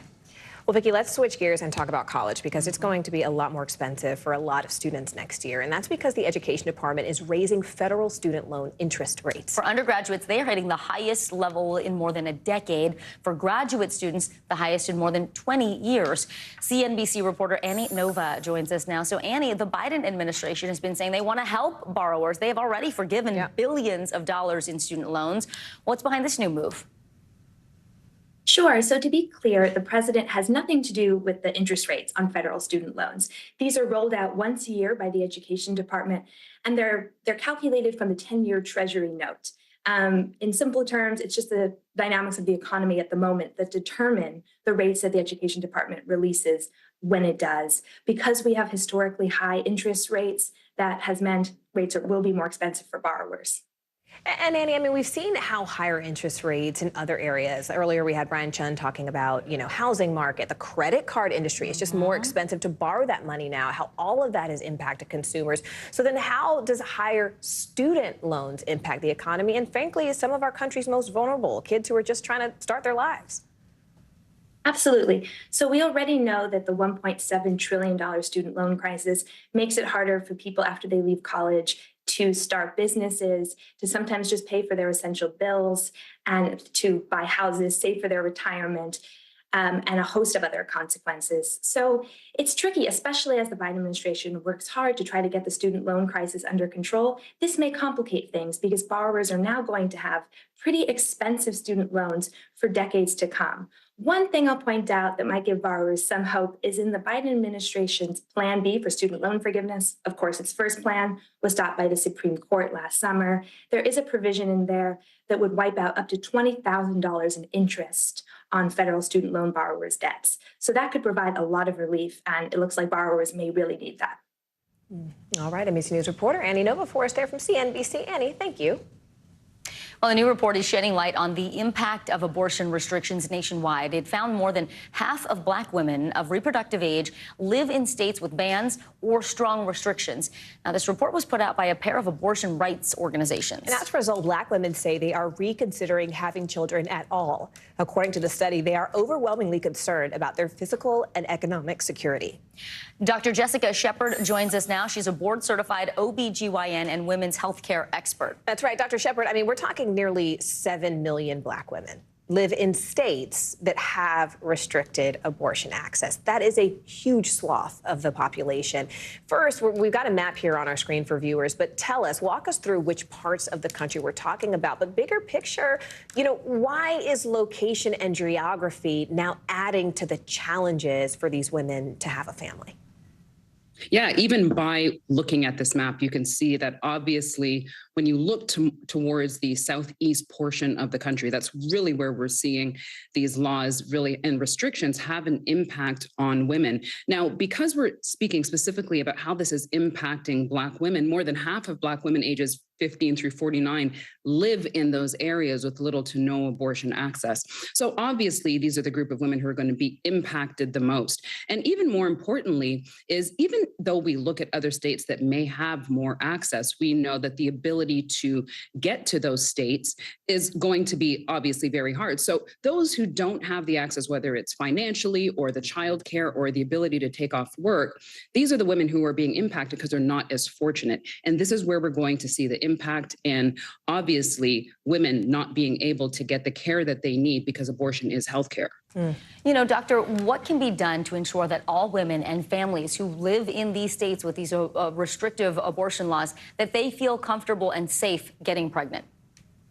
That's a really hard question, and that's where we see a lot of the controversy because there's so much confusion between what actually are the laws or what are the abilities for someone to have the access depending on what their situation is. And that's where, from provider standpoint, they feel some hesitation in providing the care that they're even trained to do, but even more so for women, really don't know where they fall in between the lines of, do I fall into this category that still could have the access, whether that's rape or incest, or is it banned completely, depending on if I'm pregnant or not? It doesn't matter. So that is where we have to make sure that we have clear messaging in how we educate women in the ability to know when they have access, where they can get access.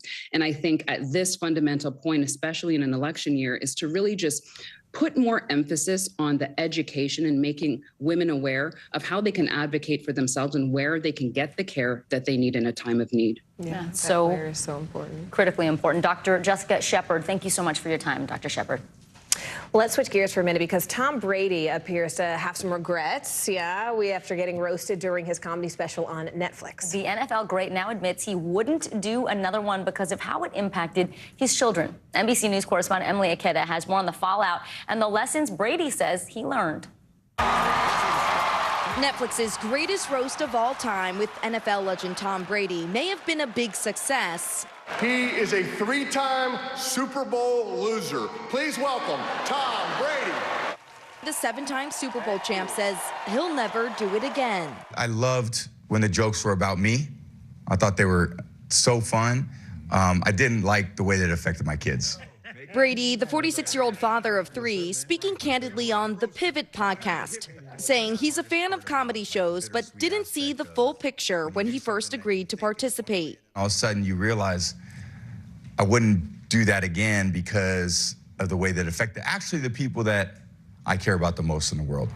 The comedy special airing live on the streaming platform earlier this month, featuring high-profile guests including former teammates, stand-up comedians, and celebrities who didn't hold back against the former quarterback.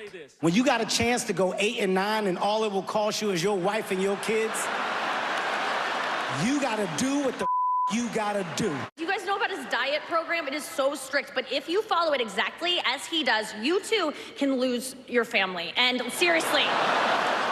After the roast, Brady's ex-wife, supermodel Gisele Bündchen, posting on Instagram this Mother's Day about advice she learned from her own mom, writing, "Children are forever. You will always be concerned and wanting to protect them. It doesn't matter their age." Bündchen and Brady filed for divorce in 2022 after 13 years of marriage. Their split, a repeated punchline throughout the night. Hey, Tom, this is great. Nice shoes. Did you win those in the divorce? For some comedians who participated in the roast, jokes about Brady's children were off the table. We all just agreed, let's not throw the kids under the bus. The way I look at these things is Giselle's a public figure outside of him. Yeah. So, we could talk about that. Yeah. Brady says he learned an important lesson from the experience. I'm going to be a better parent as I go forward because of it. Emily Ikeda, NBC News. Well, a new children's book is aiming to help kids celebrate the many meanings of love. The authors, our very own Laura Jarrett and journalist Poppy Harlow, join us on set next. More NBC News Daily right after this.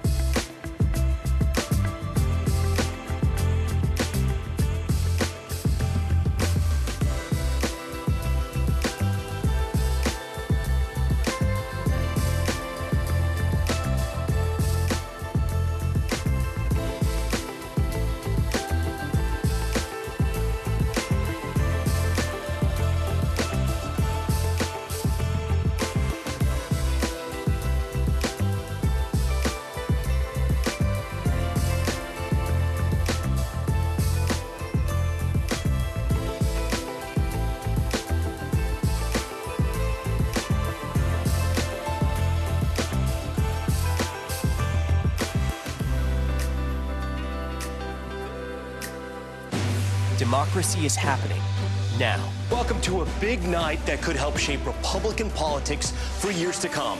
Now never stops. It comes down to turnout. Who shows up? Is it going to be that big block of independents? Now is where it counts. What are the issues that matter most to you guys? What did this debate change for you? Their number one issue is the economy. 2024, who's your candidate? The race is on now. The countdown has begun. News for the generation of now is NBC News Now.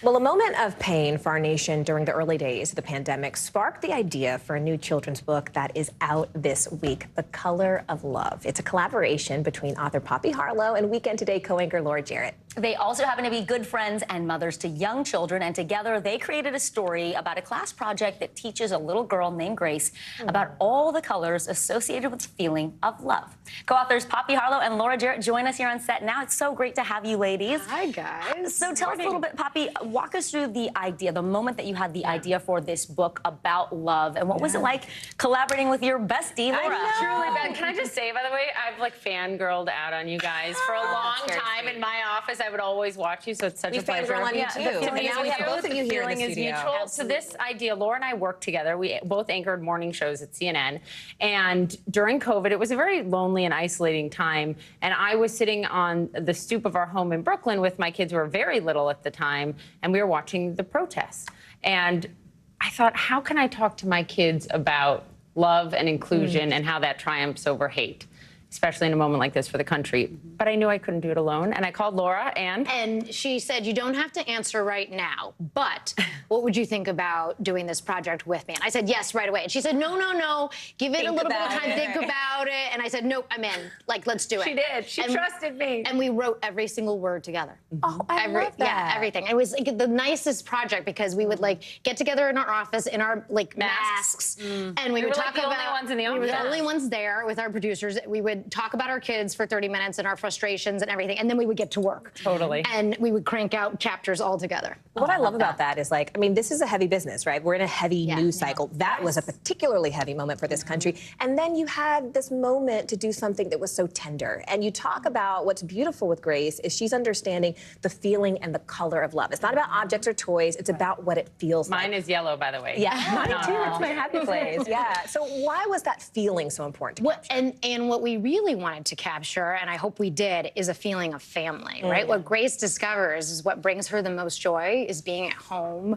making gumbo with her brother and feeling that love when she wraps her arms around him. And other kids talk about seeing other things and other traditions. And even if the kids have different colors, what we hope is that they'll see something of themselves in here, or they'll see something and say, oh, I don't know anything about that, and want to ask their parents questions. And it's been really fun, and I'm excited to hear what your kids say about this. When our kids told us what their colors of love were, and other children, parents have written us and said, you know, my child said it was purple, and then they explained why, and I had no idea. Oh, that's beautiful. And for teachers also, I mean, this is an activity in the classroom. It sparks conversation. Yes. Have your students, your kids, cut out the hearts like our kids did on Laura's living room floor. They did. And they're part of the illustrations in the book, which are beautiful. All these came from our children. That's incredible. You know, let me ask you a mom advice question. What's the age range of your children? And we work in this business where sometimes they have questions about the stories that they see on TV. How do you have the difficult questions with them in an age-appropriate way? But, you know, not shy away from those talks.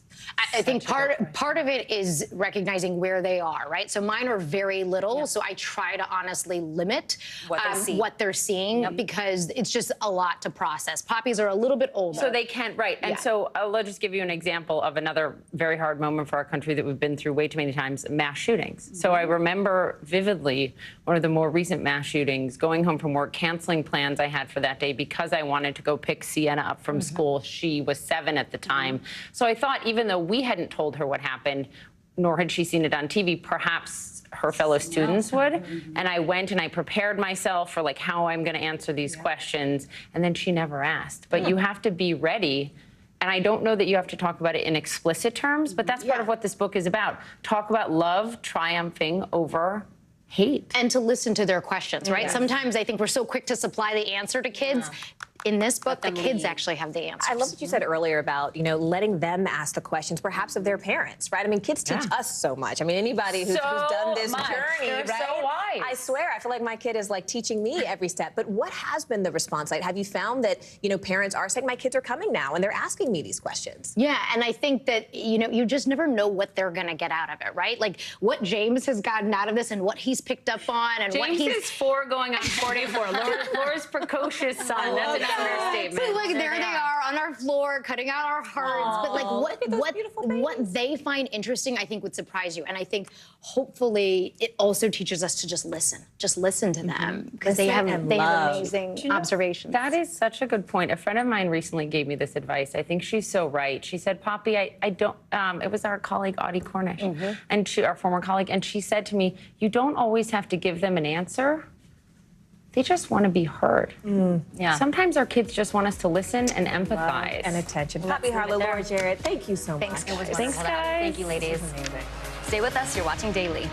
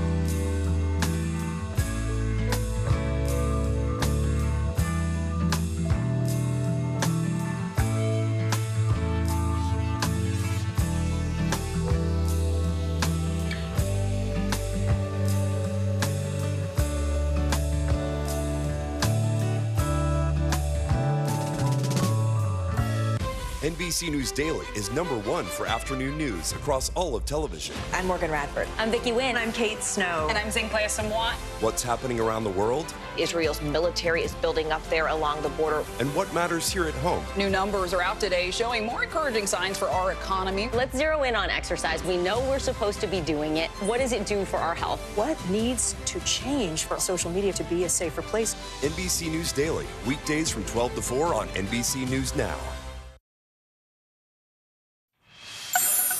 A group of veterans from Michigan making an emotional trip to D.C. to honor those who sacrificed their lives fighting overseas. Amber Kriska from our NBC affiliate Wood TV spoke with some of the war heroes as they shared stories of both heartbreak and healing. And I'm going to start boarding this plane from the back to the front. It's a trip some weren't sure about. It's a pleasure to have you on board. We appreciate your service. They kept calling me, so finally I gave in. Hey, how you doing, Chip? How you doing? Hey, looking good, mate. For others, they hoped this day would come. This is something I've been waiting for a while. But for many, they quickly realized.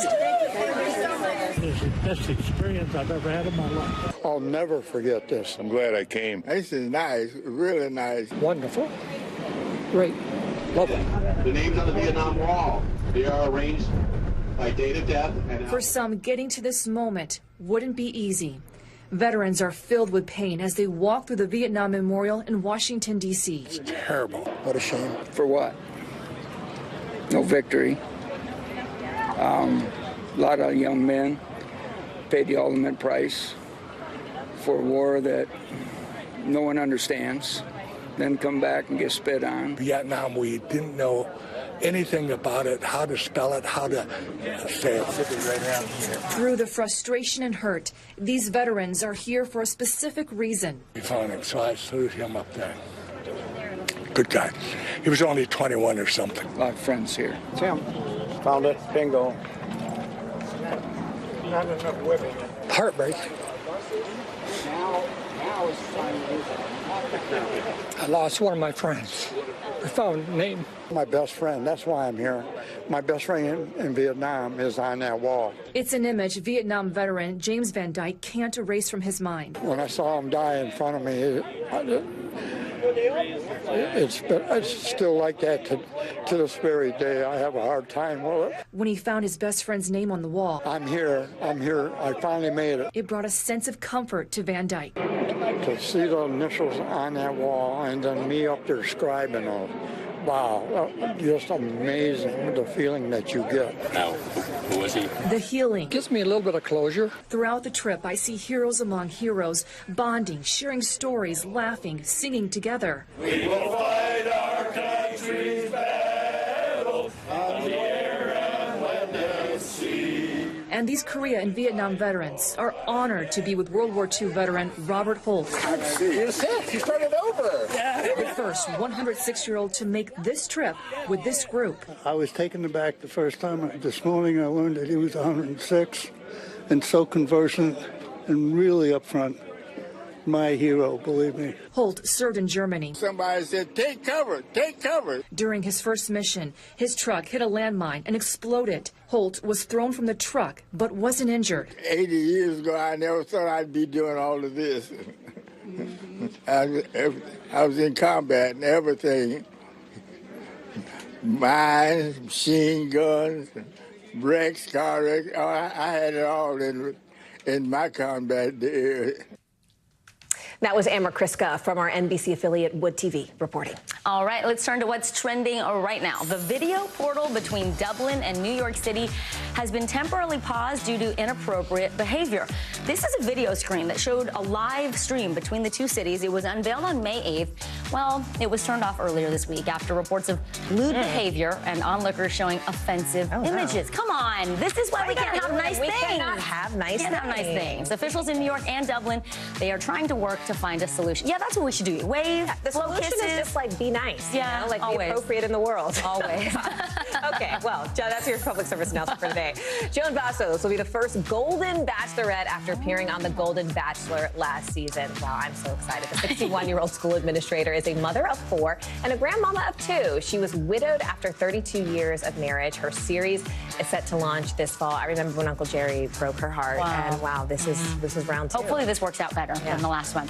All right, a new Jeopardy series is in the works at Amazon. It is called Pop Culture Jeopardy, and it will be the same question and answer format as the original show, with topics like music, film, TV, sports, and more. The show has yet to pick a host, and information on applying to be a contestant will be available soon. Now, this is a Jeopardy I might have half a shot at. Pop Culture Jeopardy. I like that.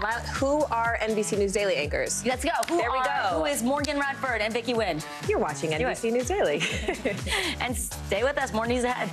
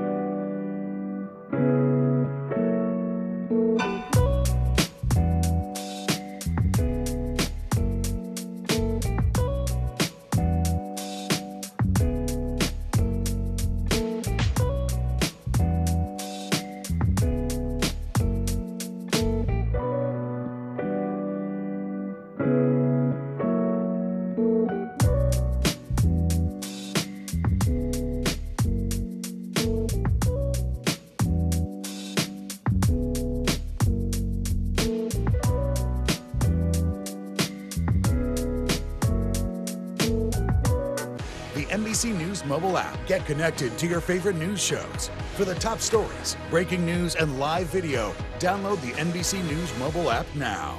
Nearly a dozen hours after the eye roared ashore. There is some late breaking news. All right, and this is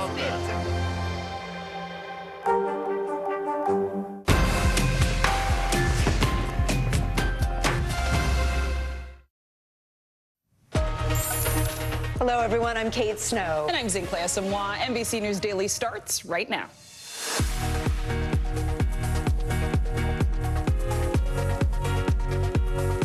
Today, Wednesday, May 15th, 2024, The Price is Right. A new report just out shows inflation is easing. We'll break down the numbers and what they mean for the price you pay on everything from gas to groceries. Buoy battle, the arguments in court today over barriers meant to keep migrants from crossing into the United States, plus how Mexico is actively trying to keep border crossings down. It's an NBC News exclusive. Tower trouble. The Memorial Day weekend rush almost here, but America's dealing with an air traffic controller shortage. How the shortfall could snarl your plans. And court is in session. Caitlin Clark officially makes her WNBA debut with the Indiana Fever. We'll show you the highlights and how other teams are just trying to keep up. That was a big night last night. I know. Can't wait for all the games to come with Clark at the helm. But we are going to start this hour with your money and good news on inflation. Yeah, nice to have some good news. Today, the Consumer Price Index report for April was released, and it was slightly better than expected. That report broadly measures the cost of goods and services in America. So from March to April, prices rose just 0.3%. That's lower than 0.4% that economists were predicting or expecting. And if you zoom out and look at the the year-over-year change, prices are 3.4% higher than this time last year. To make sense of all of this, let's bring in NBC News senior business correspondent Christine Roman. So, Christine, talk to us about the categories specifically. Sure. Which areas are seeing the biggest changes? So overall, look, prices are still growing. Prices are still going up, but they're going up a little less quickly, and that's the good news here. You saw rent; that category was up again. That's troublesome because it's not easy to switch where you live, you know, if prices rise. We saw gasoline and fuel prices go up as well, but food prices were pretty much flat, which I think is interesting. We've been watching food prices move sideways. So groceries are getting more inexpensive, while eating out is more expensive. So you can see why consumers have been sort of changing their behavior on that. Right. Nobody's going out to eat because of that. So what do all of these numbers and the other numbers you're looking at mean for all of us? Where are we at? So we still have an affordability price point here price pain that's happening for a lot of Americans. You talk to people and I say, oh, inflation's getting better. They're like, it doesn't feel like it. Because every time you look at an inflation rate, you're building on top of 3 years of higher prices. So that's why people feel so rotten, I think, about the economy. But it's going in the right direction. And at some point here, if you can get these inflation numbers to cool a little bit more, then you'll have the Fed feel a little bit better about it. Today, by the way, you know, you look at Wall Street. Wall Street likes this number. There was a core inflation number here that was 3.6%, strips out food and energy, volatile sectors, and that was the lowest since 2021. So that shows you that inside of this number, while it is still too hot, it is cooling. I mean, you mentioned the Fed. What does this mean for those all too important rate hikes from the Federal Reserve? How are they looking at this? I think the economy is still chugging along here nicely. Inflation is still too high. I think that means the Fed doesn't do anything in the near term. But looking out later this year, if you can start to move this closer to a 2% Fed target, the Fed would feel more comfortable cutting interest rates. But we heard from the Fed chair, Jerome Powell, yesterday, and he sort of said, look, these numbers have been higher than we thought they'd be for the beginning part of the year. So we're going to have to let the restraint, meaning the higher interest rates, continue to work in the economy and just be patient here. For people who are borrowing money on a credit card, for a new home loan, for a house, or for a car, it's hard to be patient when these rates are so high, but they will stay here for now. All right, Christine Romans, thank you. Nice to see you. We are following 2 developments this afternoon involving immigration and the southern border. A federal appeals court is weighing arguments in the fight over floating buoys in the Rio Grande River. The Biden administration and Texas have been in a legal back and forth for months. The White House is getting help from Mexico to keep border crossings down. NBC News exclusive reporting finds Mexico is stopping nearly 3 times as many migrants now compared to just a year ago. Joining us now, NBC News correspondent Guad Venegas and NBC News Homeland Security correspondent Julia Ainsley, who covers immigration. Guad, let me start with you on this hearing that we have about the buoys. Can you remind us how we got here, first off, and then what are the arguments that we heard in court? Kate, it's been last year is when this whole thing started, right? So it's been months now since these floating barriers or buoys were installed between Mexico and the U.S. and Texas. So this all started when the state of Texas decided to install these buoys or a barrier that they wanted to use to deter migrants from crossing into the U.S. The federal government immediately responded by saying the state of Texas should have never set up this floating barrier. Activists also said it created a hazard for any individuals in the river. Now, the Biden administration took legal action, and it's been in the courts back and forth. They're essentially arguing that the river is navigable, and the state of Texas has no jurisdiction in the river, and they shouldn't place any objects. They're using an old law that says that the river should be clear for boats to navigate it. Now, today, this is in the Fifth Circuit Court of Appeals. And the arguments being made by the state of Texas is that the river is not navigable and that the law that the federal government is making reference to is very old. The state of Texas is also addressing the issue of drownings in the river, saying that the floating barrier itself has not caused any of the drownings. So essentially trying to make the argument that Texas does have a right to have those floating barriers in the water, while the federal government today is arguing that the river is navigable. And in fact, Border Patrol has boats that have to go back and forth to rescue migrants or for other purposes. Kate? Julia, let's turn to you and your exclusive reporting here on the other side of the border. What exactly is Mexico doing, and what are Biden administration officials saying about the changes? Well, in just the past year, we saw Mexico interdicting migrants who were northbound going through their country to get to the United States around 100,000 per month. Now, monthly, they're doing almost $300,000 per month. And this is all coming after multiple calls between President Biden and President AMLO in Mexico, as well as, that very high-profile meeting at the end of December between the Secretaries of Homeland Security and State and their counterparts in Mexico. The Biden administration sees this as a success, that they've been able to get more of their partners in the region, especially Mexico, to do more. They say that they are treating Mexico like a sovereign equal, unlike the Trump administration that tried to put pressure on Mexico to do more through threatening things like having to do with trading and tariffs. But I will say that immigration advocates say this is Mexico doing the dirty work of the United States. And sometimes you'll see Mexico simply busing people back into Guatemala or Honduras without giving them a fulsome asylum hearing, and taking them from northern Mexico and busing them back down to southern Mexico, where they're out of reach in order to get on that CBP One app. They're not in the right locations to be able to access that app so they can make asylum claims. So it's all coming as a result of really showing how much Mexico has to do with keeping numbers down at the border. All right, Julia Ainsley, important reporting, and Guad Venegas, we appreciate you both. Thanks. The U.S. is preparing to send a new $1 billion weapons package to Israel. It will be the first aid to the country since the White House paused a shipment of bombs over Israel's planned assault on the city of Rafah in southern Gaza. This comes as the Israeli military is pushing further into Rafah, while also intensifying operations in northern Gaza to fight a renewed Hamas insurgency there. NBC News international correspondent Raf Sanchez joins us now from Tel Aviv. So, Raf, we know Prime Minister Benjamin Netanyahu spoke to CNBC this morning. What exactly did he say? So, Zincle, he addressed head-on this fundamental disagreement that he has with President Biden about what's going on in Rafah right now. The White House has made very clear it opposes an all-out Israeli ground attack on that city, where more than 1 million Palestinian civilians are sheltering. And the Prime Minister was asked, how much does American opposition factor into your thinking as you make decisions about Rafah? And what's the state of the relationship with President Biden right now? Take a listen.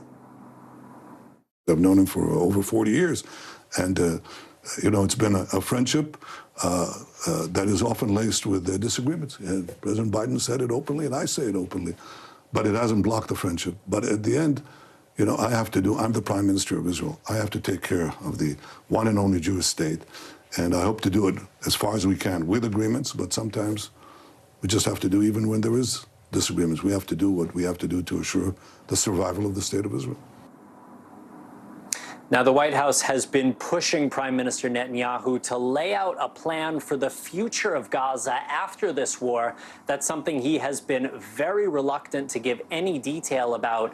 Earlier on today, he said he would not allow the Palestinian Authority, which is the Palestinian semi-government in the occupied West Bank, to take control of civilian affairs inside of Gaza. The White House's position is the Palestinian Authority may not be perfect, but it is really the only show in town in terms of who can go in and administer Gaza right now. So that is yet another source of tension between the White House and the Israeli government. Guys. And Raf, NBC News got some exclusive reporting today about what the U.S. military is going to do to try to help get aid into Gaza. What do we know?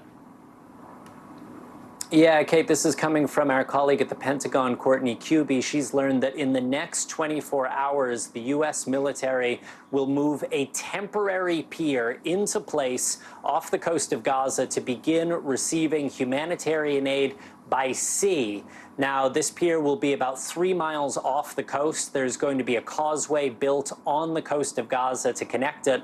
This is a complicated logistical operation, but U.S. officials are saying that they believe in the first 48 hours of this pier being operational, it will be able to get more food into Gaza than all of those airdrops we've seen over the last couple of weeks combined. Now, this pier has been somewhat delayed going into place, partly because of weather, partly because of security concerns, and Defense Secretary Lloyd Austin has acknowledged that there is a potential danger to U.S. personnel on that pier who may come under fire from Gaza.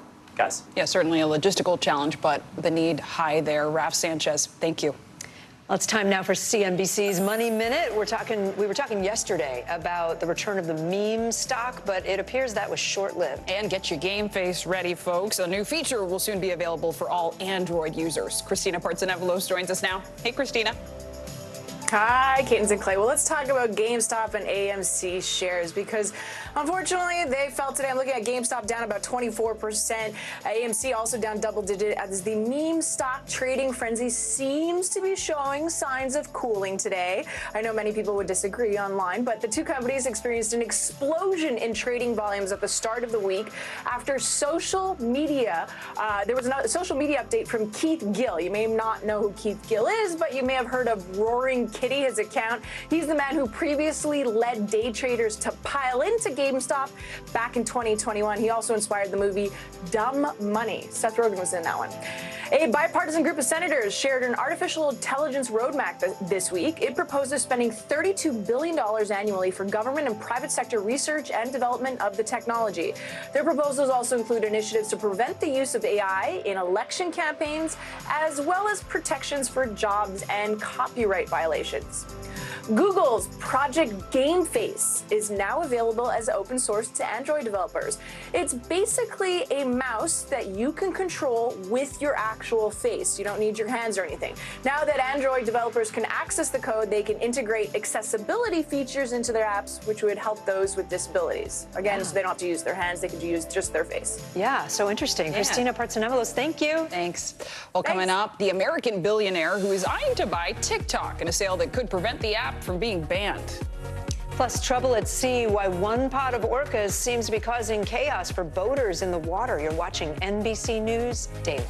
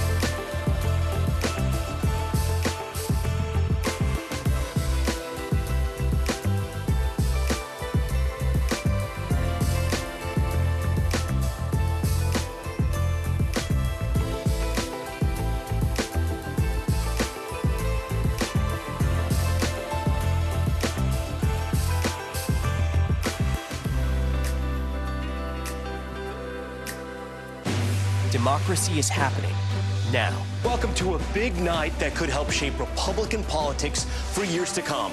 Now never stops. It comes down to turnout. Who shows up? Is it going to be that big block of independents? Now is where it counts. What are the issues that matter most to you guys? What did this debate change for you? Their number one issue is the economy. 2024, who's your candidate? The race is on now. The countdown has begun. News for the generation of now is NBC News Now.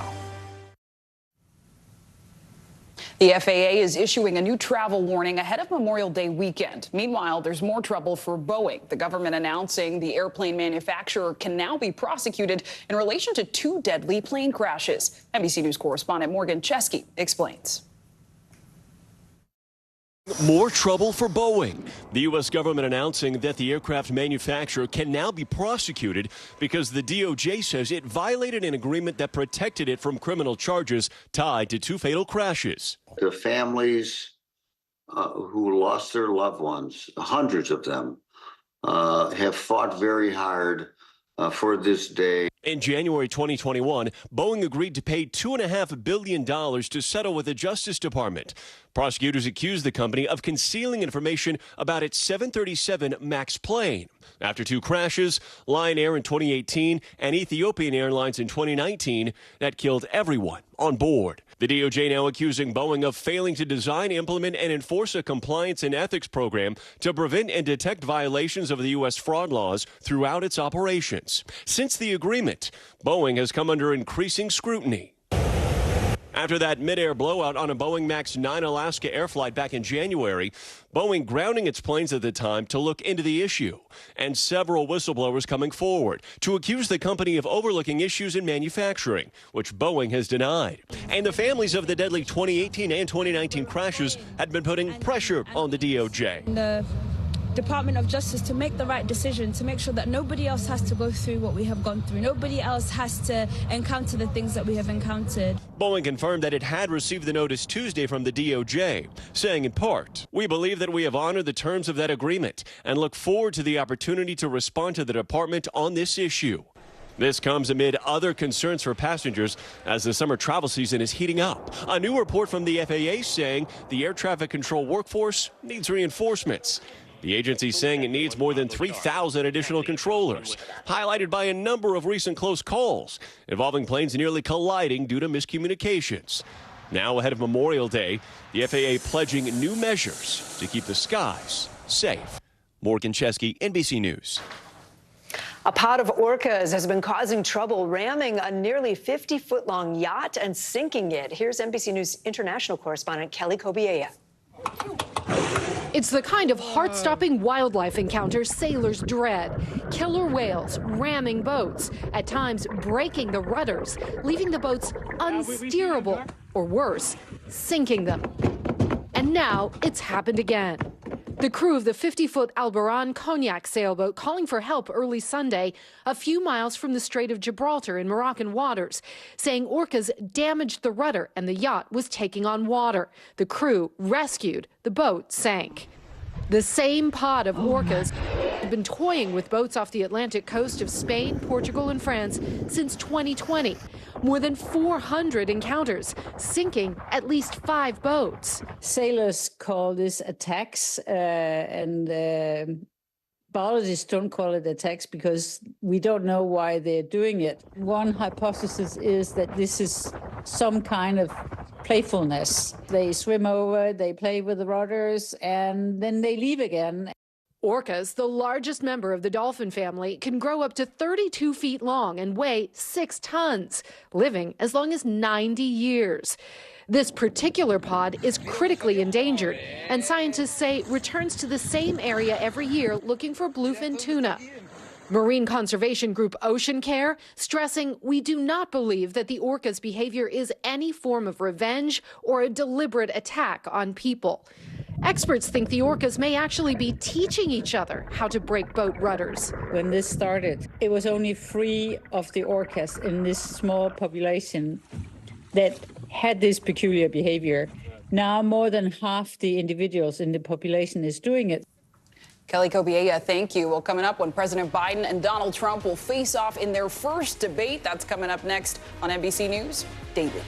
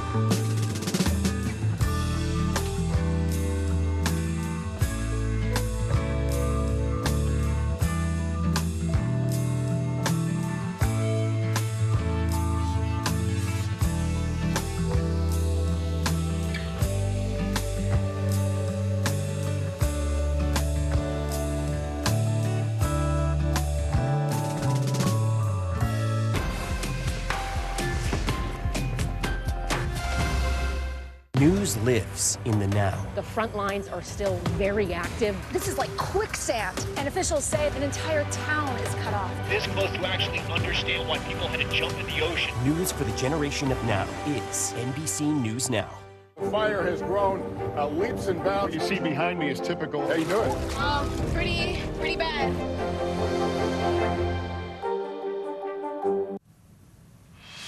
Secretary of State Antony Blinken is in Ukraine, reinforcing America's support for the country in its war against Russia. He's not only spreading his message through words, though, but also through music.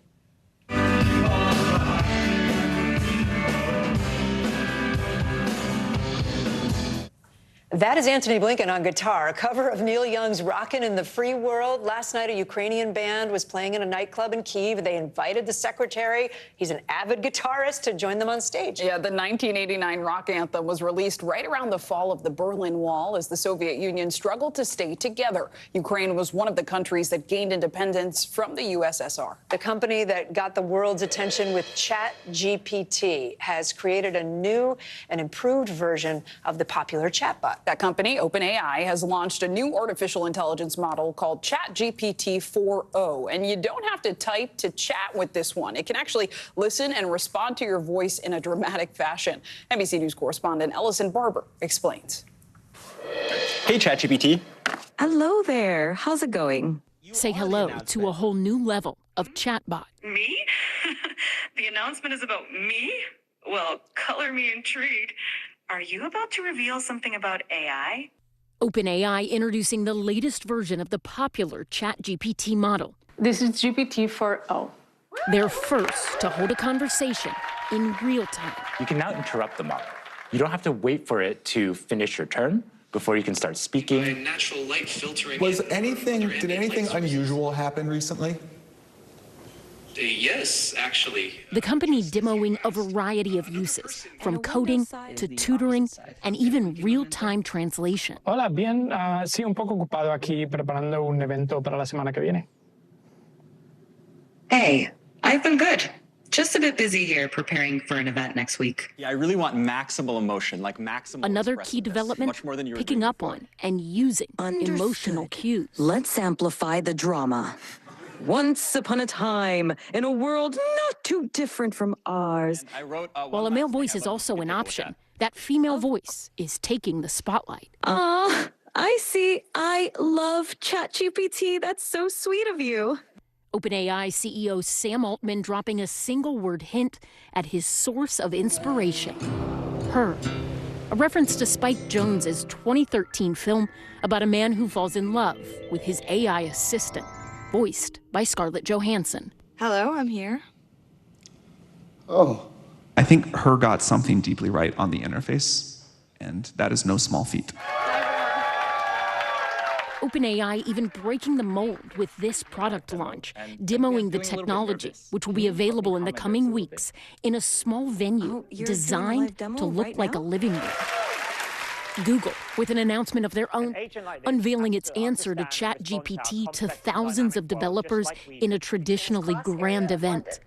Previewing Project Astra, a product they're billing as the future of AI assistants. Do you remember where you saw my glasses?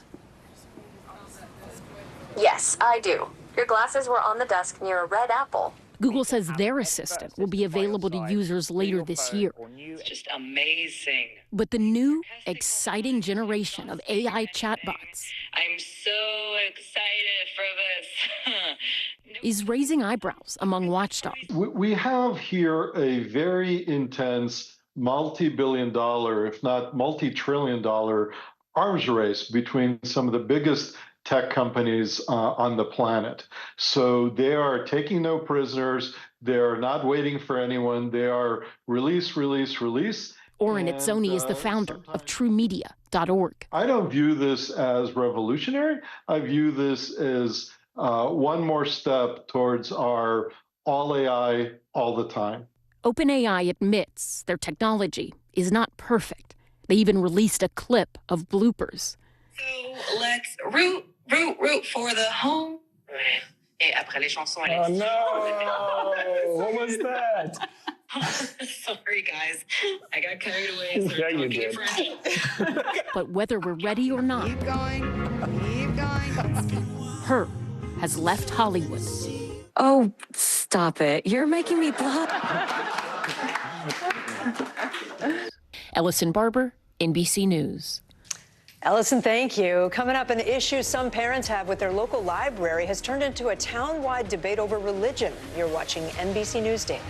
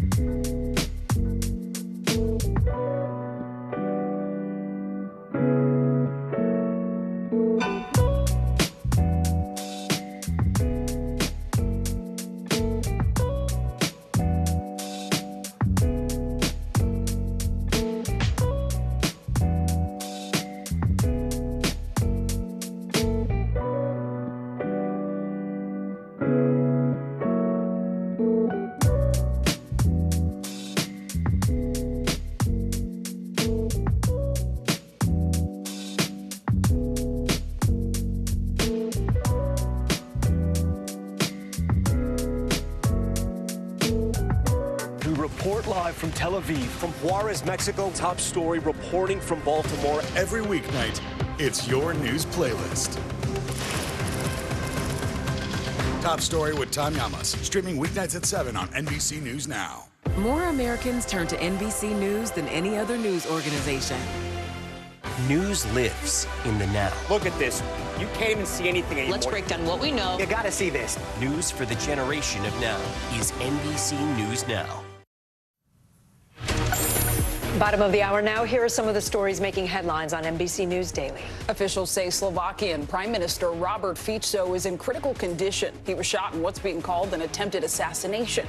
59-year-old Fico was greeting supporters following a political event northeast of Slovakia's capital. A suspect has been detained, according to local news outlets. The Prime Minister returned to power in the fall after campaigning on a pro-Russian and anti-American platform. A Florida judge has ruled the man accused of crashing into a migrant worker bus Tuesday, killing 8 people, will be held without bond. Brian Howard has been charged with 8 counts of DUI manslaughter. He has pleaded not guilty. According to Florida Highway Patrol, Howard slammed into that bus carrying more than 50 farm workers, sending it off the road. In addition to the 8 people who died, 38 more were hurt. Investigators have not revealed the substance Howard allegedly used. And Sage, the miniature poodle, is now America's newest top dog. She just won the Westminster Kennel Club Dog Show's Best in Show category. Sage competed against more than 2,500 dogs from around the world for the big win. It was her handler's second Westminster Best in Show win in 45 years. He first won with Sage's great-grandmother, must run in the family, back in 2002. He had planned to retire after last night's show, win or lose. You were commenting on the hair yesterday. I was. That's a big hairdo there. I remain impressed. Sage. I remain impressed. Congrats to you, Sage. Now let's turn to a group of TikTok creators who are suing the U.S. government. They say a new law forcing a sale or ban of the app violates their First Amendment rights. Last week, TikTok and its Chinese parent company ByteDance filed a similar lawsuit. The law that they're fighting was signed by President Biden last month. You may remember it gives ByteDance until January 19th to sell TikTok or face a ban in the United States. Joining us now, NBC News business and data correspondent Brian Chung. So, Brian, what are these content creators saying now in these new lawsuits, and how's the Justice Department responding? Well, they're basically saying the same thing that TikTok said in its lawsuit, which was filed just last week, in which they claim that a ban on TikTok would be a ban on the First Amendment rights to speech. So you have a number of creators that are saying, look, there are instances in my life where I have really been able to reach a wide audience because of TikTok. And if it's banned after January 19th, as the statute might lead up to, well, then I wouldn't have the ability to reach that audience. And a number of TikTokers that even aren't part of the lawsuit have spoken out. Take a listen to what some TikTokers are saying with regards to what they feel could be the risk of losing the app. Does not have the right to tell us what we can't use, especially when they haven't proved or provided evidentiary evidence to show the danger of said app that is unique to TikTok and not common on the other social media platforms.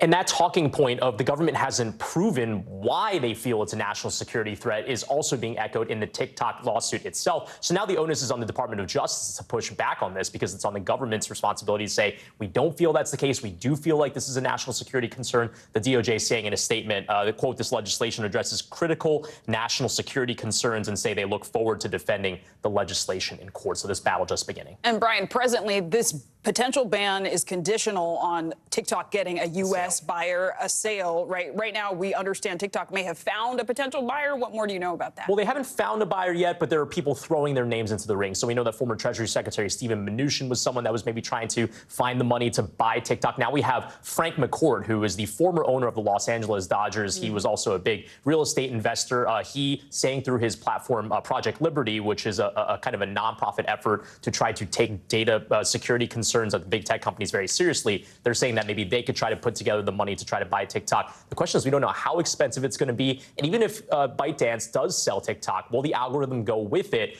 The Chinese government has said they likely would not allow that sale. Yeah, and the algorithm is really the heart of the whole the point. app. Exactly. It's what leads to the scrolls, right? Yeah. Brian Chung, thank you. Major developments today in the race for the White House. It appears both President Biden and former President Donald Trump will meet for at least 2 televised debates before the November election, now just under 6 months away. Both men have agreed to those 2 debates. The first will be hosted by CNN on June 27th. The second will be on ABC News, and that's September 10th. NBC News White House correspondent Mike Memoli joins me now. So, Mike, what do we know about the terms agreed to here and how this all came together?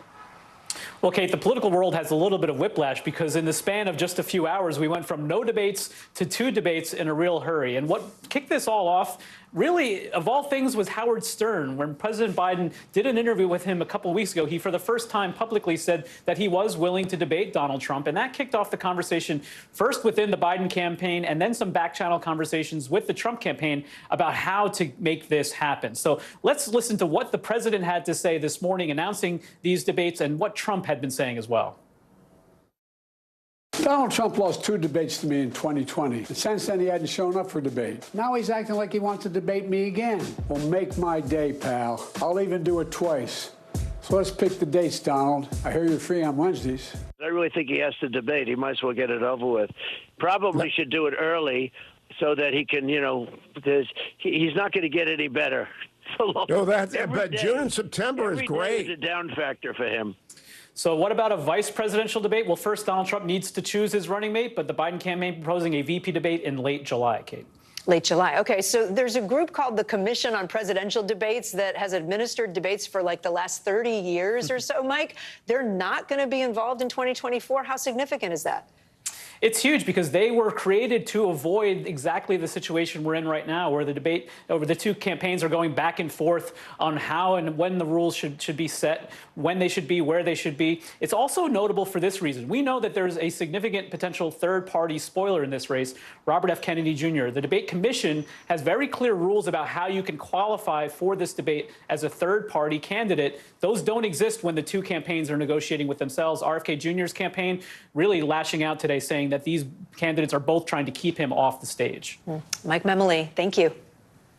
Well, Kate, the head of the National Transportation Safety Board just finished testifying on Capitol Hill about the deadly Baltimore bridge collapse. The hearing comes less than 24 hours after the NTSB released its preliminary report about what happened. The agency says the container ship had a series of power failures before it crashed into the Francis Scott Key Bridge in March. NBC News Capitol Hill correspondent Ryan Nobles joins us now. So, Ryan, first, can you walk us through the timeline that the NTSB revealed in this preliminary report? Yeah, Zinkla, you mentioned those power outages. There were the power outages that happened during the accident, which led to the crew not being able to steer the vessel. But there were also power outages that happened the day before, 10 hours before the NTSB discovered that there were two separate power outages. Then the day it left the port at 1:25 a.m., the first blackout occurs. They were able to get power back. They thought they were okay. But then at 1:27, a second blackout occurs.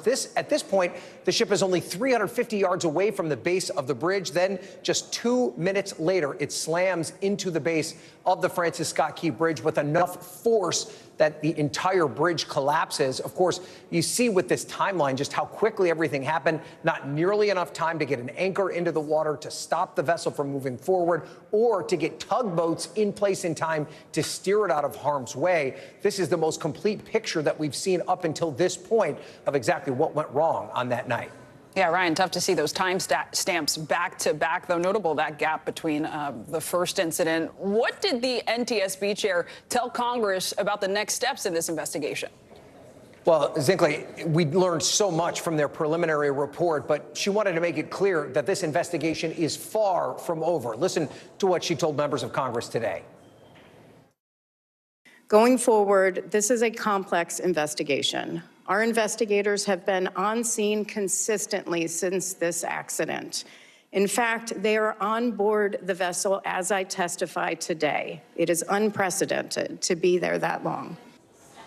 And keep in mind, this accident happened 49 days ago. That ship's still stuck in the river right now as they hope to get it out of the harbor as soon as possible. Only a limited amount of freight can come in and out of the port of Baltimore right now. They are hoping to get it back up and running completely by the end of the month. Zinkla? Yeah, impact certainly still being felt across the region and with those families who lost loved ones. Ryan Nobles, thank you.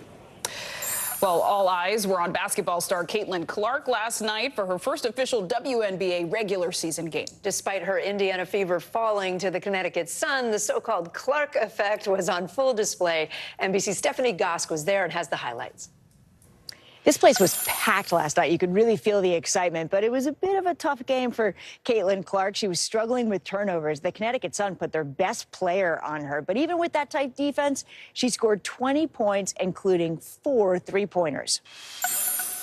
Pulling up from 3, will dip inside and lay it in. With that layup, Caitlin Clark made the first basket of her WNBA career.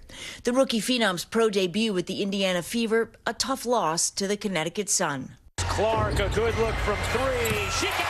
But Clark shook off some early nerves and ultimately ended the game with 20 points. Clark will fire and hit the 3. Including 4 three-pointers as her parents watched from the stands. Just getting more comfortable, and that's just going to come with experience and getting to play with these girls.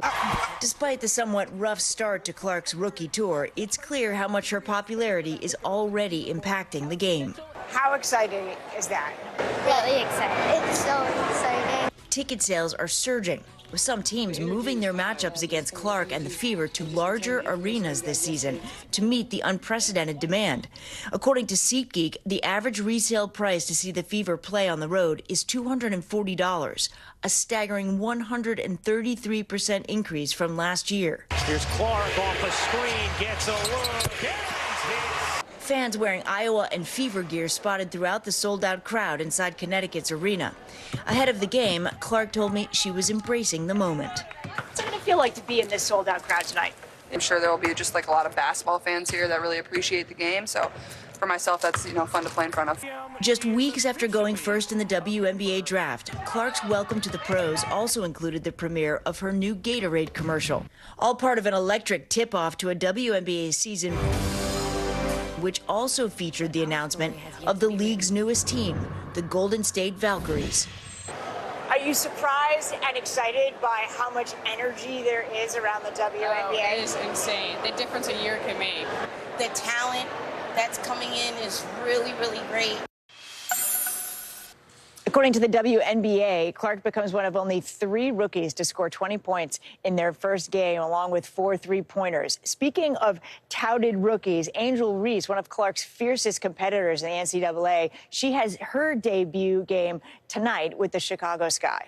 Back to you. Wow. Can't wait for that one. Steph, thank you. Coming up, the U.S. cities that will pay you to move there. Wow, but first, time for today's Daily Snapshot, which today is actually a painting. This brand new portrait of King Charles is making a lot of headlines. It was just unveiled Tuesday at Buckingham Palace. If you look closely, you can see Charles somewhere in all that red, along with a butterfly above his shoulder. The portrait was painted by renowned artist Jonathan Yeo, who said his goal was to give the king a modern portrait. Reaction, though, has been mixed. Mixed. Yeah. It's probably like a nice way of putting it. But yes, it's been mixed. Or I like it. It's very modern. Very. And we got very more. Very more? That's not words. Those aren't words. Much more. Wow, much more ahead on NBC News Daily. Throw it on.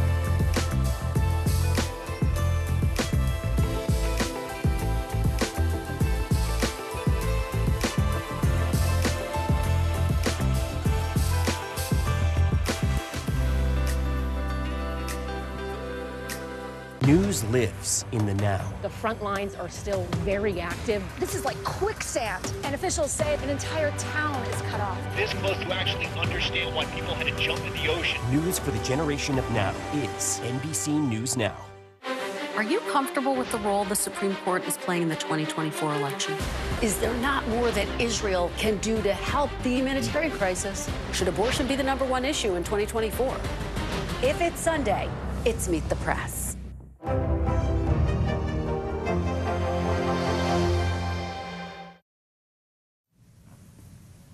Well, even with today's relatively good news about easing inflation, many Americans still are struggling to deal with high costs, and communities around the country are taking notice. Some cities and towns are actually paying people who work remotely to pick up and move there. NBC News Daily co-anchor Morgan Radford shows us where.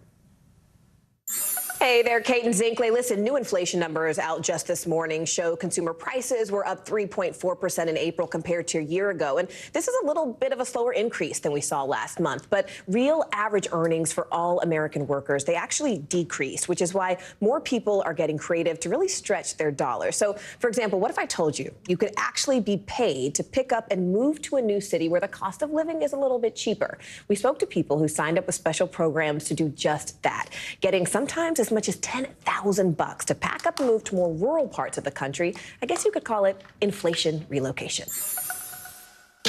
For millions of Americans, the cost of living comes at a high price, from food to housing.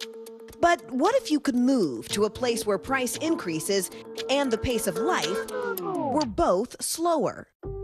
That's the shiny offer coming from states and dozens of small towns across the country, targeting remote workers. Tulsa, Oklahoma, for example, offering $10,000 to workers willing to move there for a year. And this Indiana suburb offering a $5,000 grant, a year of free golf, plus coffee with the mayor. Yeah, that was okay. It's the kind of offer the Eisenberg family took up 2 years ago to live here in Lewisburg, West Virginia, after Ben's business took a hit during the pandemic. We lost half our business, had to let staff go, and we're laying in bed looking at this beautiful house going, we're underwater. I had heard about the Ascend program through social media, and I said, you know what, I'll apply for it, why not? The Ascend program paid them $12,000 to move here for at least 2 years. Thanks to a public-private partnership between the Wing to Wing Foundation, West Virginia University, and the state. What are some of the things you noticed were more expensive back in Maryland, a little bit less expensive now here? When I go to the grocery store, my grocery bill is less overall. Our household budget is down. The mortgage is cheaper. The movie theater here is half of what it was in Maryland. You know, it's like $6 to go to a movie. But I think the biggest thing was all of the things we can do outside for free. Free and fun. We're out on bikes. We like to get on the river and go kayaking. Kayaking, rafting, biking. How much of this were you all doing back in Baltimore? None of it. None of it, yeah. And all of this is free. All of it's free. All of it's free. The state's governor says he and his favorite furry friend want to welcome even more families like the Eisenbergs. You're basically saying you come to live in West Virginia and we'll give you all these little perks and everything. Isn't that right, baby dog? Are there any downsides? Do you ever hear from local residents who say, well, now you've got all these people come to the States, now housing costs are going up? To be perfectly honest, they're happy about that because their property values have escalated. They know for us to have more and more opportunity in West Virginia, you got to have more people. You got to have a bigger tax base. That's all there is to it. Nearly 50,000 applications for this program have been submitted, with 96% of those accepted choosing to stay after 1 year. And nationwide, nearly 60 towns are offering similar deals, with search traffic at one relocation website tripling since 2021. They might be looking for some place that's more affordable, that they could have some more space. Beyond that, they're looking for community connections. Connections that helped Ben get a new business focused on outdoor activities up and running in a place his family now calls home. When you first applied to this program, Callie, at some point did you wonder, is this a scam? You're going to give me money to move? Yeah, I mean, definitely thought about that. I'm sure there are people that think it's a scam, but it's not. We're here, we're living proof, so. Was it worth it? Definitely. I wouldn't give anything up for this. Just a great place. So a fun fact, the Eisenbergs' parents actually came to visit them once, and then they decided to move to West Virginia, too. So now the whole family is there, and the kids say it was the best decision for them. The West Virginia organizers want to stress that it's not just one town in the state you can move to. They actually have 4 different areas, all with a little something unique to offer. Kate, Sinclair? Fascinating. Thanks, Morgan. Well, there's much more news ahead. You're watching NBC News Daily.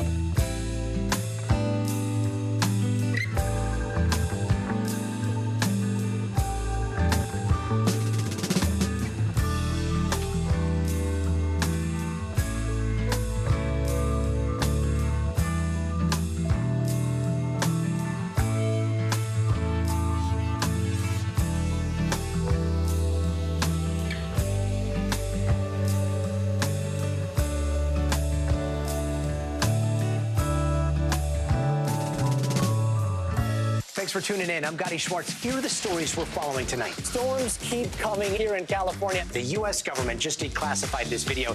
A lot more stories trending like crazy on social media. A controversy pitting lawmakers against young voters. What's the state of crypto today? Is it safe for investors? We've got another mind-bending story on artificial intelligence. This is what my voice sounds like when I clone it. That wasn't me. You gotta see this. Stay tuned now, weeknights at 8 Eastern, 5 Pacific on NBC News Now. In rural Illinois, a battle is brewing over books and religion. That's right. Parents claim the director of their small town's library was pushing prayer on their children, and that's touching off an even larger controversy. NBC News correspondent Antonia Hilton is following this one for us. Antonia? Hey guys, well, this is all happening in Metropolis, Illinois, an otherwise unassuming small community where people know their neighbors and they tend to really get along. But now people are divided along a line. Who supports the libraries, and there being books available for people of every background, and people who want the library to represent evangelical Christian views. Take a look. Superman looms large in the otherwise unassuming quiet town of Metropolis, Illinois. But there is a fight brewing over the town library that locals worry even the Man of Steel couldn't resolve. We've got to protect one to protect them all. Everyone needs to just stand up. Rhonda James never imagined being president of this small-town library board would be controversial. She says, I did not bring my children to the library for religious indoctrination. In the winter, she started receiving letters saying her library director prayed with children, pushed Christianity, and had quietly removed computers and thousands of books with themes about sexual identity, other religions, and even Halloween. In all the years that you've been on the library board, have you ever received letters like these? No. The board confronted the library director, who answered NBC affiliate WPSD when asked if the library censored materials. Absolutely not. Board members say they asked her to sign a form promising to end prayer in the library. When she refused, the board terminated her, further fueling a small town's battle over its library. The libraries have things that come straight out of Sodom and Gomorrah. This is Brian Anderson, a town councilman and pastor, preaching to his congregation, which includes the mayor, that Satan was in the library. These children that you see here, the enemy hates them, and the enemy wants to kill them. Typically, Baptist pastor Glenn Quorum says he agrees with other conservative ministers on moral issues, but not this one. You've got someone who's pushing to enforce religious agreement on a public institution. Should the local library reflect the views of the majority? No, I don't think so. The library opens up the world to entirely different ways of thought. In March, Metropolis Mayor Don Canada sided with Pastor Anderson and announced he'd remove library board members, a step the Illinois Secretary of State called unacceptable. The mayor paused his plans. Do you think that prayer is appropriate in the public library? Well, now, it depends. Yeah, I'm going to say that if you're asking me, do I think it's all right? If it was approved by everybody involved, then I don't see what the problem is. At a public town meeting, council member and pastor Brian Anderson declined to speak with us. Wonder what no comment means. Anybody know that? But people there had plenty to say about him. His behavior has consequences that go on beyond the library. The mayor now has until June to make a decision about the library board. Rhonda James left worried about her fate and her community. We want to have freedom to practice whatever religion we want or to not practice religion. We want to have the freedom to gather information and learn things. For the love of the library, she says she'll stand her ground.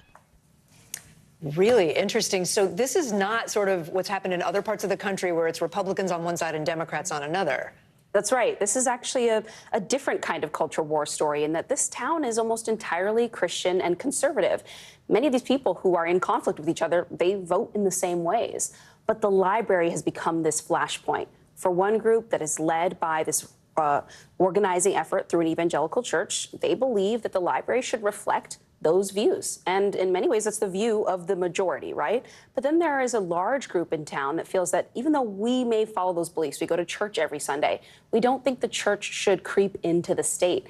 And they're concerned that this could really represent an undemocratic next step in their local governance. And so that's the crucial divide here, is really the library representing what does it mean to be American? What does it mean to run a public institution? And it's not so simple and split along regular party lines. Yeah, and you really capture that nuance well for us, Antonia Hilton. Thank you so much. I'm Kate Snow. And I'm Zinklea Samwa. Thanks for spending your hour with us. You are watching NBC News Daily. And of course, you can keep watching us streaming free 24/7 right here on NBC News Now. Watch us wherever you stream live. The news continues after this.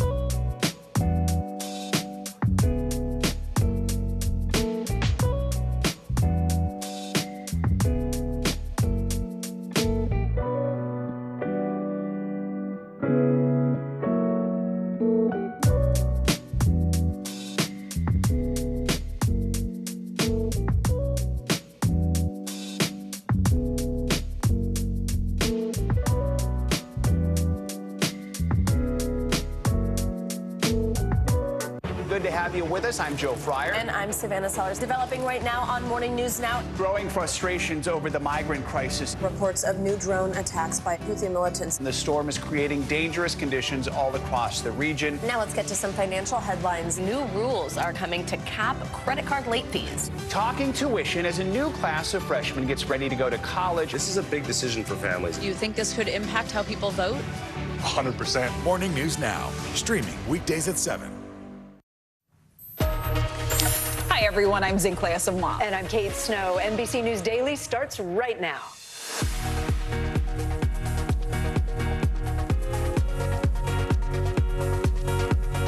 Today, Wednesday, May 15th, 2024, right on the money. A new report out today shows inflation is easing for the first time this year. But will it be enough to cut those sky-high interest rates? What consumers need to know.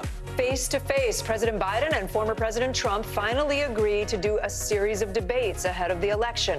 Why now and when you can watch. Battle of the Ban. American TikTok creators sue the U.S. government over potentially forcing a sale of the wildly popular app. Why they say the law violates their constitutional rights. And money moves. Is your job fully remote? Well, it might be time to pack your bags. The cities that are paying cash for you to relocate. Ooh, that's a story you're going to want to watch. Yeah, for sure. Interesting. We can't move because we have to be here for you. And we're happy to be. Happy to be here.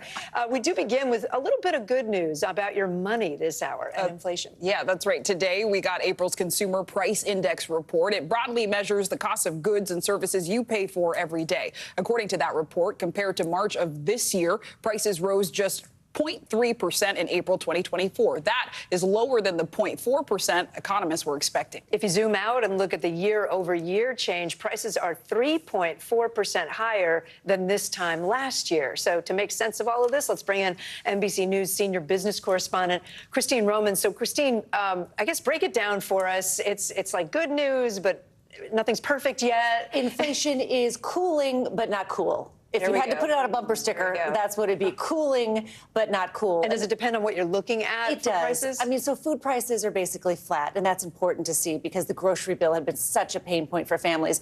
But shelter, which is rent and housing costs, that was still rising here. So that's a problem. Energy prices also still rising here. So watching those two on the bottom of that list right there, those accounted for about 70% of the overall inflation number. And if we look big picture at the economy right now, how would you characterize it? It seems like it's doing well, but are real-life Americans tangibly feeling that? So here's the thing. If you just look at the economic statistics, this is a B+, A- economy. But if you ask Americans how they feel about it, they give it a solid C, sometimes a D. And so there's a big disconnect with what the numbers are telling us, and it's because of 2 years of inflation. And I like to use the word affordability because people just feel like things aren't as affordable as they used to be. When you look at a homeowner's insurance, when you look at car insurance, when you look at childcare costs, when you look at some of these really important things that people pay for to be a part of the middle class, right? They feel like that's all much more of a burden. And so that's taking away what should be the benefit from top line good jobs and economy numbers. Yeah, I just had to pay more for both of those insurances that you mentioned. What does this all mean for the interest rate conversation and whether the Fed might finally lower interest rates? So I just saw mortgage rates today just dipped below 7% for just a tiny bit. So that's good news, and the market sets those rates. But overall, I think the Fed sits tight here and keeps interest rates higher for longer, keeps them where they are. Because look, the economy is too strong to be cutting rates. You cut interest rates when an economy is really slowing because you want to give it a little bit of juice. You don't want to juice an economy like this, or you could spark a big surge in inflation again. So the Fed's got this balancing act and just probably will sit tight here. Most of the experts think that if the Fed starts cutting interest rates, if inflation continues to ease like this, cooling and getting cooler, maybe later in the fall they would cut interest rates. All right, Christine Romans breaking it all down. Thank you. Well, the chair of the National Transportation Safety Board testified on Capitol Hill today about that deadly bridge collapse in Baltimore. Today's hearing comes after the NTSB released its preliminary report on the accident Tuesday. The agency says the container ship lost power several times before it crashed into the Francis Scott Key Bridge in March. NBC News Capitol Hill correspondent Ryan Nobles joins us now. So, Ryan, can you walk us through the timeline of these power failures from the report? Yeah, Zinkley, I can. And you'll remember in the moments after this bridge collapse came down, there were internet sleuths that were suggesting, based on their review of the video, that power outages played a big role in the crew losing its ability to steer the ship. And that's exactly what this NTSB report reveals. But it also reveals for the first time that it wasn't just losing power at the moment of the accident. 10 hours before, while the ship was still in port, it lost power on 2 different occasions. And then as it left the port that day, you can see the timeline. An initial power failure, they get power back, then the power goes out again when it's only 350 yards away from the base of the bridge. 2 minutes later, it crashes into the bridge collapses, not nearly enough time to anchor the massive vessel or to get tugboats in place to steer it out of harm's way. The NTSB said that this is just a preliminary investigation. It continues on, but there's still a lot that they were able to reveal in this preliminary report that came out yesterday. Zinkley. And Ryan, did you get a sense today from the NTSB chair talking to lawmakers about how long that investigation might take to complete? They aren't putting a definitive end date on it, Kate. They say that they're going to continue this investigation as long as possible, and they described the stage of this investigation as unprecedented. Listen to what the chair had to say. Going forward, this is a complex investigation. Our investigators have been on scene consistently since this accident. In fact, they are on board the vessel as I testify today. It is unprecedented to be there that long. And of course, it's not just the NTSB that's investigating this. The FBI is as well to see if there was any criminal negligence related to this. Remember, 6 people lost their lives. These were maintenance workers that were working on the bridge at the time and were caught in their vehicle when the bridge collapsed. So an awful tragedy that we still don't have all the answers to. Kate and Zinkley. Truly, yeah, those people lost their lives. And then, of course, there are also the crew members, Ryan. Do we know if they're still on that ship? Yeah, 21 crew members have been on that ship, now going on 50 days since this accident took place. Part of the reason is that the ship still needs to be operated. There are people that need to tend to the ship while it is in the water, but also because they're key witnesses in this investigation. They've all been interviewed by the FBI. Our local station there in Baltimore has done some extensive reporting on what life is like for these crew members inside that ship. They're anxious to get off the ship as soon as possible. None of them are American citizens. Their families are far away. They're not exactly sure how this is going to impact them going forward. Really makes you think about how much goes into transporting our goods. Yes, exactly. Ryan Nobles, thank you. Thanks. Well, 8 TikTok creators are suing the federal government over a potential ban. They say a new law forcing a sale or a ban of the app TikTok violates their First Amendment rights. Remember, last week, TikTok and its Chinese parent company, ByteDance, filed a similar lawsuit. Joining us now, NBC News business and data correspondent Brian Chung. So, Brian, what are these content creators saying in their lawsuit, and then has the Justice Department responded? Well, these content creators are trying to say the same thing that TikTok said in its lawsuit filed last week, which is that this legislation in potentially banning TikTok past that January end date could infringe on the rights of these creators to express themselves under the First Amendment. Now, whether or not a court agrees with that is going to be one thing, but it's remarkable that you have both the company, but then also users on the app now suing the government, and you have a number of users taking to TikTok to say why they think it violates their rights. Take a listen. The government does not have the right to tell us what we can't use, especially when they haven't proved or provided evidentiary evidence to show the danger of said app that is unique to TikTok and not common on the other social media platforms. So again, does the government have the defense to say, all right, well, here's the reason why Congress decided to pass that law and then have the president sign a bill that would require a divestment of this company from its Chinese owner ByteDance within 9 months? Now, the government, the DOJ, has said in a response, quote, this legislation addresses critical national security concerns and says that they look forward to defending the legislation in court. This could take some time, guys. And Brian, to that point, you mentioned divestment from China, a buy from ideally a U.S. company. I understand that TikTok may actually have a potential buyer in this case. Talk to us about the bids that are out there. Yeah, well, there have been a number of people that have thrown their hat into the ring for potentially buying TikTok, because again, if there is a sale that can happen before January of next year, then this app can continue on. Now, who can fork up what would be a very expensive price tag for this app? We heard from former Treasury Secretary Steven Mnuchin as a potential buyer.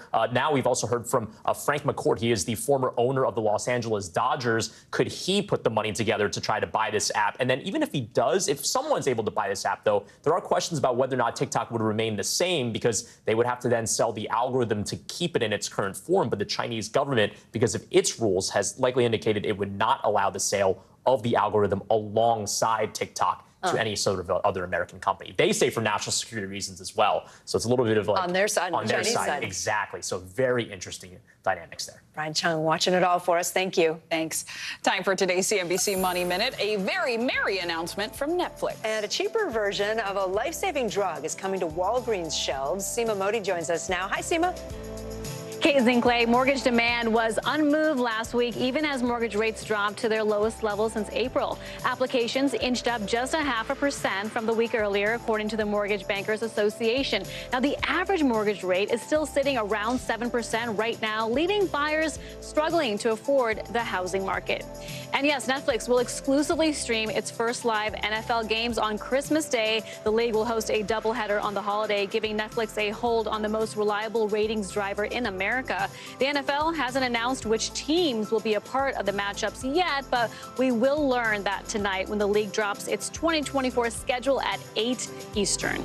And Walgreens will offer a cheaper version of the opioid overdose reversal drug naloxone. The pharmacy chain says it will be available online and in stores. A 2-dose pack will go for $35, around $10 cheaper than the over-the-counter Narcan spray. The news comes as preliminary numbers show today overdose deaths dropped in the U.S. in 2023 for the first time in 5 years. Yeah, it's a little glimmer of good news, but that is so important to have the antidote available to people so you can reverse an overdose. Yeah, you never know when you might need it. Exactly.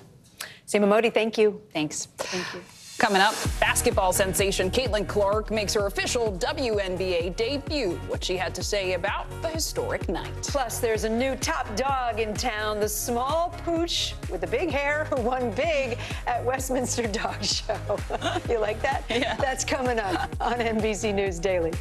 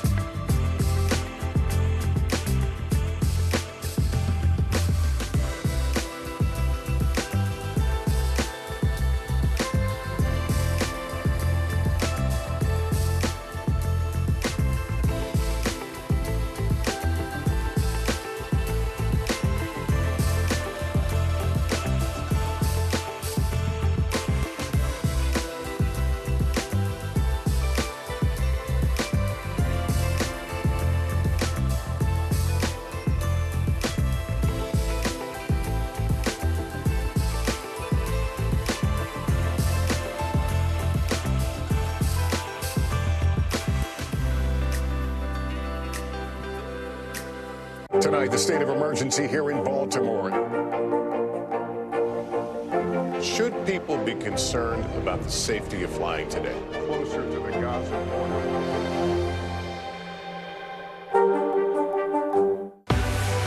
What's the message that you're trying to get out to young people? Know what is in the drug supply. We've got important news this hour about your money. Mental health, big picture, why is it so tough right now? News for the generation of now is NBC News Now.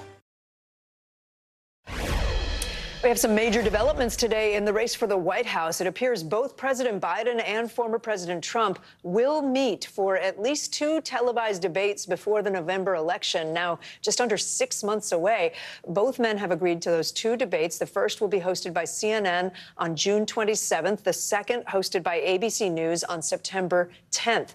NBC News White House correspondent Monica Alba joins me now. Hi, Monica. So what do we know about the terms that they've agreed to here, and how did this all come together?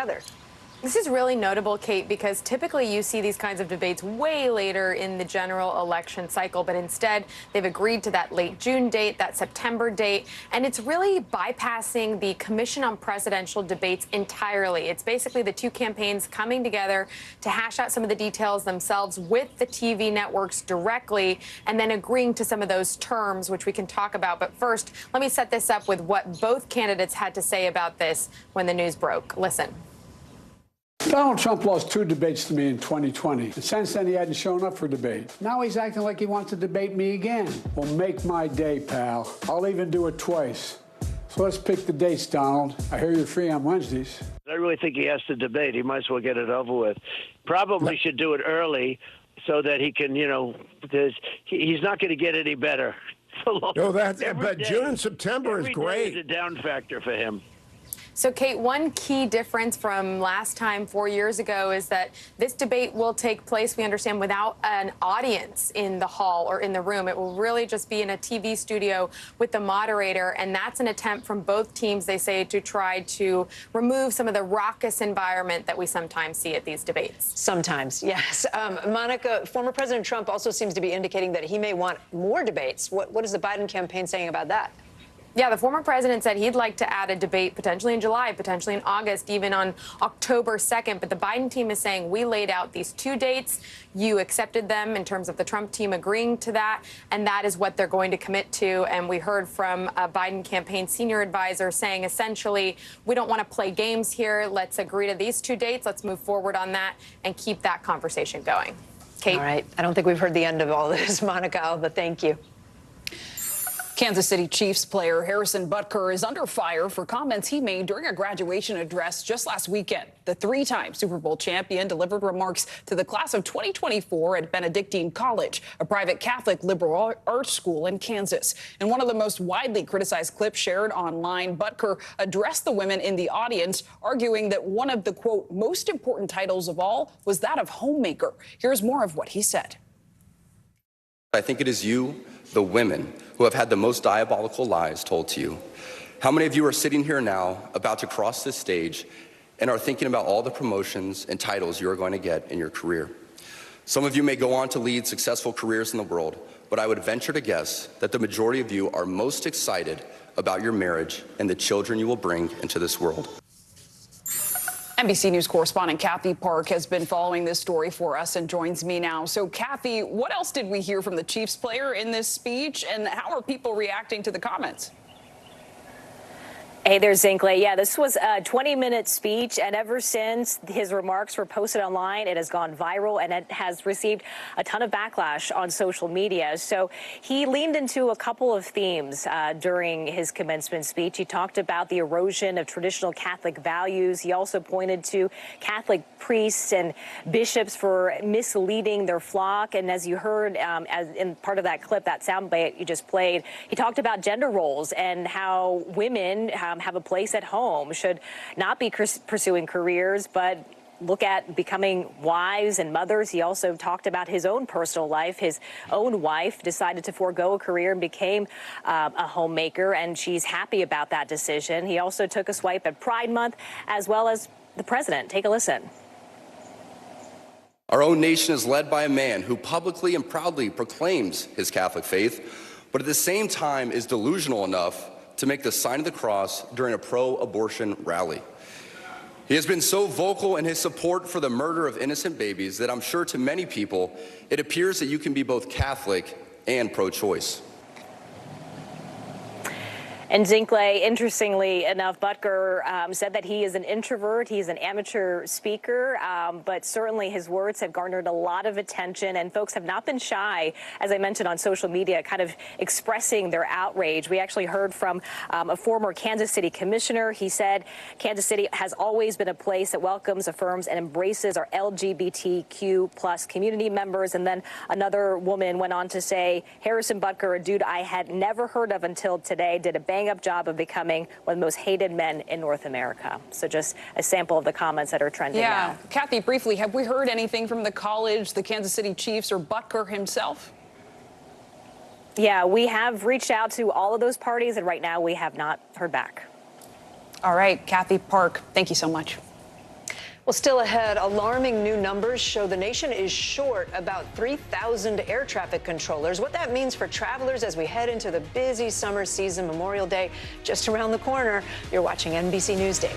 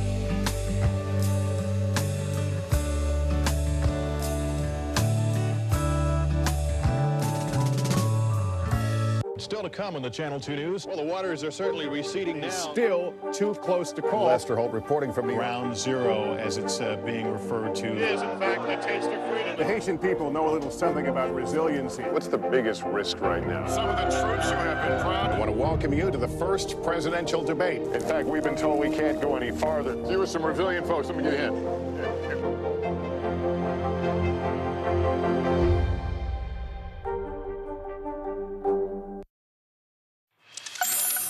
The jury has been seated and the trial is beginning, the corruption trial of New Jersey Democratic Senator Bob Menendez. It took 2.5 days to select 12 jurors and 6 alternates. Prosecutors accuse Menendez and his wife of accepting hundreds of thousands of dollars in bribes in return for political favors. NBC News Justice correspondent Ken Delanian joins us now from outside the courthouse in New York City. So, Ken, I understand that opening statements have started. The prosecutor is sort of laying things out. Tell us what's going on inside.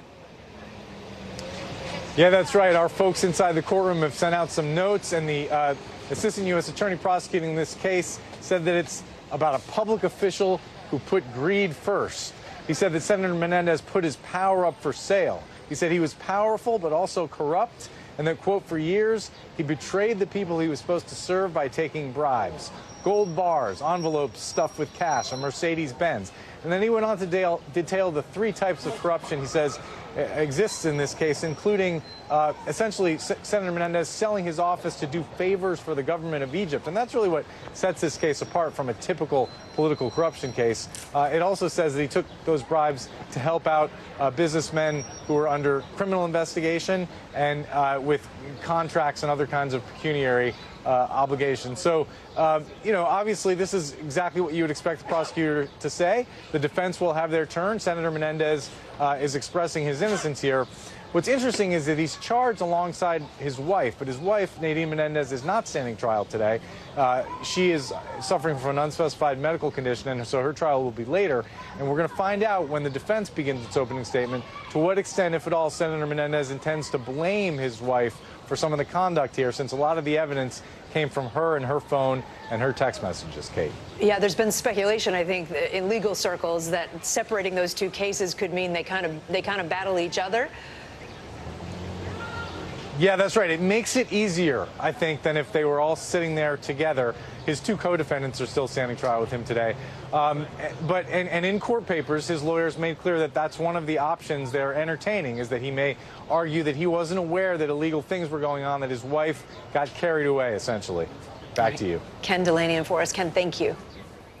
A massive manhunt is underway in France after an inmate escaped police custody during a deadly ambush. The dramatic moments were all caught on video. NBC News International correspondent Josh Letterman has that story.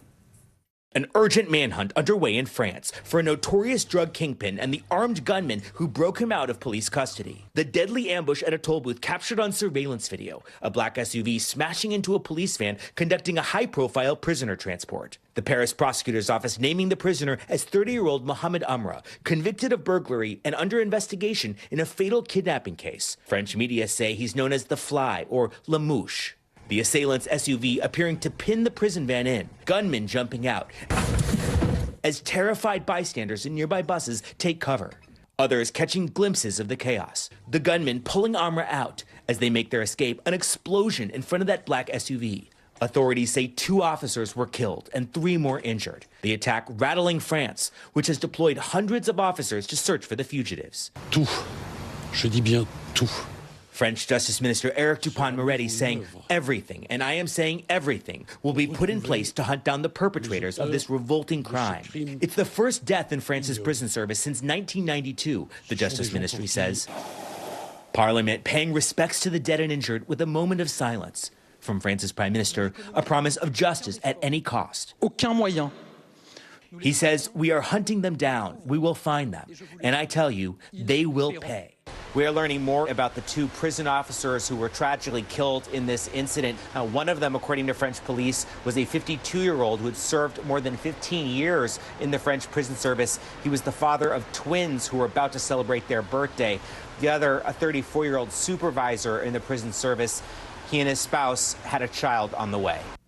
Josh Letterman, thank you. Coming up, a battle is brewing over books and religion in yet another small U.S. town. How one local library is trying to turn the page on the growing nationwide trend. But first, time for today's Daily Snapshot, which is actually today a painting.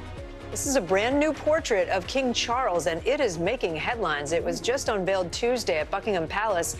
You can see Charles somewhere in all that red. The portrait was painted by renowned artist Jonathan Yeo, who said his goal was to give the king a modern portrait. Reaction has been kind of mixed. Much more NBC News Daily right after this.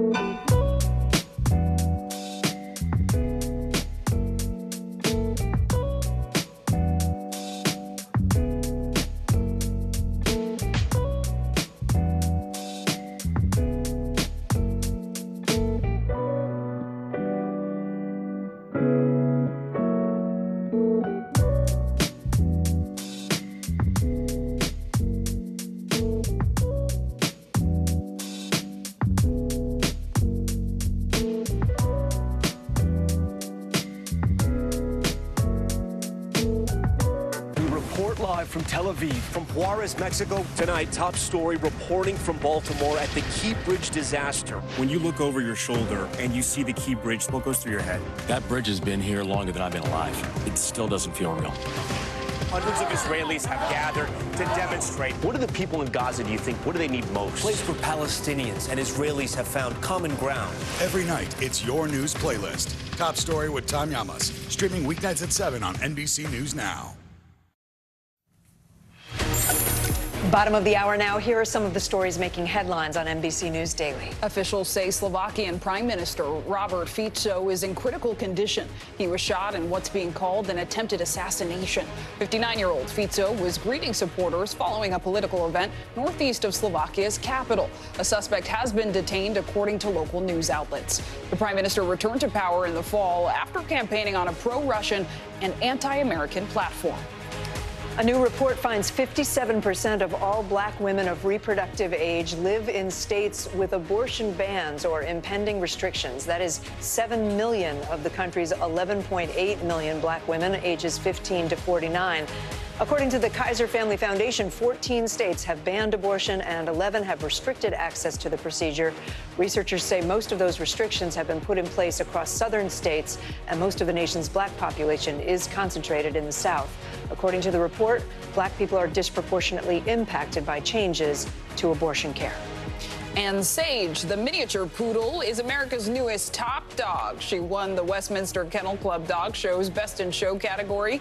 Sage competed against more than 2,500 dogs from around the world for the big win. It was her handler's second Westminster Best in Show win in 45 years. He actually first won with Sage's great-grandmother in 2002. He had planned to retire after last night's show, win or lose. Ukrainian President Volodymyr Zelensky has canceled all of his upcoming foreign visits, signaling the seriousness of Russia's advances in his country. Ukraine is evacuating people out of its second-largest city after it says Russian missiles were responsible for this damage on screen. It all comes as Secretary of State Antony Blinken continues his tour around Ukraine, speaking with top leaders there. NBC News international correspondent Matt Bradley joins me now. So, Matt, what are we learning about Russia's stepped-up assault on Kyiv and what it might mean for the war overall? Yeah, well, it's very serious for Ukrainians, Kate. Military analysts have been warning that even though Russia's battlefield gains appear mostly modest and they've really only captured a few villages, it's the kind of frontline puncture that could really turn into a major setback for Ukraine, if it hasn't already. And this isn't the first time that the Russians have clocked a battlefield victory since they invaded Ukraine more than 2 years ago, but it's rare. And this victory comes as Ukraine has been feeling the pinch from a lack of Western military support. And that really is, Kate, that's the salient issue here. These Russian advances have been quite modest. As I mentioned, Ukraine's losses outside of Kharkiv have really stabilized in the last 24 hours. But still, Russia is beginning to have Ukraine right where Moscow wants it. Ukraine is now being pushed back, and the country is losing support, political and financial support from the West. So these military analysts, and I'm speaking mostly about the Institute for the Study of War, they say that they believe that Russia's trying to set up a buffer zone along Russia's border with Russia, and this has the Ukrainians rationing their use of artillery, even in the face of these relentless Russian attacks. And Matt, Secretary Blinken traveled there unannounced and then announced a new $2 billion arms deal for Ukraine. Do we have a sense of how long it will take for those weapons to reach Ukrainian troops? Yeah, well, U.S. Secretary of State Antony Blinken, he told his Ukrainian counterpart today that the U.S. would provide, as you said, an additional $2 billion in foreign military financing that would presumably allow the Ukrainians to purchase weapons immediately. And that's really important because right now they're still running on that lack of weapons, and that's really hurting them on the battlefield. Kate. All right, Matt Bradley for us. Matt, thank you. The FAA is issuing a new travel warning ahead of what's expected to be a very busy Memorial Day weekend. The agency is reporting a major nationwide shortage of air traffic controllers. Meanwhile, there's more trouble for Boeing. The government announced the airplane manufacturer can now be prosecuted in connection with 2 deadly plane crashes. NBC News correspondent Morgan Chesky is here to break it all down. Morgan, good to see you. Let's start with this Boeing news. Why is the company now suddenly able to be prosecuted over these crashes? Yeah, Zinkley, this is because the DOJ filed a letter yesterday that says because they believe Boeing reneged on a 2021 deal and now opens the door for them to be criminally prosecuted as a result of 2 crashes involving Boeing 737 MAXs that took place in 2018 and 2019. Now, the reason for that, Zinkley, is because the DOJ says they didn't uphold their end of the deal because they proved through their actions and a result of events that they had not put in a program in place that was effective in keeping incidents from happening. Most recently, you'll remember the door came off of that Alaska Airlines flight. Multiple whistleblowers have also come forward alleging a real systemic problem within Boeing production that led to unsafe issues out in the field. Zinkley? And Morgan, let's talk about that staffing shortage, the FAA is warning about. What does that mean for those of us planning to fly this summer? It feels like air traffic controllers are like the glue that holds the skies together. Yeah, they certainly would like to think that they are. And important to note here that the FAA says this should not impact the flyer should you and I hop on an airplane here. But the FAA says in order to be properly staffed in a perfect world that they would need to hire around 3,000 more air traffic controllers. They have more than 11,000 right now. But a lot of those staffers that I've had a chance to speak to, some of them, Zinkley, they're working 10-hour days, 6 days a week, not really sustainable schedules here, making it even more important for them to have reinforcements going forward, especially ahead of a summer busy travel season. Zinkley? For sure. Morgan Chesky, thank you. Well, we told you at the top of the hour about some good news on inflation, but many Americans are still struggling, and communities across the country are taking notice. Some cities and towns are actually paying people who work remotely to pick up and move to their towns. NBC News Daily co-anchor Morgan Radford shows us where. For millions of Americans, the cost of living comes at a high price, from food to housing. But what if you could move to a place where price increases and the pace of life were both slower? That's the shiny offer coming from states and dozens of small towns across the country, targeting remote workers. Tulsa, Oklahoma, for example, offering $10,000 to workers willing to move there for a year. And this Indiana suburb offering a $5,000 grant, a year of free golf, plus coffee with the mayor. Yeah, that was okay. It's the kind of offer the Eisenberg family took up 2 years ago to live here in Lewisburg, West Virginia, after Ben's business took a hit during the pandemic. We lost half our business, had to let staff go, and we're laying in bed looking at this beautiful house going, we're underwater. I had heard about the Ascend program through social media, and I said, you know what, I'll apply for it, why not?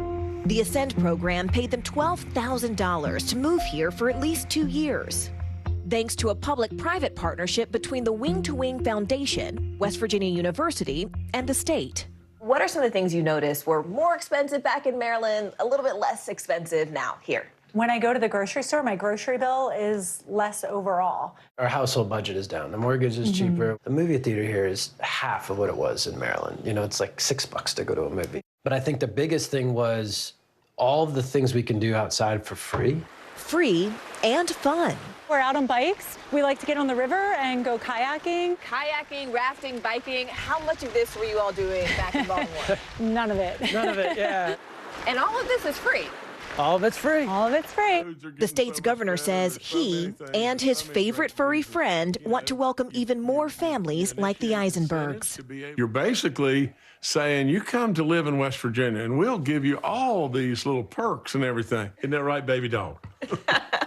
Are there any downsides? Do you ever hear from local residents who say, well, now you've got all these people come to the States, now housing costs are going up? To be perfectly honest, they're happy about that because their property values have escalated. They know for us to have more and more opportunity in West Virginia, you got to have more people.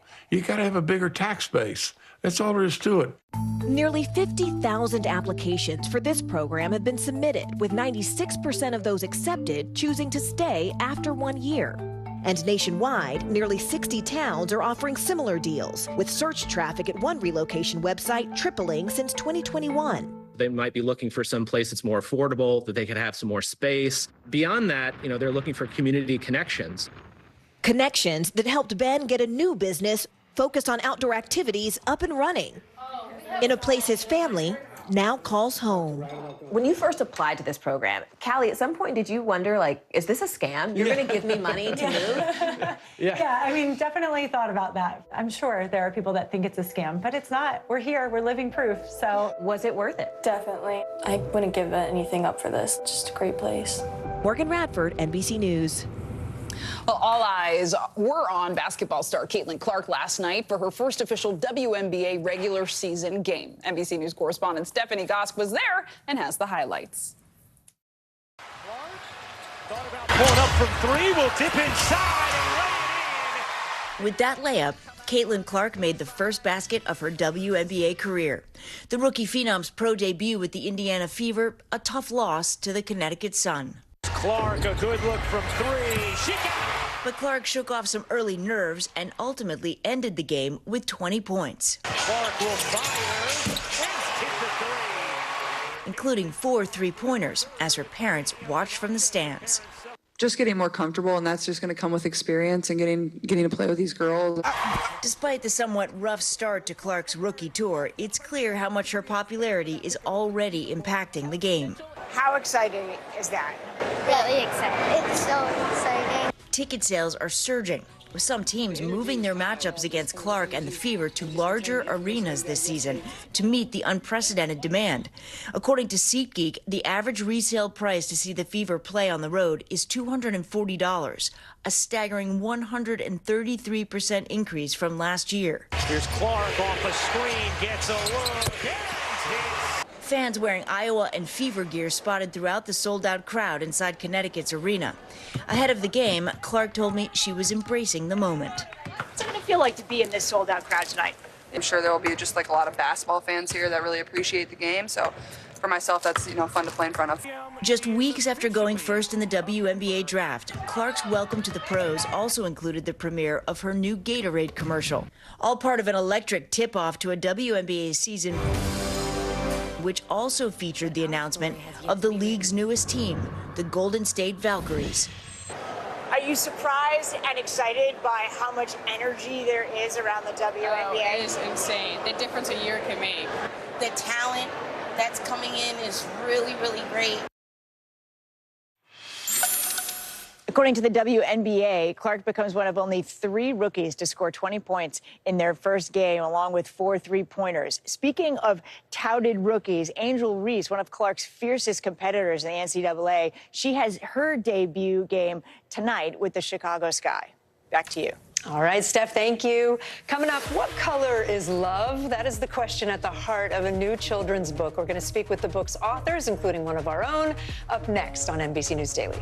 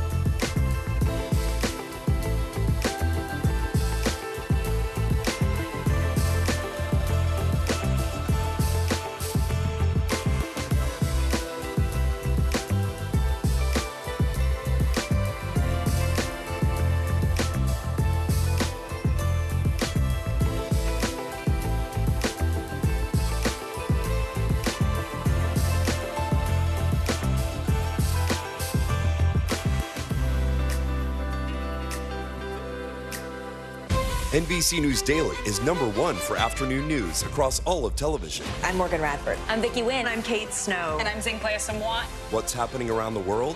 Israel's military is building up there along the border. And what matters here at home? New numbers are out today showing more encouraging signs for our economy. Let's zero in on exercise. We know we're supposed to be doing it. What does it do for our health? What needs to change for social media to be a safer place? NBC News Daily, weekdays from 12 to 4 on NBC News Now. News for the generation of now is NBC News Now. In today's Modern Parenting, we're talking about The Color of Love. It is a brand new children's book co-written by our very own senior legal correspondent and co-anchor of Saturday Today, Laura Jarrett. She wrote it with her friend, former CNN anchor Poppy Harlow. They are both here. Yeah, the book celebrates love in many forms as a young girl takes on a classroom project to share what love looks like to her. And Laura and Poppy are here. Thank you both for being here. Oh, my goodness. Thanks for having us. We're so excited to talk about this book. I mean, first off, what inspired it? What made you go, I would love to write a children's book and with my friends? Yeah, especially with Laura. What a gift it has been for us. So we started writing this during COVID. It was a very lonely, isolating time.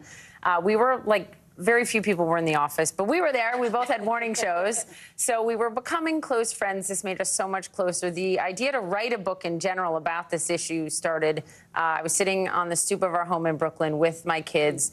A couple of years ago, very painful time for the country. Our kids are watching the protests, asking me what's going on. And I'm thinking, how can I talk to them about love triumphing over hate? But I knew I couldn't tell the story in the right way without a friend.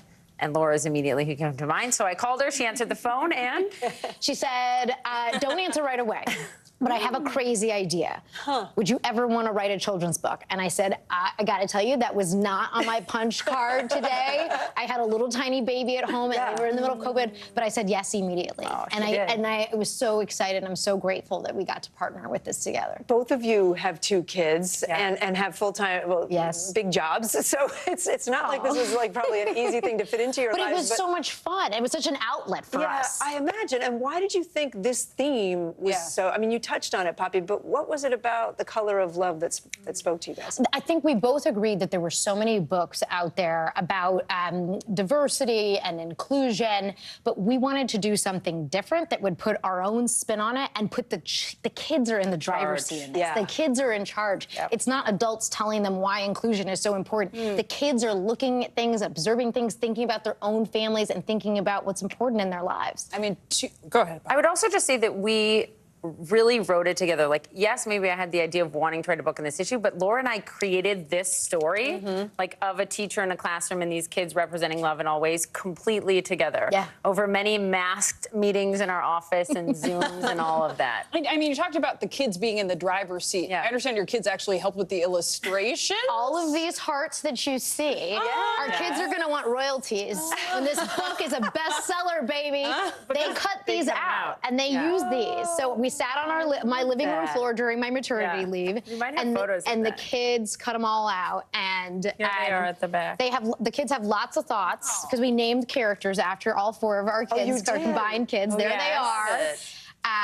The kids have gotten a kick out of this. We should name our great illustrator, though. The real illustrations by Elisa Shavari. She made this story come to life, as illustrators always do. I was going to say the theme of the book or the plot is that the kids have to cut out a heart in whatever color they think love is. And each kid had a different story of why they chose the color that they chose. You guys were friends before. Like, I could see this taking it either way, right? Like, making a friendship really hard. We were already talking about our next one. We had a draft that was left on the cutting room floor. We might have to bring it back. I think we've already got our next book done, Laura. We do. It is true. We were friends, but not nearly as close as we are now. And it could go either way. Laura likes to make the analogy of going on a trip with someone. Yes. Are you a good travel partner? Don't you think you learn a lot about somebody, like going on an overseas trip with somebody? I know you 2 are taking some excursions together. Well, not that much, but I mean, but sticking with the theme of the book, we have to ask, if you were to pick a color of love, what would it be for you? And why? Mine is easy. Mine would be brown. It reminds me of my 2 little brown babies. Yours, I know yours. Mine is yellow. Yellow. Ooh. This is the page. So she's walking by these daffodils and thinking, is my color yellow? Grace's color ultimately is not yellow, but it's mine because it truly makes me happy on rainy days like this one in New York City. And I'll never forget when Luca, my 6-year-old, came home with yellow flowers for me when he was about 3 years old. And he said, I know they're your favorite, Mom. So it's yellow for me. I get that. Has it helped you have those harder conversations, this tool? I think the kids definitely see color in a way that adults don't. And I think people talk about an idea of color blindness. When kids see it and they have questions, and we should lean into those questions, I think, instead of being afraid of them. Laura's so right. Like, kids do see color. And they ask questions and they point it out. So what are the meaningful conversations you're going to have with them? This is a way to start. It's a starting point. Yeah, well, thank you both for helping us see a few more colors today. Laura Derrick, Poppy Harlow, guys. thank you. Thanks. That was fun. It was really fun.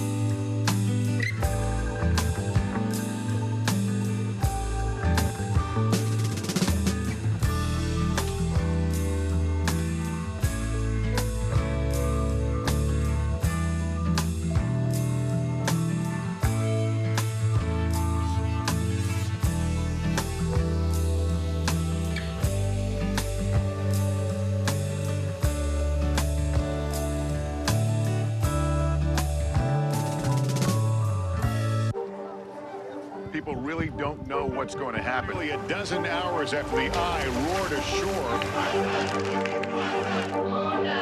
There's more good people than bad people, you know, right? 5 seconds. 4, 3. There is some late-breaking news. 4 hours into the Iowa caucuses. Private Hammer delivering. All right, it just me too.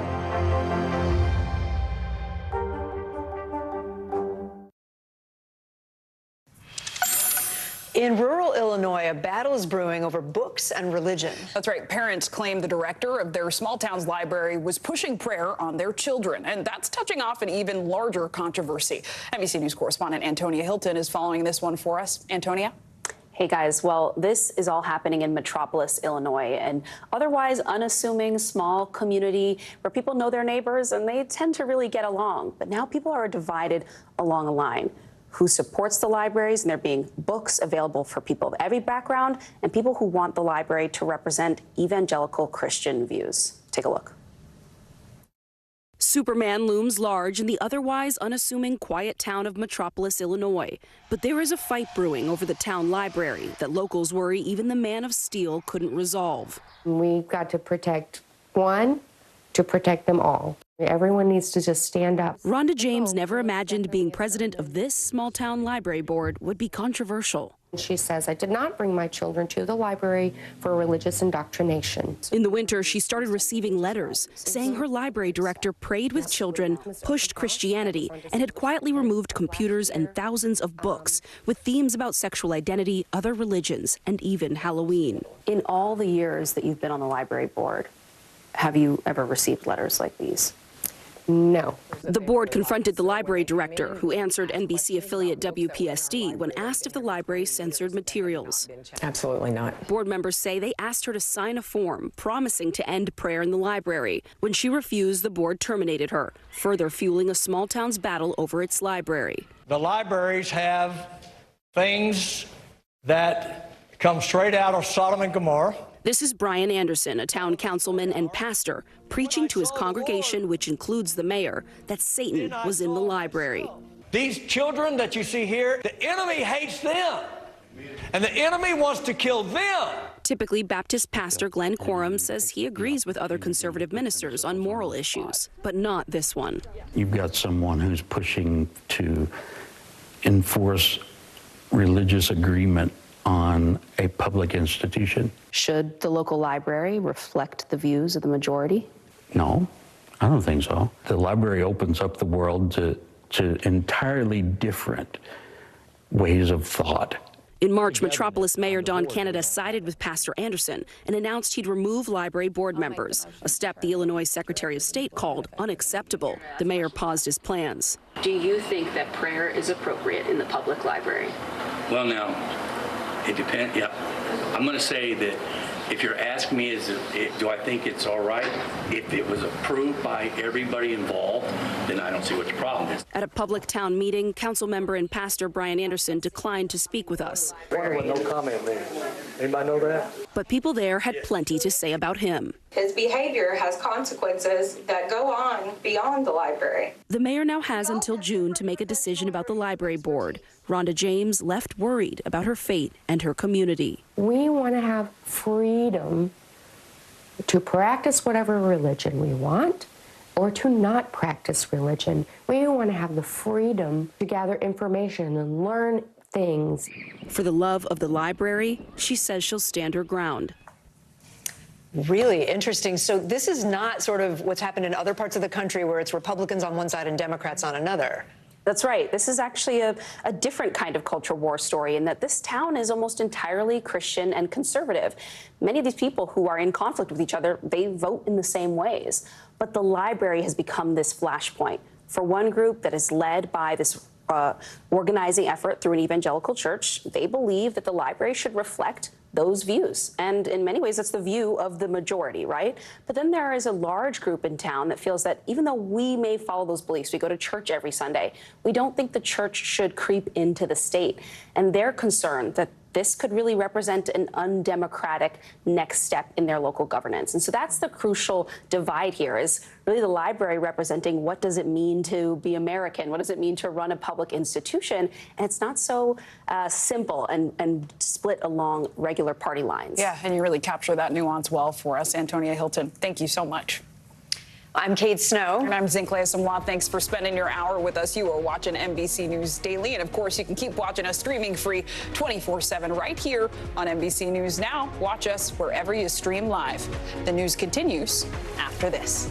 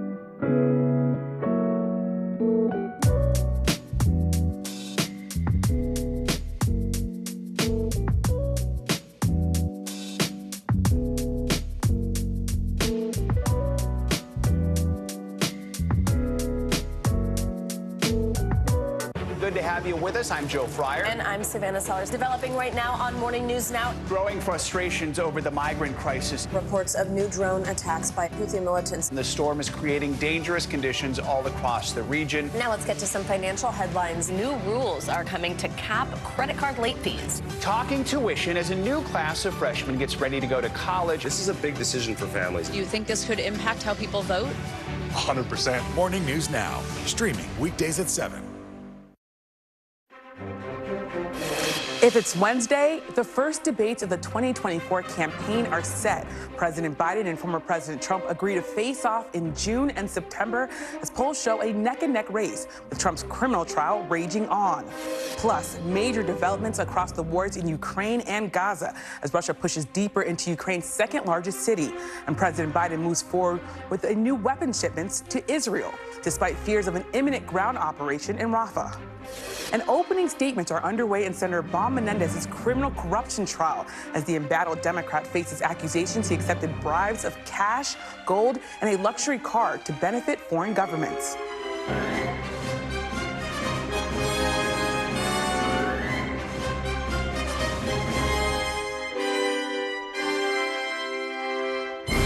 Welcome to Meet the Press Now. I'm Yamiche Alcindor in Washington. We begin with news from the presidential race. Today, President Biden and former President Donald Trump announced they have agreed to face off against each other on the big stage with debates in June and September. That comes amid signs that the Biden campaign is looking for a way to shift the trajectory of this race at a moment when it appears Trump's criminal trial might not. The Biden campaign released a video this morning accepting Trump's offer to debate. Biden is bypassing the Commission on Presidential Debates while taking a dig at Trump's current trial schedule. Donald Trump lost 2 debates to me in 2020. And since then, he hadn't shown up for debate. Now he's acting like he wants to debate me again. Well, make my day, pal. I'll even do it twice. So let's pick the dates, Donald. I hear you're free on Wednesdays. Within a couple of hours, both President Biden and former President Trump had accepted invitations to first debate on June 27th and a second debate on September 10th. For the record, neither of those will be on a Wednesday, and the Trump campaign says it wants even more debates. It's notable that the move by the Biden campaign set all of this in motion. Incumbent candidates aren't typically this eager to debate their challengers unless they think they're trailing. This all comes as Trump has successfully delayed his criminal trials in Florida, Georgia, and D.C., potentially until after the November election, and is amid his ongoing hush money trial in Manhattan, which does not appear to be cracking Trump's coalition. My NBC News colleagues recently talked to voters who have supported Trump, who are now leaning that way, in battleground states, Michigan and Georgia. Here's what they had to say. You're considering voting for him again? We'll have to see what happens, this outcome, right now. Does the trial impact whether or not you could support him? It does. Yeah, he could be in jail, He could be in jail.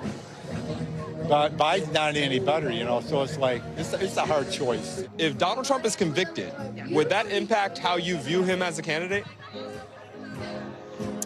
I'm not sure, to be honest. You're between voting for Donald Trump and staying home. Would a conviction impact that decision for you?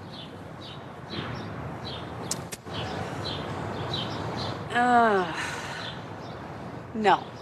It wouldn't be a factor at all? No. Why not? I feel like he's been hunted down. Has this trial changed your opinion, even caused you to waver or question that at all? No, it's actually caused me to support him more. We're in an election year. They've had how many years to go after this? At least a couple of years. So the question people are beginning to ask themselves, like I did, is like, why now? Show of hands, if he were convicted, would you continue to support him? Absolutely. Yes. You too, yes. I don't know. You don't know? No, because, again, we haven't seen anything yet. I don't want to write anyone off prematurely. I would not do that. You're open to a conviction changing your mind? I'm open to not voting, yes. So the question, Stan, is there anything that could shake this race up? Is it possible that a debate shakes things up for the Biden campaign more than the criminal trial of Donald Trump? Our friend Chuck Todd argues that President Biden needs to shape what voters think about him and not his opponent. He writes, the voters Biden needs the most right now are voters who have been flooded with Trump attacks for 8 years. The most obvious way to try to improve Biden's weakness perception is to put Biden out there more often and in more places that aren't so controlled. And NBC News chief political analyst Chuck Todd joins me now on set. Also with us is NBC News White House correspondent Monica Alba. Dasha Burns is covering all things Trump for us. And then Blaine Alexander has the view from voters in one of our key decider counties. So, Monica, I want to start with you. President Biden and former President Donald Trump have now agreed to debates in 2 dates. How did this all come together, and what is the White House in particular and the Biden campaign hoping to get out of this, and how it might benefit the president, of course? Well, it moved really fast today, Yamiche, but we are learning that there were some back-channel discussions, some informal conversations between the Biden and Trump teams in recent weeks, and that's because the president did an interview with Howard Stern recently where he said he would be happy to debate the former president anywhere, anytime, sort of using some of that language that we've heard from Donald Trump over the course of recent months. So after that, there was a little bit of this back and forth between the teams where they were sort of plotting in a way a format that would bypass the Commission on Presidential Debates entirely. They both sort of had an interest in doing away with what we've seen in past cycles and instead kind of figuring out and hashing out the terms between themselves and the individual networks that have committed to hosting these 2 debates. But for the Biden team, this is a little bit of a risk. It's a little bit of a gamble because we've never really seen these general election matchups so early in the cycle. But at the same time, I'm told by Biden campaign advisors, it's a moment where they feel that people are dialing in a little sooner than maybe in your traditional cycle in the fall. They're saying essentially we can't wait that long. And that is in terms of the June argument, what they're saying. But then in terms of September also, you have to remember that early voting is going to be starting essentially right after when this debate takes place in some key places. And then it will kind of be on a rolling deadline from there. So they're saying that there are really important things that are going to be happening before November where they want to get out and have this contrast argument on full display that they say really October, when those traditional debates used to be held, is simply just too late for. Yamiche. It's interesting when you are talking about sort of their view of why they changed this format. So I wonder, what should we expect from President Biden in this new format? And is there any way that this is not going to just turn into him sort of bashing Donald Trump, especially when you think about the fact that this announcement video took place while he was really swinging at the ongoing criminal trial that Donald Trump is still stuck in?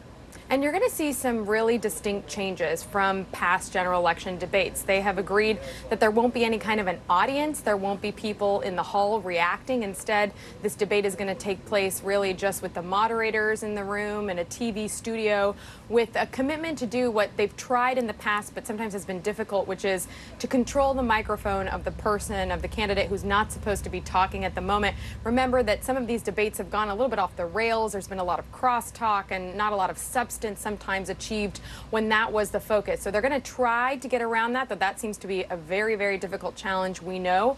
But for President Biden, he's going to be coming off of these two pretty big foreign trips. He's going to be traveling, participating in summits, meeting with allies and world leaders. And the Biden team argues that coming off of that, he'll be able to make this argument about contrast with Donald Trump on the world stage. And they're going to be able to try to make all of these larger arguments they want to make about democracy and about what a potential next term for Donald Trump could look like, in their view, the dangers they would say of that, by trying to cite the things he's doing while being president, while being in office, and then going to a debate like this.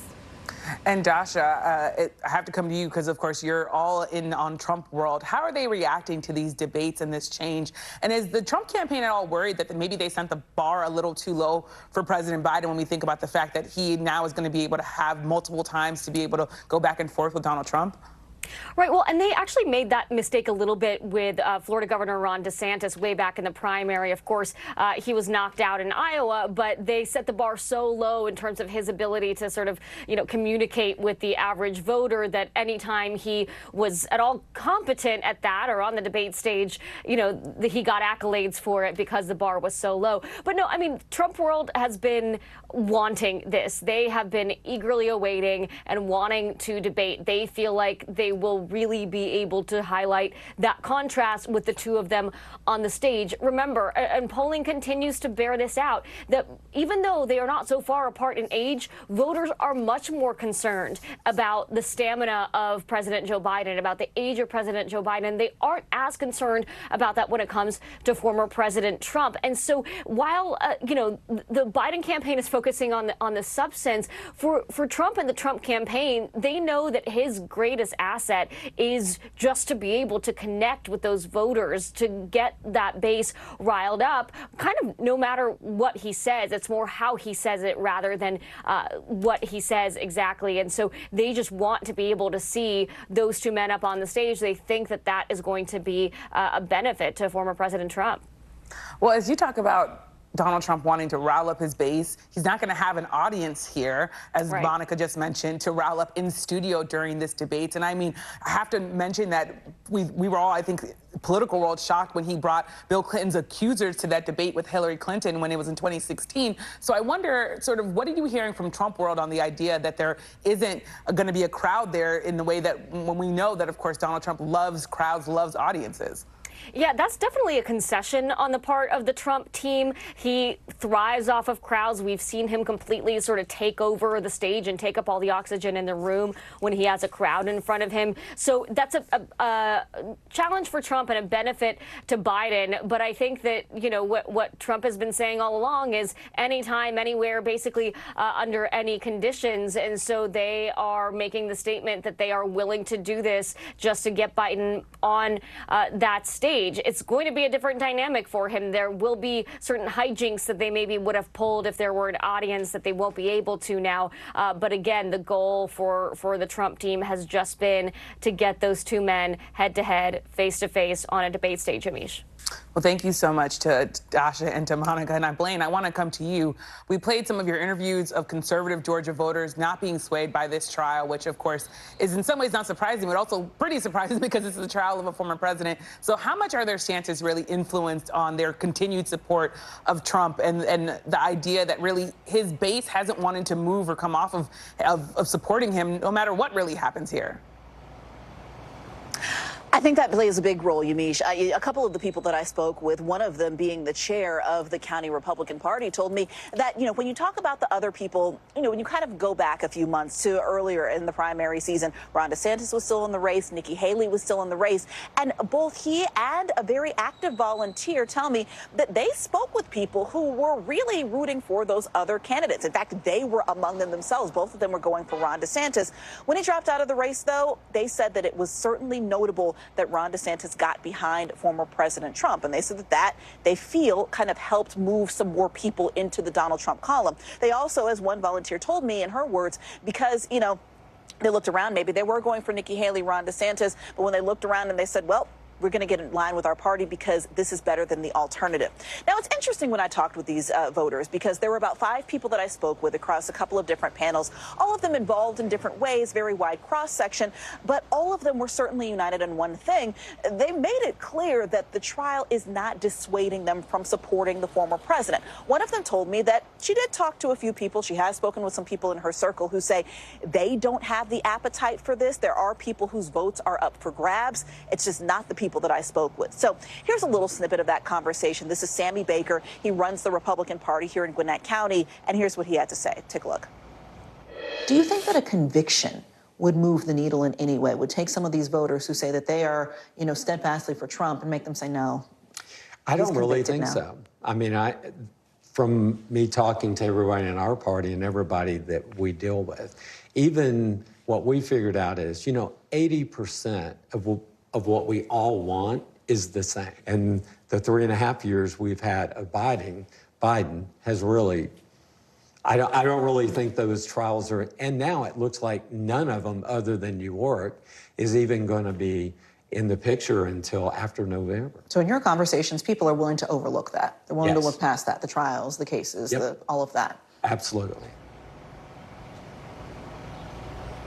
So, Yamiche, a couple of things about this entire conversation that surprised me. One, you saw in that second group of voters that I spoke to, there were 2 black voters there, one named Antonio, the other named Lisa. Both of them in the past have cast ballots for Barack Obama, but they are now repeat Trump voters, Trump supporters, and they kind of said that the criminal trials, at least for Antonio, are making him more emphatic in his support of Donald Trump. And Lisa said that she's spoken with other people who feel the same. So this isn't the first time I've heard that, Yamiche. I've heard it from other voters as well. They said it to me on camera, though, basically saying that in her words, there are some people who kind of find almost a commonality when they see the 4 criminal cases against former President Trump, in that they could identify with, in her words, kind of being attacked by the criminal justice system. And that's why it's leading more black voters into his column. That is fascinating reporting, Blaine. Thank you so much for sharing that. Got it. And Chuck, I want to come to you, of course. It was surprising to see President Biden come and the campaign come out this morning. Do you think Biden coming out and wanting these debates comes from a place of strength or weakness here? Look, I'll just say it's self-awareness. I think a lot of us have been wondering, why does the Biden campaign act like they're not losing? Okay, they're self-aware. And the fact of the matter is this, in some ways, is kind of a pragmatic decision they had to make. Because when you start to look at the calendar, the Olympics this year are going to be a bigger deal than normal. Number one, they're in Paris, so they're in Western Europe. We're all going to be paying more attention to it. But frankly, we didn't get an Olympics 3.5 years ago. We did, but we didn't because of COVID. So this is going to feel a bigger deal. That's blocking out a month, okay? So there's a month. The conventions they get your partisans. But how is he going to talk to the other 60% of America, right? He has figured out how to talk to his base and even people that are base adjacent. And I have to say, I didn't have early debate on my bingo card, but this is the type of thing they needed to do. They had to shake up this race because they couldn't afford to be in the exact same place come September 15th, right? They need to see what they can do now, start moving this needle now. And frankly, you suddenly realize July and August are off the table. See, it kind of almost had no choice but to find some big event, because our media is so fragmented now, Yamiche, that just doing a series of interviews isn't going to do it. How is he going to get to that other fragmented 60%, especially the people that are not interested in this race? Create a big event. All of a sudden, we're getting a Super Bowl in June? Okay, I'll watch that event, and And that is, I think they're desperate to get some of these voters who have tuned out to tune in.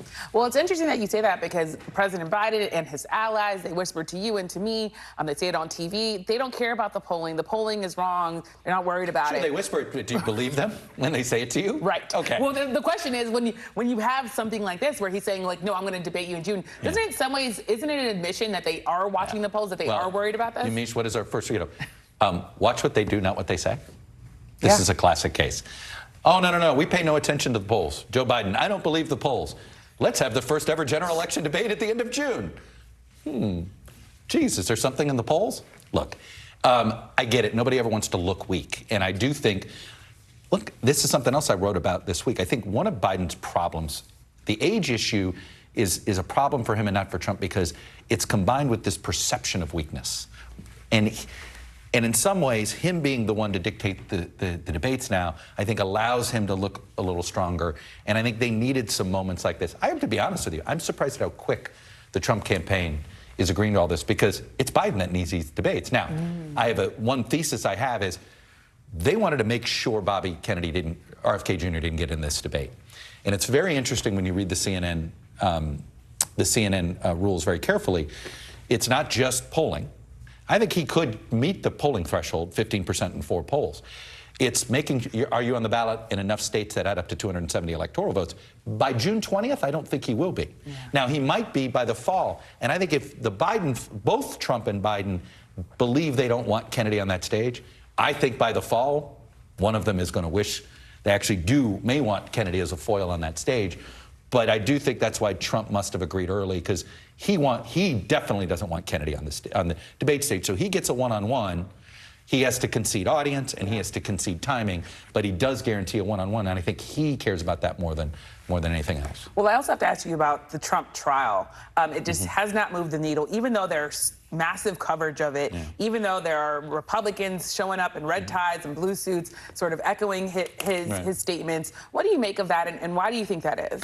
I wrote about that today, and I flashed back to 1998, the Bill Clinton impeachment. And it was all about an affair with an intern. And Bill Clinton's approval ratings kept going up, not down. Everybody's like, I don't understand. What do you mean? And the issue was, it's the same issue. When did that Access Hollywood tape come out? It came out before the election. Why weren't more Americans upset about Bill Clinton? Because they knew Bill Clinton had affairs before they ever voted for him the first time. It is a major issue during his campaign.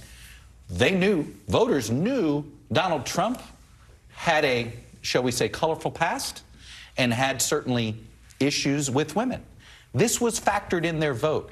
And this is why the voters have already they voted for him anyway, despite. And so unless you have new information that they didn't know, there was no new information on Bill Clinton that they didn't know in advance, which is why impeachment went nowhere and ended up backfiring on the Republican Party. And I think there's nothing about this story the voters didn't already know. The only new trial has new information that was going to potentially move the needle was January 6th. But I'll tell you, this trial has ruined that trial because I think it has created this appearance, and you hear it in the way voters are talking. Oh, they were just trying to get him. First they tried this, now they tried this. And look, that's on Bragg, that's on that's on Merrick Garland, who probably should have started this investigation on January 6th a heck of a lot sooner and not waited until Liz Cheney did all the work for him. Yeah. Well, we'll have to keep following all of that with all of the criminal issues that Donald Trump is dealing with. So thank you so much, Chuck Todd, for coming on. I'm just glad we're going to get a debate before the 4th of July. That's great. Thank you. All right. I mean, of course, speaking of Decision 2024, you can get the latest reporting and details on where Donald Trump and President Biden stand on key issues using our NBC News Politics Tracker. Just scan the QR code on your screen now, or just go to NBCnews.com/campaign issues for more. Coming up, combat in Congress. I will talk to a member of the House Intelligence and Foreign Affairs Committees about new developments on the battlefields in Ukraine and Gaza that are raising concerns here in Washington. You're watching Meet the Press Now.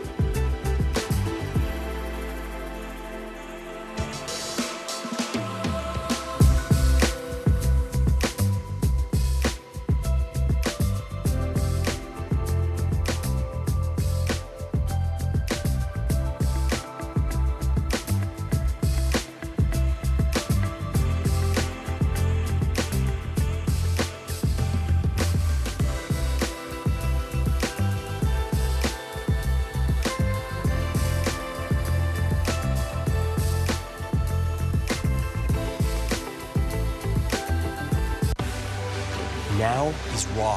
How hard is it to see it like this? Our house is no longer here, but we are here.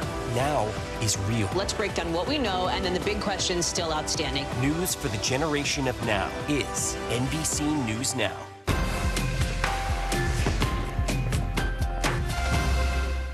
News lives in the now. Look at this. You can't even see anything anymore. Let's break down what we know. You gotta see this. News for the generation of now is NBC News Now.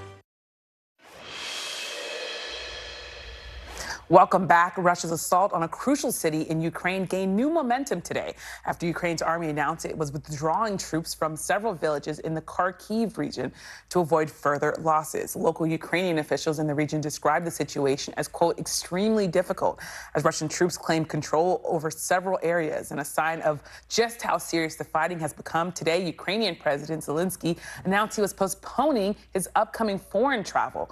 The struggles on the battlefield come even as U.S. Secretary of State Antony Blinken looked to reassure Ukraine of the administration's support. Blinken also announced a new $2 billion military funding package for Ukraine. The assistance from the supplemental is on its way. In fact, some of it's already been delivered.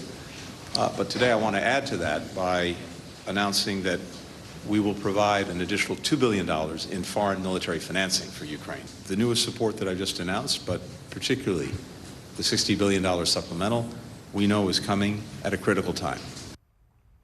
Separately, the Biden administration is also expected to announce a new $1 billion weapons package for Israel. That comes even as the U.S. warns that Israel must stop or will stop weapons shipments if Israeli forces invade Rafah. And on the humanitarian front, U.S. officials tell NBC News the massive floating dock set up by the U.S. is expected to reach Gaza in the next 24 hours. It will be used to help deliver critical aid soon after. Joining me now is Democratic Congressman from Colorado, Jason Crow. He is a member of the House Intelligence and Foreign Affairs Committee. So thank you so much, Congressman, for being here.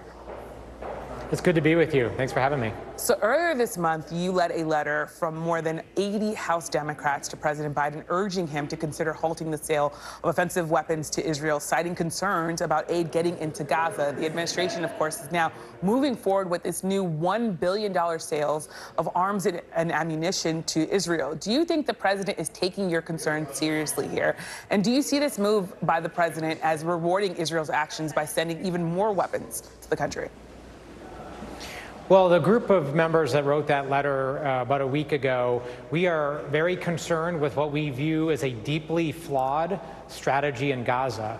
If you look at what's happened over the last 6 months, almost 40,000 people have been killed. There are 1.1 million Palestinians who are on the verge of famine, who have entered a stage of starvation, according to all the food and aid groups.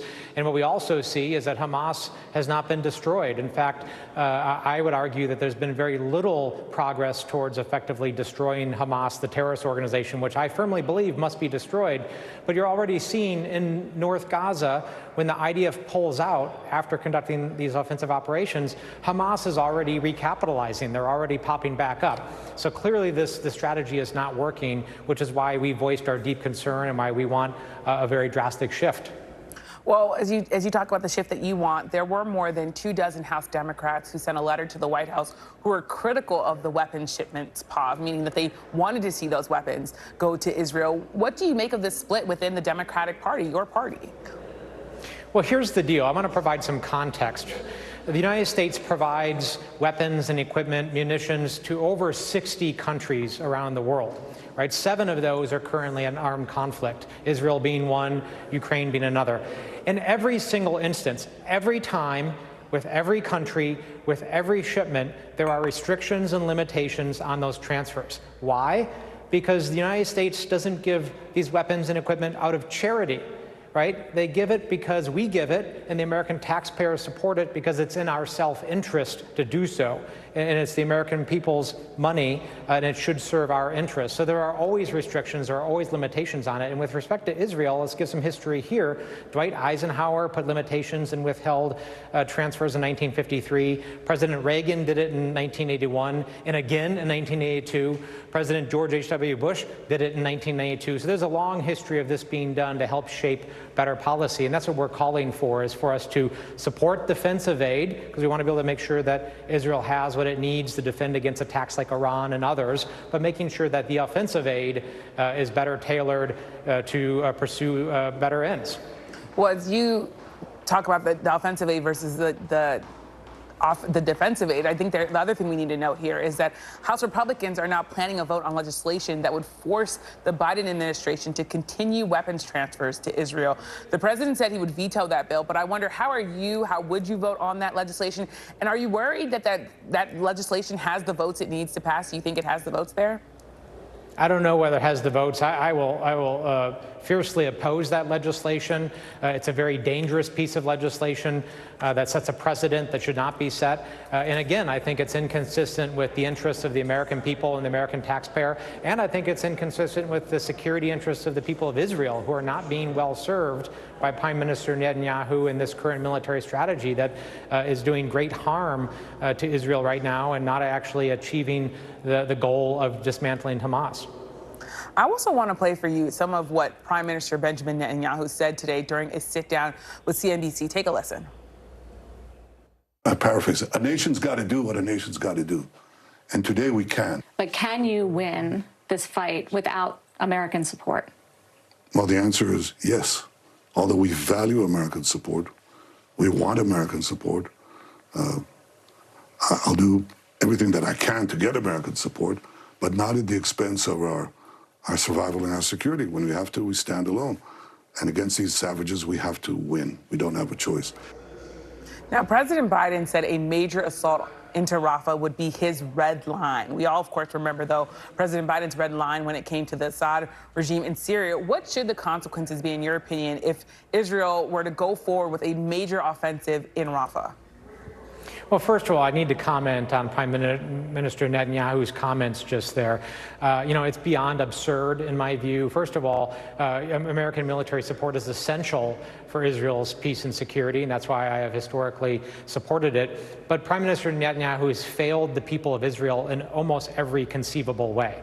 Right? Let's not forget that it was his failure on October 7th that set off this whole conflict and failed the people of Israel. And there's been no accountability for Prime Minister Netanyahu there. So certainly he has lost all legitimacy in my mind. So what I believe, and I've communicated this to the administration and to President Biden and his advisors, is that a ground offensive, a large-scale conventional ground offensive into Rafah would be devastating for Israel's security. It would be devastating for the people in Rafah, for the Palestinians. It would exacerbate what is already a terrible humanitarian catastrophe.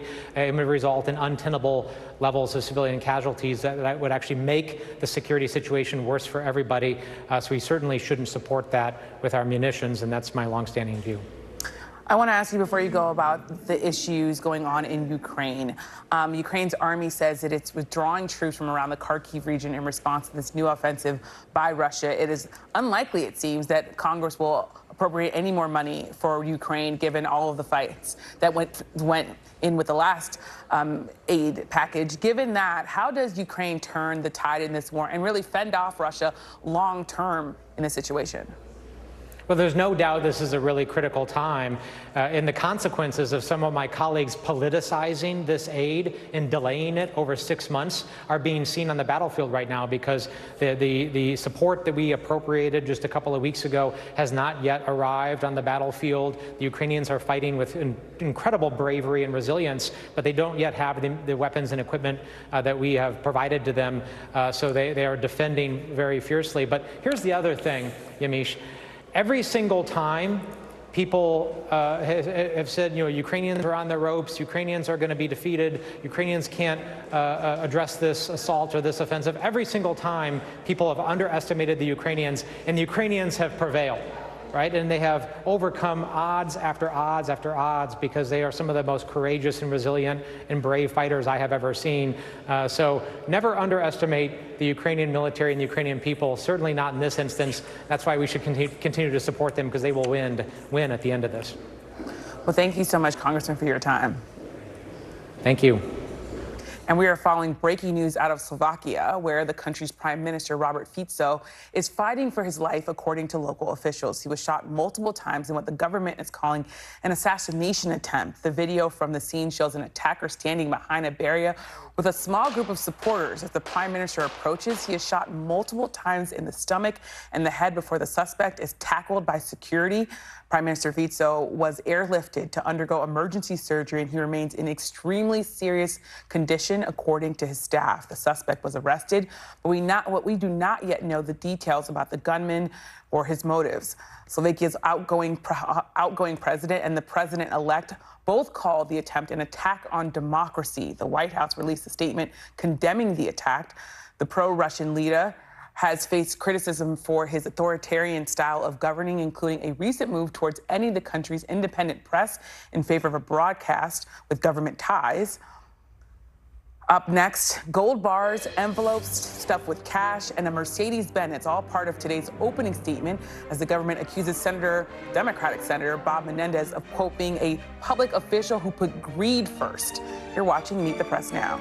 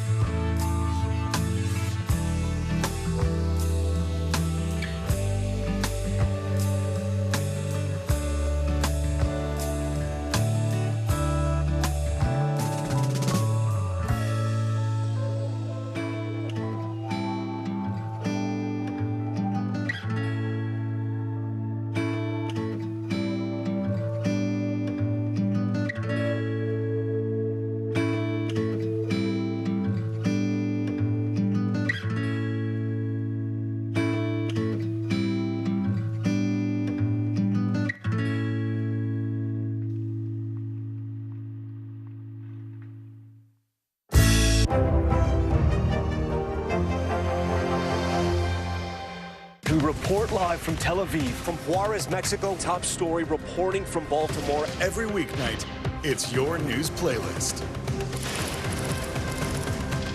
Top story with Tom Llamas, streaming weeknights at 7 on NBC News Now.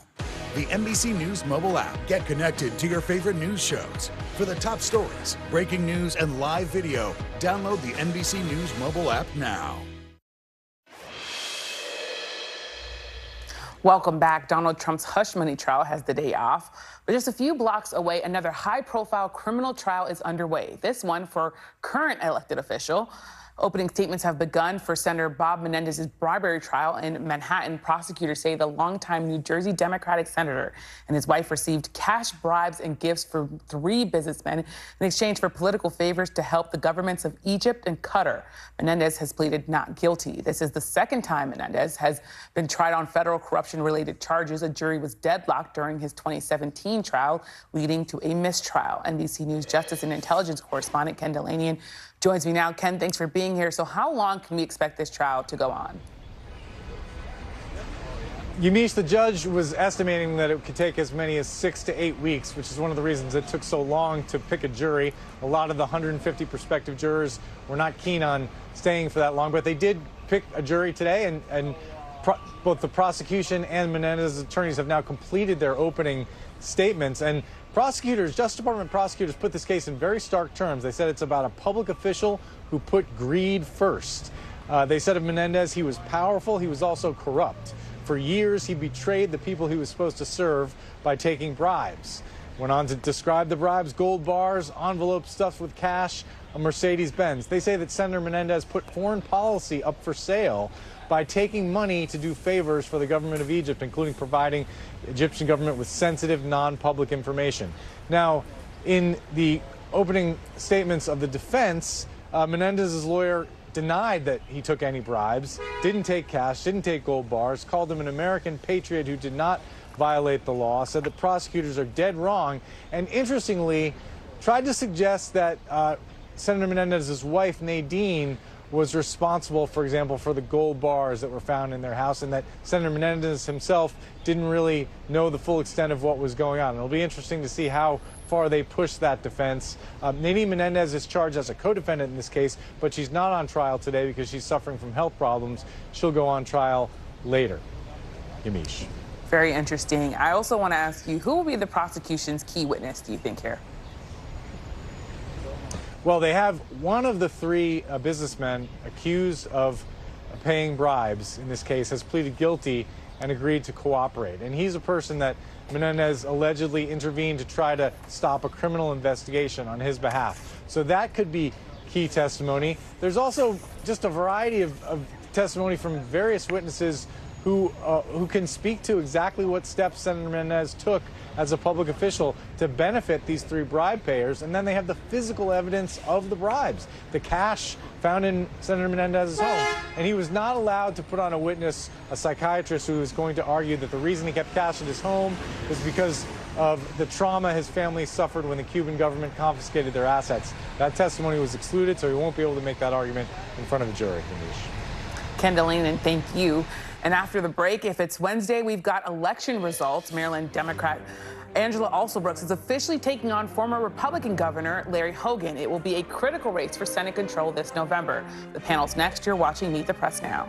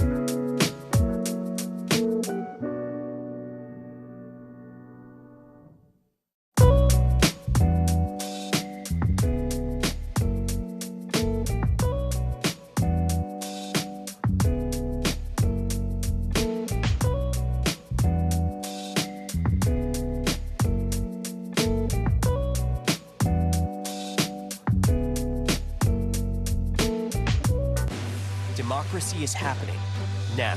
Welcome to a big night that could help shape Republican politics for years to come.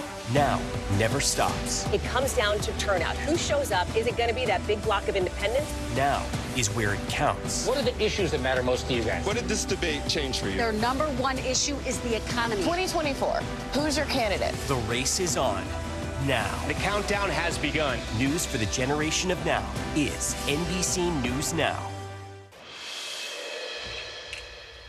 Welcome back. If it's Wednesday, we have election results from last night's primaries. The biggest race of the night was the Maryland Democratic Senate race. Prince George's County Executive Angela Alsobrooks beat out self-funded Congressman David Trone.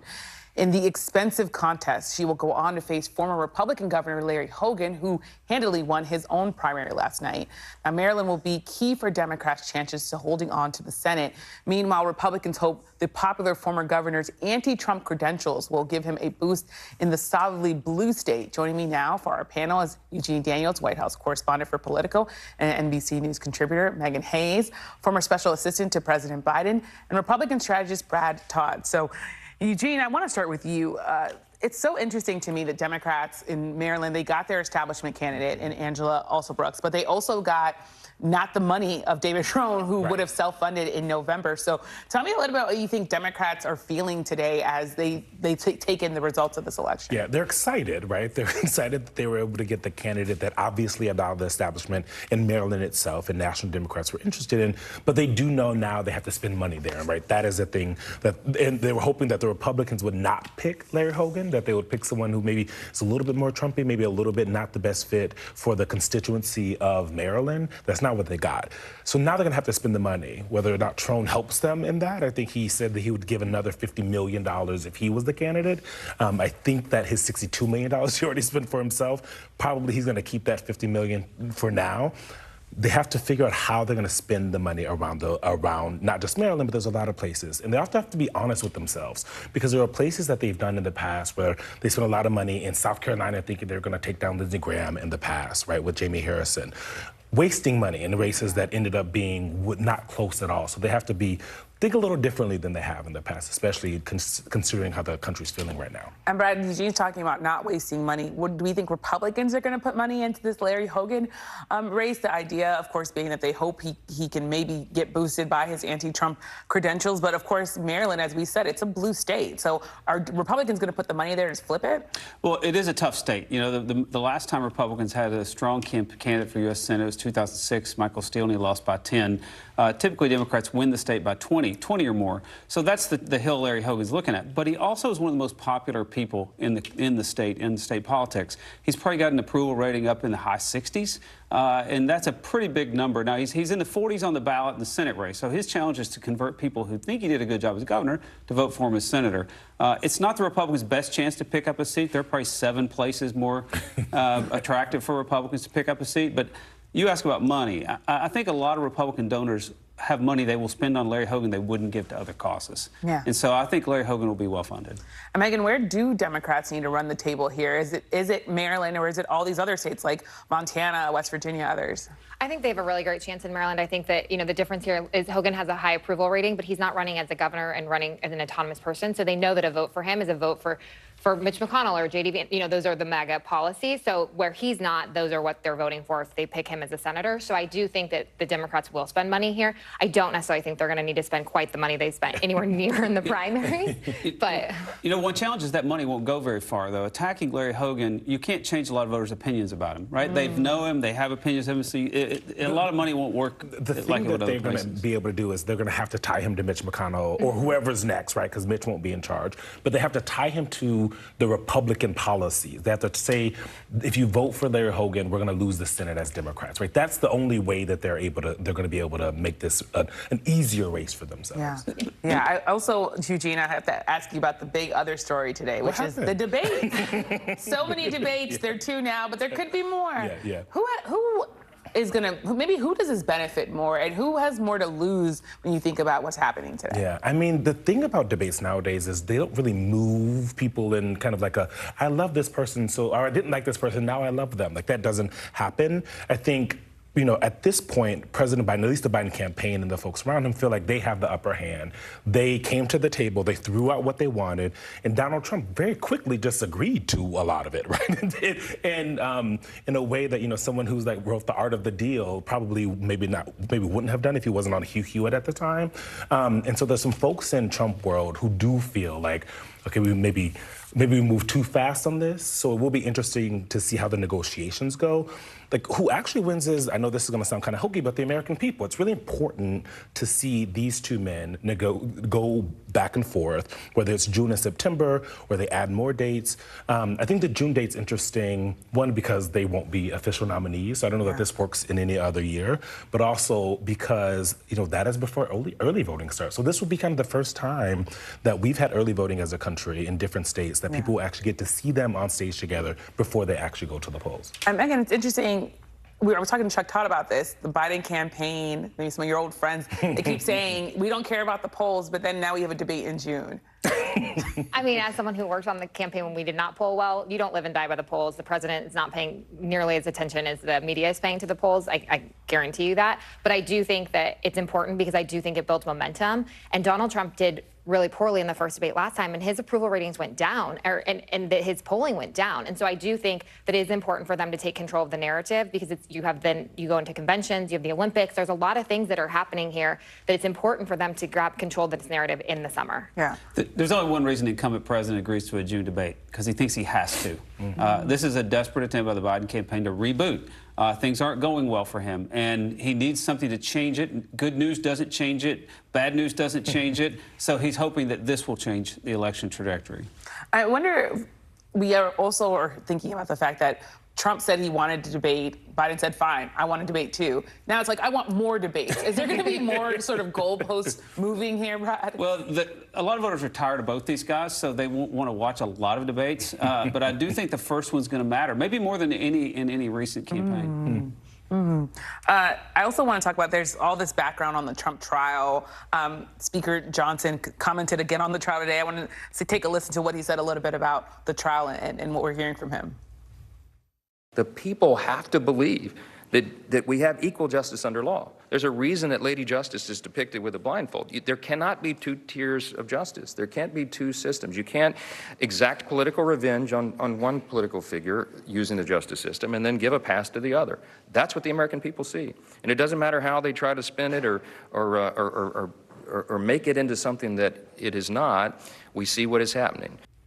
It's interesting, the argument that Speaker Johnson is making here. He's saying Republicans are basically being targeted, though, of course, we have Democrats. You have Bob Menendez on trial. You have Henry Cuellar. I wonder if you could talk a bit about whether or not Republicans are just going to keep saying this and keep saying this and hoping it sticks. Well, 2/3 of the country believes that the prosecutions of President Trump are politically motivated. Now, some of those people don't like President Trump, and some of those people wish he'd go away.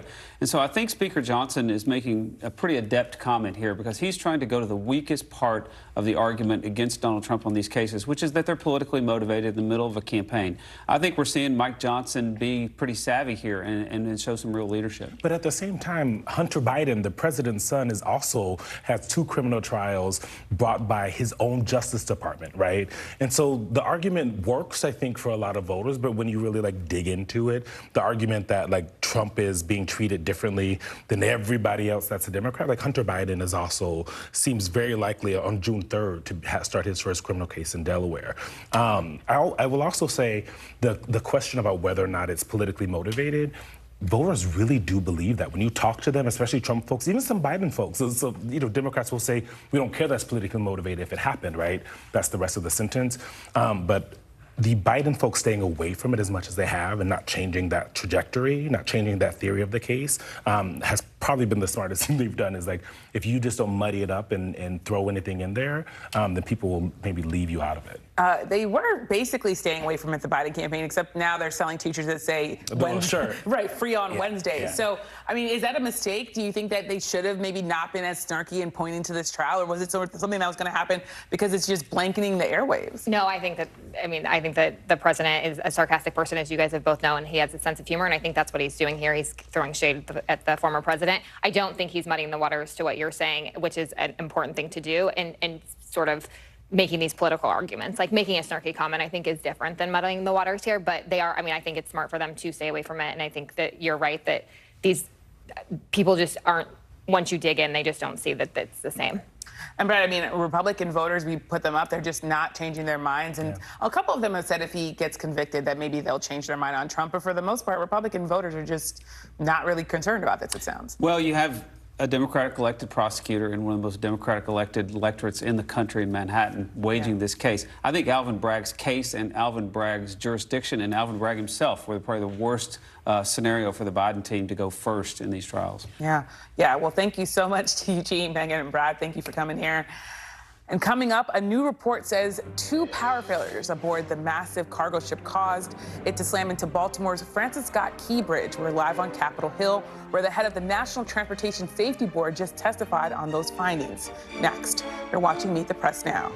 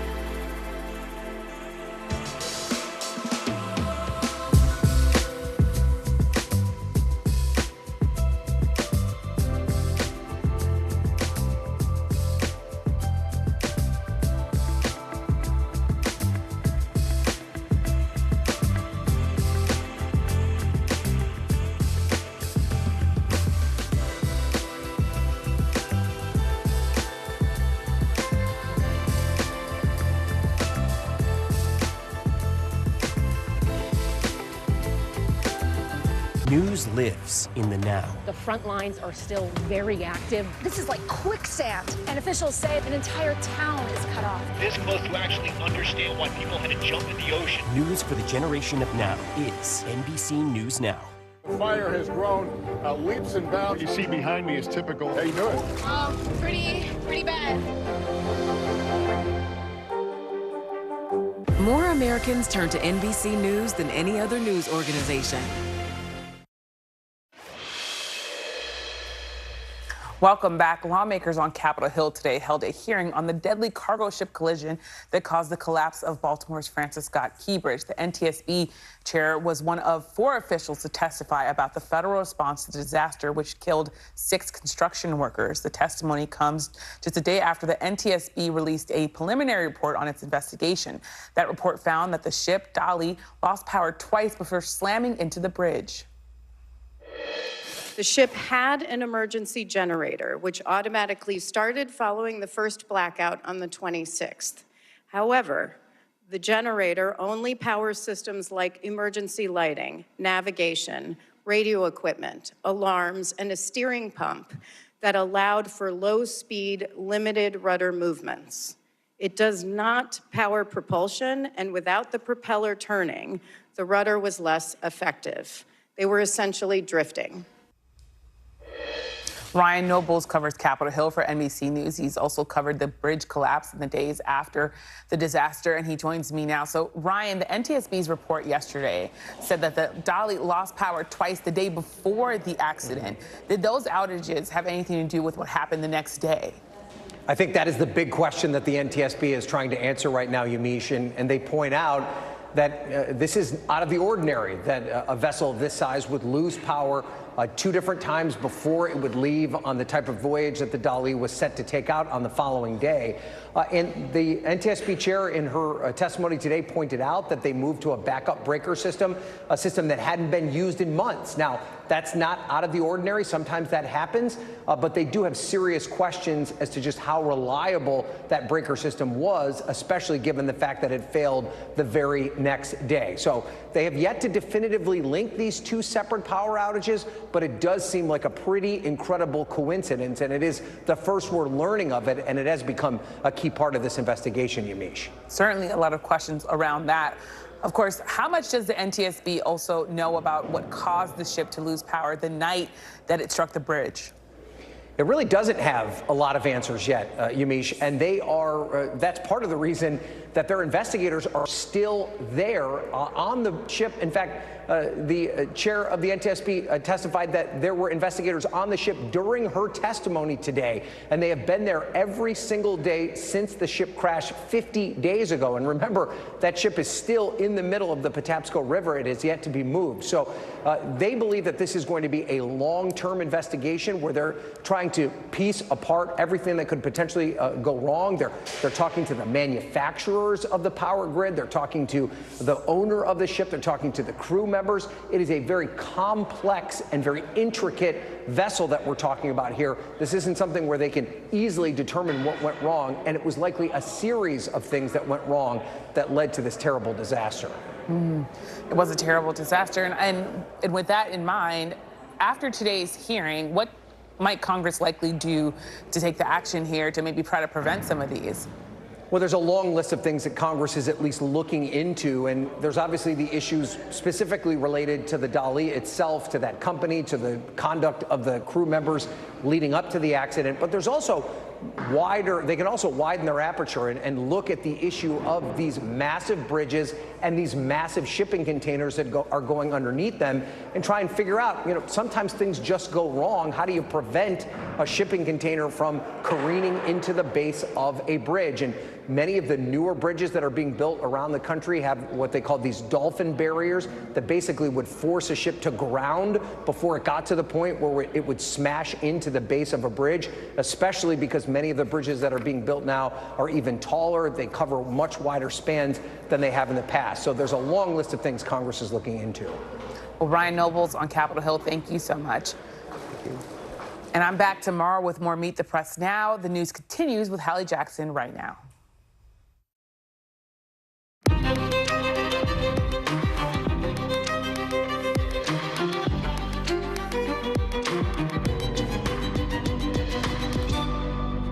We are coming on the air with thousands of people trapped on an island in Texas after a barge crashed into the only bridge connecting people in parts of Galveston to the mainland, spilling oil into the water. The big questions we have tonight about how it happened. We're going to take you there for the latest. Also new tonight, in just the last hour or so, it's sounding like New Jersey Senator Bob Menendez may be planning to throw his wife under the bus in his federal corruption trial. The tea leaves we're just now getting from opening statements.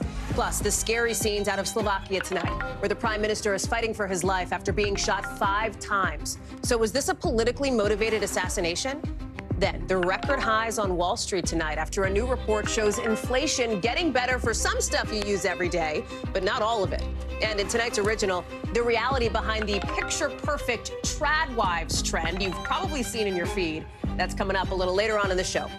Hey, I'm Hallie, on assignment in San Francisco tonight, but we start with the stunning scene unfolding out of Southeast Texas. A barge carrying tens of thousands of gallons of oil colliding with the bridge near Galveston off the Gulf of Mexico, damaging part of that bridge. Look at this. You see oil spilling out into the water. We're showing you some of the aerial footage here. So you see the bridge right above. You see those workers, those first responders up there. Traffic is shut down on that bridge, and that is a big deal because that is the only way on and off of Pelican Island. About 9,000 people live there.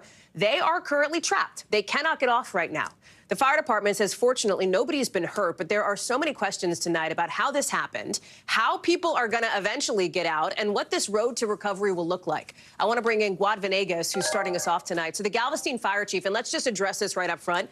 We just saw a ship hit a bridge in Baltimore on the Key Bridge. That was a deadly bridge collapse. This is not that. And the Galveston fire chief is making that very clear. This is not the same thing. It is still very significant, obviously, for those thousands of people who are trapped on Pelican Island. Bring us up to speed about what happens now and where this goes.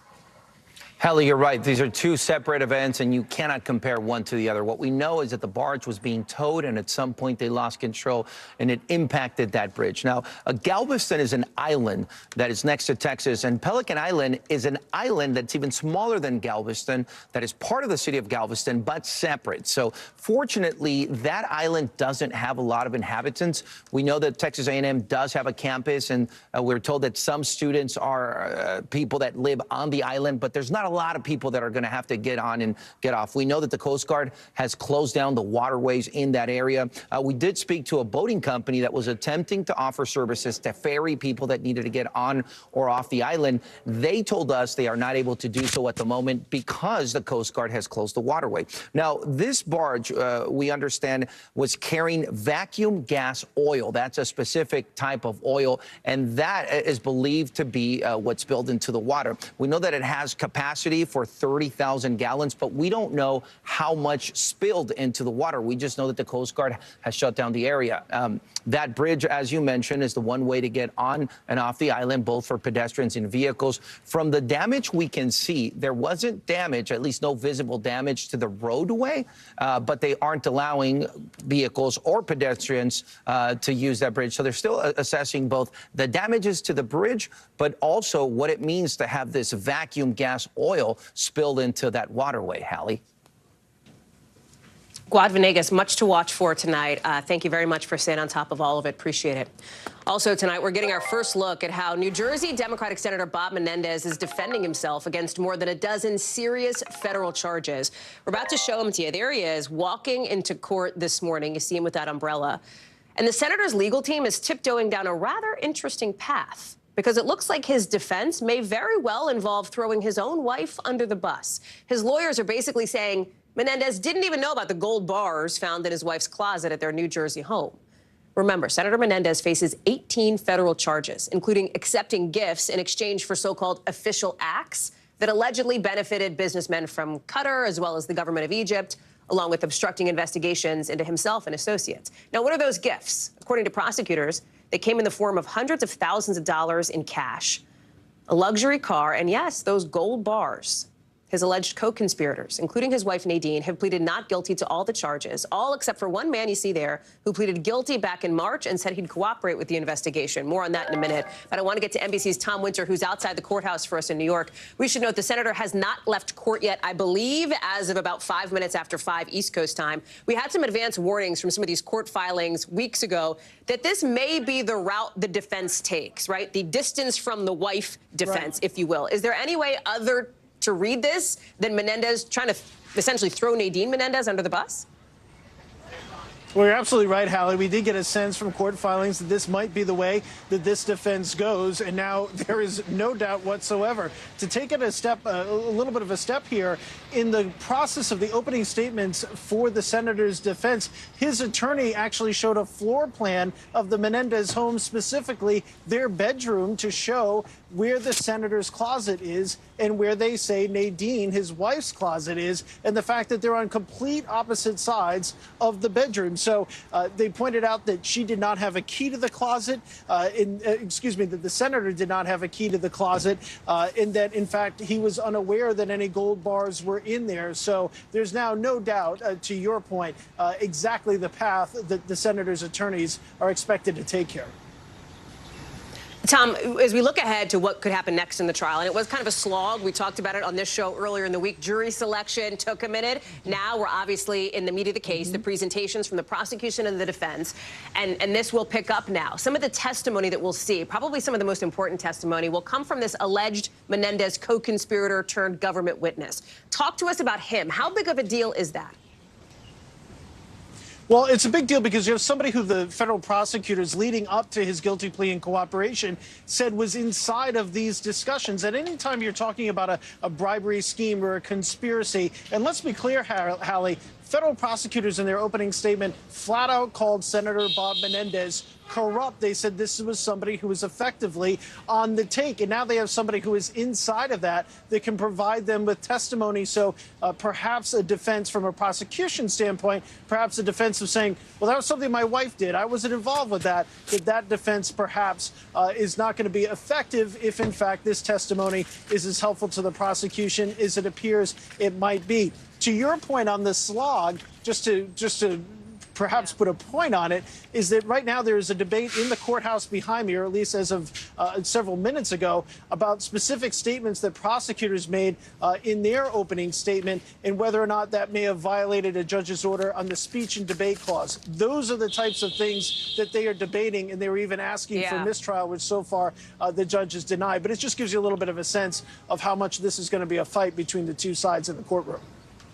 Well, let's talk about the other side, right? And I should note before we do, Tom, that Nadine Menendez, her trial is separate. It's coming up later. She is not involved in this one right now with her husband. It's just him, essentially. We talked about the defense's case, Menendez's case. What about prosecutors? How are they boiling down these 18 counts for a jury today? Right. They're trying to paint a picture that it's very simple. On behalf of 3 businessmen from New Jersey, the senator took cash, took the gold bars, gifts, etc., in exchange for acts that the senator says he might have done, helping out a developer, potentially get an investment from the government of Qatar, helping out a businessman with ties to Egypt and that government by being able to secure a monopoly over the sale of halal meat. Those are just some of the things that prosecutors have highlighted. So they're trying to take those 18 counts and a bribery scheme, which can sometimes have a lot of complex detail, and just effectively say this senator took money from people in exchange for acts that he was taking. And that's something they say that they're going to be able to prove through the witnesses and through the testimony and what they've gathered so far. And of course, Hallie, as you and I have talked about many times before, on many criminal cases, these indictments come out, we cover them, but ultimately there's going to be a lot of details that we haven't seen yet beyond the gold bar photos that will determine whether or not the jury says he's guilty. Well, you will be there for all of it, I am sure. Tom Winter, thank you very much for that. Appreciate it. Overseas now to an NBC News exclusive. That massive dock the U.S. is sending to Gaza to help with food deliveries is set to arrive tonight, according to U.S. officials. 3 of them tell NBC News. It means this really critical humanitarian help could end up getting to folks in Gaza who desperately need it sometime in the next 24 to 48 hours. It is a big deal. It's been delayed for a little bit because of some serious weather concerns, some security concerns. Remember, the U.S. announced this dock plan back in March, and now defense officials say just the first 2 days of delivery from this port, right? So the first 2 days it's operational, it's going to get more aid to Gaza than all of the airdrops you're seeing so far combined. I want to bring in Courtney Kuby, who's the person behind the reporting for us here tonight. Tell us more about the hours coming up here, because they, at least for the folks in Gaza who need this help, they are critical. Yeah, so this port system, and what this is, it's called the JLOTS. It means Joint Logistics Over the Shore. But what it is really 2 big pieces. There's a dock that's going to be anchored about 3 to 5 miles off the coast of Gaza. And then there's a causeway or a pier that literally will be driven into the beach in Gaza and anchored into the beach. And that's how the aid will be driven ashore. Now, this system has actually been put together. It moved across the ocean for about 2 months, but it's been built and hanging out in Ashdod, a port in Israel, for over a week now, Hallie, and it's just started moving this way. Now, one of the major reasons has just been the sea state. It's been kind of choppy there. It's difficult to move this system in the the tough weather there. But as you mentioned, Hallie, there's also been a serious concern about security. And I should say, it's not that suddenly security in Gaza has gotten better. It's just that it's stable enough right now that Secretary of Defense Lloyd Austin gave the commander of U.S. Central Command, General Kurilla, the go-ahead last night to start moving the system into place. And as you mentioned, even though most of the parts will move into place tonight, it will still be another 24 to 48 hours before some of the aid starts making its way onto that dock and ultimately put onto trucks and moves towards the shore, Hallie. Lots to watch over the course of the next couple of days. Courtney, thank you very much for watching it all for us from the Pentagon. Tonight, the clock's ticking for Boeing after the Justice Department said the company could face charges for violating a 2021 deal that stood between the company and criminal prosecution. In super plain English, here's what's happening. Boeing now has 30 days to respond after the DOJ basically said in a statement that Boeing agreed to pull their act together back in 2021 to avoid facing criminal charges, but didn't keep up their end of the bargain. This agreement came after those two deadly 737 MAX crashes in 2018 and 2019. You might remember those. 346 people were killed. Boeing's been back under the investigative microscope this year ever since that door plug blew out on that Alaska Airlines flight back in January. You're looking at video from that here. NBC's Morgan Chesky is covering this one for us. Okay, so the ball is in Boeing's court right now, Morgan. Anything from them, anything they can do or say to try to reverse the path the DOJ appears to be on right now? Yeah, Hallie, if so, we will find out in a few weeks' time. That has been the deadline that the DOJ has given Boeing to prove the steps that they've taken to make sure that these past mistakes don't happen again. To be clear, Hallie, the DOJ has said that they have not made up their mind on whether or not they will pursue criminal charges against Boeing. I want to share with you just a few words that have come out over the last several hours regarding this ongoing situation.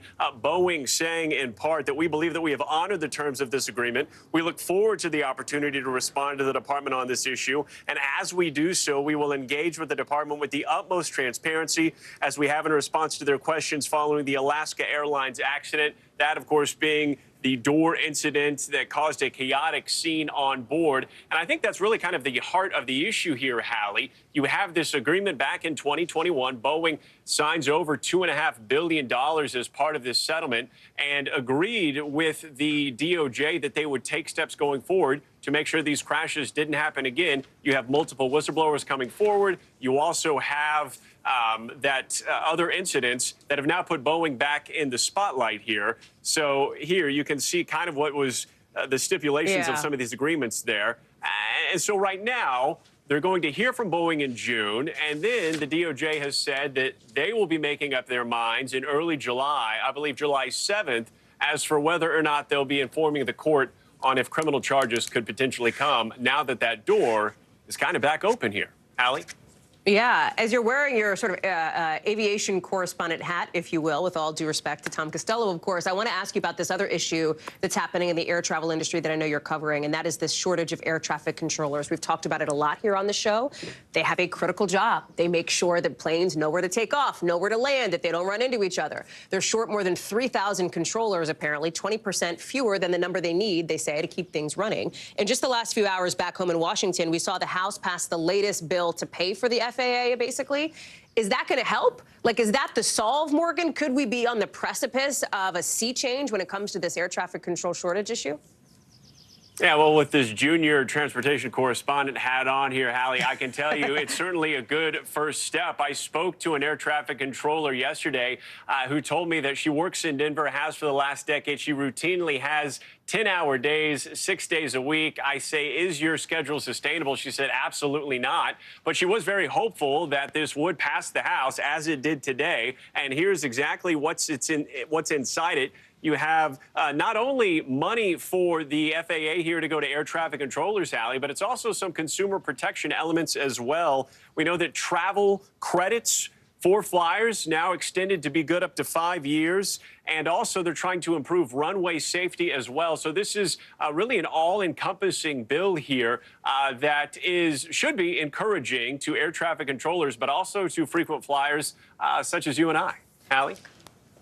Morgan Chesky, live for us, covering all of it. Morgan, our junior unofficial transportation correspondent. Thank you so much. I'll take it. So listen, in just the last couple hours, we're learning where and when we could see maybe the only in-person face-offs between the top candidates for the White House. 2 debates, folks. They are now on the books between President Biden and former President Trump. Pull out your GCal. Here's the dates. June 27th. Atlanta, that's CNN. 2nd, September 10th on ABC. TBD location there. There's also going to be eventually, apparently, a VP debate once, you know, Mr. Trump picks a vice president, of course. That June 27th date is really interesting. That's the earliest debate we've ever seen in modern presidential history. Sources tell our team that the two camps, the two campaigns, were talking pretty informally behind the scenes for weeks now about how they could get this together, how to brush off the group that's typically in charge of presidential debates, a group that both candidates have had gripes with. For the president's part, he says it's because that commission that usually runs these showdowns for the last two decades, he says that they're not planning debates until after early voting starts. They don't like that. He says the campaign end up being more like a spectacle than an actual substantive debate, and that there's not a good enough job done enforcing rules about interruptions. Mike Memoli is outside the White House joining us now. So the campaign is campaigning. Here we are, end of June, to have the first face-off between these two. That's super early. Talk us through it, because even though President Biden's campaign say they don't want a spectacle, former President Trump is like, hey, let's get ready to rumble, he's writing today. I mean, Hallie, the political whiplash is so real today. We started the day with 0 debates, and then within the span of just a couple hours, we had networks, we had dates, we had locations, at least for most of it. And how did we get into this place? Well, it started with, of all people, Howard Stern. Remember, that was when the president did that interview where he talked about, for the first time, being willing to debate the former president. And so that kicked off the conversation inside the Biden campaign, and then it kicked off the conversation to the extent there were some informal consultations with the Trump team about how this would come together.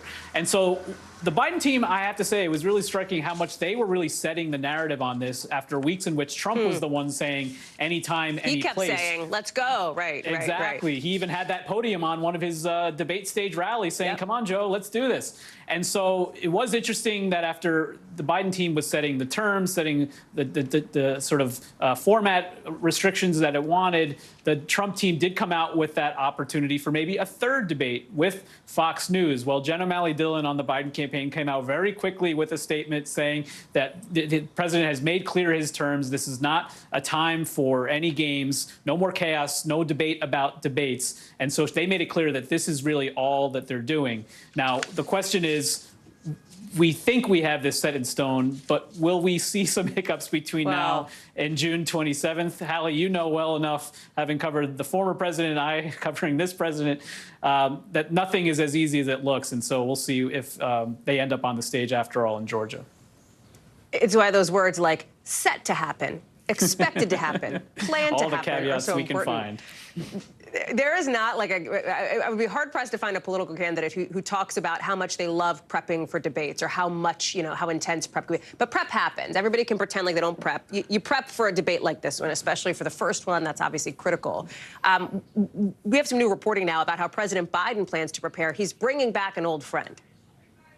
That's right. Ron Klain, the former White House chief of staff, somebody who has been working for President Biden for more than 4 decades, believe it or not, at this point. He is coming out of political retirement, at least, to oversee something he's really done for multiple candidates over multiple decades, which is debate prep. He ran President Biden's debate prep 4 years ago, ahead of what ended up being only 2 debates with Donald Trump. He's been doing this for a long time, and we're going to see a lot of the same Biden team that's been in the room with him for 2 VP debates, for multiple Democratic primary debates in 2008 and in 2020, also part of that team. The Biden team says, listen, we know we only have 6 weeks. This guy has got it covered. I think we know how critical preparation is for both candidates in this case. Well, yet another countdown begins. Mike Memoli, thank you very much for that. Appreciate it.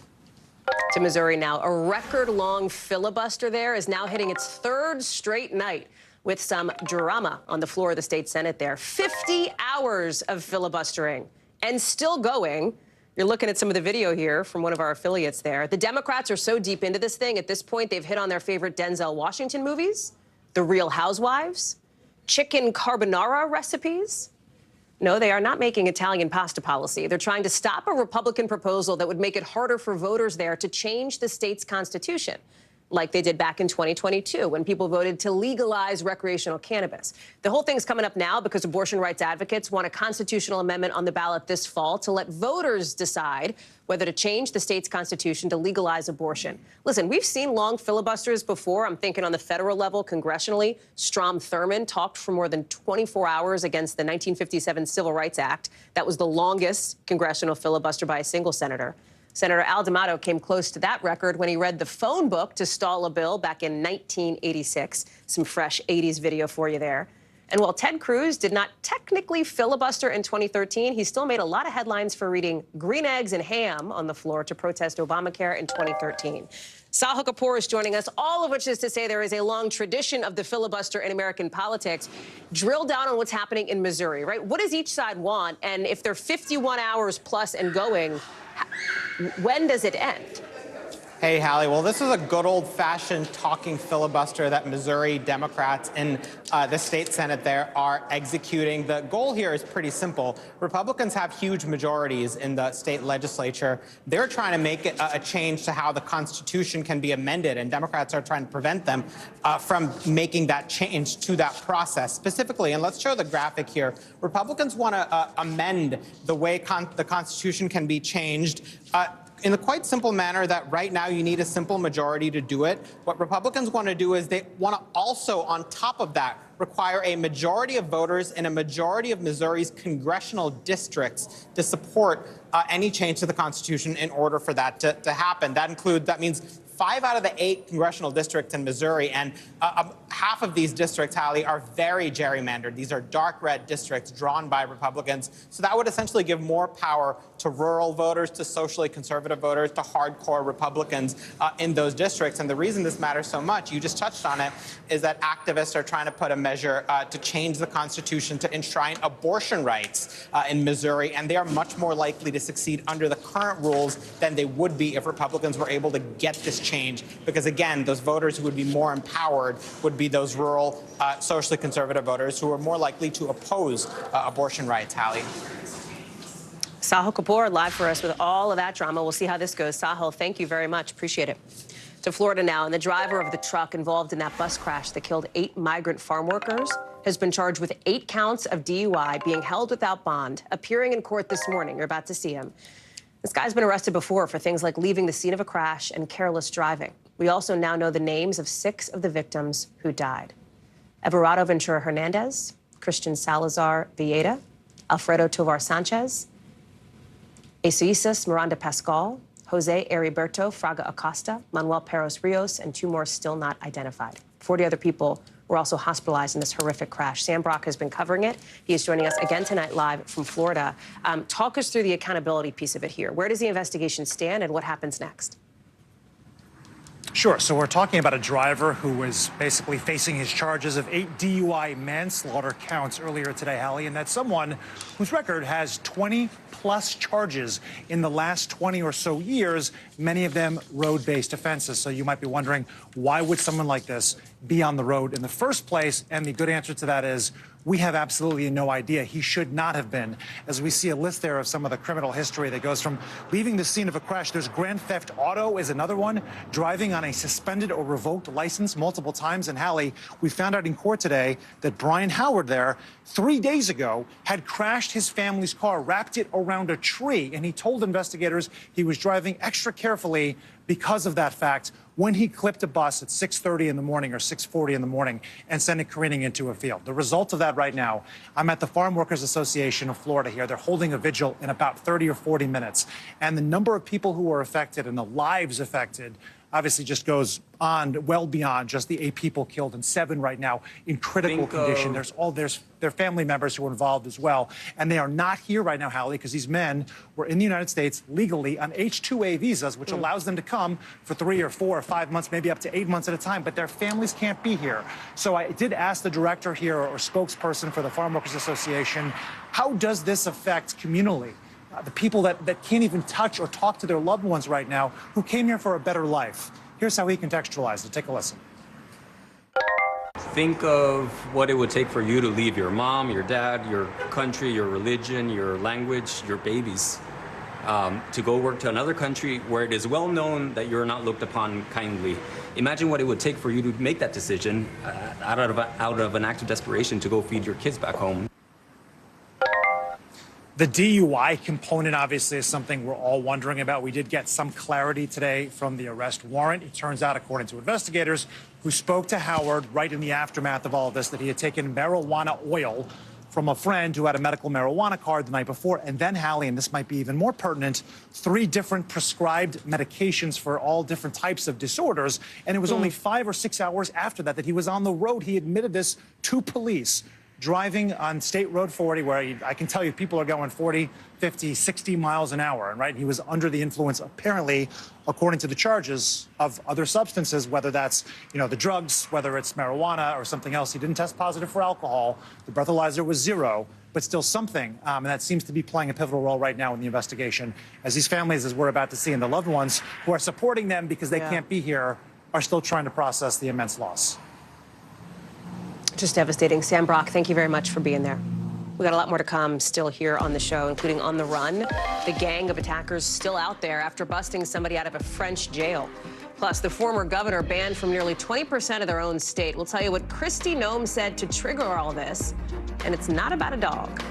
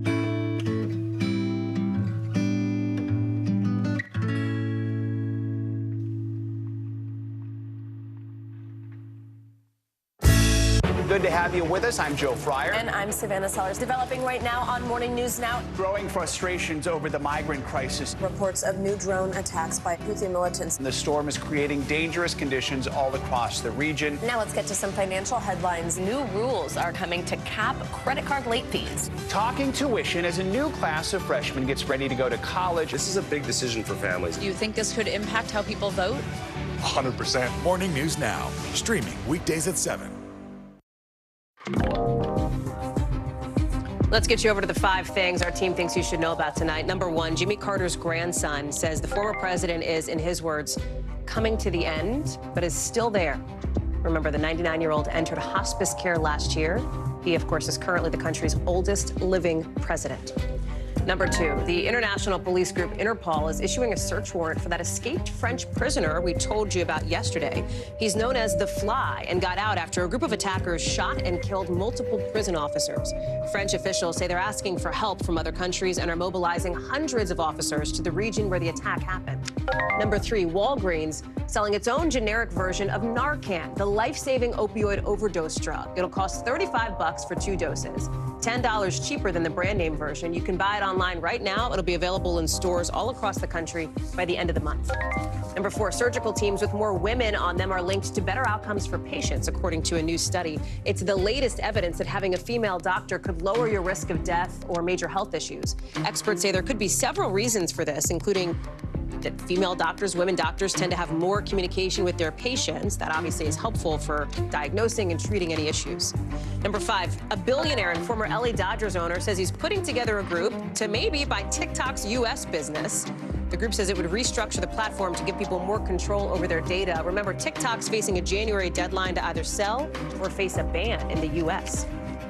Right now in Slovakia, the country's prime minister is fighting for his life after being shot 5 times while shaking hands with members of the public. It is a very scary scene. It was captured on camera. I'm going to warn you, it's upsetting. We're only going to show it to you once.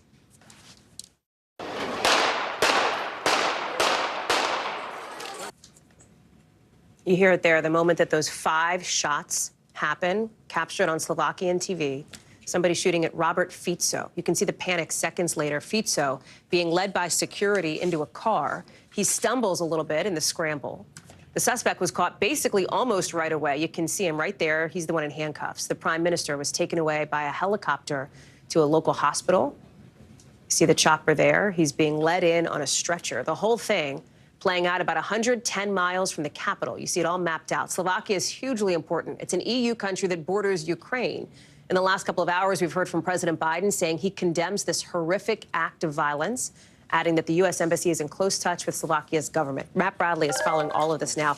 This has reverberated around the world, Matt. So where do things stand now, considering that we're now hearing from officials there could have been political motivations to this? What's up? Yeah, reverberated around the world and especially around Europe. And of course, it's very sensitive, you know, because there's this whiff of Russian involvement, and that's not been proven. But this was a very pro-Russian politician, you know, not necessarily Russian involvement, but some kind of reaction to the broader foreign policy that's going on in Europe. And that's why this is getting so much attention. That's why we're hearing from officials saying that there's almost undoubtedly some sort of political motive. So just in the last hour or two, we just heard that Fico is out of the hospital, or not, excuse me, he's out of surgery. He doesn't look as though he's going to die anymore. Remember earlier in the afternoon, it looked as though it could be 50-50. It looked like he was in extremely serious condition, that he could die. It now looks like he's more or less out of the woods, but this is still a very, very serious injury.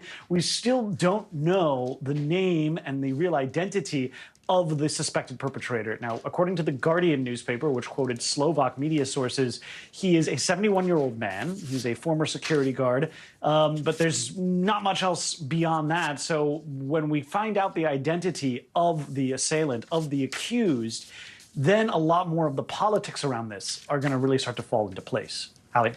Well, and the question that comes up, obviously, given how close Slovakia is to Ukraine, is the question of Ukrainian politics. Talk through Fico's perspective on that.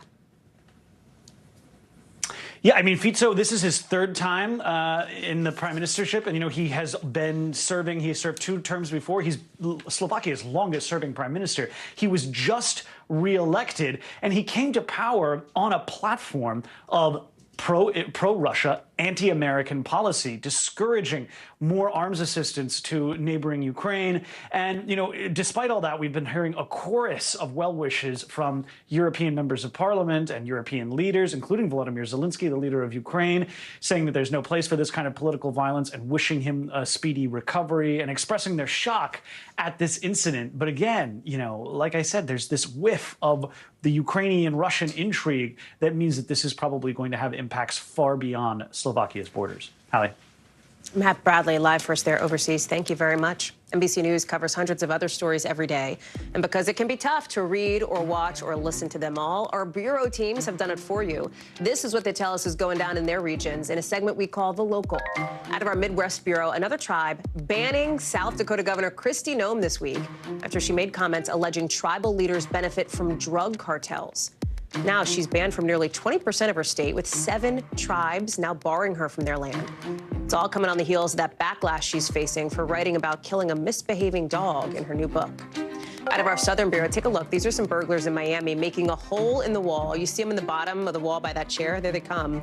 This is at a jewelry store. They crawled in, smashed the security system, looked through a bunch of drawers, and then left in a hurry with nothing. Nothing. Police say they're investigating.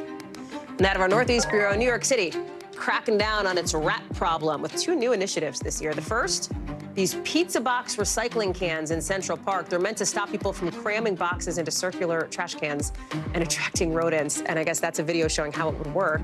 The second is a rat summit. Goodbye, rats, packing their little bags and running across a rat bridge.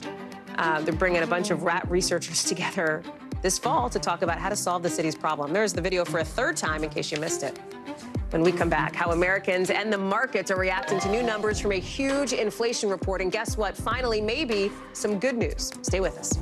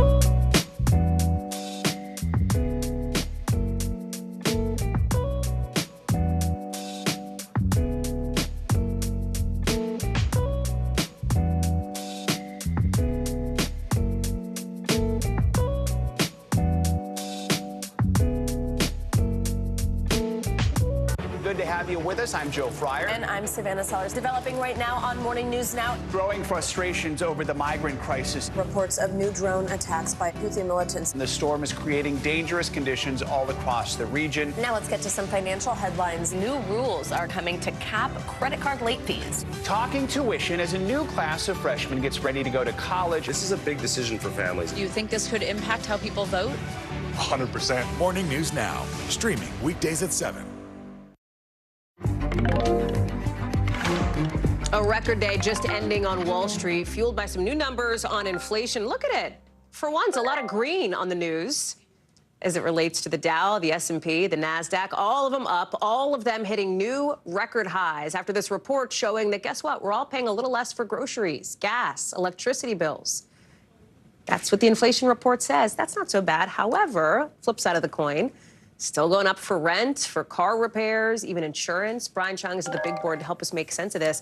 I think people want to grasp for some good news, right? But it is a little bit of a mixed bag report. Talk about that and what's firing up the market so much. Yeah, well, and again, if we just kind of unpack the figures themselves, we have to remember prices are still going up across the board. That's why there's a positive figure in front of this number. But again, when you look at the year-over-year change in prices, April this year compared to April of last year, prices went up by 3.4%. The good news is that that's slower than the 3.5% we had seen in the March to March period. But again, the economy or the economists over at the Federal Reserve want to see that somewhere closer to 2%. And they're only going to get closer to that 2% figure if this number gets better. This is shelter inflation. How much does it cost Americans just to put a roof over your head, rent, mortgage payments on a monthly basis? That's what we're looking at here. It increased by 0.4%. energy prices, just paying for gas at the pump, that also went up by 1.1% between March and April. But the one good news, food prices went sideways between March and April. Egg prices fell by 7%, over 7% just during that month. But again, other things getting more expensive. You mentioned car insurance. That's been up over 20% over the last year. So it's not at all reprieve for the American people. But broadly speaking, this inflation report, not too hot, not too cool for the Federal Reserve. Okay. You teed us up well for the Federal Reserve. What are they going to do here? Could the Fed finally start cutting rates on the back of this? Yeah, well, again, the big story has been the Fed wants to see this number somewhere closer to 2%. And the reason why they raise interest rates so high, to make the economy slow down, because it discourages borrowing, because your credit card rates, your mortgage rates, your auto loan rates are higher. They're likely going to keep them there. The Federal Reserve Chairman Jerome Powell just speaking yesterday saying he might have to keep those rates for higher for longer. That doesn't mean more interest rate hikes, but it also means they're going to be a little bit patient about an interest rate cut, which markets say might not come until later on this year. Brian Chung, glad to have you breaking all of that down. Thank you very much. Appreciate it. Up next, we're going to take you to a Texas community where some parents say their kids' school hallways are filled with racism and homophobia. The new book from our NBC News reporter on the fights still happening in Southlake.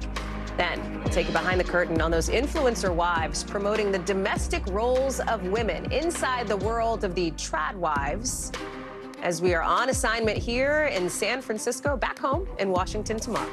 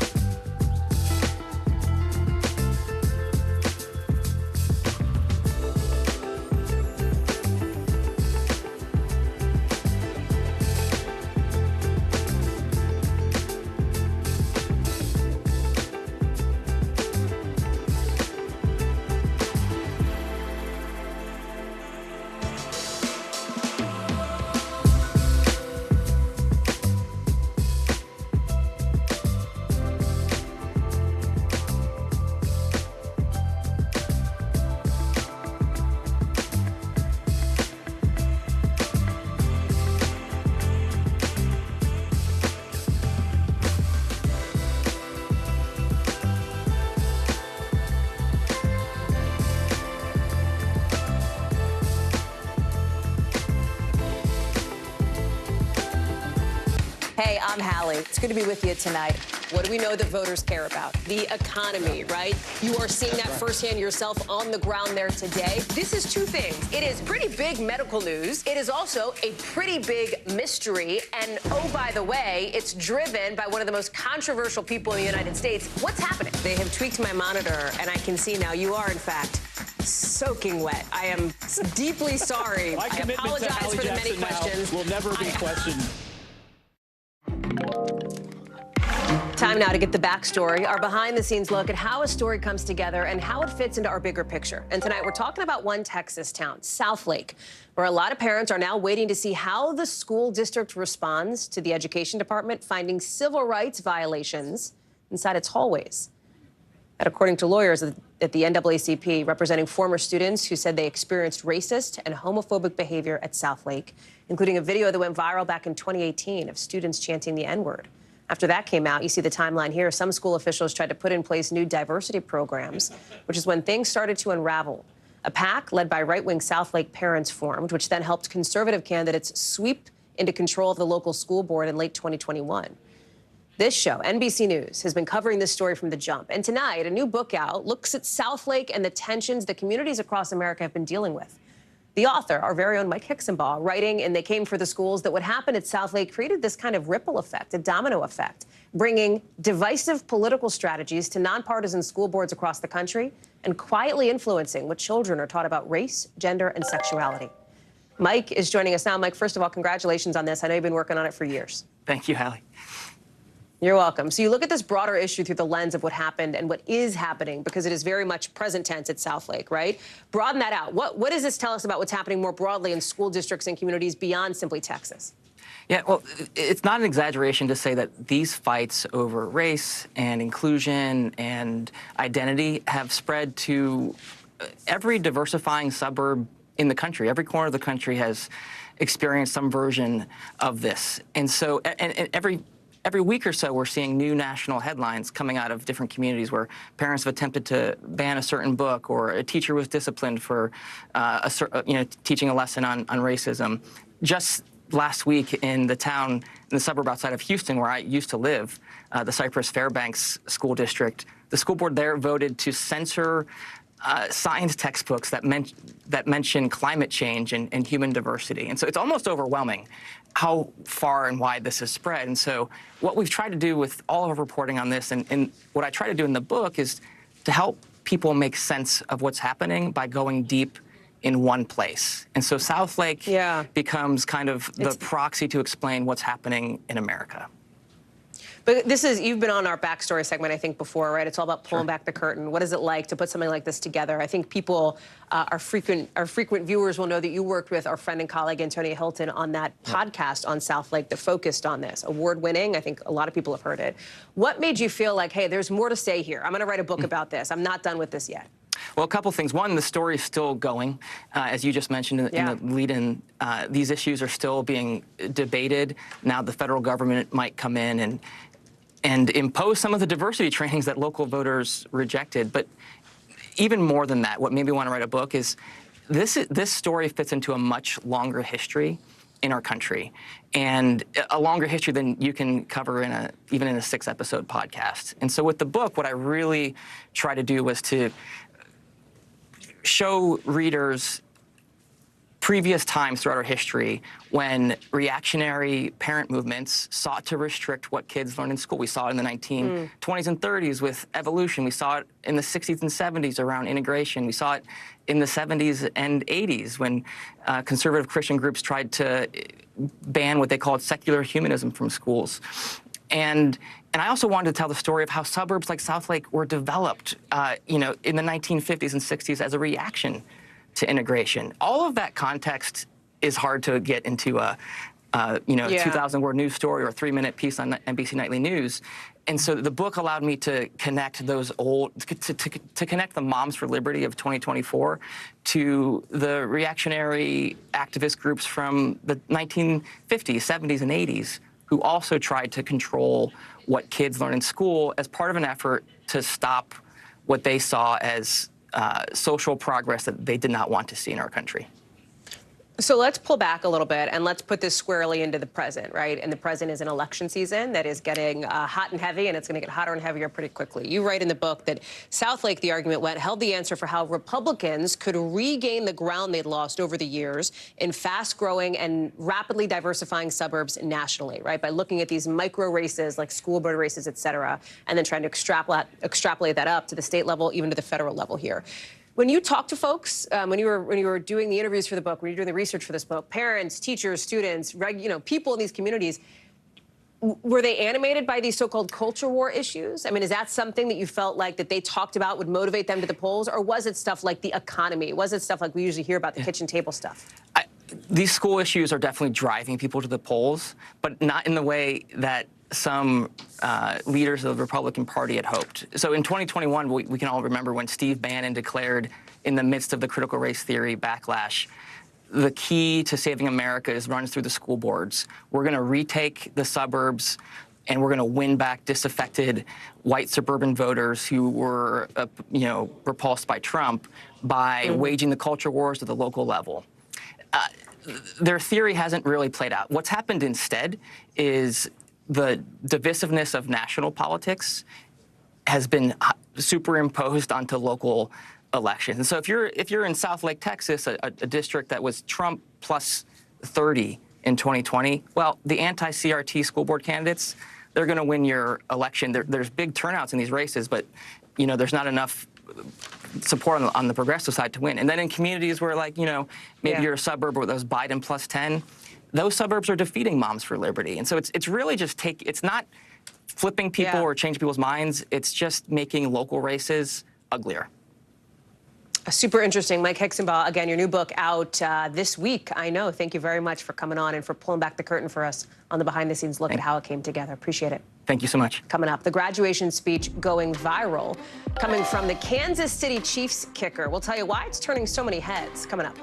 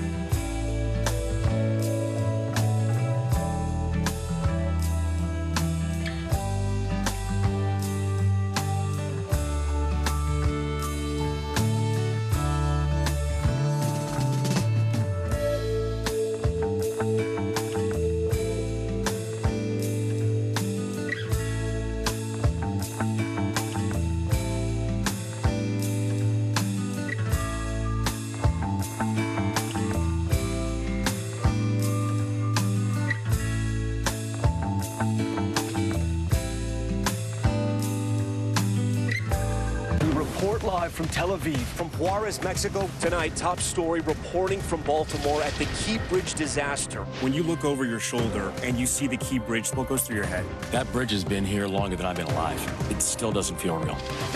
Hundreds of Israelis have gathered to demonstrate. What do the people in Gaza, do you think, what do they need most? Place where Palestinians and Israelis have found common ground. Every night, it's your news playlist. Top Story with Tom Llamas. Streaming weeknights at 7 on NBC News Now.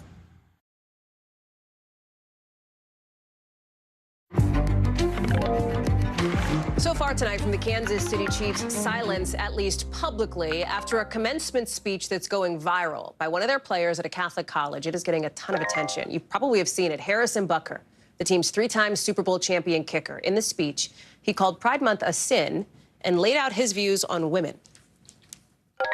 I think it is you, the women, who have had the most diabolical lies told to you.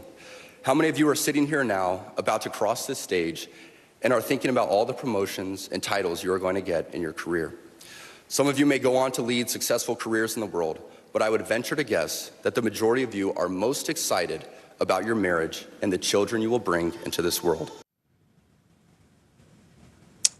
Butker has talked about this kind of thing before. He has slammed President Biden on his abortion position. He wore an anti-abortion tie during a visit to the White House. We're out to Butker, the Chiefs, the NFL, on the speech and the backlash.